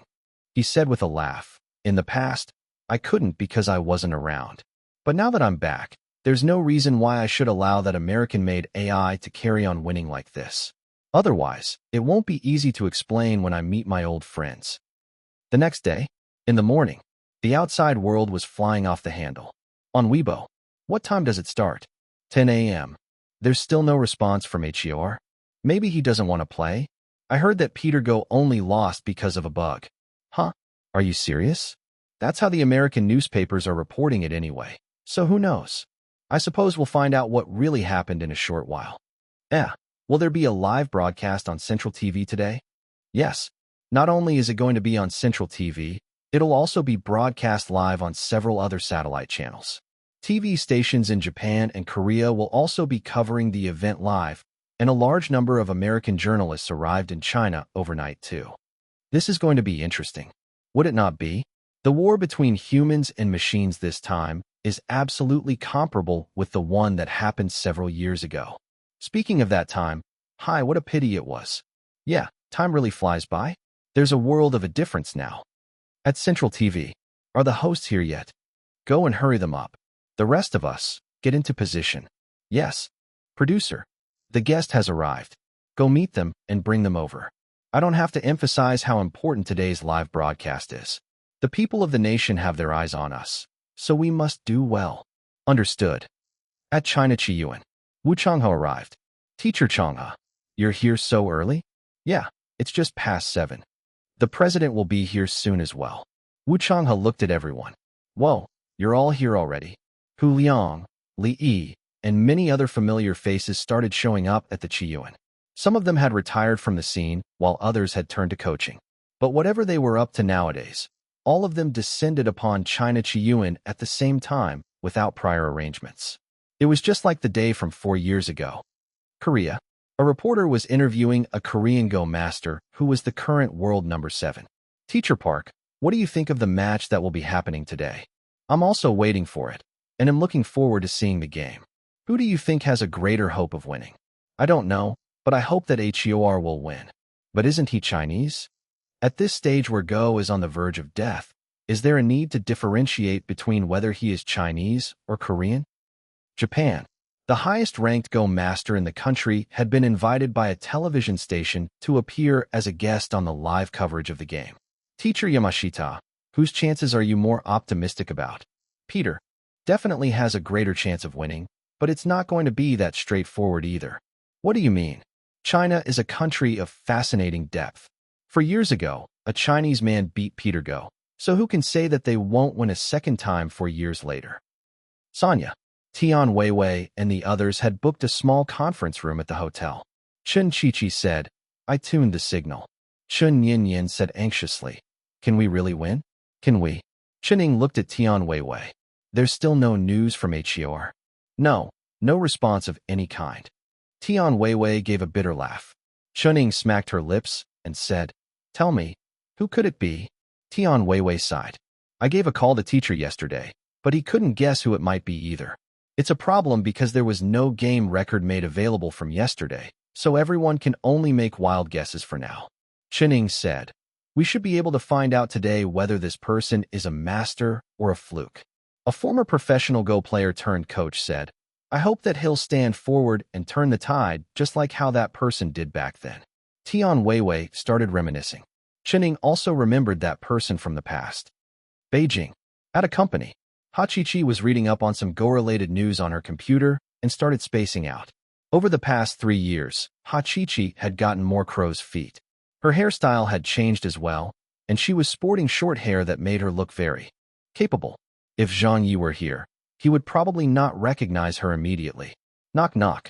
Someone knocked on the door and came in. Director Ha, the script is ready. The boss wants you to have a look at it first. Ha Chi-Chi didn't even turn her head and said, "Got it, just put it down." That person peeked at the computer screen and said with a laugh, "You're getting ready to watch the live broadcast of the Go match too? Everyone says that Peter Go is very difficult to beat. The Go world is going to be in for a disappointment again." That's so. At another location, Zhang Ye sighed softly as he read the news on his cell phone. He mumbled to himself nostalgically, "The war between humans and machines?"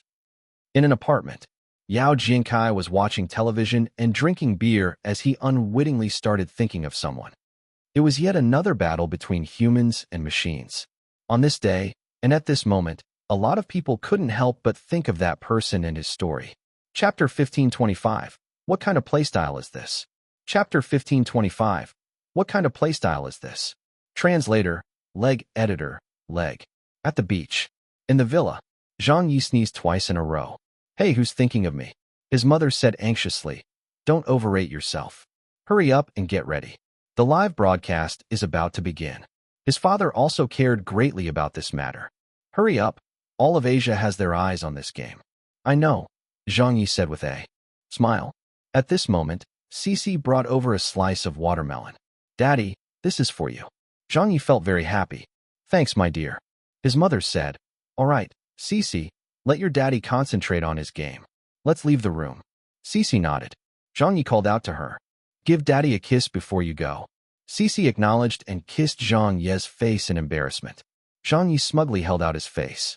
"Another one." Cece hesitated for a moment before planting another kiss onto his face. His mother said angrily, "Io, kid, do you not know when to be anxious about something?" Zhang Ye chuckled and said, "I've already waited for 3 years. Would I care about waiting a little longer?" Finally, Zhang Ye booted on the computer without any sense of urgency. The room he was in was the best spot in the villa. It faced the sun, and there was a view of the sea as well. Cracking open the window, the sea breeze could blow in, which made the room's temperature just right while filling it with the salty smell of the sea. Munching on the watermelon that his daughter had brought him, Zhang Ye narrowed his eyes and felt very refreshed. He was in the best shape. His parents brought his daughter into the living room. Wu Ziqing had already turned the television on. The live broadcast had already started. The guest commentator Central TV had invited turned out to be 9 Dan Xiangrong, the former world #1 in Go. The host said, "Oh, we can see that here's account has logged on. Yes, HEOR has finally appeared. He has now entered Patergo's competition zone. Due to the official restrictions put in place, only HEOR is allowed to enter Patergo's competition zone. Although HEOR didn't give any word after yesterday's game, he has still appeared right on time at 10 a.m. today.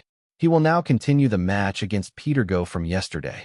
Turning around, the host asked, "Teacher Xiang, do you have any clue as to who this person might be?" Xiang Rong shook his head. "I can't put a finger on it either." "Even you do not have any idea of who it might be?" Xiang Rong smiled. "If I don't see him playing, I can't make any guesses. Every player has their own play style, and that's something that cannot be hidden. I believe that in the process of the game, Teacher Xiang will be able to notice some clues leading to Here's identity." Xiang Rong said, "That's right. All right then, the second game is about to begin." In the online Go server, the chat was blowing up. "HEOR, you can do it. God, HEOR, come on. Fuck Peter. Humanity will prevail." Tens of millions of people were watching online. Wave after wave of cheers rang out. That audience, that reception, it was overwhelming. At China Chiyuan, Li Yi shouted, "It's starting." Hu Liang yelled, "HEOR has finally shown up." Wu Chang has stared at the big screen. "Quickly make your move. Let me see who you really are." 3, 2, 1. The game began. HEOR was to go first. With the black stones. At his computer, Zhang Ye banged on the table in delight. He had used up most of the tricks he had yesterday, so he didn't think that there would be anything interesting left to play. This was also the reason Zhang Ye had not thought beforehand about how he would take on his old rival today. The Cosmic Flow? The Chinese opening one? Play a few complex josikis? Or try out a few unconventional openings? A moment later, Zhang Ye shrugged and placed his first stone with the mouse. At Central TV, The host said excitedly. He has placed his stone. After nearly 2 minutes of consideration, Hor has played his first black stone. Teacher Xiang, what do you make of this? Xiang Rong remarked. At least it shows that Hor isn't another AI. Oh, Xiang Rong said. There were rumors that Hor was an AI made by another American company to play Go, possibly why Peter was defeated during yesterday's match. But from the looks of it, this rumor has clearly been refuted. If it were an AI, it wouldn't have taken so long to think of its move under the circumstances of having no stones on the board or any opening of any kind. Hor is definitely human, and based on my deduction, he's a player with a very good mentality too. The host asked, why is that? Xiang Rong said, during the first game yesterday, they completed the guessing of stones to decide who would go first.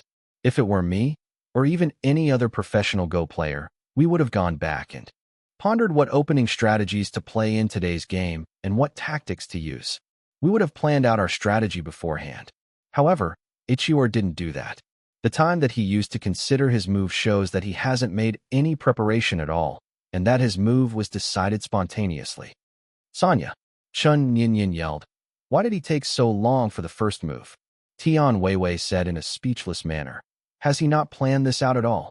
Chuning face-bombed and said, what on earth is this fellow trying to pull?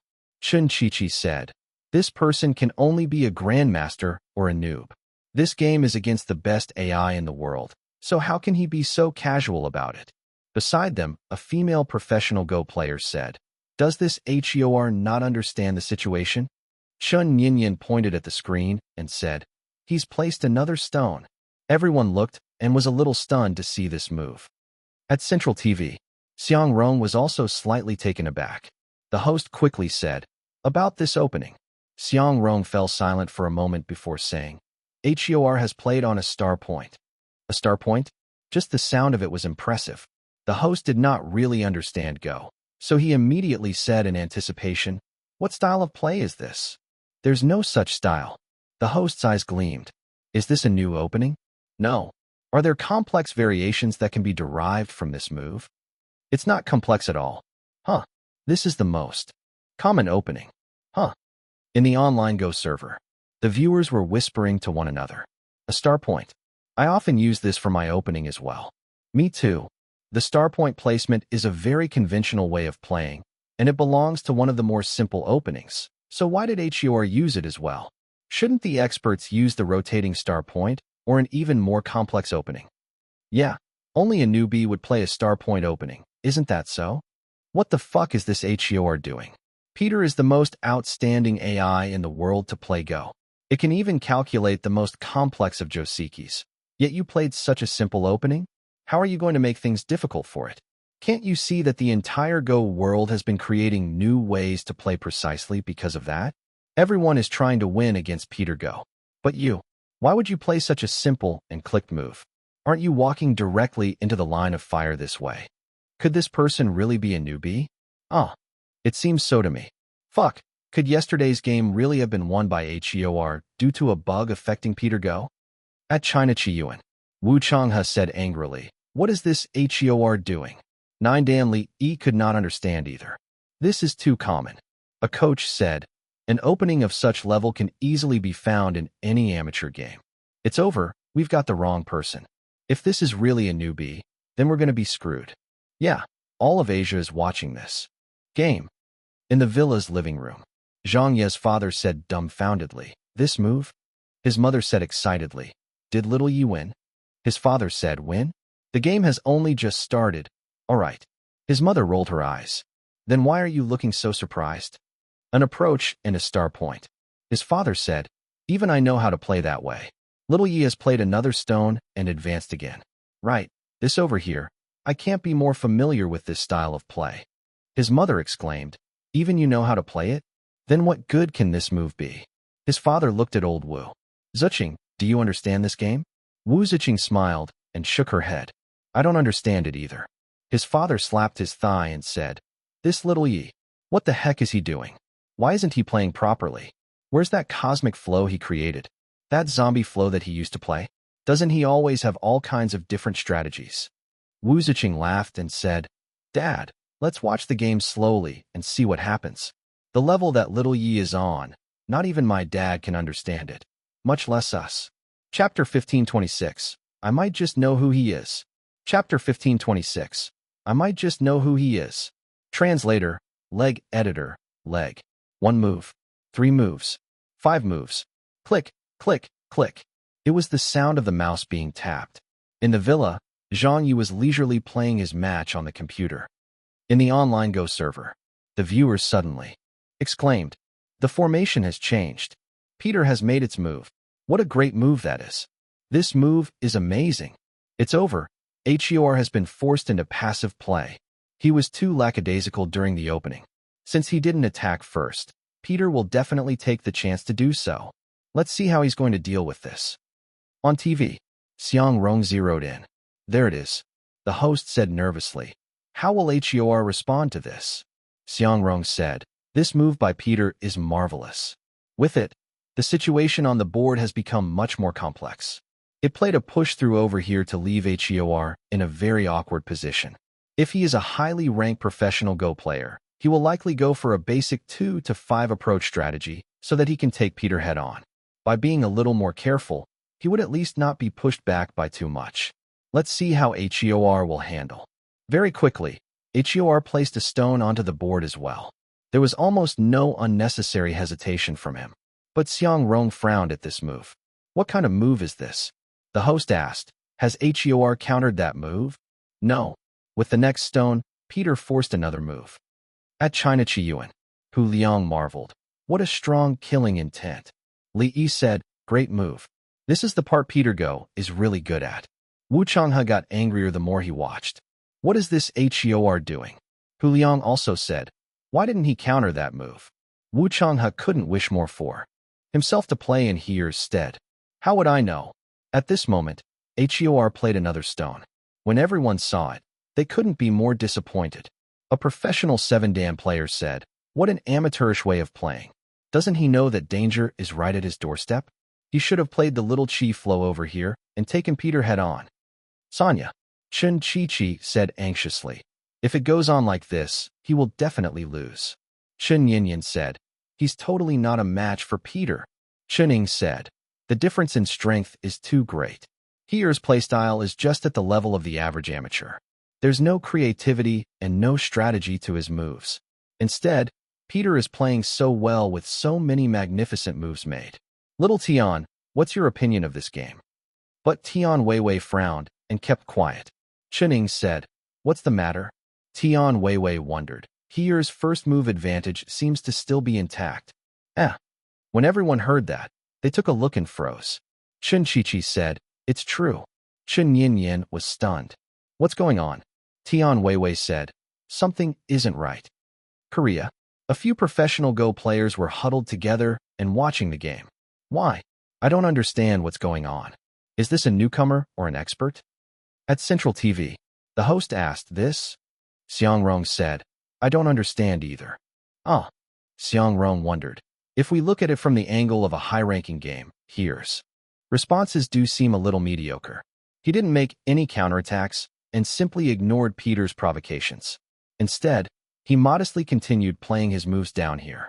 The following few moves in response to his opponent also seemed to have been made very hastily. So those were bad moves? But Xiang Rong said, no, it's not like that. The host was taken aback. It's not. Xiang Rong looked at the screen. This is where it gets weird. These few moves are all very ordinary with nothing special about them. There's nothing new. Yet look, HER did not lose his advantage. 10 minutes later, the game was getting intense. Blood had already been spilled on the board.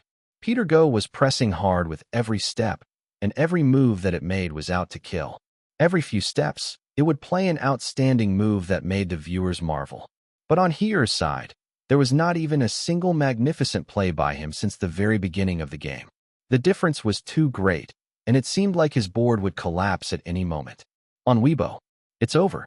He's definitely going to lose. I don't want to watch anymore. I knew it. Other than that person, there's no one else who can beat Peter Go. Peter is playing too beautifully. Yeah, look at this cut. It's such a divine move. 20 minutes later, Japan. In the Go world, HUR won't be able to last much longer. I'm afraid he's going to have to admit defeat once it gets to the middle game. His play is too simple. He's probably not a newcomer, but he's not an expert either. Yeah, he's just an average player, that's all. Hi. Half an hour later. America, the team behind Peter Go. We're about to win, right? Why haven't we won yet? This HUR is pretty stubborn. How did the board develop to such a state? And then, at some point in time, a lot of people fell silent. On the online Go server. Holy shit, what's with this? How can the game still be playable? At China Chiyuan, Wu Changhe was dumbfounded. Who is this person? Li Yi was also shocked. How can this be? Hu Liang stared with wide eyes like he had seen a ghost. How did HUR manage to keep his first move advantage for so long? This is impossible. How can it be? Sonya. Chen Yin yelled. My God. Chen Chi also said in disbelief. What's with this? The 9-dan players like Tian Weiwei, Chen Ying, and several others also looked at one another in shock. Chen Ying gasped. We were wrong in our judgment. He's already made it past the middle game. How? What did he do? There was no change in the situation at all. From the opening, to the middle game, and even beyond that. Peter Go kept coming up with all sorts of magnificent moves, while HUR continued his ordinary style of play. There were no magnificent moves. There were no complex josekis. There were no specific styles of play, but a lot of people shockingly discovered at this moment that HUR had not ceded his first move advantage since the beginning. There was no point that he was shaken or surpassed by Peter. To say how much HUR was winning by, that wasn't exactly it. He only had an advantage of about a point or half a point, yet no matter what, he still kept his lead. At this point, even a fool would realize that something was not right. On TV, Xiang Rong, who had been quiet for some time, finally opened his mouth.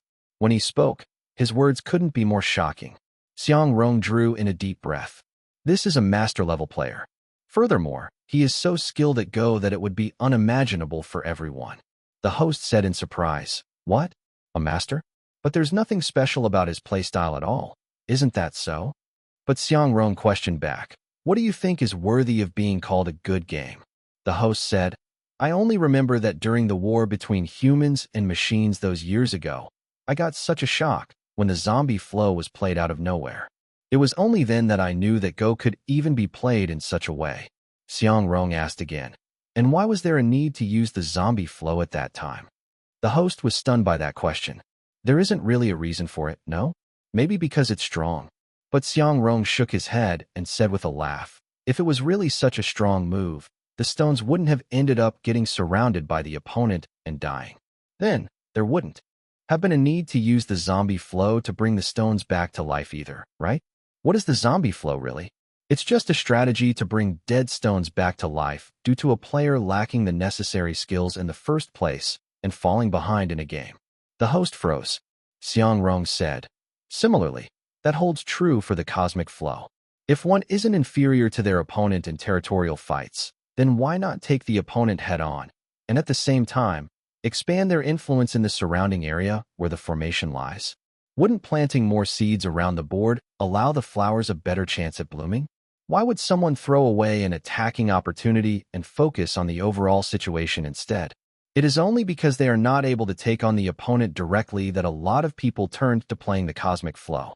This playstyle makes up for one's weakness in territorial fights by working on their influence on the overall formation. As such, that is how the different strategies and playstyles were created. They are all methods that a player has researched to increase their chances of winning based on their own weaknesses and the opponent's strength in a game. In a way, these are all pretty crafty tactics. The host asked, then what style does HUR employ? Xiang Rong said, he doesn't have any. None. Xiang Rong said, it's because he doesn't need any strategy or playstyle to cover any weaknesses.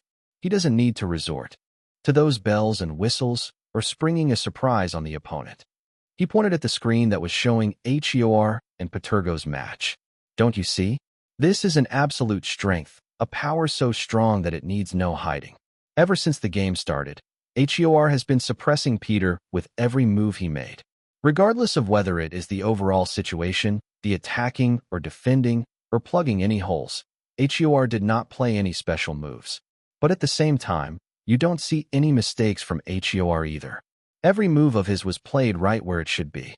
This is a truly terrifying technique and strength that he has. Of all the professional Go players in the world, no one is capable of something like this. The host exclaimed, "Not even you." Xiang Rong shook his head. The host was extremely shocked to hear that. HEOR is an expert? An unprecedented Go master? Who the heck could he be? Where did this fellow pop out from? Then Xiang Rong made two comments that would leave anyone who heard it in shock. Xiang Rong thought for a moment before making the first comment in a soft voice. Peter is about to lose. The host was dumbfounded. Peter was going to lose? How do you know that? Why are you so sure of it? For the second comment, Xiang Rong laughed and said, "I think I might just know who he is." Chapter 1527, Identity Exposed? Chapter 1527, Identity Exposed? Translator, Leg Editor, Leg. In the villa, the gentle sea breeze was lapping against the windows. Zhang Ye, who was seated at the computer, narrowed his eyes. Although it looked like he was spacing out, he had in fact become completely unaware of his surroundings. All of his focus and concentration was on this game. His brain was speedily doing calculations by the second and analyzing the situation. Should he make a cut? The black stones were in an uninteresting state of play. Perhaps he could do a push through here? White advanced. Black was able to play on, and the stone's formation was good. After some thought, another black stone was played. It was still as uninteresting a move as it could get, yet the black stones did not lose its advantage. No one had ever seen this playstyle of Zhang Ye's before. Today, he had schooled this world with a jaw-dropping lesson in Go. Compared to his previous world, this world's standard in Go was behind by too many years. They were too fixated on creating playstyles and strategies. The zombie flow, the cosmic flow, the higher Chinese opening, the lower Chinese opening. A lot of professional Go players were overly infatuated with such things and ended up neglecting the fundamentals of Go. In fact, for the competitive professional Go games back in Zhang Ye's previous world, especially in the higher-ranking matches, special playstyles were hardly seen unless very unique circumstances called for their usage. This was due to an elevation in standards as the level of Go developed. In the past, Zhang Ye had also pursued the surprise element that playstyles had. During the war against machines 4 years ago, that was exactly how he had won. In the game against Peter Go yesterday, he had also done it this way. But now that 4 years had passed, Peter Go had improved by too much after receiving an upgrade to its system.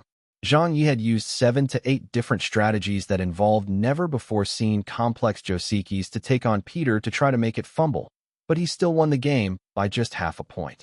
At that time, Zhang Ye knew exactly why this world's professional Go players were unable to win any games against Peter Go. That was because Peter Go was already ahead of them. Its massive computing system had already overcome the surprise element of all their so-called styles and strategies.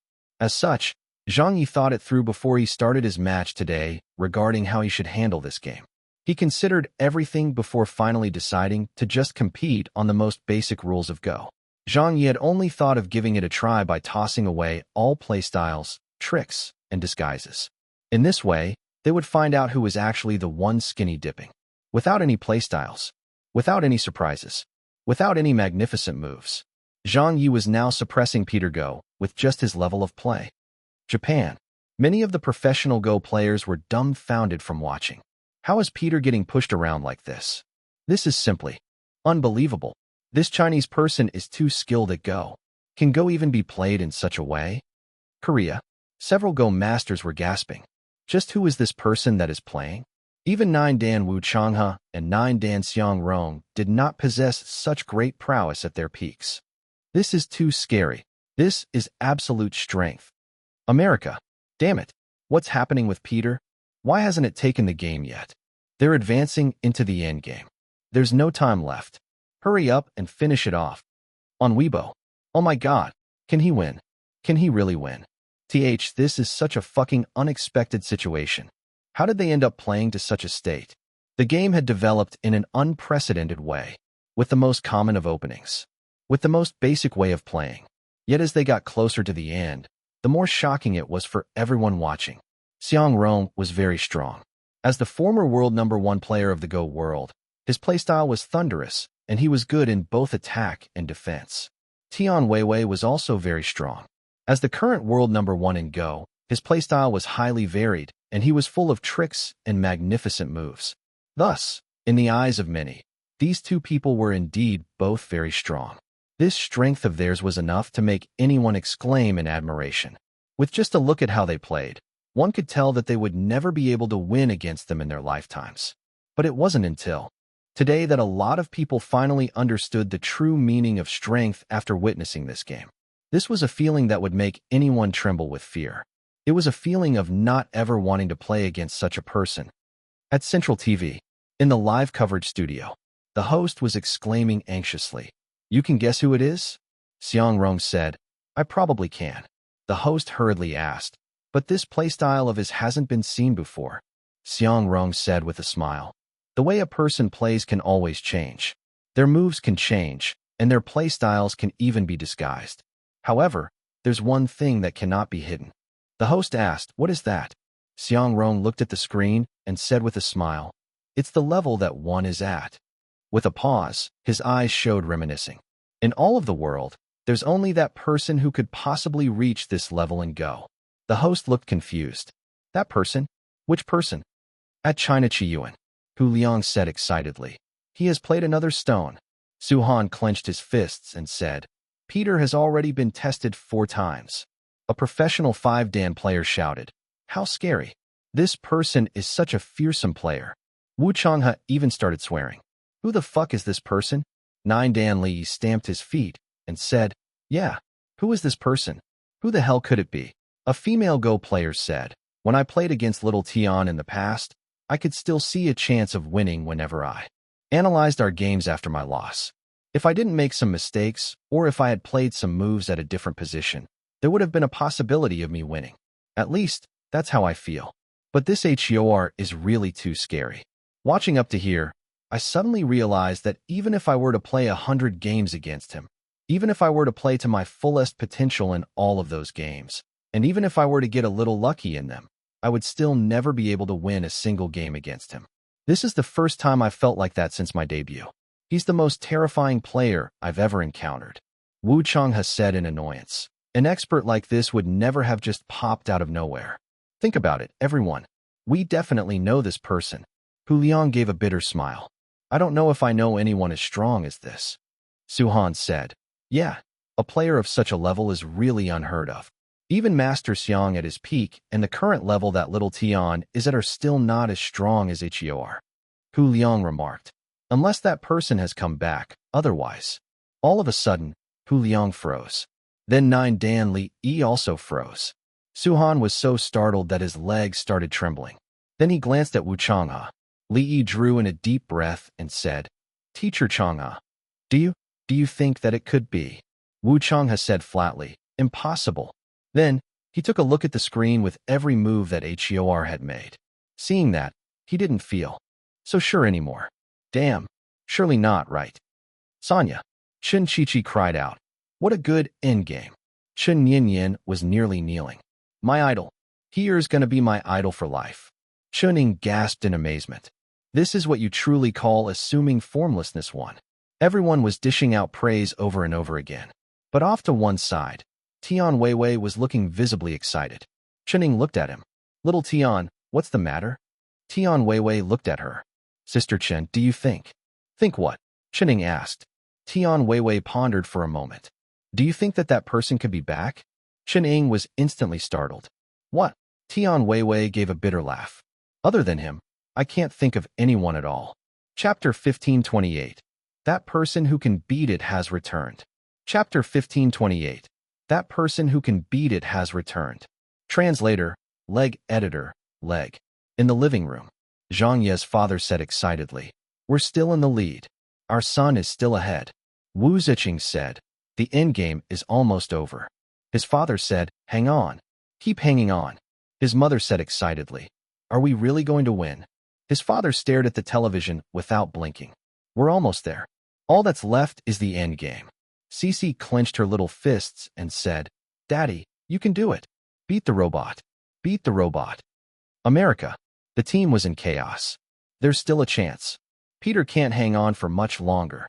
Optimize the programs. Operations. It's too late. Damn it. The endgame is all dependent on who can perform the calculations faster. To compete with an AI on such operations? How the fuck does this person do it? Are you guys sure that the opponent is a human and not some computer? In the online Go server, the netizens were in an uproar. This is such a godly state for an endgame. This is the most awesome endgame one I've ever seen. Nothing else comes close. HEOR is playing so well. What kind of brain does this guy have? Fucking hell.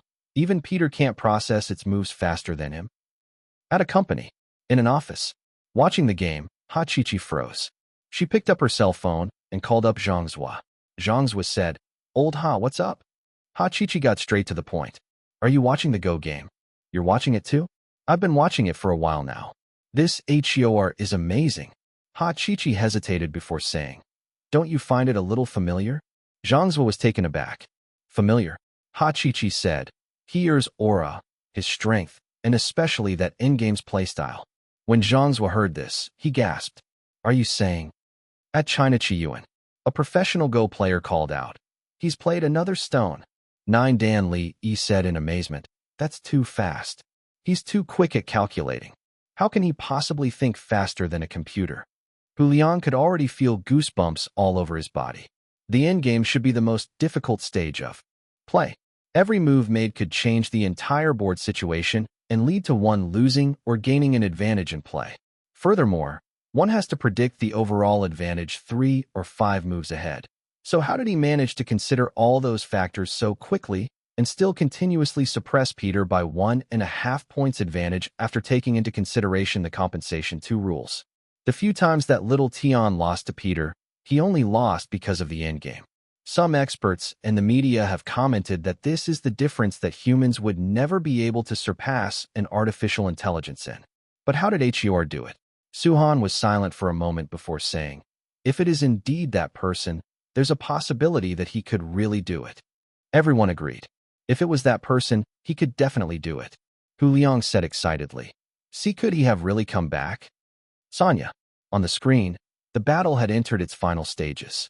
Chen Ying said dumbfoundedly, "Could it be him? But the timing doesn't seem to be correct." Tian Weiwei said, "Could he have returned early?" Chen Ying said, "But if he did come back, why would Teacher Changhe not know about it? We were still discussing this matter over the phone yesterday, and Teacher did not seem to know anything about it." Tian Weiwei said, "Teacher might not know." Chen Ying said, "But Sis Wu would surely know, right?" Tian Weiwei said, "That's right. If that person is back, he would surely want to meet with Sis Wu and Cece first." Chen Ying said, "That's why it can't be him, right? Sis Wu and her family are here in Sanya right now, and their plane tickets and hotel were all booked together with ours through the Chiyuan." Chen Ying then froze. She suddenly remembered something, a matter that she hadn't taken to heart. "Wait!" she shouted. "Chi-Chi, Nian, come over here." The two of them were still watching the game and did not know what was going on when they heard that shout. They ran over. Chen Chi-Chi said, "What is it, Aunt?" "The game is just getting exciting." Chen Ying grabbed her by the arm and said, "You told us the other day that you all met an expert who plays the cosmic flow?" Chen Chi-Chi blinked and said, "Yeah, why?" Chen Nian added, "Didn't we already tell you about it?" Tian Weiwei also saw the light and reacted. "What did that person look like?" "He was wearing sunglasses, so we couldn't see his face clearly," Chen Nian said. "In any case, he looked a little familiar, and we might have seen him somewhere else before, although I can't remember where." Chen Ying anxiously said, "Is he staying at the #1 Villa Hotel?" Chen Chi-Chi said, "That's right." Tian Weiwei pressed further. "Is it at Villa #1? Chen Chi-Chi replied, "I don't know about that. We bumped into him yesterday too, but I don't really remember where it was at." Chen Ying said, "Did he say what he came to Sanya for?" Chen Nian thought for a moment. "I think he said he was here on vacation." Chen Chi-Chi nodded. "I think so too. He also mentioned that his wife and child were here as well. They questioned them for a long time." Chen Ying face-bombed and said, "Little Tian, what you said might really turn out to be true after all." The twin sisters were still confused by all that was happening. "Aunt, what are you all talking about?" Tian Weiwei said with a smile. "Do you know who you played against the other day?" Chen Chi-Chi said, "Who?" Tian Weiwei said, "Come, I'll bring you guys to meet him. Qining clapped and called everyone over. Stop watching the game. Let's go and see someone. Nobody understood what was going on. But it's almost ending. We still don't know who will win. Don't do that, Sister Chun, Master Tian. Let's wait until the game has been won before we go. Tian Weiwei shook his head and said, there's no need to watch anymore. Peter Go will not win against that person. 8 Dan Li Fong said in a stunned manner. You know who it is? Tian Weiwei smiled and said, I think I do. Qining said, but we still have to go and verify it for ourselves. On Weibo. Who? Master Xiang says he knows who it is. Quickly tell us, Master Xiang. Hurry up and tell us. Yeah, where does this expert hail from? All over the country. All across Asia. And even the Go enthusiasts from all over the world were going mad with curiosity. At Central TV, the host stifled his excitement and said, Dear viewers, it will soon be clear whether the Go world can turn a page in its history books. After 4 years, whether or not humans can defeat the AI, Peter Go, will all be up to the endgame moves that HEOR plays. It's almost coming to an end. Xiang Rong smiled. Actually, it has already ended. The host said in shock, huh? Xiang Rong said, I believe a lot of people are now very curious about who HEOR is. In these 2 years since Patergo's reappearance, he has defeated many human players, including me. Even though the situation was very one-sided, no one in China Qiyuan, the Go world, or the industry thought that humans could never beat an artificial intelligence in Go, because we all know that there's someone out there who can win against it. The host misunderstood and said, right, and that person has now appeared. There's always going to be a new generation of talent. But Xiang Rong smiled and said, it's not like that. The host said in confusion, ah, Xiang Rong said, the Go world has actually been waiting quietly all this while. They were not waiting for the new blood to surpass their teachers, nor were they hoping for some newcomer to suddenly appear and turn the tide. We were actually waiting for a particular person. Looking at the Go board, looking at the black stones, Xiang Rong was smiling again. Right now, that person who can beat Peter Go has returned. On the Go board, HEOR placed his last stone on the board. The second game was over. 2-0. HEOR had secured a complete victory. Chapter 1529, Return of the Heavenly King. Chapter 1529, Return of the Heavenly King. Translator, Leg Editor, Leg. Sonia. On the beach, a female tourist was lying down on a recliner and browsing the internet on her cell phone. All of a sudden, she sat up in shock and shouted for her husband who was swimming in the sea to come over. Hubby. We've won. We've won. Holy shit. Did we really win? HEOR has won the game by 1.5 points. What an amazing person.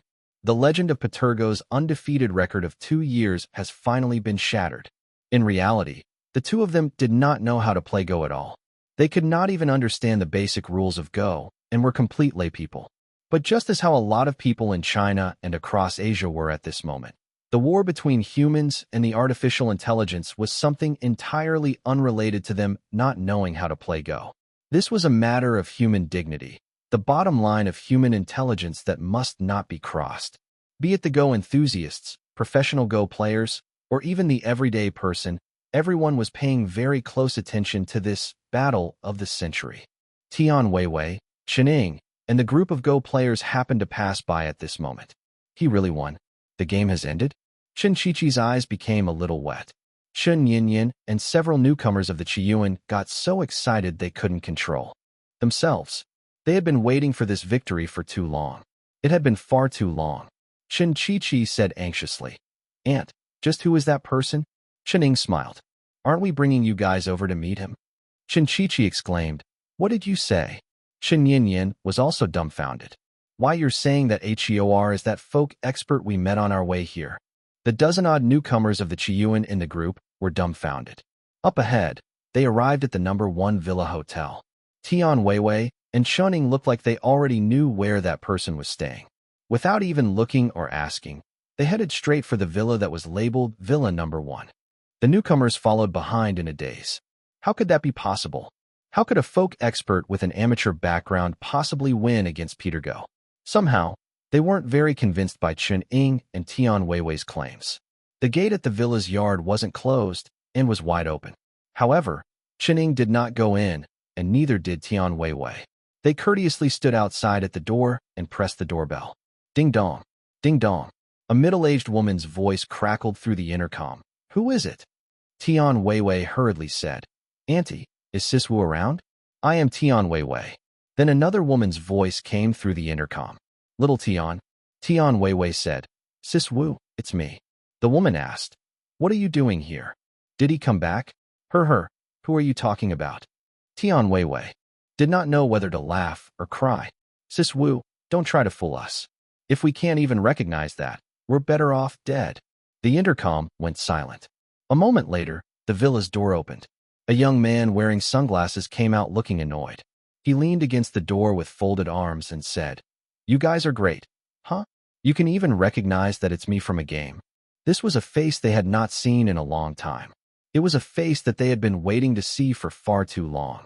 Tian Weiwei's face was full of joy. It was really him. It had been 3 years, but he was finally back. When Chen saw the young man, she also got a little excited. But she said, Do you take us for fools? To have such a level of skill and go, could there be another person in the world? We would know that it was you even if we had our eyes closed. Zhang Ye was delighted. True that. Tian Weiwei couldn't hold in his excitement and went forward to give Zhang Ye a bear hug. We've waited for you for too long. Zhang Ye nudged his chin in loathing. Shoo, I haven't even talked to you yet. After so many years, why is your skill at Go still not improved? You got pushed around by a computer like that. Tian Weiwei was extremely embarrassed. But that's because the opponent is too strong. Zhang Ye said, In my opinion, it's all down to your skill not being good enough. Tian Weiwei laughed and said, That's right.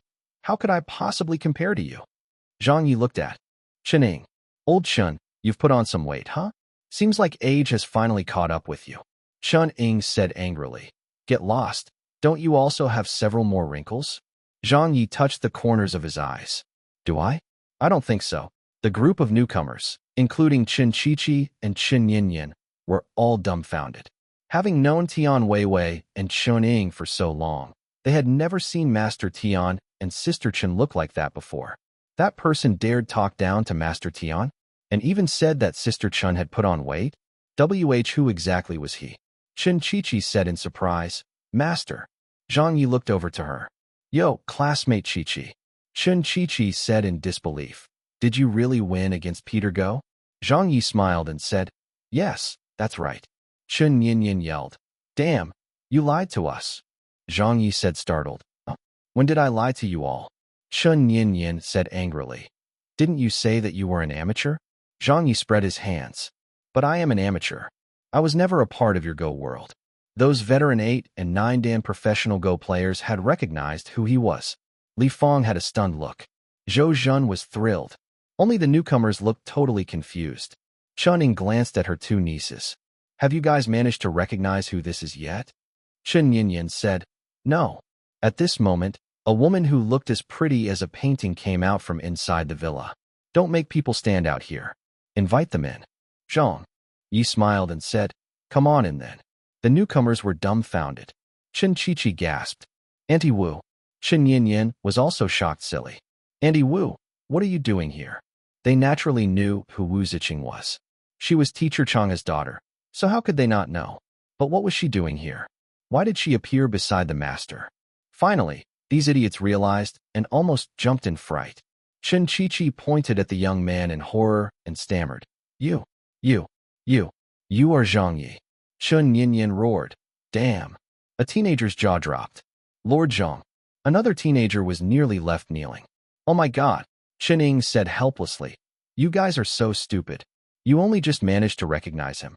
Chen Qiqi was almost going crazy. Lord Zhang is my idol. He was my idol when I was a kid. Tian Weiwei said in amusement. Your idol traveled here in the same bus as you, yet you couldn't recognize him? Chen Yinyan shouted. We weren't prepared. Who could have thought that something like that would happen? God, it's really Lord Zhang. She suddenly rushed forward. Lord Zhang, I love you. I'm a hardcore fan.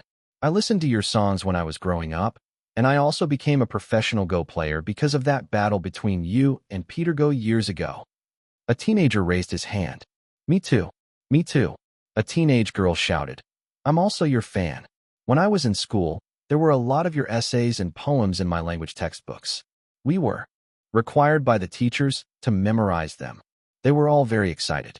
Although many years had passed, the memories and nostalgia were all pouring out at this moment. Years ago, how many people had started liking poetry because of Zhang Ye? Years ago, how many people had started liking music because of Zhang Ye? Years ago, how many people had started liking Go because of Zhang Ye? Zhang Ye. This was a name that could never escape being mentioned during that era. 3 years had gone by in the blink of an eye, and the former heavenly king had finally returned. Chapter 1530, Shaking Up the Entire World. Chapter 1530, Shaking Up the Entire World. Translator, Leg Editor, Leg. Meanwhile, the outside world burst into an uproar. Because of what Xiang Rong had said over the live broadcast, the entire world was stunned. In the online Go server. What?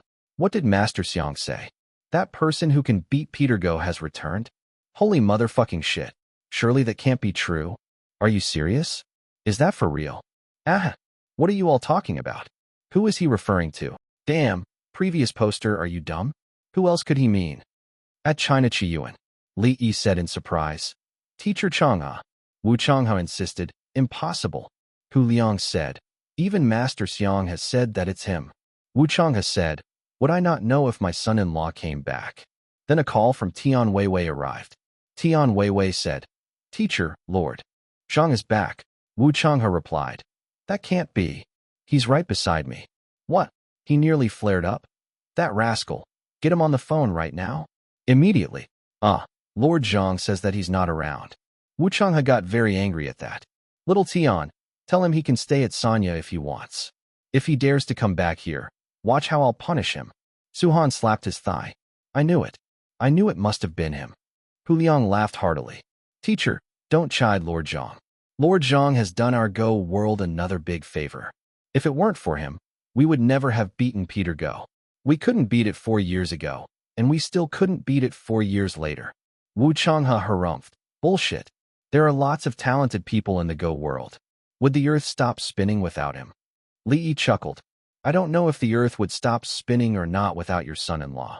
But the truth is that the Go world has not been moving forward at all in the past few years. In the Korean Go world, that person is back. I should have known it was him. Yeah, how could an expert like that possibly pop out of nowhere? It's really him. It's almost definite. That fellow isn't a good character, but his Go skill is truly crazy. After 4 years, even the upgraded Peter Go can't beat him. In the Japanese Go world, it's him. He hasn't played Go in so long, but he can still play so well. I wonder if this hooligan's return should be considered a good thing or a bad thing. When they arrested him back then, the whole of Asia was overjoyed, thinking that this hooligan would never be able to cause any more trouble. But seeing him back today, I don't know why my blood seems to be racing with excitement. No matter what his reputation is, everyone still has to admit that the Go world could never have beaten the AI without his help. I'm also thrilled today. This hooligan can be so loved and hated at the same time. Hi, the king has returned, and his ways are as glorious as ever. America, Patergo's team. That familiar name was ringing in their ears once again, giving everyone a sense of despair. Zhang Ye, that can't be possible. Wasn't he sentenced to 7 years in jail? Yeah, why has he been released? And why haven't his skills regressed at all? Even Peter could not beat him. To think we've even upgraded the system too. Anger, despair, helplessness. These were the emotions the team was experiencing. At Youth Daily, someone in the editorial department let out a shout. Something has happened. What's the matter? Zhang Ye has come back. How? This piece of news came from the Go industry. It's basically verified. Hurry, follow up on the news. Be sure to get a first-hand interview. God, has that fellow really returned? How many years has it been?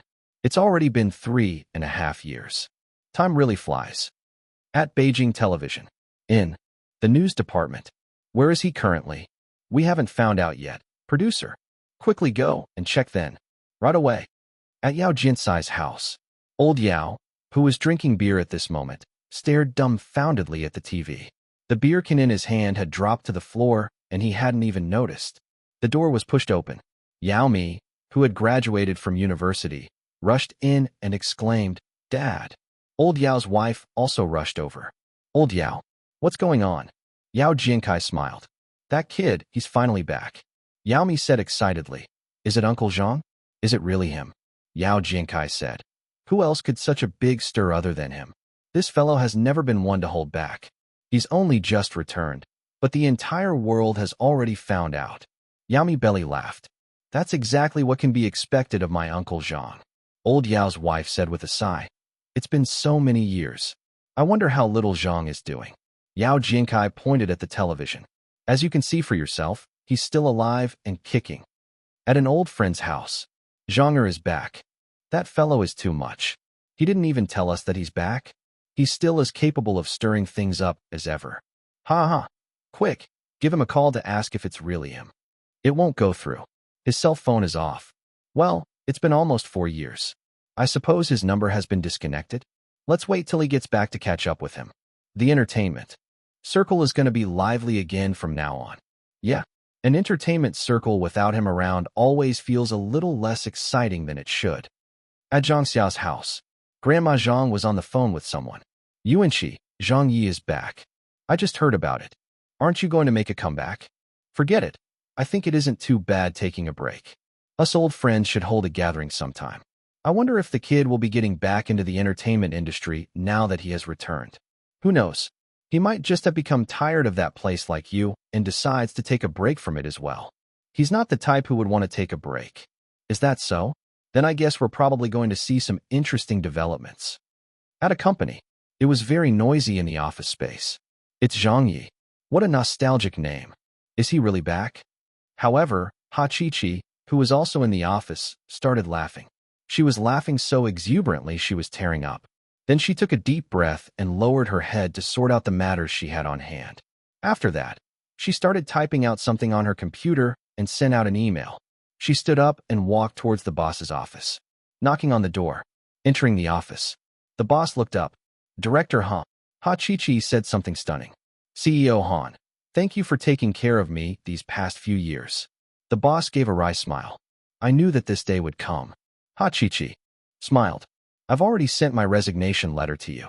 The boss said, what would convince you to stay? Ha Chi-Chi shook her head. The boss sighed. The entertainment circle is no longer the same as before.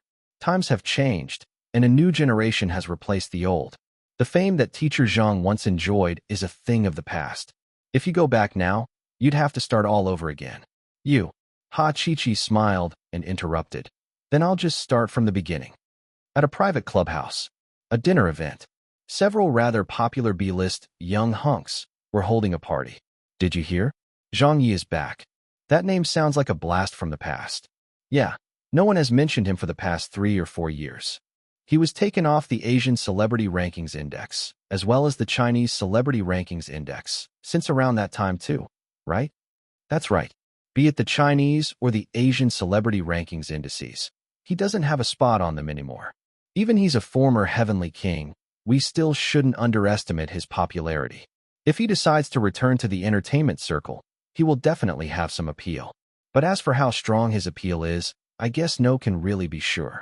That's not necessarily true. This is no longer the same era as when he left the industry. You're right. So what if a former heavenly king has returned? The entertainment circle has been seeing a generational change every half a year to a year these days. So let's not mention what changes have taken place in 3 years. Or 4 years. Who can remain popular forever? What's more, he hasn't appeared in front of the audience during this entire period. The young people these days won't acknowledge him. Speak softer. His wife is Minister Wu, after all. It wouldn't be good if this conversation gets out. In China and abroad, heated discussions were going on. The media and the citizens were all relishing it. After more than 3 years, an almost forgotten name had once again shaken up the world.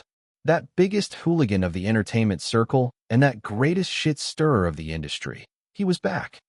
Chapter 1531. The highest spot of the international entertainment circle. Chapter 1531. The highest spot of the international entertainment circle. Translator, Leg Editor, Leg. The next day, in the morning, Zhang Ye was still fast asleep.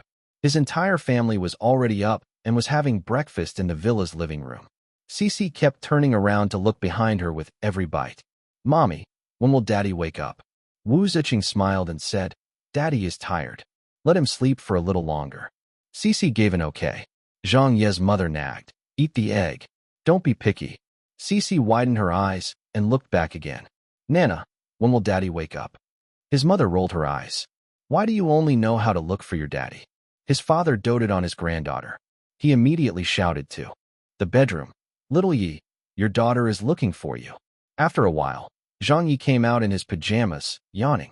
Cici jumped off Wu Ziqing's lap and ran straight for Zhang Ye. Daddy! Zhang Ye's sleepiness immediately disappeared. He smiled and bent down to pick his daughter up and gave her a kiss. Hey, why are you looking for Daddy? Little one, you're quite clingy, aren't ya? Cici got prickled by his stubble and started giggling. Suddenly, the doorbell rang. His mother said, Who's that so early in the morning? Zhang Ye said, It must be little Tian and the others again, right? When the door opened, everyone in the house was startled. They saw Wu Changhe and Li Qinqin standing right outside the door. Zhang Ye was shocked. Dad, Mom, what are you two doing here? Li Qinqin hurriedly said. How could we not come over knowing that you're back? Your dad and I rushed over on a red-eye flight to get here. Quick, let me take a look at you. You didn't lose weight, did you? Did you have a hard time? Then, after checking out Zhang Ye for a long time and squeezing his shoulders, she said, why does it seem like you've put on weight instead? Zhang Ye smiled and said, I was treated well in there and ate well too. Meanwhile, Wu Changhe was glaring at Zhang Ye the moment he stepped in. He said angrily, Rascal, get over here. Zhang Ye refused to go over to him. He played dumb and said, Dad, what is it? Wu Changhe pointed at him angrily and said, Why? Didn't you tell me about something as important as you coming back? Zhang Ye immediately diverted the blame. It wasn't me. Old Wu said not to tell you about it. Wu Ziqing said with a chuckle, Dad, it was me who told little Yi not to tell you. When Zhang Ye's mother heard that, she smirked. His father was also amused. When Wu Changhe heard that it was his own daughter who didn't want him to be informed, his anger lessened. Why would you hide such an important matter from me? Li Qinqin looked at her husband. You've been nagging about little Yi every day for the past few years, so would anyone dare to inform you about something like that? She then smiled and looked at Zhang Ye. It's good that you're back. It's good that you're back. Cici said in a childish voice, Grandpa, Grandma. Li Qinqin said happily, I. When Wu Changhe saw Cici, his expression instantaneously became one of joy. Cici, come here. Did you miss Grandpa? Does your daddy treat you well? If he doesn't, tell Grandpa about it. Grandpa will punish him for you. Cici replied, Daddy is very good. Daddy even taught me how to play Go. Wu Changhe harumphed. Didn't Grandpa teach you as well? Cici said innocently, Grandpa isn't as good as Daddy. Wu Changhe got furious. Who did you hear that from? I'm not as good as him. I can win against 3 of him in one go. Do you believe that? Zhang Ye seethed. Her. Wu Changhe said, What are you and G about? Zhang Ye laughed and said, Dad, don't say that I'm trying to talk back. But if you insist that you can take on 3 of me and still win, I'm having none of that. It's more like I'll be the one taking on 3 of you and winning. Wu Changhe was irritated. You? Take on 3 of me? I'll take on 4 of you. I'll take on 5 of you.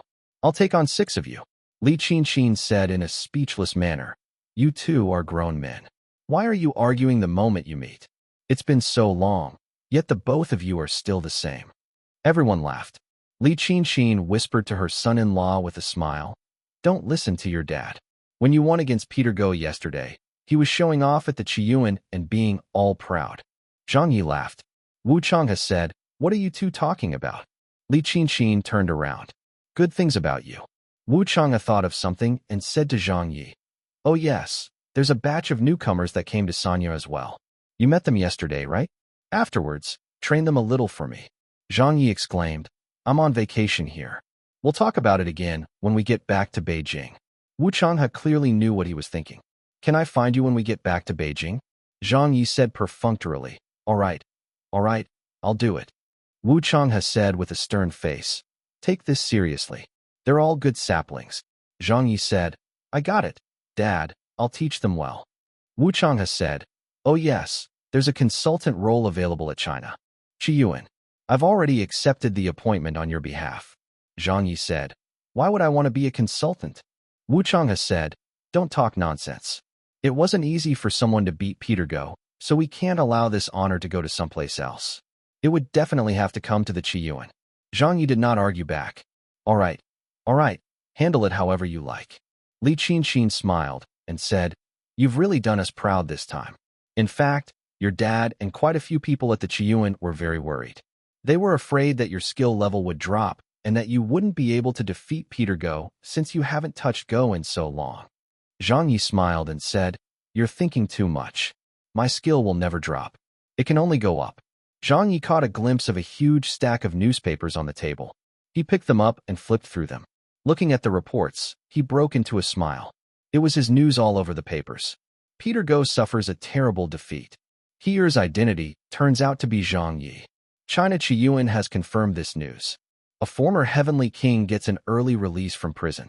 A long-forgotten name. Heated discussions are set off across Asia. Patergo's development team expresses, It is not a shame to have lost to Zhang Ye. Zhang Ye asked, Where did all these newspapers come from? Wu Ziqing smiled and said, We got them from the front desk of the hotel. His father said, When we were watching the morning news, several of the TV stations were discussing you. You've come back too suddenly this time and left everyone in shock. Li Qinxin looked at him. Now that everyone knows you're back, what are your plans from here? Zhang Ye picked up a mango and started eating it. I'll rest for a bit first and think about it after getting back to Beijing.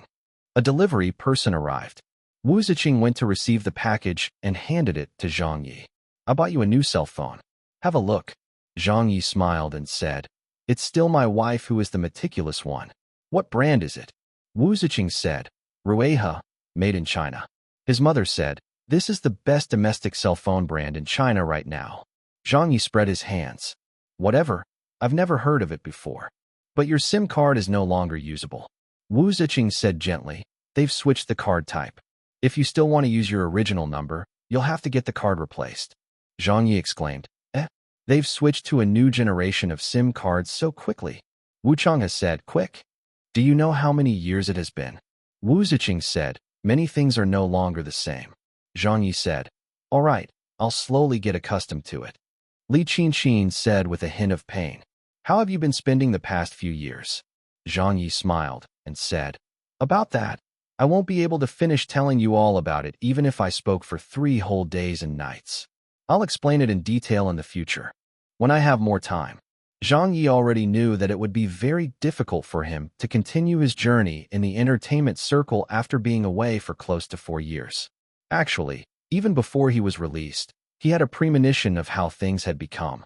Although he hadn't watched the Spring Festival Gala during the years of his sentence, and the restrictions on communications were rather strict, and it was all the more so for Zhang Ye, he still occasionally heard some news and developments from the people around him. He could clearly tell that the world had changed.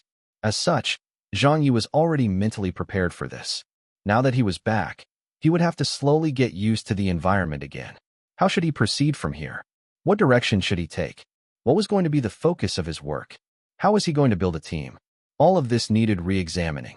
However, there was one thing that he had already decided on. Zhang Ye's return this time was not going to be for trivial reasons. He wasn't just going to do this to make a living. He had never forgotten about his goal and ambition. Until the day he rose to the top of the international entertainment circle, he would never stop in his tracks. This was the one and only thing that he was stubborn about. No matter what happened, no matter how bad the circumstances, he had never wavered on his path. Chapter 1532. The most popular internet celebrity currently? Chapter 1532. The most popular internet celebrity currently? Translator, Leg Editor, Leg. On the same day, in the afternoon, in the shade on the beach, Zhang Ye and Tian Weiwei were playing a game of Go. A group of China Qiyuan's newcomers had surrounded them and were watching the game, fixated. Even though Zhang Ye had given little Tian a 2-stone handicap, it was still very hard to distinguish who had the upper hand. The newcomers were watching this game with dropped jaws and gasps. Master Tian was the current world #1 Go player, the person who was regarded as the most highly skilled of the active professional players. Who here had ever seen Tian Weiwei receive a handicap when playing against others? And it was even a handicap of 2 stones? And he still got pushed around? Only then did they understand the level of skill that Zhang Ye possessed. A game was completed. After accounting for compensation, Zhang Ye won by 2.5 points. Tian Weiwei had lost convincingly. I've never been able to beat you since last time. I thought that my skill had improved by a lot in these few years and had really looked forward to playing against you after you were released. It looks like I've thought too highly of myself. At the level you're at, I won't be able to win against you no matter how many years have passed. We're at completely different levels. Chen Qiqi shouted, Lord Zhang is almighty. You're still as good as ever. Zhang Ye said in amusement, didn't you say that? I was already a thing of the past. Chen Qiqi played dumb. Did I ever say that? A newcomer exposed her. Yes, you said that before. Chen Yinyan added. You said it when we were traveling here on the bus. Chen Qiqi raised her hand to hit them. Do you all want to die? Everyone laughed. Ha ha ha. Zhang Yi smiled and said, but you were right. The Go world and the entertainment circle are two entirely different places. After all, this bro hasn't shown his face in too long. So how many people still remember me? And how many people still like me? I don't even have an idea of that. The entertainment circle isn't as simple as the Go world. Tian Weiwei said with a sigh. Too much has changed in recent years. Zhang Yi asked, how's old Yao doing? Chen Qiqi said, you mean Yao Jiankai? Zhang Yi said, yes. Chen Qiqi said, I don't think there's a lot of news about him. Chen Yinyan said, what do you mean by not a lot of news about him? He's still acting. But it's just that he's always been playing the antagonist these days and doesn't have any particularly well-known shows that he's in, so his popularity has dropped as a result. Zhang Yi smiled and said, that fellow, has he not been doing any crosstalks? Tian Weiwei said, without you partnering with him, teacher, Yao isn't able to do it. Zhang Yi asked further, how has Shanshan been doing? Tian Weiwei replied, that old classmate of yours. Zhang Yi said, yes. Teacher Shanshan is still very popular. In the past 2 years, she went to study the performing arts. Now, she rarely takes on host roles and is usually acting. Zhang Yi exclaimed, wow, she's turned to acting now. Chen Qiqi giggled. Teacher Shanshan's acting pay is very high too, so most productions are unable to afford bringing her on board. Tian Weiwei said, but compared to those popular young studs, her salary is still way off from theirs. Chen Yinyan said, that's right. Zhang Yi said, has old Zhang really retired? Tian Weiwei answered, yeah, she's retired from the entertainment circle. Zhang Yi said, what about Sister Lan? You mean Heavenly Queen Su Milan? Zhang Yi said, is she still a Heavenly Queen? Tian Weiwei, yes, she is. But I think she's only hanging on because of her past status. The rise of the young studs has had a really big impact on your generation of celebrities. Heavenly Queen Su's popularity in recent years has dropped by quite a bit. If it goes on like that, she probably won't be able to keep her status as a domestic S-lister for much longer. Zhang Yi laughed and said, even old Su can't fend them off? Tian Weiwei gave a wry laugh. All of the veteran celebrities from back then have been hit. You still remember Jiang Hanwei, right? The martial arts superstar who was an A-lister?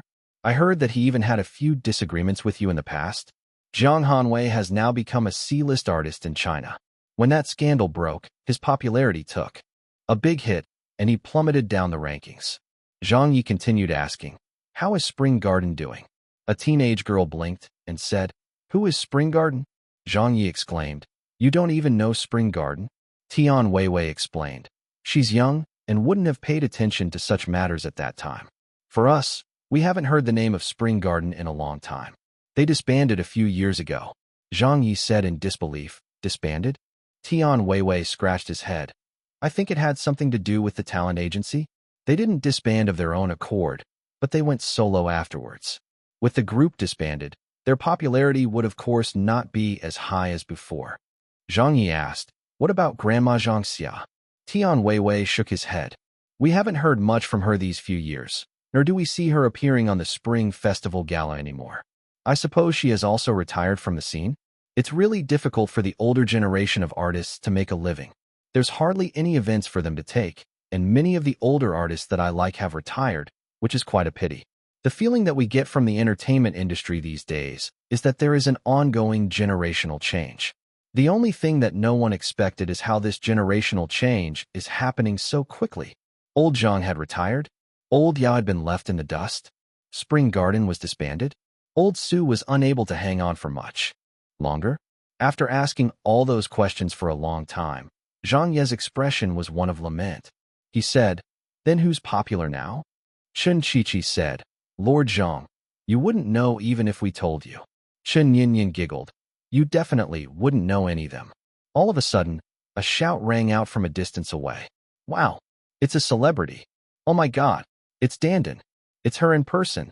Several young tourists reacted in a crazed manner. A young man swimming in the sea nearly choked on water. Then he started swimming in a hurry to the shore and didn't even stop to catch his breath before running over. The people from the Qiyuan were also dumbfounded. Tian Weiwei looked very surprised. Chen Qiqi kept screaming, "It's Dandan. I love her to death." When Zhang Ye saw that person, he was startled. The people from the Qiyuan all jumped to their feet and looked over. Chen Yinyan pointed and said, "Lord Zhang, weren't you just asking about who the current hottest celebrities are? She's one of them. That's the most popular internet celebrity in recent years." Zhang Ye was taken aback. "The most popular internet celebrity?" Tian Weiwei said, "Yeah. In recent years, other than the young studs sweeping the entertainment circle, there's another group of people who have risen up, the internet stars. The kind of popularity they enjoy is entirely different from the internet celebrities of your time. The ones now are really, really popular. Their popularity can even be said to rival the mainstream entertainment circle's celebrities." A newcomer Go player shouted, "What's she doing here?" Another Go player said, "Did Dandan come to Sanya on vacation too? We're so lucky. We managed to bump into her here. Did she come here to shoot her videos?" Chen Qiqi cried out, "No, we can't let the chance slip. I'm going to get her signature." Chen Yinyan shouted, I'm going too. Tian Weiwei fell silent. Then he called out to Chen Qiqi, "Qiqi, get one for me too." Chen Qiqi exclaimed, "Why don't you go over yourself?" Chen Yinyan glanced at her sister. "What's Master Tian's status? Would it be appropriate for him to go over himself?" Zhang Ye was amused. "Little Tian, you're chasing after idols too?" Tian Weiwei coughed in embarrassment. "No, I just like her a little." Chen Qiqi said, "Lord Zhang, when Dandan became popular, you were still not out of jail yet. You haven't seen her videos, but they're especially funny, and a large portion of the younger people in the country are her fans." A distance away, that female celebrity was surrounded by a few people.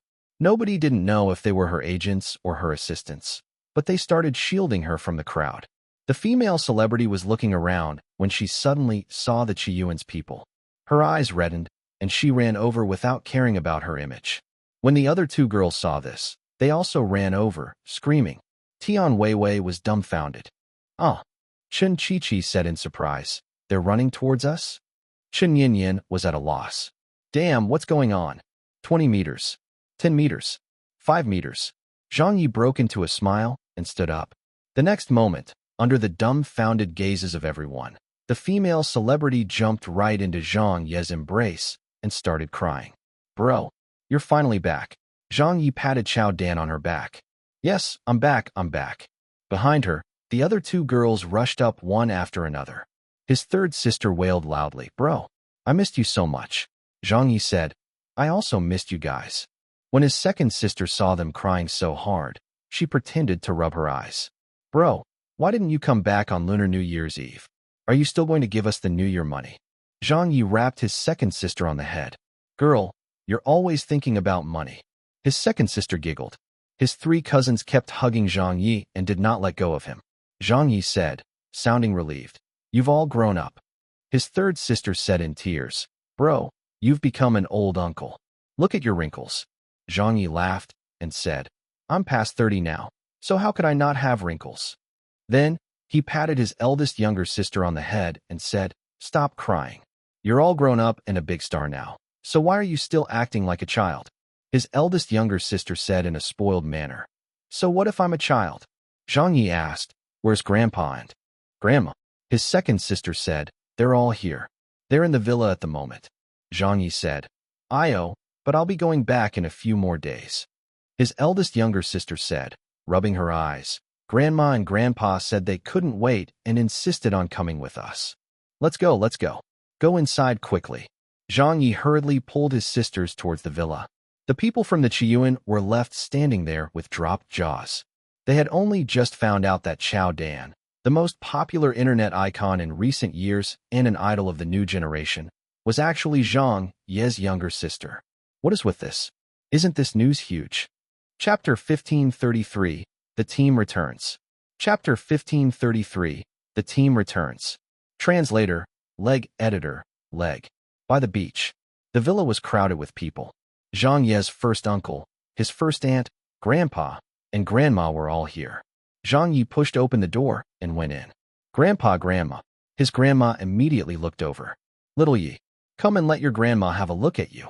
Zhang Ye jogged up to her and said in pain, Io, why is all of your hair grayed? I'm old, so of course my hair has grayed. His grandma touched his face and said, Did you suffer? Zhang Ye smiled and said no.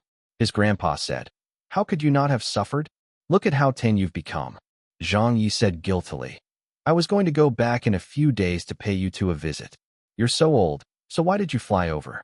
Here, his grandma said matter-of-factly, My grandson has returned home. How could I not come? His grandpa laughed and said, Don't you know how your grandma is? No one could dissuade her. The entire family was thrilled to see Zhang Ye. Zhang Ye also felt the same.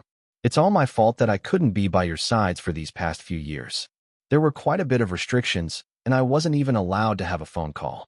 I've been so worried about your health. Is everything all right at home? His grandma smiled and said, It's all good. It's all good. Everything is fine. When you weren't around, Ziching often came to visit us. His grandpa said happily, Yes, we're still in good health. The children have all grown up too. His grandma said, Your eldest younger sister has become a big star. Zhang Ye smiled and said, I just heard about it. His eldest younger sister said in embarrassment, Grandma, what big star are you talking about? How big a star can I be in the presence of my brother? Well, that's not true. Zhang Ye chuckled. You're now more popular than me. Zhang Ye's mother said in amusement, Right, you're much more popular than him. His eldest young sister blushed. No, I'm not. His first aunt was excited the moment they talked about this. Little Ye, your sister is in this position because of your guidance. Then there's the ideas for the videos you wrote for her. They have been very useful for Dandan in these few years, and the reception to them were all great. She even has her own team and has bought an apartment by herself too. Zhang Ye smiled. Impressive. I saw that a lot of the people from China Chiyuan are also fans of hers. But why do they not know that you're my sister? His first uncle said, Dandan did not ride on your name in these past few years, so a majority of the people still do not know about it. Zhang Ye lightly nodded. Our little lady is all grown up. His second sister giggled. Bro, the main reason was that your reputation had already gone down the drain. The incident that happened back then was so major that no one dared to mention your name. So who would dare to ride on it? Zhang Ye laughed and pretended to raise a hand against her to scare her. His second sister immediately admitted defeat.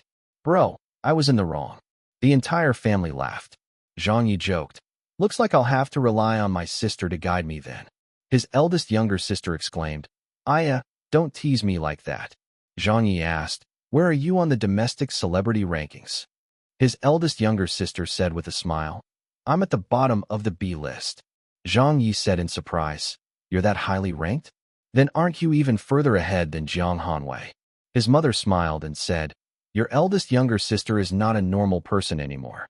Her social relations in the entertainment circle are much better than yours, so she's a genuinely big star. His third sister asked, Who in the industry wouldn't have better social relations than my brother, though? His mother was amused. That's true.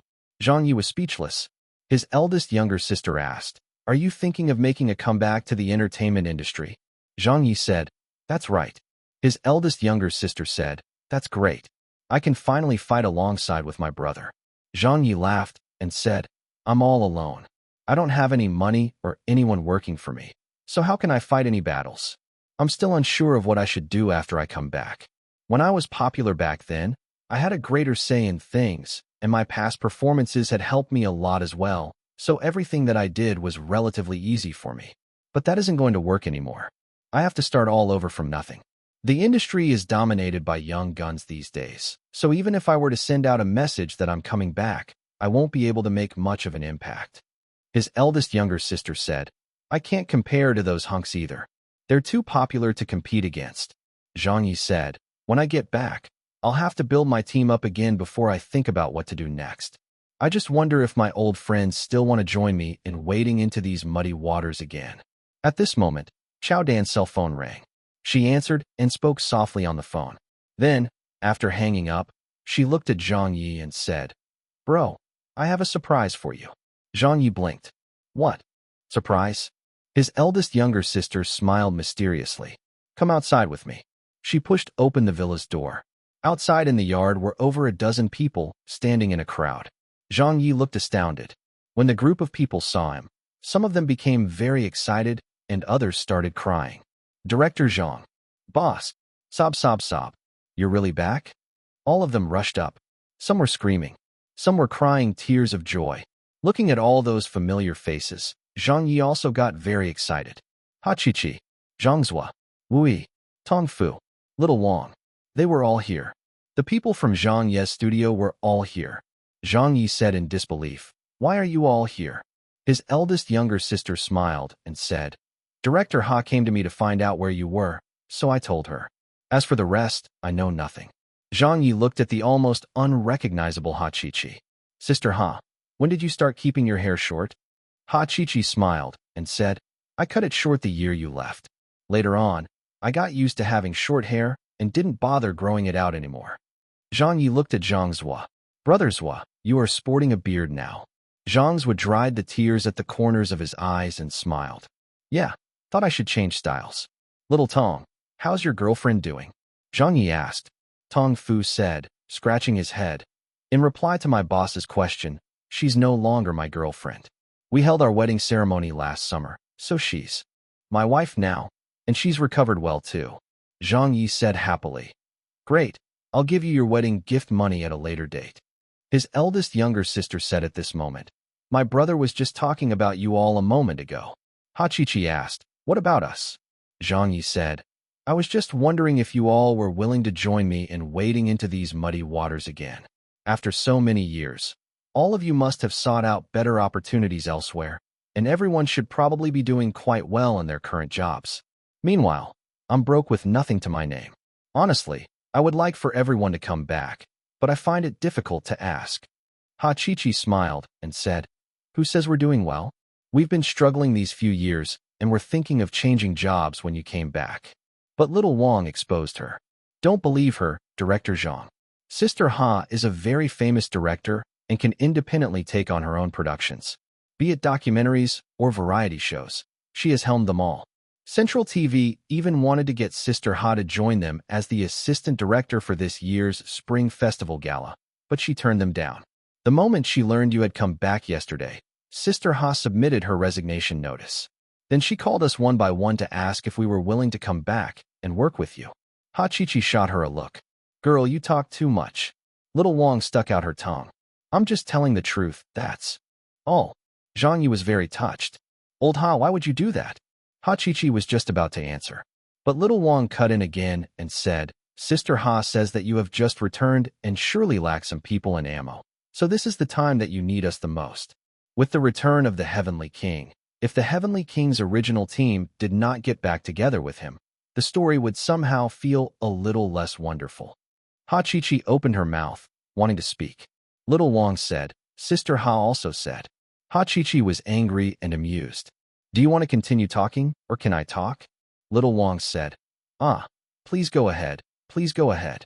Actually, there wasn't anything more to say. The moment Zhang Ye saw them again, he understood everything. Zhang Ye asked, So all of you have already resigned? Zhang Zhua laughed. Yes. Tong Fu said in high spirits. We still want to follow you. Wu Yi belly laughed and said, Without us in the entertainment circle, it won't be lively at all. Ha Chi-Chi smiled. It's time we caused some trouble for them again. Zhang Ye laughed. You guys, you're all really brave, huh? Haven't you suffered enough? How much trouble did we use to get into? How much scolding did we use to attract? How many people have we offended? After all these years, all of you are still willing to follow me? All right then, since you're not afraid of death, I don't have anything to fear either. Let's start from the beginning again. Zhang Ye's family members all looked at one another. His mother was shocked. His grandma was relieved. His first uncle was impressed. His sisters were clapping and cheering. A mass resignation and a collective return. Not a single person was missing. In all of China and all over the world, there would absolutely not be another celebrity team who could do this. How much trust did this require? Everyone was certain about this. Ha Chichi laughed and said, "Director Zhang, you didn't lose your skill, right?" Zhang Ye also laughed. "Can you still direct? Can you still fight? Can you still sing?" Zhang Ye smiled. "What do you think?" He turned around and slowly walked into the living room, then towards the piano where he sat. Everyone followed him. Zhang Ye's fingers gently touched the keys as he played a melody. He closed his eyes and then opened them again. There was a smile and a tinge of lament in his gaze. He sang, "All of yesterday's glory has turned into a distant memory. I've toiled and labored for half my life. Tonight, I again enter the struggle stormy. I cannot just go with the flow. For the sake of my loved ones, I must stand firm no matter how hard or tough it grows. All for the sake of those hopeful eyes aglow. As long as there's faith, the dream lasts. There's still love between heaven and earth. Look beyond the ups and downs in life. All it takes is to start over again." Several years ago, Zhang Ye sang this song. Several years later, he was singing it again, albeit with a very different mood. Chapter 1534. Does old Lien still enjoy his food? Chapter 1534. Does old Lien still enjoy his food? Translator, Leg Editor, Leg. Several days later, several photographs were published in the news. Zhang Ye arrives back at Beijing. Zhang Ye and his team show up together at the capital's airport. The Heavenly King's team regrouped, sending out a clear signal. Zhang Ye to take a shot again at the entertainment circle. In the entertainment circle now, could there still be a place for Zhang Ye? Has this Heavenly King become a thing of the past? Can he still take on the industry? Some media outlets and television stations even did man-on-the-street interviews on this topic. A reporter asked, "Do you know who Zhang Ye is?" A girl around the age of 13 said, "Zhang Ye? I don't know who that is, but I think I've heard my parents mention that name before." The same reporter asked, "What's your opinion of Zhang Ye's return to the entertainment circle?" A young man in his 20s said, "I'm not optimistic of his chances. Zhang Ye, Zhang Yuanxi, Ning Lan, Jiang Hanwei. Everyone's memories of that era's stars are becoming fuzzier and fuzzier these days. The heavenly kings and queens from back then are all old now. The only person left from that generation who's still active in the public eye is Su Milan, right? But even Sister Lan can't compare to her former glory days." The reporter asked, "Are you optimistic about Zhang Ye's return?" An auntie in her 60s said, "Zhang Ye? I liked him a lot in the past. If he were to make a comeback, I would surely pay attention to it. I just wonder if he is still as capable as before after so many years away. After all, he should probably be quite affected having been locked up in jail for so many long." Hi. Everyone prefers the young, hot stars these days. They are young and beautiful, with an innocent outlook and are untainted by the industry. So I think most people wouldn't really care about Zhang Ye's return.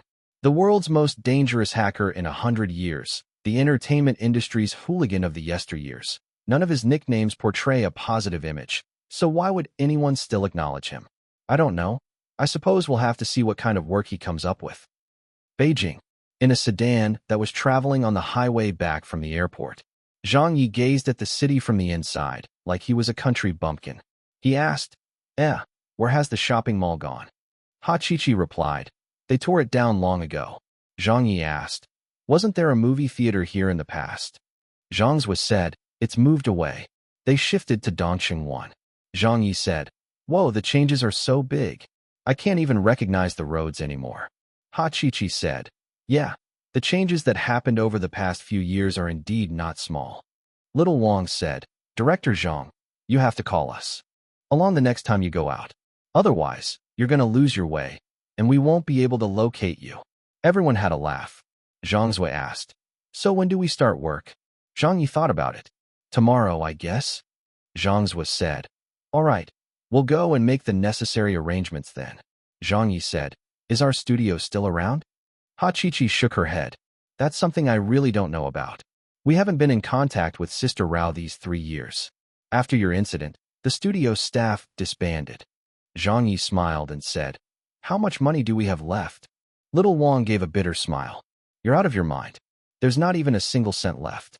Zhang Ye exclaimed. Huh? We're that poor. Ha Chi laughed as she explained. We didn't pocket the money for ourselves. Just to be clear, after your court sentence, quite a few advertisers and business partners came over to request compensation due to your breaking of the contract. Whether it was for your previous endorsements or the other projects that you had taken, the terms were not up yet, so there was no way for us to argue with them on that. After all, we didn't fulfill our part of the contract, so we could only dip into the studio's funds to pay them off. When we realized that there wasn't enough money left, all of us planned to split the debt among ourselves and were prepared to fork out 200,000 renminbi. However, your wife did not agree to it. Chief Wu said that this was your family's own matter and that we shouldn't have to dip into our own pockets for it. In the end, we didn't really end up helping much at all. Zhang Ye smiled and said, there shouldn't be any reason for you guys to do that anyway. Zhang Zhuo complained. That's why money is a problem for us right now. Zhang Ye smiled. Take it slow. We'll slowly come up with a way to solve that. As long as everyone is around, nothing will be too difficult to handle.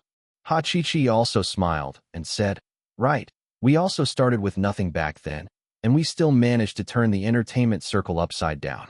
What we are going through is just a matter of starting from scratch again. There will surely be difficulties along the way, and the road ahead will be tough, but as long as we people are around, there's nothing that can't be solved. On the day we found out that you were back, we thought this through. The first shot that we make with your return will definitely have to be well taken. It will have to be with a bang and executed as beautifully as we can pull it off. This is of the utmost priority for us. Zhang Ye said, that's what I think too. Ha Chi said, many netizens are saying that this is now the era of the young stud celebrities, and that someone like you is a thing of the past. But I don't think that's true. Our popularity back then was really high, so it's impossible that it would just disappear like that. There's just no reason for that. The only problem is that we've been away for too long, so a lot of people have started forgetting about your glory days. The thing that we have to do right now is to invoke the memories of everyone and to gather former fans. If we can really find an entry point and have something to propel us back in, I believe that it won't take much effort at all. All we might need is a new work from you for us to regain our past glory. At that time, we can tell the world that we're back, that the Heavenly King has returned, and that he is still the same Heavenly King he was before. Zhang Ye mumbled to himself, Heavenly King? Then he said, an employee called me yesterday to ask if I wanted to renew my popularity rank. What do you guys think? Ha Chi immediately said, I don't suggest that we renew your rank at this time. Zhang Zhuo agreed. Right, we must not renew the rank at this time. It's been close to 4 years, so no one knows what position you might be at right now. No, I should say that your rank is probably very low. Since that's the case, why don't we ignore the international and Asian celebrity rankings for now? We should recharge and regain our popularity before we think about this matter again. Zhang Ye nodded. All right, Zhang Zhuo said. Starting tomorrow, we will begin reaching out for partnerships and seeking cooperation. Wu Yi said. Right, let's pull off another big one. Little Wang said, long live Zhang Ye's studio. Everyone was full of fighting spirit. Up ahead, they had reached Zhang Ye's place. Ha Chi and the others bade them farewell and drove off. Wu Ziqing had gotten her secretary to send Zhang Ye's grandparents, her parents, and the others back to their respective homes, while Zhang Ye's parents and Wu Ziqing took another vehicle back here. They had arrived first and were already out in the yard unloading their luggage. Zhang Ye went forward to help them. The house was still the same old house, but once on the inside, the interior couldn't be more beautiful. Zhang Ye was taken aback. Whoa, did you renovate the place? Wu Ziqing smiled. I got it renovated last year. You like it? Zhang Ye said. It's grand. It's really beautiful. Cici ran up and reached out to him. Daddy, carry me. Zhang Ye dotingly picked her up. What is it? Cici pointed upstairs. I want to show you my room. It's really pretty. Zhang Ye kissed her. All right, bring Daddy to have a look around. Once upstairs, he stuck his head into every room to have a look. Zhang Ye felt an indescribable warmth in his soul. Coming home again after so long was very difficult to put into words. Everything looked great to him, and all of it made him very happy. Wu Ziqing came over at this time. This is your study. I refurbished it for you, and you can draw in here if you like. It's also soundproofed with new panels that I got added in. You won't hear anything on the outside when you're inside. In the future, you can have more peace while you're working. That's good. And here's the master bedroom. I think you'd like the decor, so I got people to do it up that way. Look, how's this table? If you're tired, you can also lie down in bed to work. The table is adjustable and can be pulled in or out. It's pretty convenient. Yes, that's really good. We actually have a basement at home as well, but I've never used it before. It's not a big area though, so I've never furnished the interior. I thought that you'd find it useful after you got back, so I renovated it as well.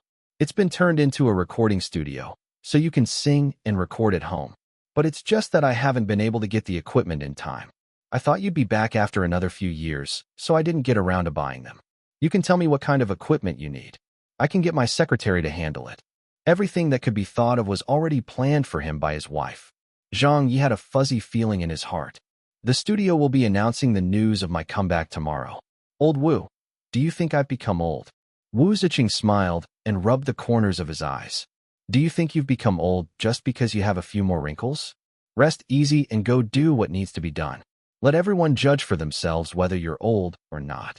Chapter 1535. Zhang Ye announces his comeback. Chapter 1535. Zhang Ye announces his comeback. Translator, Leg Editor, Leg.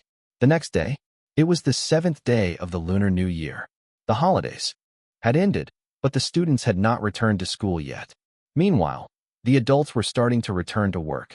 At around 8 in the morning, a major incident occurred in the entertainment circle. After being silent for close to 4 years, the Weibo account of Zhang Ye's studio reactivated. Original text source from Weibo. Teacher Zhang Ye is officially making his comeback. The entire post consisted of only one sentence. It was simple, clear, and direct. There were no unnecessary words. Somewhere, a female assistant came over quickly. Teacher Shanshan, Teacher Zhang has announced his comeback. Dong Shanshan grinned. Got it. Somewhere. Yao Mi shouted. I knew it. Yao Jinkai smiled and said, this kid, it looks like he's really incapable of staying idle for longer than a day. Yao Mi yelled, watch out for my Uncle Zhang as he commands nature at his beck and call again. In a house, Zhang Xia said helplessly, he's making a comeback so soon after returning? Her daughter covered her mouth in laughter. Teacher Zhang is still as impatient as ever. Zhang Xia laughed and said, it's a good thing that he hasn't changed. In another house, Ning Lan was humming a song as she walked down the stairs in a villa. Her husband was very surprised. Lan, why are you in such a good mood? Ning Lan smiled and said, well, an old friend of mine has come back. Meanwhile, Jiamen East. In the vicinity of Rao Imin's place, Zhang Ye was carrying his daughter in his arms when he and his team got surrounded by a group of uncles and aunties. The crowd was visibly excited. You're finally back, little Zhang. Uncle Li, how has your health been? Me? I'm doing great. Yo, is this your daughter? Yes. Cici, greet Grandpa. Grandpa. AI, she's so adorable. Little Zhang, all of us have missed you so much. Thank you. Thank you, my dear neighbors. Now that you're back, do you intend to return to your old business? Haha, that's right. You can do it, little Zhang. All of us will support you. Thank you. Is everyone still into plaza dancing? Yes, of course. We're dancing every day. It's a good activity to keep yourselves strong and healthy. That's pretty good. All of you have to persist, okay? Everyone, did you hear that? Our ancestral founder has spoken. All of you must keep persisting. Damn, what ancestral founder? How long has it been? They were all familiar faces and old friends. Seeing them, Zhang Ye felt overjoyed and stayed around for a long time, standing there and chatting with his old neighbors. They talked about everything. They babbled nonstop. At times, the uncles and aunties would utter some trending buzzword, making Zhang Ye stumble and not know how to react. He couldn't understand those words at all. He had fallen behind the times. He was out of touch with this era. It looked as though he would have to do some catching up afterwards on all that had happened. After chatting for half an hour, Zhang Ye finally took the elevator up. It was still the same building as before, but it was obvious from many of the other places that the buildings in the neighborhood had become quite decrepit. Upstairs, at the door to Rao Imin's apartment, Cici had already jumped down from Zhang Ye's arms in excitement. She reached out and knocked on the door. Sister Chinchun. Sister Chinchun. Cici is here. A moment later, the door opened. Zhang Ye habitually glanced downward.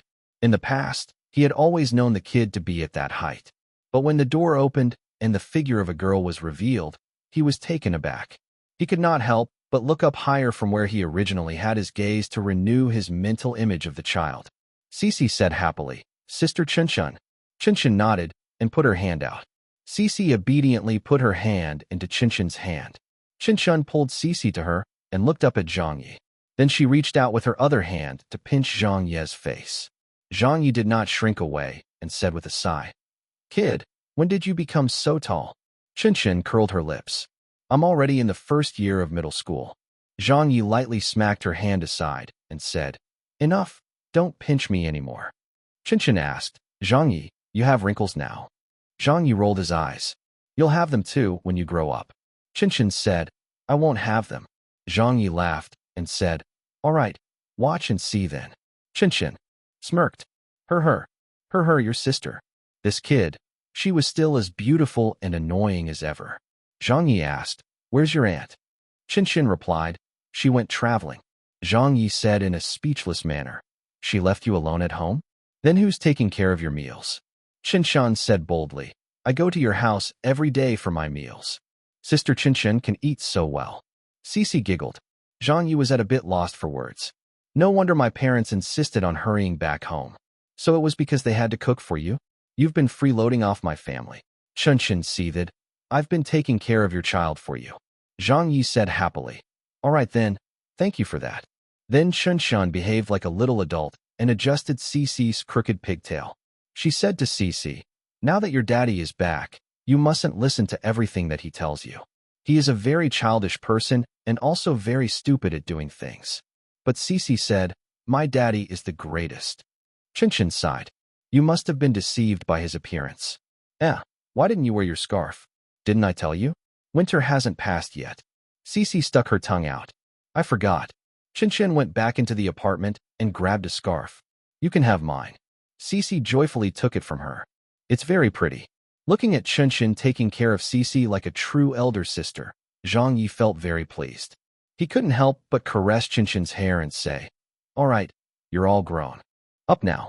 So did you miss your Uncle Zhang during these few years?" Qinshan nodded. "Yes." Zhang Ye broke into a smile. "I suppose you still have a conscience." But this rascal's next sentence made Zhang Ye hop in anger. He heard Qinshan let out a sigh. "There's finally someone who can help me do my homework again." Zhang Ye shouted, "Get lost." Upstairs, at the doorstep of the former Zhang Ye's studio, the sign had not been removed, and a lot of dust had accumulated on it. Ha Chi-Chi, Zhang Zhua, and the others were all waiting here. When they saw Qinshan, all of them rushed up and surrounded her.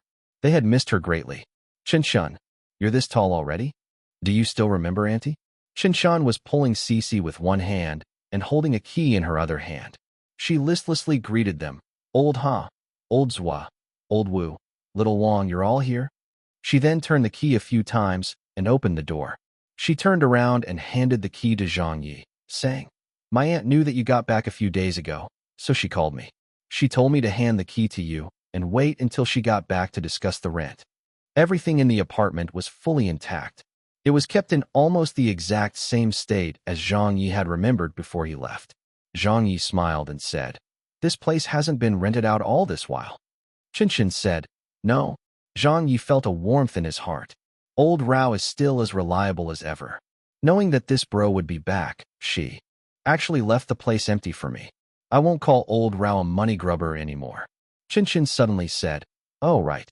After the studio disbanded, my aunt opened up the place as the original site of Zhang Ye's studio for the public to visit and sold tickets at 10 renminbi per person, so she made quite a bit of money off it. But there hasn't been much business in recent years. I suppose it's because you're washed up. Zhang Ye did not know whether to laugh or cry. Ha Chi-Chi and the others started laughing. Selling tickets? To the original site of Zhang Ye's studio? Only a miser like Big Sis Rao would think of a rotten idea like that. However, that did not matter to anyone anymore. Because, when they walked through the main door of the studio again after 3 years, when they saw this familiar environment once more, most of them got lost in their reminiscence of the place. There was once a time when this was the place they fought their battles. How many storms had they weathered in this place? How many storms did they create in this place? This was where Zhang Ye had gone, step by step, from an ordinary celebrity to become a top celebrity in Asia. It was also in this place that they had gone from being an unknown celebrity studio to one of the most prestigious studios in China or even Asia. This place encapsulated so many of their memories. And today they were back. Today, they would start all over again from here. Looking at the tables and chairs in here, looking at the accumulated dust on them. Memories kept flooding into their minds. Some of them were excited, some were reminiscing, and some were sad. It was a gush of different emotions for every one of them. Zhang Ye smiled and clapped his hands. Come on then. Now that our studio has been re-established, we cannot leave it in such a dirty state. Our first task will be to clean up the place. Zhang Ye laughed and said, All right. Ha Chi-Chi rolled up her sleeves. It's time for some spring cleaning. Little Wang laughed loudly. Haha, watch out. The most notorious team in showbiz is back in the game. Chapter 1536. The Heavenly King Forgotten by the World. Chapter 1536. The Heavenly King Forgotten by the World. Translator, Leg Editor, Leg. In the morning, Zhang Ye's studio, which had been silent for over 3 years, was back in action. On Weibo, quite a few people were discussing this topic. Zhang Ye has actually returned. I've really missed face-smacking Zhang. Could this fellow be trying to start something again? But he's probably not going to be able to call the shots in this day and age, right? Yeah, any random young, hot celebrity is more popular than him these days. Let's wait and see what kind of projects he'll be taking. Right, I wonder what Teacher Zhang's market value is like these days. If I were Teacher Zhang, I wouldn't have made a comeback. Back then, he was so popular and so many people loved him like crazy. But it's completely different now.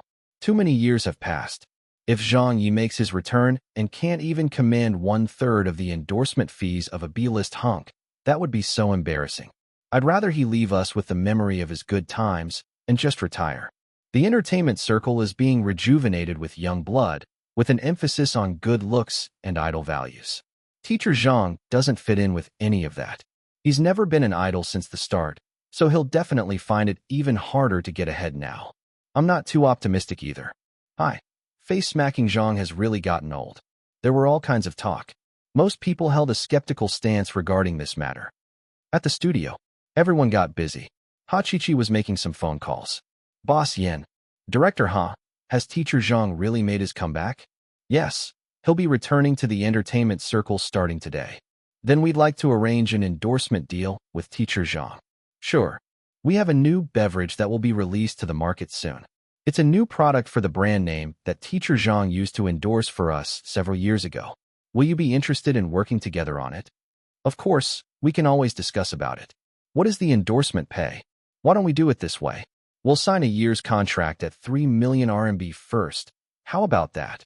3 million RMB? Director Ha, that's already quite a big sum of money.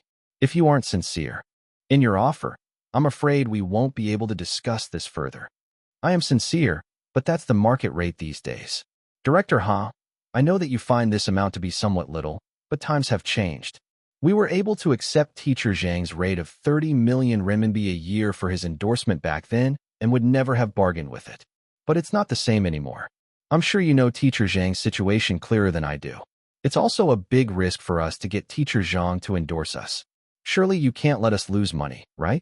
And besides, the amount that we're offering to Teacher Zhang is still very high. I believe that, after some time, when the news of his return as a heavenly king fades away, and when the news of humans winning against Peter Go has cooled, his value will drop even further. Nearby, Zhang Ye was also in contact with a company. A commercial appearance? Right. Is Teacher Zhang willing to take the job? What's the price? Why don't you quote us? If it's a large ribbon-cutting ceremony, that will be 3 million renminbi per engagement. Come again. 3 million RMB. That's not asking for much. Teacher Zhang has never taken any commercial appearances before, but we're willing to make an exception since our studio has just reopened and we're in need of money. That's too expensive. Even if we were to invite a male idol for this event, it would only cost 3 to 4 million RMB. That won't do. We can only offer up to 600,000 renminbi, not any higher than that. Brothers Hua, you worked with us at your previous company, right? You've also been in the entertainment business for the past few years. So surely you should know the market rates better than us, right? If this were 4 years ago, we'd surely grab the offer even if teacher Zhang was asking for 5 million RMB, much less 3 million RMB. How many companies in the industry were able to invite Zhang Ye for a commercial appearance, after all? But now? You must be joking, right? Teacher Zhang's name isn't even in the popularity rankings anymore. So how could it cost that much? On the other side of the office, little Wang was also making calls on her cell phone. The entire office could hear little Wang screaming. What did you just say? 500,000. Yeah, that's right. Director Chun, you're offering 500,000 renminbi for teacher Zhang to act in a show. Are you alright? Little Wang, teacher Zhang isn't going to be the main lead in the show. It will only be a guest appearance. There are only 2 scenes and a line for him. So surely 500,000 renminbi isn't little, right? We don't intend to take a guest appearance. You want to take the leading role? Yeah, and there's also a requirement to vet the script first. Then I think you better check with the others. There isn't such an opportunity in our production crew. Little Wang, don't mind me saying this, but go ask around in the industry about which big productions for a TV, drama, or film are not hiring young, hot male celebs to be their leading roles. Without them, where would the box office earnings come from? Where would the viewership come from? An hour later, none of the studio's staff could get any leads. Zhang Ye was busy humoring and playing with his daughter. Ha Chi came over and said, "The ads and endorsements these days are paying too little." Zhang's was sighed. "I couldn't get anything either. All of the offers were basically insincere." Little Wang said angrily, "Don't even mention the production crews that I had to contact. What are they even thinking? Trying to get director Zhang to act in a supporting role? No, it's not even a supporting role. It's just a guest star. And they're only paying 500,000 renminbi too." Zhang Ye asked, "How much are the others getting?" Ha Chi hesitated. Zhang Ye smiled. "You can speak the truth." Only then did Ha Chi say, 2 months ago, young gun Guan Zhaohua was reported to have received 50 million renminbi a year for an advertising endorsement deal. Zhang Ye asked, "And what are they offering to me?" Ha Chi said in anger, "They're offering 3 million. 3 million? 50 million? This was a difference of more than just 1 zero. Zhang Ye smiled. "This is normal." Little Wang said, "What's normal?" "It's not normal at all." Zhang Ye smiled and said, "Do you guys remember that I said 4 or 5 years ago that the entertainment circle would be taken over by young, hot men? That's why. I told everyone at that time that we'd have to get to the top within a year, or it would get very difficult after that to advance. Look at this. The entertainment industry has become the entertainment industry I predicted, so this isn't surprising to me at all." Zhang Ye had already experienced a similar situation in his previous world, so he did not find this to be a strange phenomenon and was in fact mentally prepared for it. Zhang Ye took out his cell phone and said, "Let me make a call." He had just changed his SIM card today, and his cell phone number was back in use. He still had telephone numbers stored in his SIM, but he wondered if any of his old friends had changed their numbers. If they did, he would really be unable to get in contact with them. Do. The call connected. Famous film director Li Ku answered. Zhang Ye laughed and said, "Director Li, you still have my number saved?" Li Ku said in surprise, "You haven't changed your number either. I was trying to call you yesterday, but I couldn't get through. I just got a new SIM card today. The old card couldn't be used anymore, but the numbers were still saved on it." Then Zhang Ye said, "I heard that you were preparing for a new movie recently. I've just come back, so would you like to offer your old friend a job?" Li Ku said, "I was looking for you regarding this matter as well. Did you think that I didn't think of you? When I learned that you were back, my guess was that you'd definitely have nothing much to do. At that time, the second male lead was not selected yet. Therefore, I suggested to the investors to get you, but," he sighed, "they were not willing to." Zhang Ye asked, "Was it a matter of the salary?" Li Ku said, "It's not that. They were just worried that you'd affect the screening of the movie. After all, your case caused a huge impact. You were taken off the popularity rankings because you had become a band artist. Although almost 4 years have passed, they are still afraid that it will have some implications now and in the future. You might not know this, but after you went to prison, many of your projects got affected. The investors are only out for profit, so it's only natural that they would have concerns. As such, the production company overrode me today and selected a B-list young gun to join the film. They didn't even seek my opinion on it." Zhang Ye said in amusement. "Old Li, You've been in the industry for so long, and you're considered one of the few elite directors in the country. But why does it feel like you're starting to lose your authority? Lika said helplessly. The environment has changed. It's a different era now. I'm getting old, and my previous few movies didn't do well either, so I've lost the influence that I had. It's now the era of the male idols. Do you know why the investors love them so much? Even though their salaries are high, with some productions hitting 200 million renminbi in investment, half of that being used for their salaries, they're still willing to pay that amount. That's because their involvement in the movie basically guarantees a certain profit.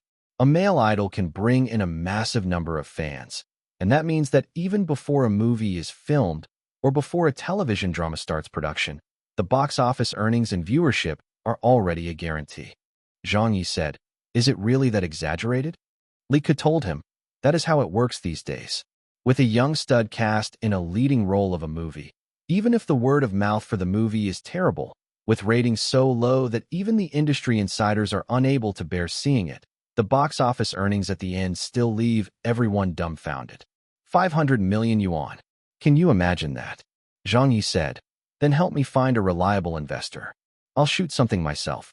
Li Ku asked, "You want to self-direct and act in it?" Zhang Ye said, "Yes. A TV series or a movie? Either is fine. I don't think there are any opportunities like that.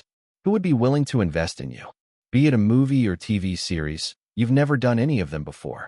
Can the investors trust you?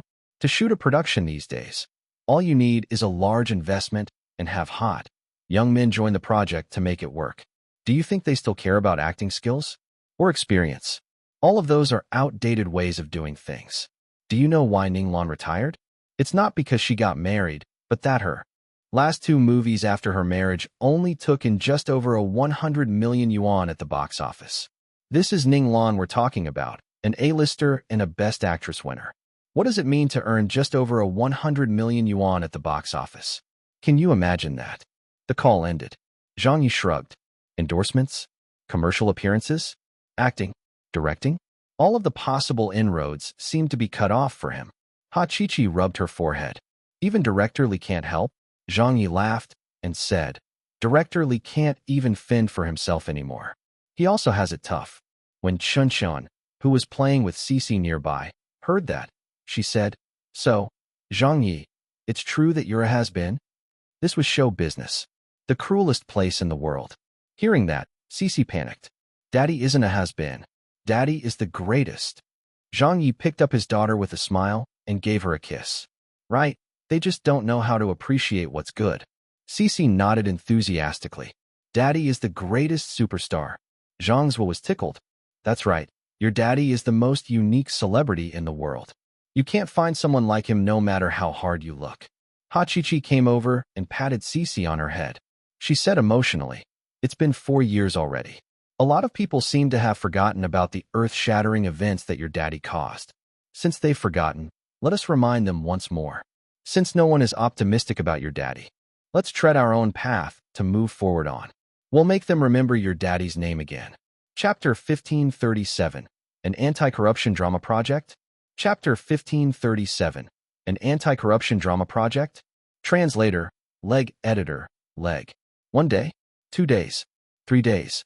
Be it in China or in Asia, the entire entertainment industry was observing the activities of Zhang Ye's studio. However, after several days had passed, there were still no signs of anything happening. The first project that Zhang Ye would be taking after his return did not come to fruition. Originally, everyone was not too optimistic about Zhang Ye's chances and felt that his status in the entertainment industry was kind of awkward. But now, they felt even more pessimistic about it. Quite a few news reports came out. The fees to invite Zhang Ye for a commercial appearance falls to a low. Zhang Ye's endorsement fee drops like crazy. Advertising fee is not even comparable to a C-list celebrity. According to an inside source, Li Ke's new film had the intention to invite Zhang Ye on board their project, but was blocked by production's investors. Zhang Ye's studio reopens, but obstacles abound. Experts' opinion: it will be difficult for Zhang Ye to rise again. For now, no entertainment company is willing to offer an olive branch to Zhang Ye. A heavenly king returns, but no one is optimistic. On this morning, at the studio, Ha Chi kept lamenting. Out of sight, out of mind. Zhang Ye laughed and said, still no suitable projects? Ha Chi shook her head. I've already asked everywhere. Wu Yi said, we're not asking for those big projects like we used to do 4 years ago. But the problem is that there aren't even smaller but reliable cooperative deals that we can find. The investors are only thinking of making a quick buck. They're trying to make use of the momentum from your comeback to stir up those nostalgic feelings from the yesteryears. But their offers are quite insincere. Zhang Ye laughed. In the entire studio, he was the only one who was taking it well. He said, take it slowly. I've only just returned, so everything will have to start afresh. Cooperation? Projects? Where were they supposed to look for all of that? Zhang Ye's studio was really short of money right now. Zhang Ye had given in on taking commercial appearances. They could accept those jobs, but the offers were too low. Further, this wasn't going to be a solution for them in the long run either. For work like commercial appearances, one's popularity would decrease the more they took. The root of the problem was, they had to urgently get a project to prove themselves with. They had to prove that they could still do everything well after so many years away. At this moment, Zhang Ye's cell phone rang. It was a call from Wu Ziqing. Zhang Ye walked off to answer. Old Wu, you've reached your office? She said, yes, I just got out of our morning meeting. Where's Cece? I sent her to my parents' place this morning. She asked, are you at the studio?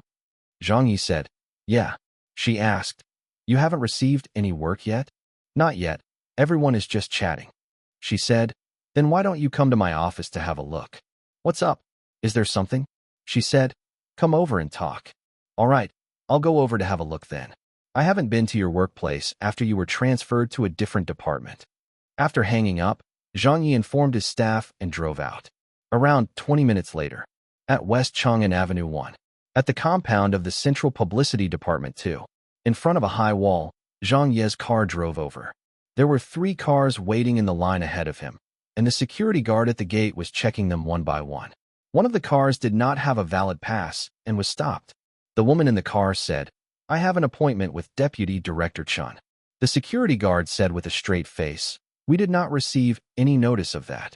The woman had to make a call on the spot. Soon after, a young man who seemed to be a secretary working here ran out to bring the woman in. All of the inconvenience left her very unhappy. The woman said, little son, why is it so strict over here? Secretary Sun smiled and said, a lot of meetings have been held here recently, so the checks have gotten stricter. Zhang Ye's car also drove in. The security guard stopped him. Zhang Ye lowered his car window and took off his sunglasses. When the security guard saw his face, he immediately waved him through. The woman wasn't happy to see that. Why didn't they check him? Secretary Sun also wondered and said, I've never seen that car before. When the BMW got parked, the car door opened and Zhang Ye got out. The woman said angrily, why is there such biased treatment? I needed someone to escort me in and even had to go through the security checks, but why is that person allowed to just come in like that? When Secretary Sun saw the young man, he froze. Then, when he heard the complaints of his boss's cousin, he got scared. He anxiously hushed her. Sisterly, be quiet, be quiet. The woman asked, what's the matter? Secretary Sun whispered, that's an official's husband, and I am an official's cousin. Secretary Sun gave a wry smile. What kind of official is yours, and what kind of official is that person's? Secretary Sun said, that's Minister Wu's husband. The woman was startled. Isn't Deputy Minister Wu's husband that guy? She finally reacted as she looked at the man. That's. There were a few people in the compound. One of the young men who spotted Zhang Ye reacted very quickly. He hurriedly went up to greet him. Mr. Zhang, you're here? Zhang Ye didn't know who he was, so he just smiled and said, what floor is old Wu on? The young man replied, I'll bring you there. This way, please. Zhang Ye smiled. All right, sorry to trouble you. You're too polite. The youth said courteously as he led the way. On the way there, they met a few other people, and all of them also greeted Zhang Ye. Zhang Ye smiled and nodded back at them. The environment here was clearly different from the SARFT when old Wu was working there. It was very quiet in the compound, and everyone seemed to be very reserved and careful when they spoke. A few minutes later, in a building block, Zhang Ye met with Wu Ziqing's new secretary. The young man said, Sister Ci, it's Mr. Zhang's first time here, so I led him over. Secretary Ci smiled. Thanks, little Han. The young man said. You're welcome. You're welcome. Secretary Ci quickly opened the door. Teacher Zhang, please come in. Zhang Ye went inside. In the room, Wu Ziqing was altering a document with her head lowered. Zhang Ye smiled and said, It's so difficult to meet you in here. I had to go all over the place just to get here since you didn't arrange for anyone to bring me in. Wu Ziqing finished writing and put aside the document. She said with a smile, I didn't know what time you'd get here, so I didn't arrange for little Ci to meet you downstairs. You're so busy? Zhang Ye asked. Wu Ziqing said, Yes, I was just transferred here a few months ago, but there's already a lot of work piling up. It wasn't so bad in the past few years when I was in a non-leadership role. There wasn't much to do then, and I could still occasionally take care of our daughter when I wasn't busy. But I can't do that anymore. Zhang Ye smiled and said, You're a deputy minister, so of course you'd be busy. Wu Ziqing said, I'm just at the lowest rank of ministers in the party, and it's just a deputy post. Zhang Ye spread his hands and said, It's still a high-ranking official position. You didn't see it earlier, but when I entered the compound, so many people were greeting me to the point that I felt embarrassed. It wasn't so bad with the Mr. Zhang, but some others were clearly around your age and greeted me as Big Brother Zhang. I don't even know if I should acknowledge them. I think it's best that I come here as little as possible. Wu Ziqing smiled. I'll talk to them next time. Zhang Ye waved it off. Forget it. This happened when you were at the SARFT too. I'm used to it. Old Wu had been officially posted to the Central Publicity Department, so Zhang Ye was actually pretty happy. He knew that after his incident, Old Wu also got implicated. They were a couple, after all. When Old Wu took the initiative to resign from her role at the SARFT after the incident, the party transferred her to a standard department. For several more postings after that, she continued being transferred to other standard departments, holding a non-leadership role as well. Now that her career was back on track, Zhang Ye felt very happy for her. Zhang Ye asked, Oh yes, Old Wu, why did you ask me to come here? Wu Ziqing pulled a drawer open and took out a document. Take a look at this. What is it? Zhang Ye crossed his legs and sat back, taking the document from her. Wu Ziqing smiled. Aren't you getting no work at the moment?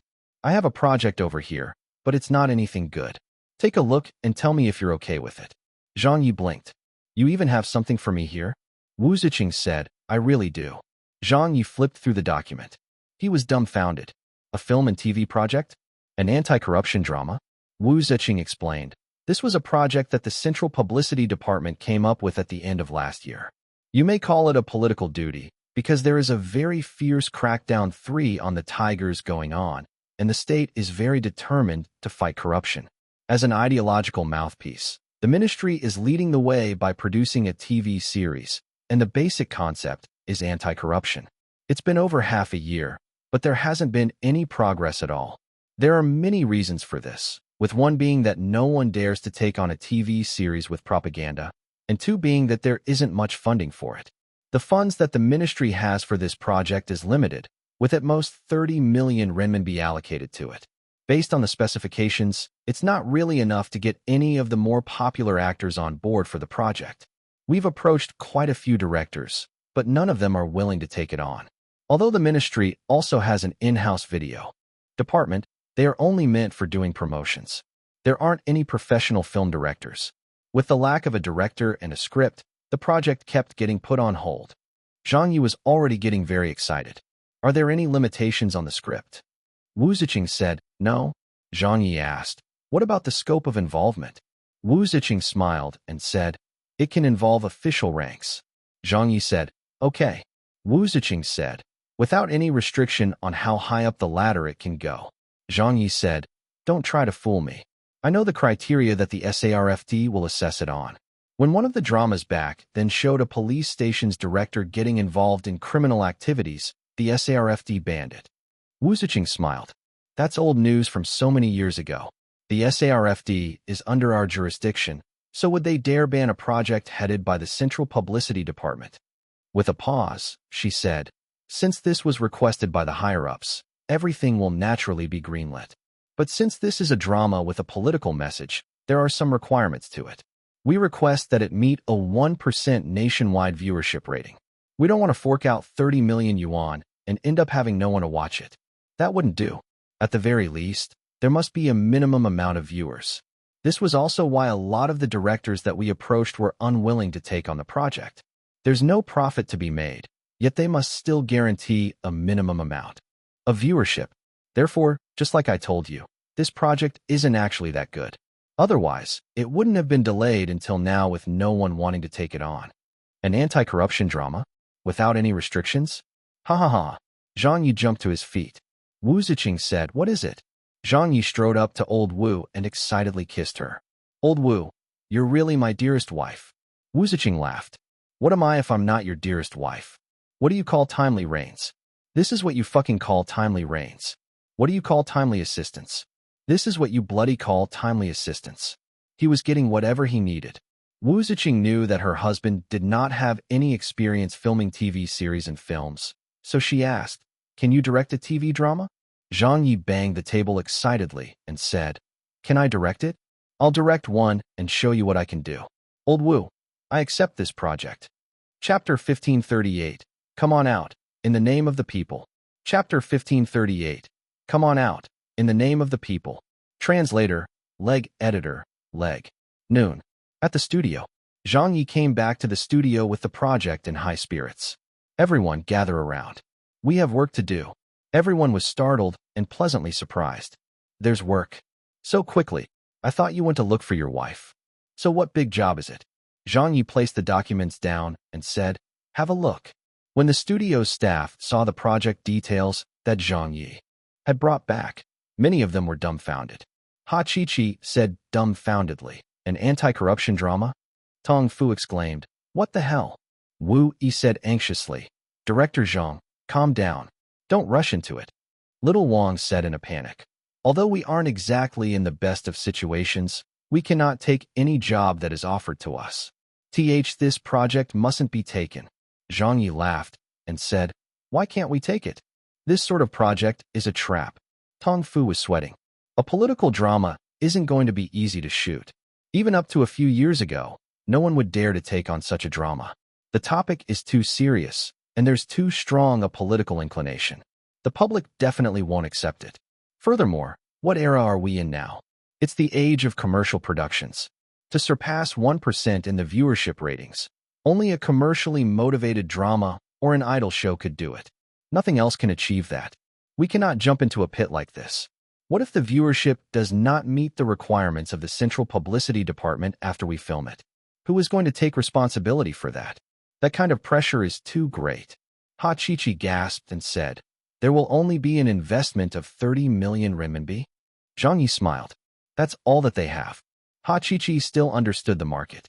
She said, "To throw 30 million yuan into a TV series, that should only be enough to cover the shooting costs, right? Which TV series these days don't have an investment of a 100 or 200 million yuan? There's even a TV series with a budget of 500 million yuan. This is indeed not a good project to take." Zhang Yi smiled. "I know that." Zhang Zhuo wiped his sweat away. "And we even have to assemble the production crew ourselves? Isn't there already a production crew?" Zhang Yi said. Zhang Zhuo was taken aback. "Where are you getting that from? It's not like the central publicity department will be providing us with one, right?" Zhang Yi said calmly. "Isn't our forte exactly in filming things? What's wrong? Have you all thrown away all your skills after so many years away?" Everyone was floored. Turning the studio into a production crew? Little Wang was horrified. She said, "We have only shot variety shows in the past." Tong Fu said, "At most, we dabbled in documentary filmmaking." Zhang Yi sighed and remarked, "Isn't that more or less the same?" "More or less the same. It's way too different, all right. This is an entirely unrelated subject. This is two entirely different skill sets." Ha Chi-Chi gave a wry smile. "Director Zhang, aren't there any better options than this?" Zhang Yi spread his hands with a smile. "This is the best option we have in our situation, a 30 million renminbi anti-corruption drama. I'll be the director and the project manager. From the casting, allocation of funds, filming, and editing, all of that will be decided by us alone. There won't be anyone else getting involved, and we will have absolute autonomy over the project." Ha Chi-Chi gave it some thought before saying, "Then let's do it." Little Wang said, "Director Zhang, Sister Ha." But Ha Chi-Chi laughed and said, There's indeed no better option than this. Everyone sighed. Tong Fu asked, so it's going to be a TV drama then? Wu Yi asked, we're crossing over again. Little Wang said, it feels like we've been crossing over all our lives. Zhang's was said, for a celebrity's comeback, instead of restarting in a familiar field, we're taking on a totally new trade. We're truly the only ones who dare risk it all and do something like this in the entire industry. But all right, the general trend in the entertainment industry these days is slowly moving towards TV dramas anyway. It is the same be it locally or abroad, so we definitely have to dip our hands into doing them from now on if we wish to advance further. It's not something that we can avoid, so this is a good time for us to try it out. Hi, it's just that this feels really stressful. Zhang Ye snapped his fingers and said, all right, then our production crew has been officially set up. Since director Zhang had made his decision, everyone went along with it. Ha Chi said, please delegate the tasks. Zhang Ye said, old Ha, you've been involved in directing for these few years too, so you definitely have to be my assistant director. I'll let you be responsible for the filming. Okay, Ha Chi responded. Zhang Ye said, Brother Zhua, you will also be appointed as an assistant director. I'll leave all internal matters and affairs to you. Zhang's was said, understood. Zhang Ye said, Old Wu, get in contact with the central publicity department and have them get the equipment and funds ready. Wu Yi said, okay, I'll get it done. One by one, the tasks were laid out. Ha Chi asked, what about the script? Zhang Yi smiled and said, I'll write it myself. Finally, Zhang Yi returned to his own office. There had never been a change in the order of popularity for a celebrity in the entire entertainment circle before. Number 1, film and television stars. Number 2, singers. Number 3, variety stars. Number 4, hosts. Number 5, all other artists. From the 2nd to 5th places, they might vary a little due to certain factors surrounding the celebrities themselves, but it was always the film and television stars who were in first place. Their status in the industry was virtually unshakable. Be it in China or Asia, or even the world, a film and television star always ranked first in their orders of magnitude. This was a long-recognized phenomenon in the industry. Many years ago, a lot of experts and media personalities had evaluated Zhang Ye as someone who walked the celebrity path with only one leg. If a celebrity wanted to develop a long-term career in the entertainment circle, how could they not get involved in film and television? The film and television field was a much bigger one than the music scene, so a lot of people were not that optimistic about Zhang Ye's chances in the entertainment circle. But today, Zhang Ye was finally getting involved in a television project. He was going to make an attempt, and it was also an opportunity for him. Having journeyed with only one leg so far, he had managed to get to the top of both the Chinese and Asian entertainment circles. And now, Zhang Ye was finally going to walk without anything holding him back. As for how far he could go on this path and how well he could walk it, no one knew yet. Only Zhang Ye was very much looking forward to it. He smiled and booted up his computer. A script? Let it be that one then. He didn't even think of a second option. An hour, 3 hours, 5 hours. Night had fallen, but Zhang Ye's office door did not open all this while. Only the sound of tapping away at keys could be heard coming from inside. They couldn't create a grand setting with a 30 million yuan investment, nor could they afford to hire any hot, young guys. In the understanding of this world's people and industry insiders, even if this sort of television drama could be shot well, it wouldn't garner much viewership. Because no matter which angle you looked at it from, it didn't have any qualities that would suggest the drama would be explosive. That was an absolutely impossible outcome. Perhaps only Zhang Ye knew. Perhaps only the people of Zhang Ye's previous world had witnessed it before.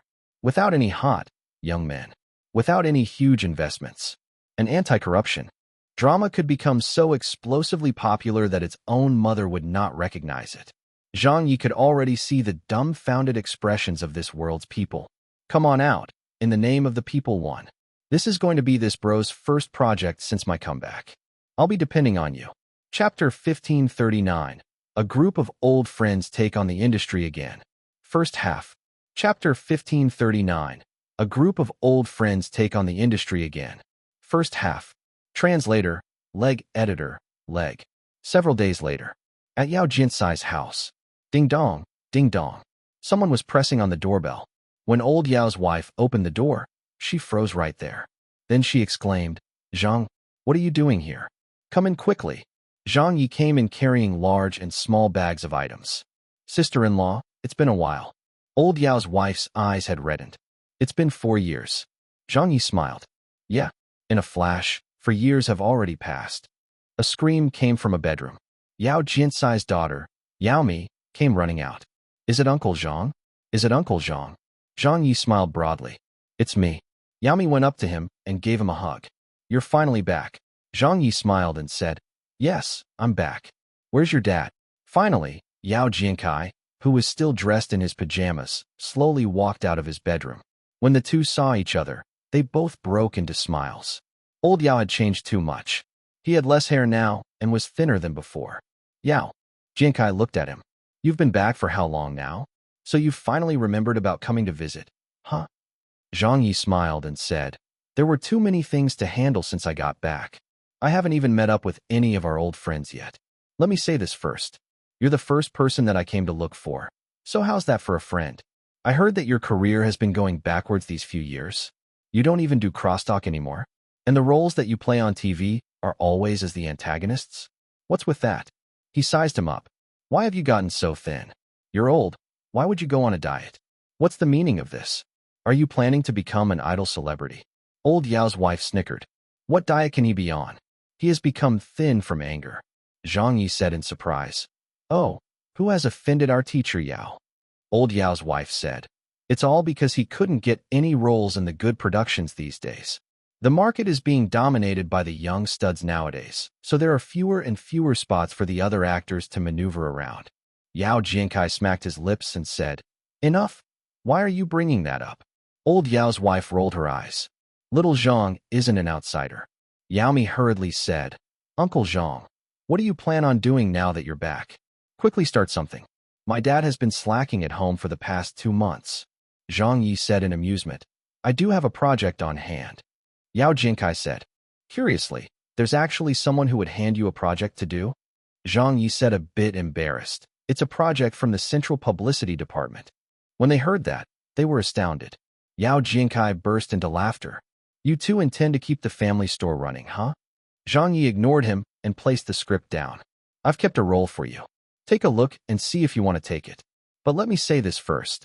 Don't have any expectations for the pay. It will definitely be very low. I'll let you in on something, though. If you can act well in this role, I guarantee that you won't have a problem staying popular for the next 3 to 5 years. But I'm afraid that you'll screw it up with your acting.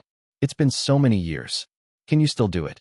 Yao Jiankai chuckled and said, "Your bro has only got his acting skills left now." Zhang Yi said, then read the script. Yao Jiankai said, "There's no need for that. Just let me know when the filming begins." In a luxurious villa neighborhood, Ninglan's home, Zhang Yi and Ning Lan were sitting across from each other. Ninglan's husband got their servant to step down as he personally brought over some tea. Zhang Yi smiled and said, "Boss Yuan, you're too kind." Ning Lan smiled. "Why would you call him Boss Yuan? Just address him as Old Yuan." Old Yuan laughed and said, "Right, any friends of Lanlan's are also my friends." "Sure then, I'll address you as Old Yuan." Zhang Yi said, "So when did you two get married?" Ning Lan crossed her legs and said, 2 years ago. In the past, I thought that I would definitely have to get you as the MC for my wedding. But since you couldn't be released, I thought maybe I shouldn't wait any longer. So I went ahead and got hitched." Old Yuan was a very rich businessman, but Zhang Yi could see that the two of them enjoyed a very good relationship with each other. Old Yuan smiled. "Go ahead and chat. I'll be in the living room watching TV." When he left, Ning Lan smiled and said, "You've been back for a fortnight already, right? So how's everything? Can you sense how different the world has become?" Zhang Yi said, "Yeah, it's very obvious." Ning Lan said, "Do you really intend to take on the industry again?" Zhang Yi laughed and said, "Why not?" Ning Lan said emotionally, "We're all getting old, and our popularity is no longer the same." "Is that why you retired? Is that why you didn't take any more acting roles?" Zhang Yi looked at her. "You were the model worker of the entertainment circle, a Best Actress winner who dared to take over a dozen projects in a single year. So what's this about? You're retiring so soon?" Are you thinking of sitting back and enjoying a rich housewife life from here on out? Ninglan was looking a little out of sorts. I've already gotten married and am a wife now, so of course my focus would have to shift towards my family. Zhang Ye could see that Ninglan still couldn't let go of acting, having been in this industry for her entire working life, having been involved in so many films and television series. How could she possibly just drop everything so easily? To people like her, work was a part of their life. Zhang Ye said, there were only two recognized model workers in the entertainment industry back then, with the male artist being me and the female artist being you. Of course, calling me a model worker was a little ironic, and I only got called that because I kept causing trouble every day. But for you, calling you a model worker was a really well-deserved title. Until now, no one has managed to break your record for the number of projects taken in a year. He then took out a script and placed it on the table. I've accepted a TV drama project, and there's a role in it that I just can't seem to think of anyone who it's suitable for. It calls for a really skilled actor to be cast, so I could only think of you and no one else. Ninglan looked at the script on the table but did not reach out to take it. I've retired from the scene. Zhang Ye smiled and said, then can I invite you to make a return? Ninglan looked out towards the living room. Forget it. I'm old, and I don't have the energy for acting anymore. So what if you can act well these days? That isn't worth even half of what a young hunk can offer. Zhang Ye blinked. Take a look at the script first. Ninglan shook her head. Zhang Ye said, read it. Ninglan hesitated for a moment before picking it up. All right, I'll have a look. After she did that, she read for the next hour. When she finished reading it, Ninglan put down the script with a bitter smile and pointed at Zhang Ye. I finally understand now. You're purposely trying to hook me in. She was itching to take the project. From the living room, Old Yuan walked over. Ninglan smiled and said, Old Yuan, quickly chase him out. Old Yuan said in amusement, what's the matter? Ninglan sighed. I'm happy being your wife, but this fellow keeps insisting that I return to the industry. Isn't he trying to scam me? Old Yuan glanced at his wife. You still wish to act, don't you? Ninglan did not reply. Old Yuan stayed silent for a while before saying, if you wish to act again, go and do it. Ninglan looked at him. I thought you didn't want me to act anymore. Old Yuan said with a wry smile. I just didn't want you to be too tired. But ever since we got married, I can see that you haven't been as happy as before. I heard from the servant that you're always catching up on the entertainment news when you're at home. I know that you can't let go of those old friends of yours or your acting. If you wish to act, then do it. I will support you. Ninglan smiled at this and asked Zhang Ye. So what do you think of my husband? Zhang Ye gave him a thumbs up. He's a good man. Ninglan decided. It's only you who can convince me to make a return. All right, I'll accompany you to take on the industry again. Old Yuan was floored. He said, I finally understand now. So the two of you were trying to set me up? Both Zhang Ye and Ninglan burst into laughter. Chapter 1540. A group of old friends take on the industry again. Second half. Chapter 1540. A group of old friends take on the industry again. Second half.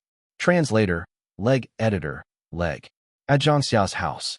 Zhang Ye came over uninvited. Grandma Zhang Xia said in surprise, Little Zhang? Grandma Zhang, I'm here to visit you. Zhang Ye put some fruit down. How has your health been? Zhang Xia was very happy. I'm doing well. Zhang Xia's daughter said from her side. Teacher Zhang, my mom has been talking about you almost every day for the past few years. When she learned that you were back, she was so happy. Zhang Ye said, What about me have you been talking about? Her daughter smiled and said, she would be commenting whenever she watches TV, saying how the artists these days have no entertainer's ethics and how they're all only out to earn money. She says that they all should really learn more from your generation of artists about what social responsibility is and what serving the people is about. Zhang Yi smiled and said, They should not learn from me. I ended up in jail when I served the people. Zhang Xia said, Stay for dinner. Zhang Yi rubbed his belly. All right, I'm feeling hungry too. I didn't eat anything when I was at Sister Ning's place earlier. Zhang Xia smiled. You went to look for little Ning? Zhang Yi said, Yeah, I met Sister Ning's husband too. He's not bad. Zhang Xia nodded and said, Her husband is a pretty good man. I met him once too, when they got married. Zhang Yi smiled and said, Yes, he's pretty good. Otherwise, I wouldn't have managed to convince Sister Ning to return. Zhang Xiao was taken aback. Get her to return, Zhang Ye said. I took a TV drama project recently, so I've been busy recruiting cast members for it. I'll also be acting in it and be directing it as well. But as you should know, I only know so many people. They're all our old friends, so I'll definitely need to get everyone's support. This will be my first TV series since I debuted, and also the first project I'll be working on since my return to the entertainment industry. As such, I'll definitely have to do it well. Grandma Zhang, you'll have to give me your support too. Zhang Xia smiled and said, what do you need me to do? Zhang Ye said, the theme song, sing it for me. Zhang Xia looked at him. There are so many popular singers. Why would you get an old singer like me who's washed up instead of them? Who would still want to listen to me sing these days? Zhang Ye smiled. I do. I really like listening to you sing. Zhang Xia laughed for a long time. All right, I'll sing one for your sake. Her daughter said, Mom, aren't you no longer accepting any more work? Zhang Xia grinned. That depends on whose work it is. Her daughter giggled. So you've also become picky about your work? Zhang Ye laughed and said, Grandma Zhang is just picky about the people. At Dong Shanshan's studio, it was a busy in here. When Zhang Ye pushed open the door and entered, everyone froze and stared at him. Zhang Ye smiled. Is Shanshan around? The next moment, Dong Shanshan appeared in his sights. When she saw Zhang Ye, Dong Shanshan smiled. She suddenly raised her hands and opened her arms with a smile. Zhang Ye also opened his arms. They looked at each other and then hugged. Dong Shanshan asked, You're back? Zhang Ye replied, I'm back. How does prison fare taste? It's great. I've even put on weight. You finally remembered your old classmate. I just accepted a TV drama, so I've been busy writing the script for the past few days. You need my help? Play a role for me. When does filming start? In a few days' time. I heard that you've become quite popular these days and even turned to the performing arts. Do you have free time? Yes, I've been quite free recently. How's Xingyi, Old Wang, and the others doing? We've all been waiting for you to come back to throw a party. All right, let's set a day sometime to have our class reunion. When Zhang Ye left, Dong Shanshan's agent came over to her not knowing whether to laugh or cry. Shanshan, you've got quite a few events lined up next month. Why did you? Dong Shanshan smiled happily and said, reschedule all of those events for later. The agent did not say any more. She knew well the friendship between Dong Shanshan and Zhang Ye. In the recent 2 years, Dong Shanshan had not taken host positions for any variety show. She had already left Beijing television for some time. But each year the new season of King of Masked Singers came around, and at every grand finals of I Am a Singer, Beijing television would always check in first with Dong Shanshan. As long as Dong Shanshan agreed, the host role would go to her. No one else in the entertainment circle could fight her for this. Quite a few hosts were very jealous of her. Quite a few industry insiders could not understand it. The staff of Dong Shanshan's studio did not used to understand either and were very puzzled. Later, someone from Beijing television told them that it was because Zhang Ye had authorized quite a few of his shows to their station without requesting any compensation. The only condition he had for it was that as long as Dong Shanshan did not refuse, she would be the only choice of host for these shows. At that moment, the staff of Dong Shanshan's studio finally understood. How strong was their friendship? One wouldn't have many such friends in their lifetime. At night, it had turned dark. At an old, 2-story villa, a woman looked warily at Zhang Ye, who was standing at the door. What are you doing here? Zhang Ye smiled and said, I'm looking for old Jiang. The woman said with a dark expression, he's not around. At this moment, Jiang Hanwei's voice came from inside the house. Let him in. Only then did old Zhang's wife unwillingly stand aside to let Zhang Ye into the house. Jiang Hanwei looked at him. Take a seat. How did you find out where I lived? Zhang Ye smiled and said, this bro has been in the circle for so many years. How hard would it be for me to find someone? Aren't you belittling me? Jiang Hanwei asked. What do you want to drink? Anything's fine. Zhang Ye was not picky. Jiang Hanwei said to his wife, pour him a cup of water. Zhang Ye said, thank you, sister-in-law. His wife still did not show him a welcoming attitude. Everyone in the entertainment circle knew about the old feud between Zhang Ye and Jiang Hanwei. It would be ridiculous if his wife did not also know about it. Jiang Hanwei said, why are you looking for me? Zhang Ye said, I heard that you haven't been doing too well in the industry these past few years. Jiang Hanwei sneered. I'm still better off than you. Zhang Ye chuckled. Is that so? Jiang Hanwei lamented. We're both has been celebrities, so let's not laugh at one another. Zhang Ye said, I heard from someone that you got into a fight with a young gun, and even sent that guy into the hospital, which nearly caused you to get blacklisted. Jiang Hanwei threw his hands up and got angry the moment he was reminded of it. That brat was riding on his popularity and getting all touchy with my goddaughter, so of course I had to beat him up. His goddaughter's relationship with Zhang Ye was very good. After all, she was a former member of Spring Garden, Xiaodong. Zhang Ye laughed and said, That's a good punishment. Even if you had not beaten him up, I would have done so myself. Jiang Hanwei curled his lips. You've gotten into all that trouble and were even sent to jail. As if you could beat him up. Zhang Ye grinned and said, So how? You've witnessed the might of the male idol's fans, right? Jiang Hanwei rolled his eyes and did not pay attention to him. Zhang Ye said, I heard that he has so many fans that they can each spit on you once and drown you. The media also scolded you terribly in a one-sided affair. You understand it now, right? That when it comes to fighting, you aren't a match for me. This bro was involved in so many fights back then and even scolded so many popular artists, yet there was nothing they could do about me. I still carried on living my life as normal. Jiang Hanwei said with contempt. That's true. Who can compare with you in that aspect? I'm a professional actor, but you're a professional fighter. Zhang Ye laughed and said, It's been so long, yet you still haven't forgotten about our feud? I don't even bear a grudge anymore. Jiang Hanwei nearly blew his top. At Xiaodong's birthday banquet. Bastard, it was you who sent me flying with my car into the ditch. Why would you bear any grudge? Zhang Ye laughed loudly at that. When Jiang Hanwei saw his reaction, he also couldn't hold back his laughter. About their feud years ago, who could really say who was to blame? It was all water under the bridge. Now that they were talking about it again, there wasn't a hint of hatred. The only thing left was a sense of nostalgia. Zhang Ye brought out the script at this moment. Let's get down to business then. I've taken a TV drama project recently, and there's a role that reminded me of you. Take the role.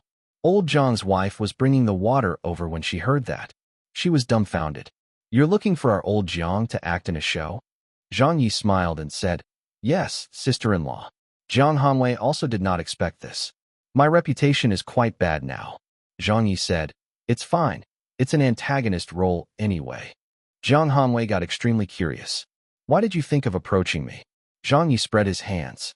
In the entertainment circle, how many can still act well? The shows these days are all reliant on the male idols and their looks. Acting skills have become a secondary consideration for a role, right? But that won't work for my show.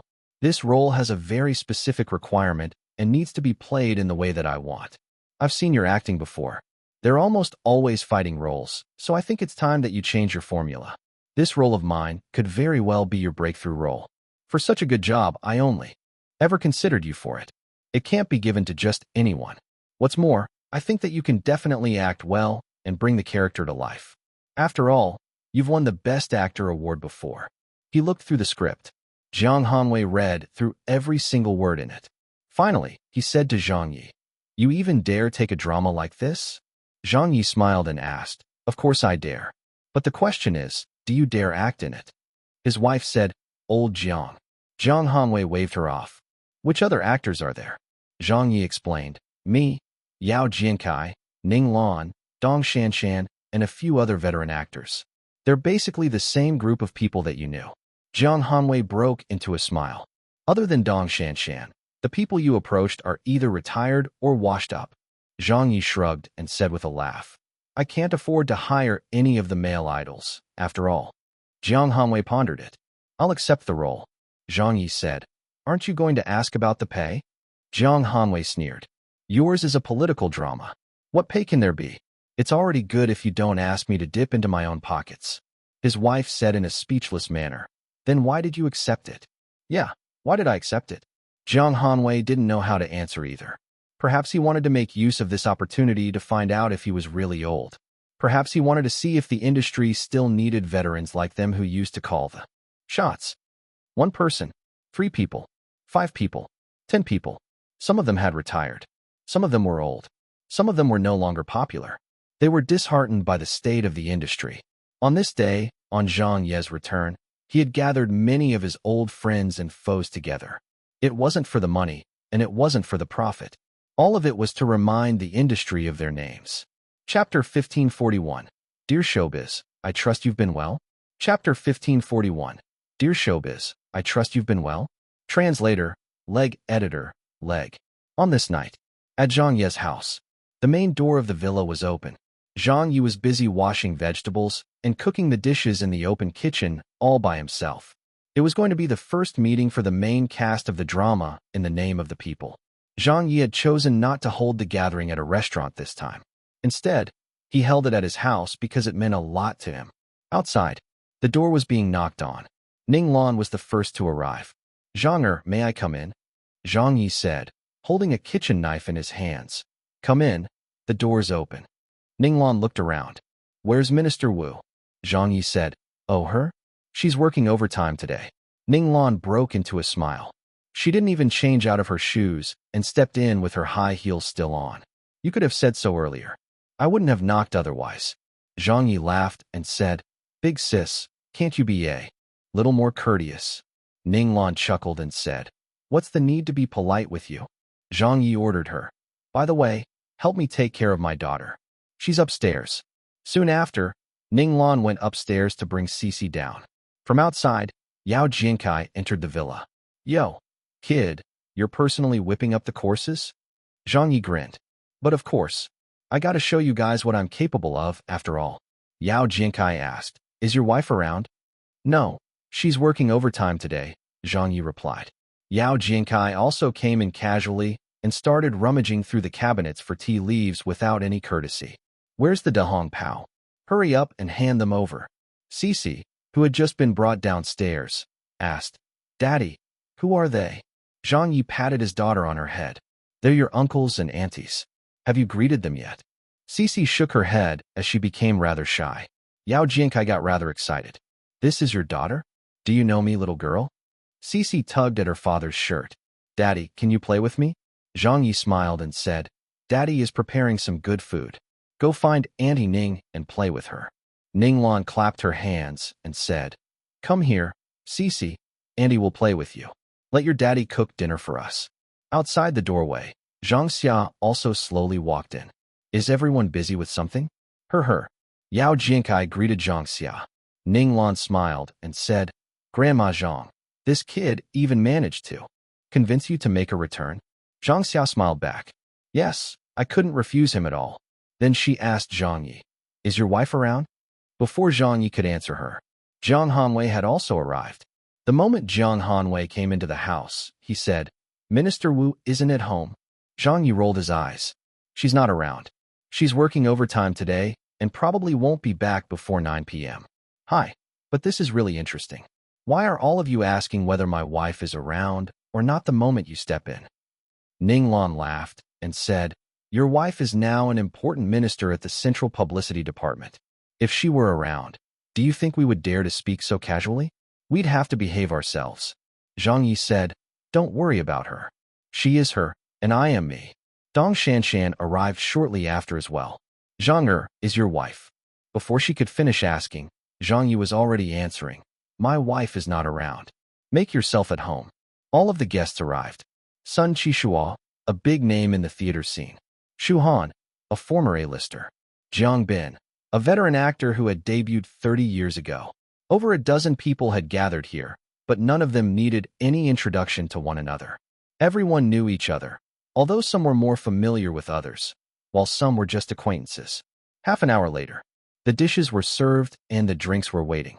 Zhang Yi said confidently, "Come, have a taste of my cooking." Dong. Shanshan smiled and took a bite of the food. "It's pretty all right." Ning Lan smacked her lips. "It's edible." Only Shu Han was patronizing. After all, she wasn't all that close to Zhang Yi in the past. "It's quite delicious. I really couldn't have expected Director Zhang to be so good at cooking."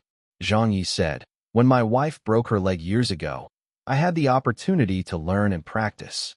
Ning Lan raised her glass. "May I suggest that we have a toast first? It's not easy for the group of us to gather here today, especially for old Jiang. I really couldn't have expected that you managed to convince him to join." Jiang Bin wondered, "Yeah, didn't you two have some disagreements back then?" Jiang Hanwei said indifferently, "Work is work, and private matters remain private. Ninglan asked, "Why has Shanshan come as well? You aren't lacking opportunities, right?" Dong Shanshan said with a smile. "He came to my studio, crying and begging me to join the cast. My heart softened at the sight, so I said yes to him." Zhang Ye was floored. "Did I?" Everyone laughed. With the first toast, it got lively on the dinner table.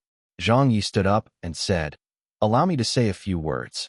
I gathered everyone here today for the first meeting, but it's actually just a party for old friends. All of us here should know each other, right? Some of us have deeper friendship with others, while some of us might even have a grudge against someone. But with that toast earlier and with this dinner party, let's all agree to turn over a new leaf. Let's gather all of our strength and focus it onto the project and act well for the drama.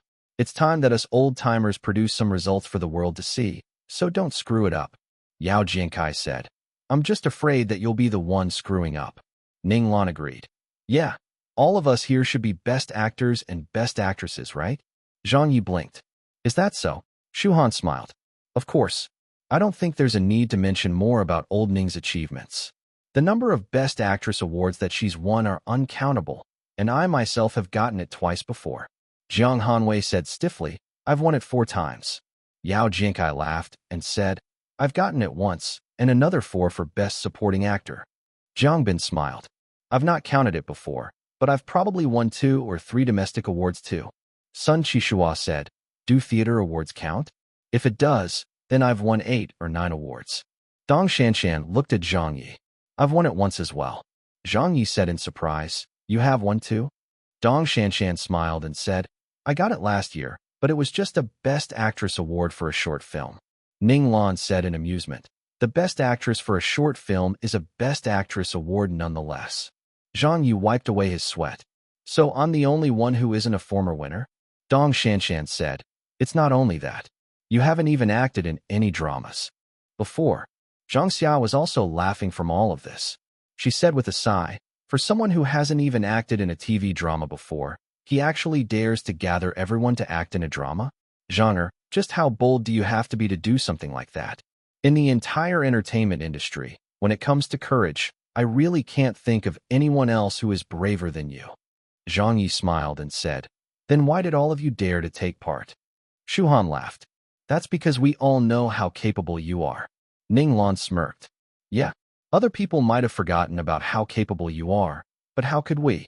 This time, it's only you who can manage to convince us veterans to come out of retirement to join you." Zhang Yi cupped his fists and said, "Thank you for your love, everyone. Now then, all this talk is putting so much stress on me. I'll do my utmost not to drag you Best Actors and Best Actresses down with me. Although I'm the director, I still hope that everyone will criticize and correct me freely if there are any problems that I cause during filming. I promise that I won't get angry." Everyone rolled their eyes. "Are you just the director? The project manager? The producer? The executive director? The protagonist? You have a part in all of those roles, so who would dare point out your mistakes like you asked? Don't listen to his nonsense anymore. Let's drink, right?" When others criticized this fellow back then, he would hit back at them with a barrage of criticism. If he were someone who could accept criticism so easily, he wouldn't have offended so many people years ago. Haha, that's right. Do you guys still remember that one time? Zhang Er unexpectedly turned the police station upside down with those poems of his. They're still inscribed in the walls there and have become an attraction of the police station. I heard about this matter back then as well, but the details, I don't really remember them. Little Dong, quickly tell us about it. Shan, quiet. Haha, but everyone wants me to talk about it. All right then, I'll spill some of your embarrassing secrets too if that's the case. Get lost. Banter. Jokes.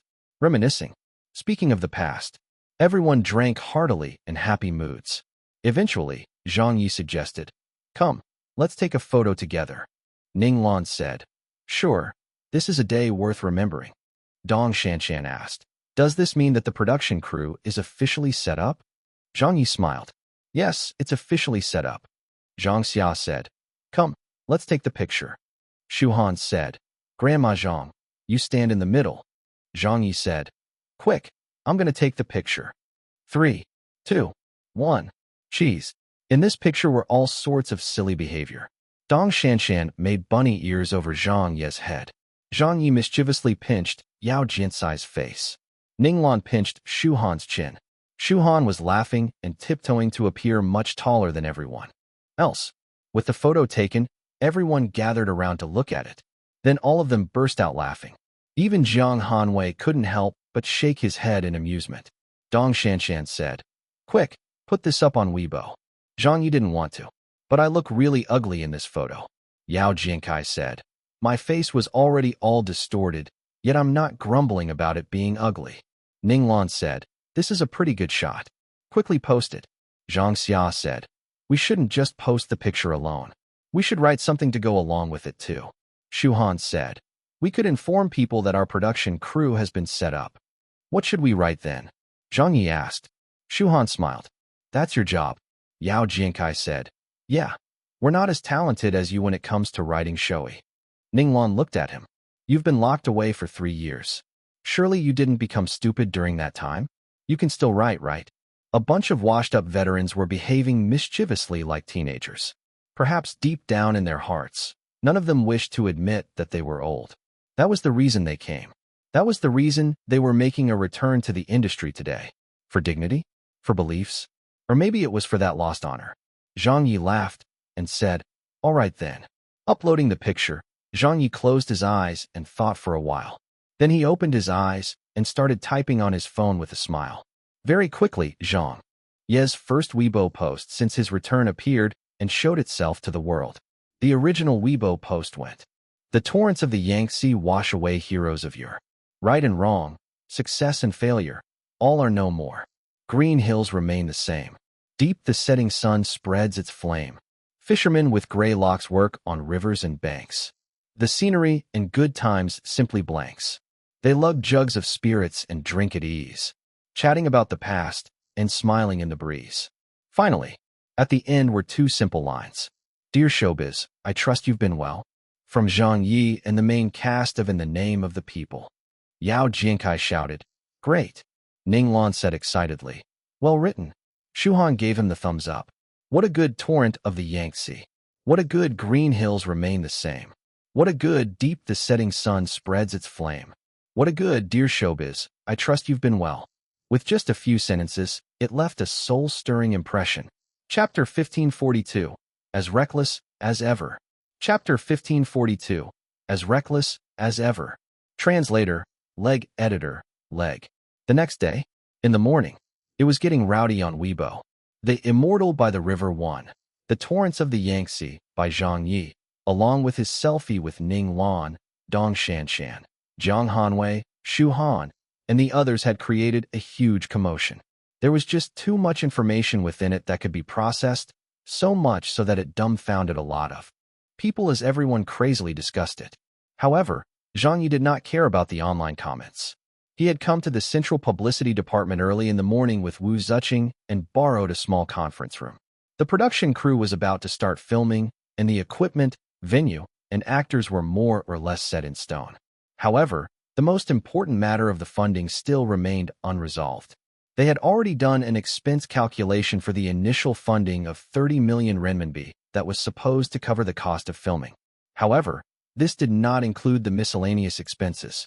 Unless the actors did not take a single cent for their work, or the accommodation arrangements and packed lunches were done away with, they would barely have enough to spend even if they scrimped and saved. But how could they possibly do that? The central publicity department was also unwilling to use any social funds, so there was only one last option left. Zhang Yi could only turn to using advertisements to get more money. There was a knock on the door. Zhang Yi said, "Come in." Old Wu's new secretary pushed open the door and came in. "Brother Zhang, I've brought the people over." There were around 8 advertisers who entered the room. They were all old acquaintances that Zhang Yi had contacted. After coming into the conference room, the group of them turned very cautious. This was, after all, their first time coming to the central publicity department to discuss a deal. This was also Zhang Ye's intention as well. He had to fly the flag of this place since he was no longer as influential and popular. In that case, surely the name of the central publicity department should do the job, right? Come, have a seat, everyone," Zhang Yi said with a smile. Secretary CI and another supervisor who was in charge of overseeing the project also joined the meeting. Zhang Ye bluntly said, "There are no outsiders in here. We've all worked together before on advertisement projects. I'm sure that every one of you has already heard that the Central Publicity Department is funding an unprecedented, blockbuster, anti-corruption drama. I've accepted the job and will be the producer and director. That's why I've invited all of you here to talk about certain collaborations on this project. I tend to take very good care of my old friends, so I did not sell off any advertising opportunities yet. I'll be leaving that for everyone here." The advertisers gave each other a look and seemed to have a lot of concerns, but none of them said anything. Zhang Ye blinked. "What's the matter?" Boss Lu finally spoke up. "Zhang Ye, we've made a lot of money from our past collaborations with you, and we've never suffered a loss whenever we worked with you. We're all old friends, so now that you're back, all of us should be showing you some support. But this is a political drama we're talking about, so it's definitely going to be a little sensitive. It won't be easy to insert any advertisements," Zhang Ye said in amusement. "Why would it not be easy to insert them?" Boss Li added. "It'd be fine if this were a commercial collaborations. But for a drama like this," as he spoke, he cast a wary look at both Secretary CI and Supervisor Ko. Zhang Ye said, "It's fine, just speak." Boss Li smiled wryly. "For a drama like this, ads definitely won't be allowed in plain sight, isn't that right? Our company is currently advertising a product called Great River Medicinal Wine. If it's just going to be a few covert shots here and there, the advertising is not going to work effectively for us." Zhang Ye smiled and said, "How about this? I'll think up a plan for you." Boss Li said with some interest, "Go on." Zhang Ye lowered his head and flipped through the script. Suddenly, he banged on the table. "I've got it. There's a scene where a prosecutor was hit by a truck and turned into a vegetable. Lying in a hospital bed, there was nothing that the family could do. At this point, I'll add a close-up caption for you. It will go like this: Great River Medicinal Wine, drink away your sickness." Secretary CI was disgusted. Supervisor Kuhn nearly fainted. "That guy has turned into a vegetable. How do you expect him to drink away his sickness? He can't even drink water by himself. As if he could drink any of that damned wine." But Boss Li said excitedly, "Will that be allowed?" Zhang Ye smiled and said, "Of course it will." Boss Li stood up. "I'll sign on for it then. I'll sign on to advertise." Boss Lu said in a dumbfounded manner, "Zhang Ye, what about our Jiatsao brand of cosmetics?" Zhang Ye flipped through his script again. Very quickly, he snapped his fingers and pointed, saying, "How about this line? I'll change this line in the script. Then get the role Dong Shanshan will be playing to use your cosmetics after washing her face in the morning. She will say after that, 'For good skin, use Jiatsao day and night.'" Secretary CI was stunned. "You can change the script just like that?" Zhang Ye said, "Of course, I'm the screenwriter, so I can change it however I want." Boss Lu was very happy. "Good, good. I'll accept this ad insert. And we'll go ahead with the agreed price as spoken over the phone." The other bosses were also getting excited. "What about us? Teacher Zhang, what about us? Give us a product placement as obvious as possible. Right? We don't want any subtle advertising. We want it to be as obvious as it can be. Don't get anxious. One by one, everyone will be included. Adding captions, changing the lines in the script, having some writing on the shirts." Every other idea that they came up with for the advertisements was getting more and more unconventional. Crooked tricks, wonderful tricks, Zhang Ye was full of them. In the end, Supervisor Ku really couldn't keep looking on. "Mr. Zhang, why you can't do something like that?" Zhang Ye said without a care. "Why not?" Secretary CI wiped her sweat away. "This is such blatant advertising. You're just adding in whatever you can think of. Don't forget that this is an anti-corruption drama. Aren't you kind of deviating too far from that if you do this?" They were people from the organization. Regarding such matters, they were definitely going to have more reservations. But Zhang Ye found this to be very normal. After all, he was very experienced and had been doing such things since many years ago. Was this even considered a big deal? That was how the people from my previous world did it too. You don't wish to fork out more money nor agree with turning to social funds, yet you're refusing to allow the advertisers to do some blatant advertising of their products? Does such a good deal exist in the world? They're the ones forking out the money, so of course we have to handle it well for them. 1 advertiser, 3 advertisers, 5 advertisers. The advertisement contracts were signed one after another. The lack of funding was finally resolved. Zhang Ye was very happy that they could finally start their production work. However, Secretary CI and Supervisor Ku could not feel happy no matter what.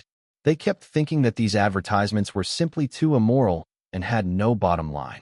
However, when they suddenly remembered the wedding that happened between Zhang Ye and Minister Wu those years ago, they looked at each other and saw the helplessness in each other's eyes. Thinking back to that time, for someone who could even turn their own wedding into an advertisement and product launch, what bottom line could he possibly have? Forget it, he can do whatever he wants. In any case, it wasn't like they could do anything about it either. The two of them suddenly turned very pessimistic. They felt that the illustrious reputation of their central publicity department was going to be ruined in the hands of Zhang Ye. Having left the entertainment industry for so many years, they couldn't have expected that the character of Minister Wu's husband would still be the same as before. He was still as bold and reckless as ever. At the same time, on Weibo, this is so fucking nostalgic. How many years has it been since we've seen a poem from Zhang Ye? Hi, it's a pity that the times have changed so quickly. Why has this bunch of former big names gathered together? Who knows? What's this in the name of the people referring to? They're going to film a show?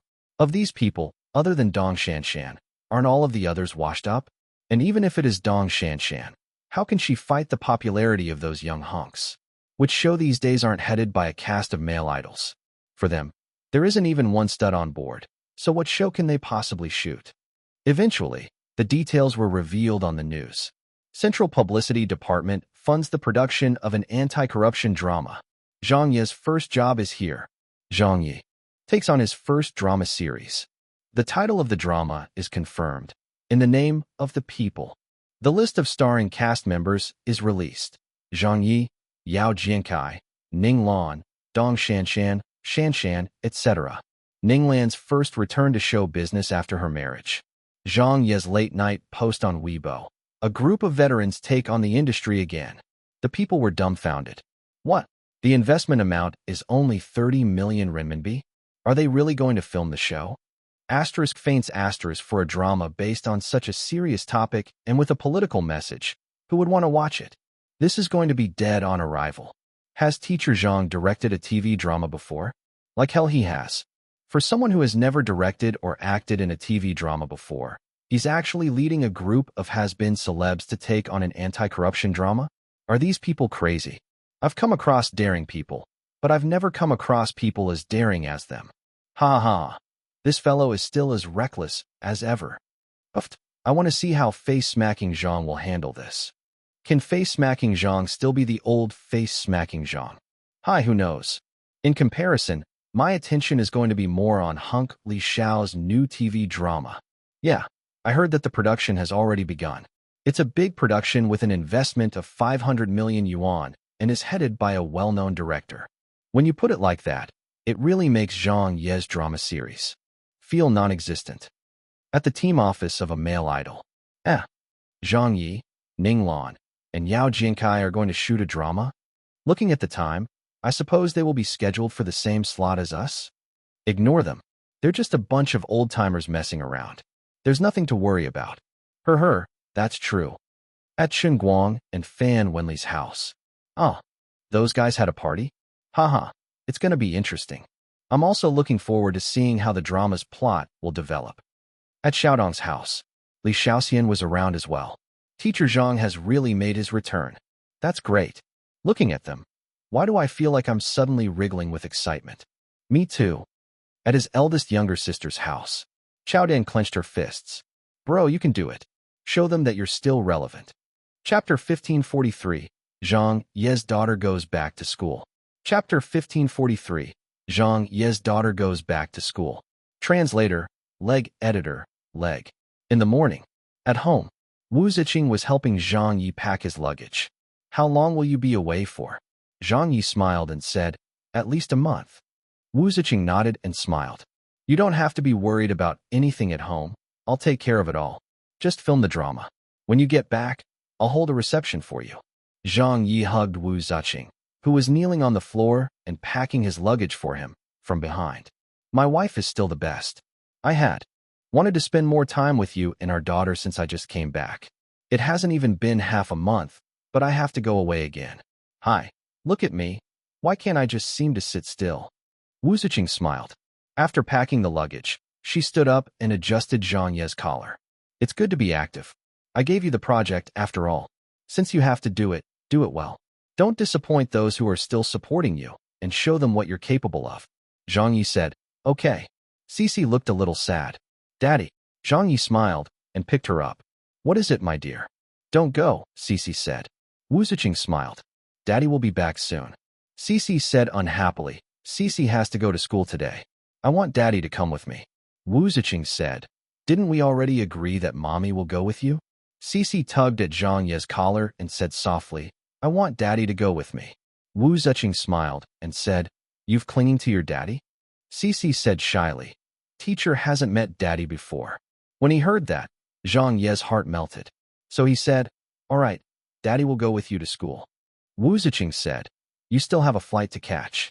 Zhang Ye smiled and said, the production crew's flight is in the afternoon, so there's still time. Cici immediately cheered up. Oh, long live Daddy. Wu Ziqing reminded. Drive slowly then. I know. Let's go, my dear. Holding his luggage in one hand, Zhang Ye carried his daughter in his other arm and walked out of the villa. Cici was elated. At the kindergarten. Today was the school's reopening day. The school had already prepared a public class for the parents had to sit in on. Many of the parents had arrived with their children very early in the morning. Zhang Ye brought Cici in and entered the kindergarten classroom. Everyone's eyes focused on him. The parents were all very surprised to see him. Everyone was really excited to see Zhang Ye in person. The children looked at Zhang Ye and Cici with curiosity. Several of the young children who usually played with Cici ran over to her. Cici, is this your daddy? Yes. He's my daddy. Is your daddy a big star? Yes, my daddy is amazing. Your daddy is so handsome. Hee. Cici was feeling really proud. She pulled on her father's hand and showed him off to everyone. At this moment, the teacher entered. Cici's form teacher was a woman who had the surname Cui. She wasn't old and was at most in her 20s. Judging by her appearance, she was a very well-mannered teacher. Teacher Cui also spotted Zhang Ye. In the moment, her heart couldn't stop pounding. She was also Zhang Ye's fan years ago. Although Zhang Ye's position in her heart had been replaced by several male idols, that didn't stop her from getting somewhat excited at meeting her former idol. However, it didn't show on her face. She had to treat every parent equally. After a simple opening speech, the public class officially began. Teacher Cui said with a kind expression, during the holidays, did all of you finish the homework that teacher assigned? All right, teacher will test you a little. Who wants to answer the first question? Me. I want to answer it. The children were all putting their hands up. Cici didn't make any movements at first, but when she saw everyone raising their hands, she was startled and hurriedly put her hand as well. Teacher Cui's gaze landed on her. She smiled and said, all right then, let's have Cici answer the first question. Cici was a little nervous. Zhang Ye nudged his daughter encouragingly. Only then did Cici timidly stand forward. All of the parents were looking at her. Teacher Cui put up all 5 fingers of her hand and said, Cici's pocket has 5 pieces of candy. If teacher takes away 2 pieces of candy, how many pieces of candy are left? Cici counted with her fingers and thought for a long time. There are still 3 candies left. Teacher Cui asked again. Then if teacher were to take away another piece of candy? Cici spent a long time thinking before saying, 2 pieces of candies. There are 2 pieces of candies left. Teacher Cui smiled. That's very good. Then what if teacher were to take away another 2 pieces of candy? Cici was getting anxious by now. She counted with her fingers and couldn't find out the answer at all. Teacher Cui said, count it carefully. How many pieces of candy are left? Cici turned around and tugged on Zhang Ye's sleeve. Daddy. Teacher Cui said, you cannot ask your daddy for the answer.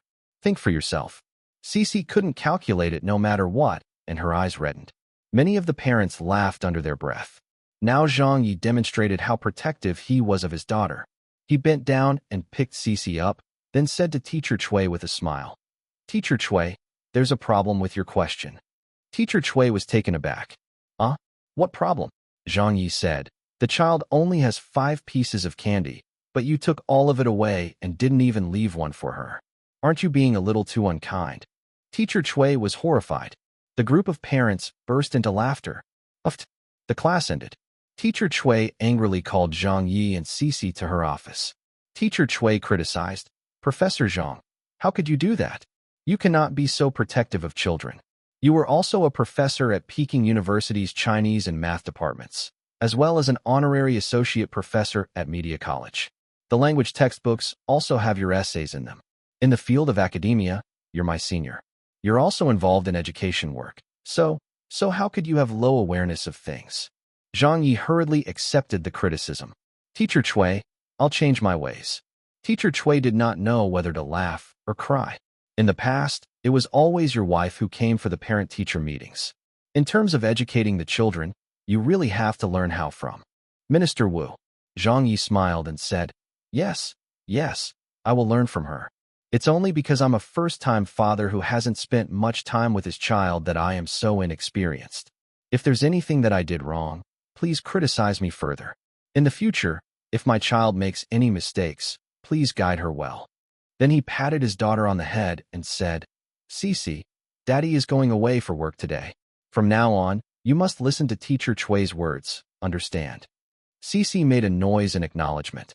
Seeing this attitude from Zhang Yi, Teacher Chui felt more at ease. Then, she looked at Zhang Yi and suddenly asked, "Are you really going to shoot an anti-corruption drama?" Zhang Yi smiled.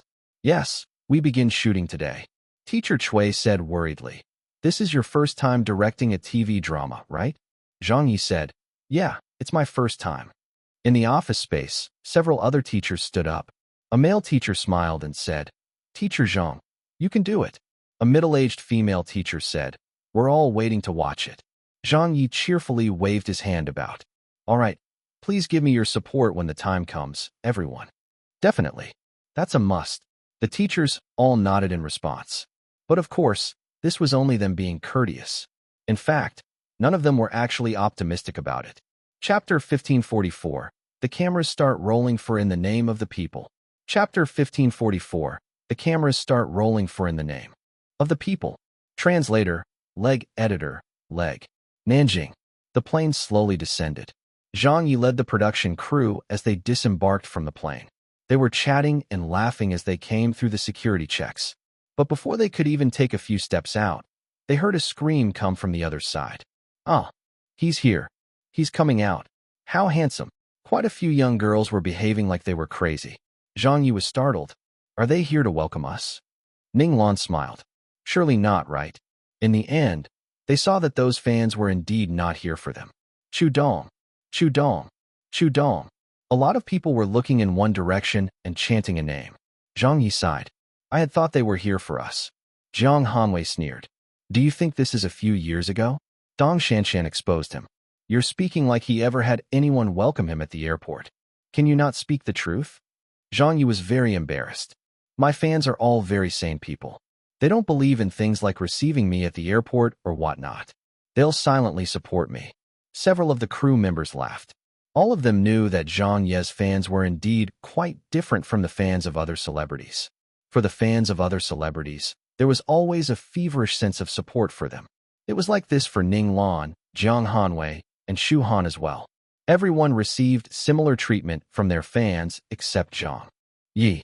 This was because one would never be able to guess that the people who scolded him in the fiercest possible ways were actually also his most diehard of fans. In the entertainment industry at that time, it was a scene to behold. Zhang Yi asked, "Who's that fellow?" Ha Chi-Chi turned her gaze over to where a young man in his 20s had just stepped out. "That is Chu Dong, an extremely popular male idol these days who first debuted as a singer. I've not been paying attention to his celebrity ranking recently, but he should be at the forefront of the domestic A-list rankings and making a push for a Heavenly King spot." "Oh yes, didn't they already start showing the 5th season of I Am a Singer?"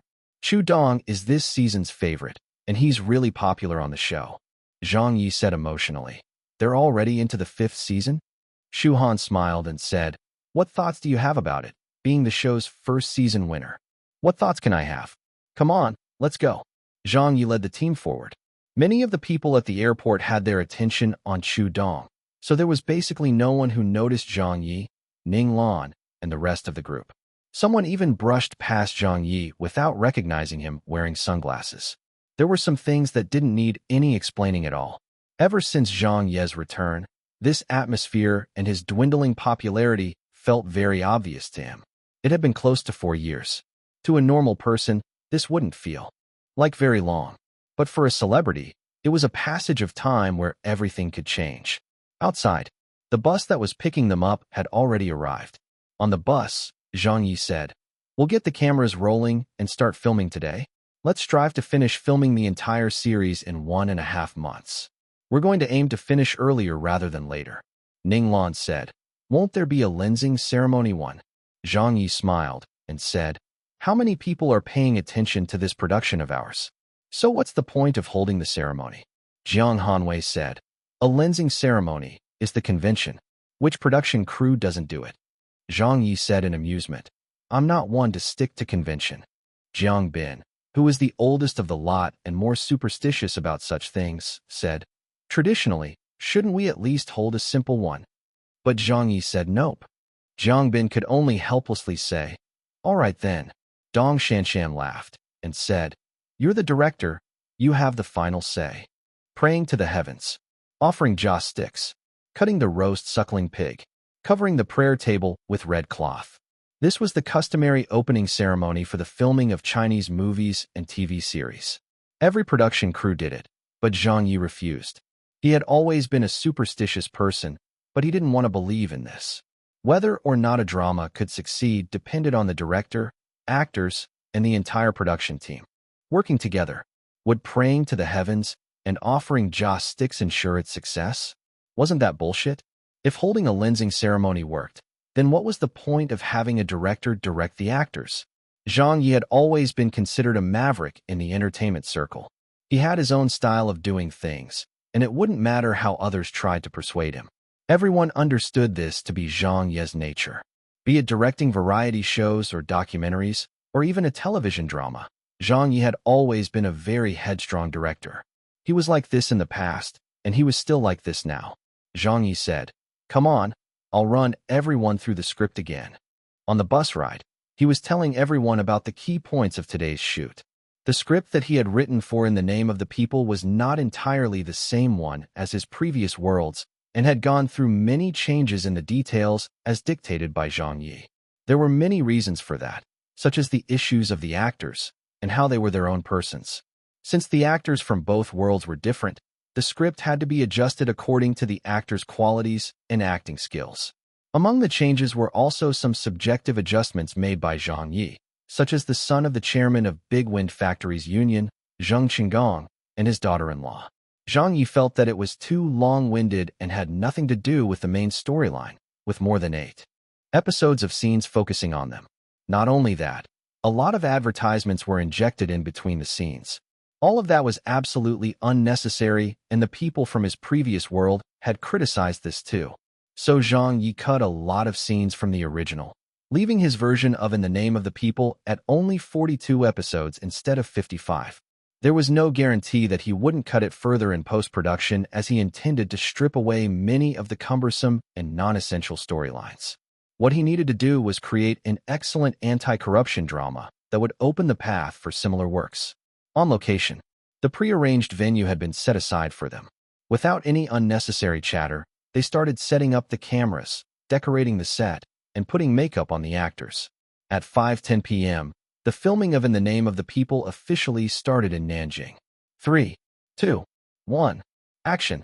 Zhang Ye fell into his working mood, which was clearly quite different from his day-to-day. What was most obvious was his intense gaze and the serious expression on his face. Cut. That's not good enough again. Cut again. Cut. That's still not good enough.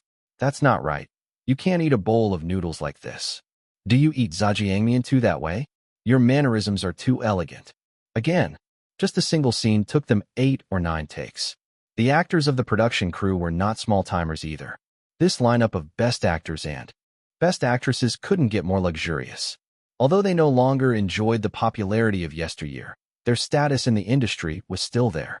The 2 assistant directors, Ha Qiqi and Zhang Zhua, were trembling with fright.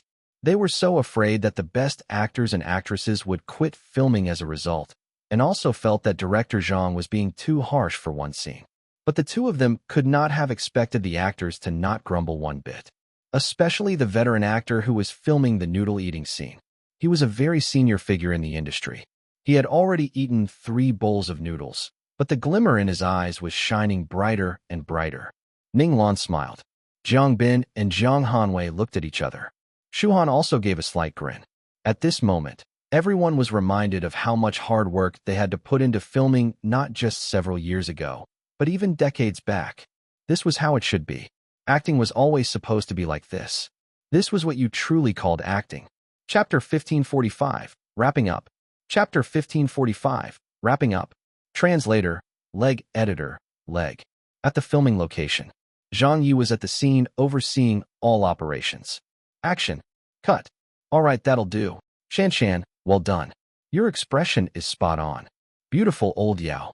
Let's go. We're moving to the next location. All of the actors were getting in the groove. Being veteran actors from yesteryear, they knew exactly what was required of them. There was no real need for Zhang Ye to make any unnecessary remarks. A hint was all they needed to make the scene work out. Furthermore, the production crew was in a very good form, and it only took a short time for them to work seamlessly as a team. Even during their breaks and moving between filming locations, no one would be on their cell phones. Instead, they would be discussing their roles and the storyline for the next scene. Everyone was very serious, with a deep sense of dedication towards their love and determination for acting. This was something that wasn't present in any of the production crews that consisted of those hot, young men. Ning Lan said, "Old Yao, can you put on a more intense expression?" Yao Jinkai said, "This is good enough. If I overdo it, that would make it worse." Shu Han said, "Teacher Yao is right. I feel that it's enough." Jiang Hanwei said, "Director Zhang, I want to modify my lines for the next scene." Zhang Ye said, "Sure, the lines are just written for you, but it will still have to depend on how you deliver it during the shoot. There's no need to adhere exactly the script. That would be meaningless." Jiang Hanwei said, "Okay." Ning Lan asked, "Director Zhang, I'm wondering how you honed your acting skills." Zhang Ye said, "Haha, guess." Yao Jinkai said, "That's right. Zhang has really changed my view of him. He's really got such great presence in front of the camera. When we were acting opposite each other in a scene, I was nearly upstaged by him." Shu Han said, That's why we mustn't take our director for a newcomer. Although Director Zhang has never acted in a TV drama before this, don't forget about how capable he is. If he really gets serious at acting, he won't be lacking to any of us best actors and actresses. Otherwise, would Zhang Ye still be called Zhang Ye?" Ning Lan said, "What a good bootlicking that was." Shu Han laughed. "Uft," Jiang Bin said. "With today's shoot, it really felt like the old days again." Yao Jinkai replied, "Yeah, wasn't this exactly how we used to act years ago when we first debuted? It's totally unlike how the other production crews do it these days. They think that everything will be fine as long as they can get a young gun on board their productions. Can't remember their lines. Requiring a stunt double whether they're playing a role in an emotional drama or action movie. And they aren't bothered by their acting standards either? What the hell?" Zhang Yi smiled and said, "Actually, there isn't really any designated lead or supporting roles in this drama in my opinion. As long as we play our roles well, everyone can be the main lead. Every role has its own shine and can be performed well with our different styles. This is also the effect that I would like to achieve. So, please, let me request this of everyone. Whatever acting chops you have, or however good you are at acting, please pour all of that effort into this drama. Once we leave this behind, there won't be another chance like it again." Ning Lan said, "I'm just afraid my screen presence will oust you, making me stand out in our scenes." Zhang Yi said, "All right, as the male lead, my role is actually just to serve all of you. But it won't be that easy to upstage me." Ning Lan said, "Sure, let's give it a try." Zhang Yi said, "If everything proceeds smoothly, we'll add another 2 scenes after this." Yao Jinkai said, "I have no problems with that." Dong Shanshan agreed, "Sure thing." For some directors of a movie or drama, their production tenet would be based on the principle of slow work means careful work. Li Ku was an example of one who did it that way. He would repeatedly polish his projects until they were to his satisfaction.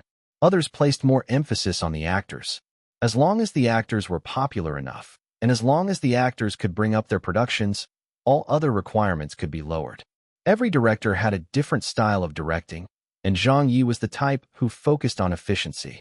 He asked for both quality and speed in a production, not because he didn't want to seek the finer details through slowing down, but because, in his opinion, it would be an insult if he had to keep hammering out every detail with a group of veteran actors. 1 day, 2 days, 3 days. Time passed very quickly. On the 10th day since In the Name of the People had commenced filming, many netizens were on Weibo discussing the upcoming television series that they were anticipating. It was currently a lull for television series. At the end of last year, Heavenly King Guanzhaohua's Xinxiao series had set a record-high viewership rating in recent years. With no highly anticipated series since then, the people were all causing a ruckus at the shortage of series, and at the same time, anticipating the next blockbuster. Heavens of the Gods, a Xinxiao series starring Li Xiao, a hot young man, as well as a costume period drama titled Age of Kingdoms, starring Qi Hao, another hot young man. Both series had put in a huge publicity effort in recent times, making the people look forward to them in great anticipation. Li Xiao's new show is coming soon. I'm so looking forward to it. I like Qi Hao. Chi is the most handsome of all. It looks like the viewership ratings for this year's television series will have to depend on the two of them. Yeah, last year was Guanzhaohua's year, so it should be our Li Xiao's year this year. I believe his ascendancy to the throne of a heavenly king is just around the corner. Get lost. The new heavenly king will definitely be our Qi Hao. Heavens of the Gods should be wrapping up filming soon, right? Yeah, it's almost done. Oh yes, how is Zhang Ye's production doing? I don't know. Yeah, I've heard no updates about it. Has that anti-corruption drama already started production? I didn't see any publicity for it.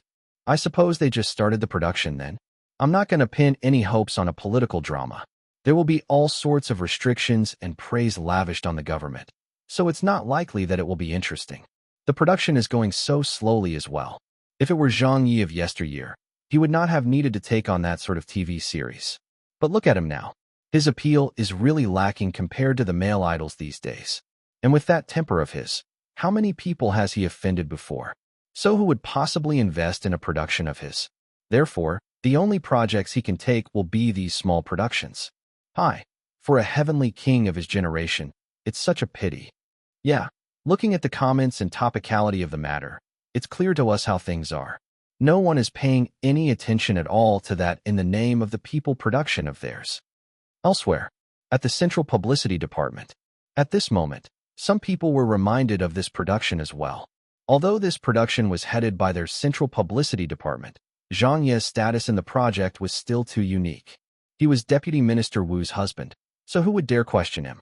Today, when Bureau Chief Liu, who was assigned to oversee this project, found out about the news online, he called for an update from Supervisor Ku. Bureau Chief Liu asked, "How is the production that we've invested in progressing so far?" Supervisor Ku said, "I didn't ask for details." However, Bureau Chief Liu didn't get angry at him. If it were some other director who was directing the show, even if it were the famous director Li Ku, the Central Publicity Department would definitely be hounding him for an update every day. To check if the production has started? To see how the filming was progressing? They would definitely ask for a report every day. After all, it was their Central Publicity Department who was forking out the money, so of course they would have to supervise the project. But it was different for Zhang Ye. He was Minister Wu's husband after all. Who would dare to call him every day for an update? If they did that, how would Minister Wu view them? Bureau Chief Liu said, "It's been so many days. It's probably time to ask for an update." Supervisor Ku replies, "All right then, I'll check with them." Bureau Chief Liu said, "They should have started on the production, right?" Supervisor Ku nodded. "I believe they have already started." Bureau Chief Liu said, "Check out what the situation is. This sum of money is not small for our department. If the higher-ups ask about it later, we should at least be able to give them an account of things. We cannot act like we don't know anything." Thus, Supervisor Ku made a call to the site. He did not call Zhang Ye directly, but got in contact with the production crew's assistant director, Ha Chi. It was usually her who handled the external communications of their studio. Supervisor Ku also knew that Ha Chi was the external communications manager for Zhang Ye's studio, as well as a temporary agent for him. The call connected. Supervisor Ku said, "Director Ha." On the other end, Ha Chi said, "Supervisor Ku, hello. Well, about that. How is the production crew's preparations going? We're already all prepared. Have you all commenced with the filming? Commenced with the filming? It's been 10 days, and the filming still hasn't started yet. However, the response from the other end of the line left Supervisor Ku in shock. What commencement of filming are you talking about? We've already wrapped up the shoot. Supervisor Ku was stunned. What? Hachichi said. We just wrapped up filming an hour ago. All of the scenes have been shot, so filming has ended. We should be returning to Beijing tomorrow. After that, we will start on the post-production work, and Director Zhang has said that he will personally oversee it. He will edit the show scene by scene. So once everything is completed, the source footage will be submitted to the SARFT for approval. And after it passes the approval of the SARFT, we will get in contact with the TV stations. Supervisor Ku, please don't worry about the progress of the drama. When has Director Zhang ever caused any delays for the matters that he is personally overseeing? After hanging up, Supervisor Ku was dumbfounded. Bureau Chief Liu looked at him. What's the matter? Supervisor Ku wiped away his sweat. They said that they've... Bureau Chief Liu frowned. They've not commenced filming yet. Supervisor Ku didn't whether to laugh or cry. They said that they've already wrapped up the filming. Bureau Chief Liu's jaw dropped. What? Wrapped up? How many days has it been? Supervisor Ku was also nearly going crazy. Writing novels, recording radio broadcasts, recording variety shows, writing songs. Everyone knew what Zhang Ye's other nickname was, the fastest draw. Years ago, the incident in which Zhang Ye recorded several episodes of a variety show in a single day had shocked the entertainment circle. But it was different this time. This was a television series they were talking about. A television series that spanned over 40 episodes in total, but you wrapped up filming for it in just 10 days? You filmed for episodes per day? Wasn't this too fucking fast? How is this just the fastest draw? You should be fucking known as the fastest machine gun. Chapter 1546. In the Name of the People gets allocated a broadcast slot. Chapter 1546. In the Name of the People gets allocated a broadcast slot. Translator, leg editor, leg. The next day, in the morning, Beijing Airport. Supervisor Ke came here personally to receive them. The moment they boarded the bus, he started asking anxiously, Director Zhang, what's going on? Did you encounter some problems while filming? Zhang Ye was taken aback. No, there weren't any problems. Supervisor Ke said, did the script change? Zhang Ye blinked. No, it hasn't been changed. Supervisor Ke wiped at his sweat. It's still the original 42-episode script then? Zhang Ye smiled and said, yeah, not a single episode less. Supervisor Ku said, but it has only been 10 days. 10 days is enough. Zhang Ye smiled. Supervisor Ku said, I've never heard of anyone in the industry who can wrap up a TV series shoot in 10 days. Zhang Ye chuckled. Now you've heard of it. Supervisor Ku facepalmed. He did not know what else he could say. The area that Supervisor Ku was in charge of at the Central Publicity Department was the promotion of government ideological films, propaganda. Although he wasn't professionally involved in the production of television series, he wasn't a fool either. He had ears that he could listen with, so of course he knew how other drama production crews worked and what was involved in the workflow of a drama production. In his opinion, filming a television series consisting of around 40 episodes would have to take at least 2 to 3 months to complete. And this was under the pretext of having no production issues either. Some other production crews could even take up to half a year, while the even longer ones took up to 2 to 3 years to complete. For many directors, especially the older generation ones, most of them aimed for perfection and would not allow one flaw to appear in their works. As for Zhang Ye, he only took 10 days. No one had ever come across something like that before. Nearby, Hachichi also asked with some doubt, Director Zhang, is there really no need to shoot any additional scenes? We allowed the main cast members to leave yesterday, but what if there are any scenes that were missed? Then that would. Zhang Zhuo was smiling wryly. Zhang Ye waved it off. That won't happen. Is there a need to worry with me handling the matter? Supervisor Ke looked at him and felt it would be a wonder if they could feel assured. Could a television series with more than 40 episodes filmed in 10 days even be watchable? You sure you aren't messing around with us? Supervisor Ke had a niggling feeling that the 30 million renminbi the Central Publicity Department had invested had likely gone smoke. This entire matter just didn't feel like it was reliable. A while later, At the Central Publicity Department's editing studio, Zhang Ye did not even head home after coming back to Beijing. He immediately came here to start editing the footage. Looking at the scenes that they had recorded, Zhang Ye felt very satisfied. Let's get started then. An hour. 3 hours. Zhang Ye started burying himself in his work. Meanwhile, a debate was going on within the Central Publicity Department. Everyone had found out that Zhang Ye was back in Beijing after wrapping up the filming. Have you heard? I've heard. Did they really wrap up filming already? My God, isn't that too fast? Why is Teacher Zhang's productivity still as efficient as ever? But this is a TV series we're talking about. That same night, Wu Ziqing had just finished making dinner. Zhang Ye's parents were also here. As soon as Zhang Ye arrived home, his daughter pounced up to him in excitement. Daddy, Daddy, carry me. AI, my dear, did you miss Daddy? Yes. Then give Daddy a kiss. Okay. Father and daughter were very close. His mother complained, Why are you back so early? Zhang Ye smiled and said, I've already finished filming, so why would you want me to stay there for a few more days? His mother curled her lips. Don't take others for a fool regarding this matter. Who did I take for a fool? Zhang Ye said in a speechless manner. I've dedicated my very best to the project. His mother said, It takes others more than 10 days to shoot one episode of a drama. But for you? You only took 10 days to shoot over 40 episodes. What is that if it isn't taking others for a fool? What if none of the TV stations agree to take your drama after that? You can go wallow in your tears. Wu Ziqing smiled. Have you contacted the TV stations yet? Zhang Ye said, Not yet. Wu Ziqing asked, Should I get the Central Publicity Department to head a meeting with them? Zhang Ye said, There's no need for that. Surely I still have enough influence left for that, right? His mother sneered. Don't overestimate yourself. Zhang Ye smiled and said, I've already made an appointment with an old friend, and he'll be here soon to discuss this matter. While they were talking, the doorbell rang. Zhang Ye opened the door and was met with a familiar face. Hu Fei looked at Zhang Ye. Zhang Ye looked at Hu Fei. Then the two of them broke into smiles and gave each other a bear hug. Hu Fei was a little excited to see him.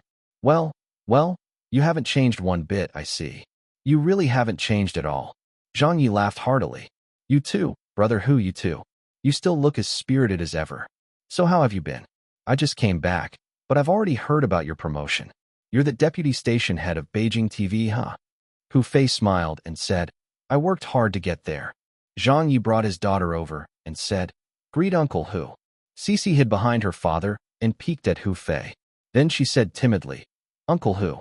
Hu Fei gave her a broad smile and said, So this is our little princess? How pretty. From the dinner table, Wu Ziqing laughed. You're here. Hu Fei's expression quickly shifted, and he said courteously, Minister Wu, I'm here for a free meal. Wu Ziqing said, Quick, have a seat.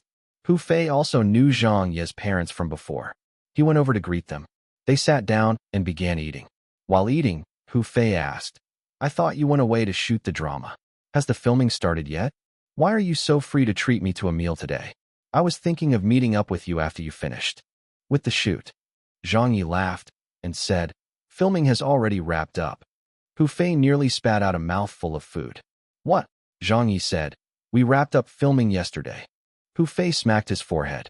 When it comes to work efficiency, I will only take my hat off to you in the entire entertainment industry. Zhang Ye said amused.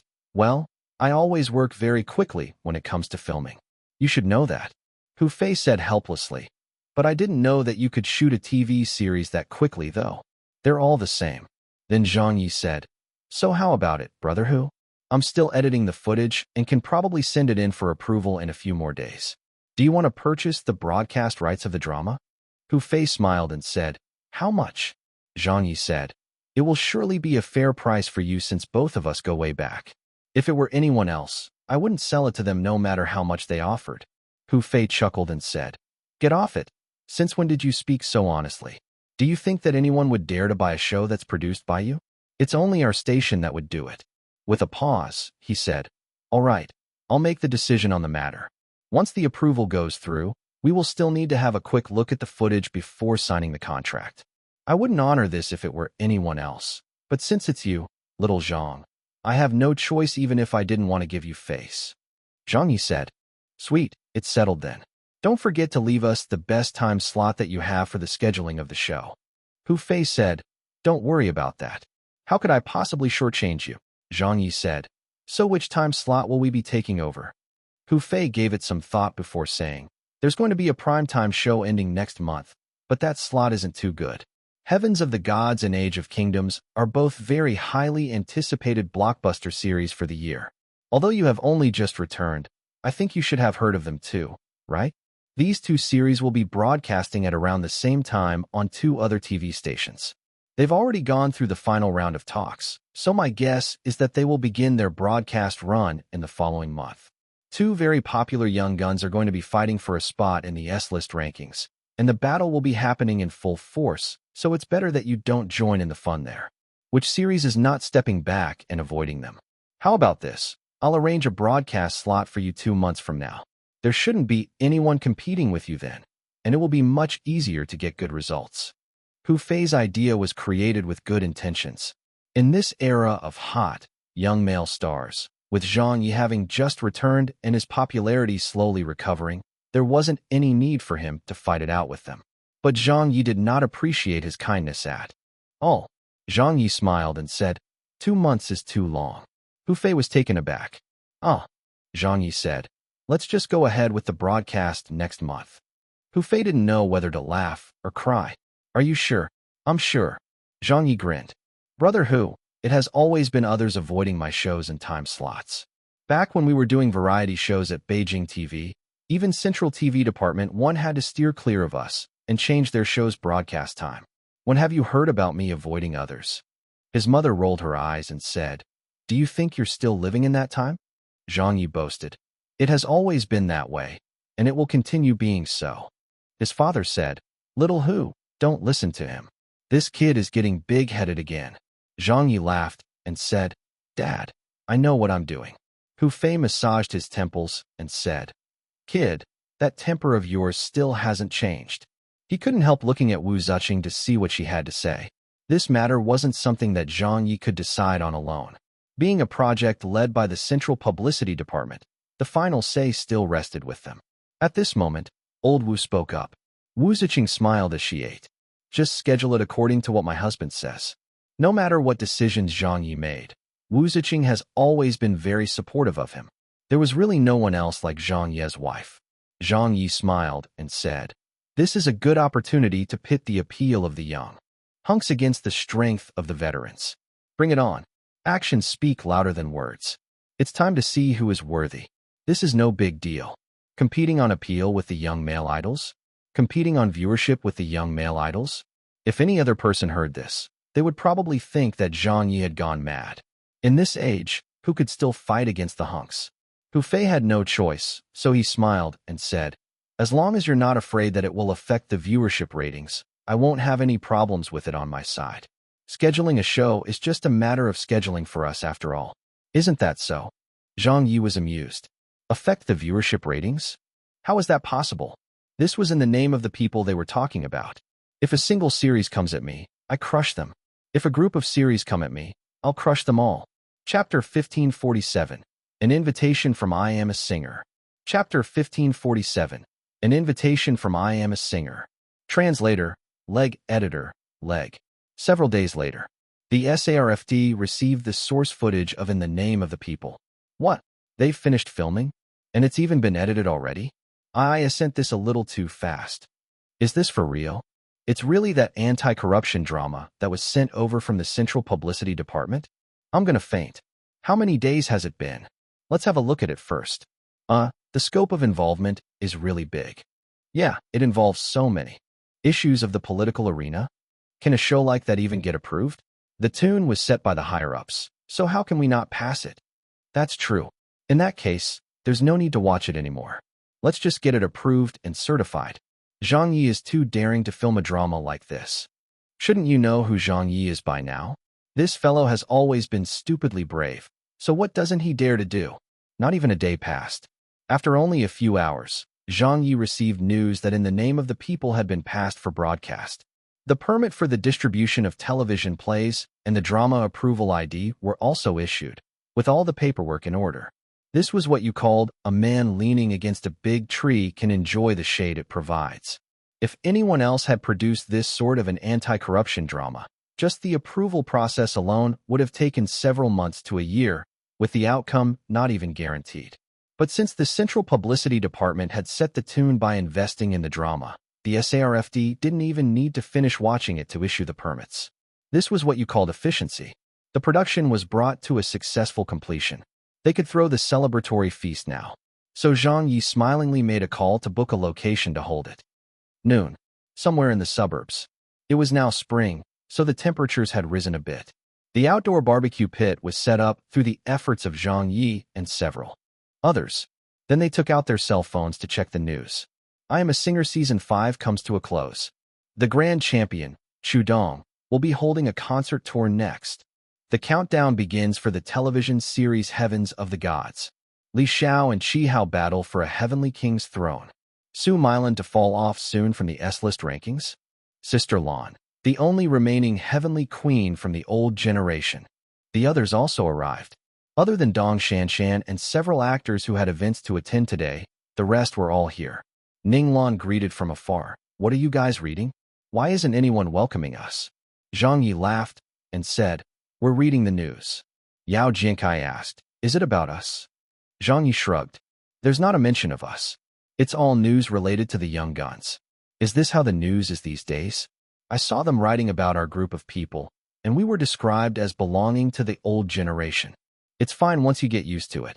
Zhang Xia wasn't bothered by it one bit. Jiang Hanwei said indifferently, That's how the media is these days, or should I say, that's how the people like it these days. Since it's something that everyone is fond of, they would naturally report it in that way. Ning Lan asked, Has it been approved? Zhang Yi said, Yes, it was passed. Ning Lan said, Have you contacted the TV stations yet? Zhang Yi smiled. Yes, Beijing TV. Shu Han said, Beijing TV is strong at variety shows, but they're not that good when it comes to their TV series. Zhang Yi said, Beijing TV is the only station that I have a good relationship with. For the other, larger TV stations, they immediately steered clear of me the moment they knew that it was an anti-corruption drama with a political message. In any case, it's quite good that we could get the show to broadcast on a satellite channel in a primetime slot. Oh yes, I haven't informed you guys about this yet, but our series could be starting its broadcast during the same period as Heavens of the Gods and Age of Kingdoms. Therefore, I hope that you will be mentally prepared for it, her. Shu Han was taken aback. The same period as them. Zhang Xiao looked at him. You're that confident? Zhang Yi laughed and said, I guess. Ning Lan said, Kid, are you trying to slap others again? Zhang Yi said happily, Guess. Shu Han said, If our viewership ratings can perform on par with those two hunks dramas, it wouldn't just be a slap to their face, nor would it only be a slap to the industry. This is going to be us old-timers returning to the industry to slap the entire world. On par? Why does it have to be on par? Zhang Yi smiled, but did not speak. There was no need to explain further since no one would believe his claims at this moment in time. Zhang Yi would either not do it at all, or he would do it to an earth-shattering effect. He had spent so much effort to gather these old friends together. Not because he wanted to be on par with those hot, young men, but because he wanted to tell the entire world that even after 3 years, 5 years, 10 years, or 20 years, they would still not be a match for him. Come, let's start eating. Shall we give a toast? Sure. Cheers. They barbecued the meat. They drank beers. Everyone was heartily enjoying the food. Zhang Yi said, There's about half a month more until our drama is broadcast, so I'd like everyone to put in some effort during this time to give our publicity on Weibo. You can also accept interviews if approached. Ning Lan said, Understood. Yao Jinkai said, I've already accepted some interview requests. Jiang Hanwei said, We know better than you regarding what needs to be done. Shu Han said, But the media and people aren't giving us any attention at all. Those two hunks' new dramas and the latest season of I Am a Singer have stolen all the limelight. Nobody's focus is on us. Taking out her cell phone and waving it around, she said, I just had a quick look, and there's really no news of our drama. No one outside our group even knows that we've already wrapped up filming, or perhaps no one cares. This makes it hard to deal with. Zhang Xia said, If we want the viewership ratings to increase, then the topicality and publicity will have to increase as well. Zhang Yi said helplessly, The central publicity department does not have any additional funds to put into purchasing ad spots. They can't exactly request that the media outlets report about their self-funded drama either. That isn't how authority is used. So we can forget about depending on them for publicity. It's all on us now. So let's just do however much we can. Everyone, let's give this matter a little more of our attention. Ninglan shook her head. We're no longer popular like before. Even if we were to make an announcement right now, it's nothing compared to a single word by the hot, young guys. Zhang Ye was also considering his options. The following publicity work was indeed not going to be easy. 5 minutes, 10 minutes, 20 minutes. All of a sudden, a young actor said, "Hey, people, look at this." Everyone looked at him. "What is it?" The young actor said, "There's some activity from I Am a Singer's program team." Everyone gathered around to check out what the news was about. When Zhang Ye read it, he was stunned. I Am a Singer is already in its final season. Zhang Xia nodded. Beijing TV announced half a year ago that this will be the final season of the show. After this, the variety show will cease to exist. Zhang Ye knew that in the Chinese entertainment circle, all the singers that could be invited in these recent years had already all been invited. If I Am a Singer were to continue, it would keep repeating the same old formula, and there wouldn't be any meaning to it. Instead, why not finish at the peak with all the honors? Actually, Zhang Ye had put forward 2 conditions when he handed over the authorizations of the shows to Beijing television station before he left to serve his sentence. First, Dong Shanshan had priority when considering the host candidate for the shows. Second, the shows have to be done well no matter what. From the looks of it, Beijing television had indeed carried out their promise with Zhang Ye.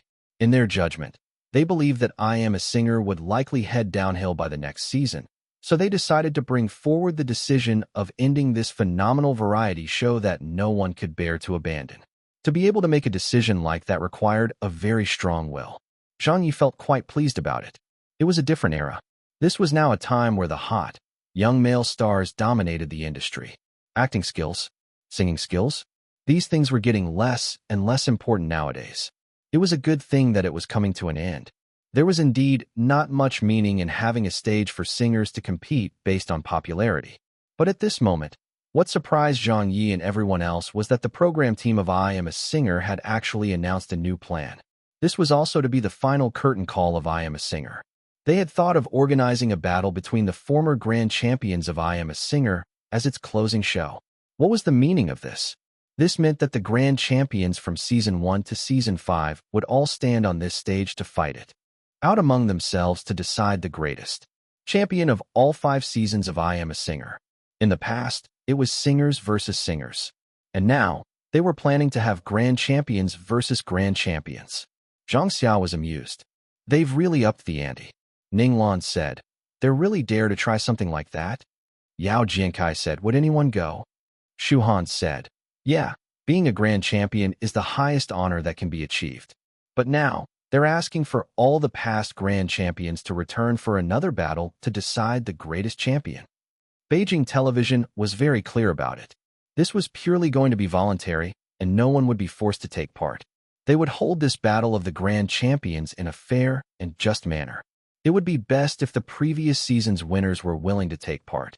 But if that didn't work out, the first runner-up of that season could choose to participate instead, and so on and so forth.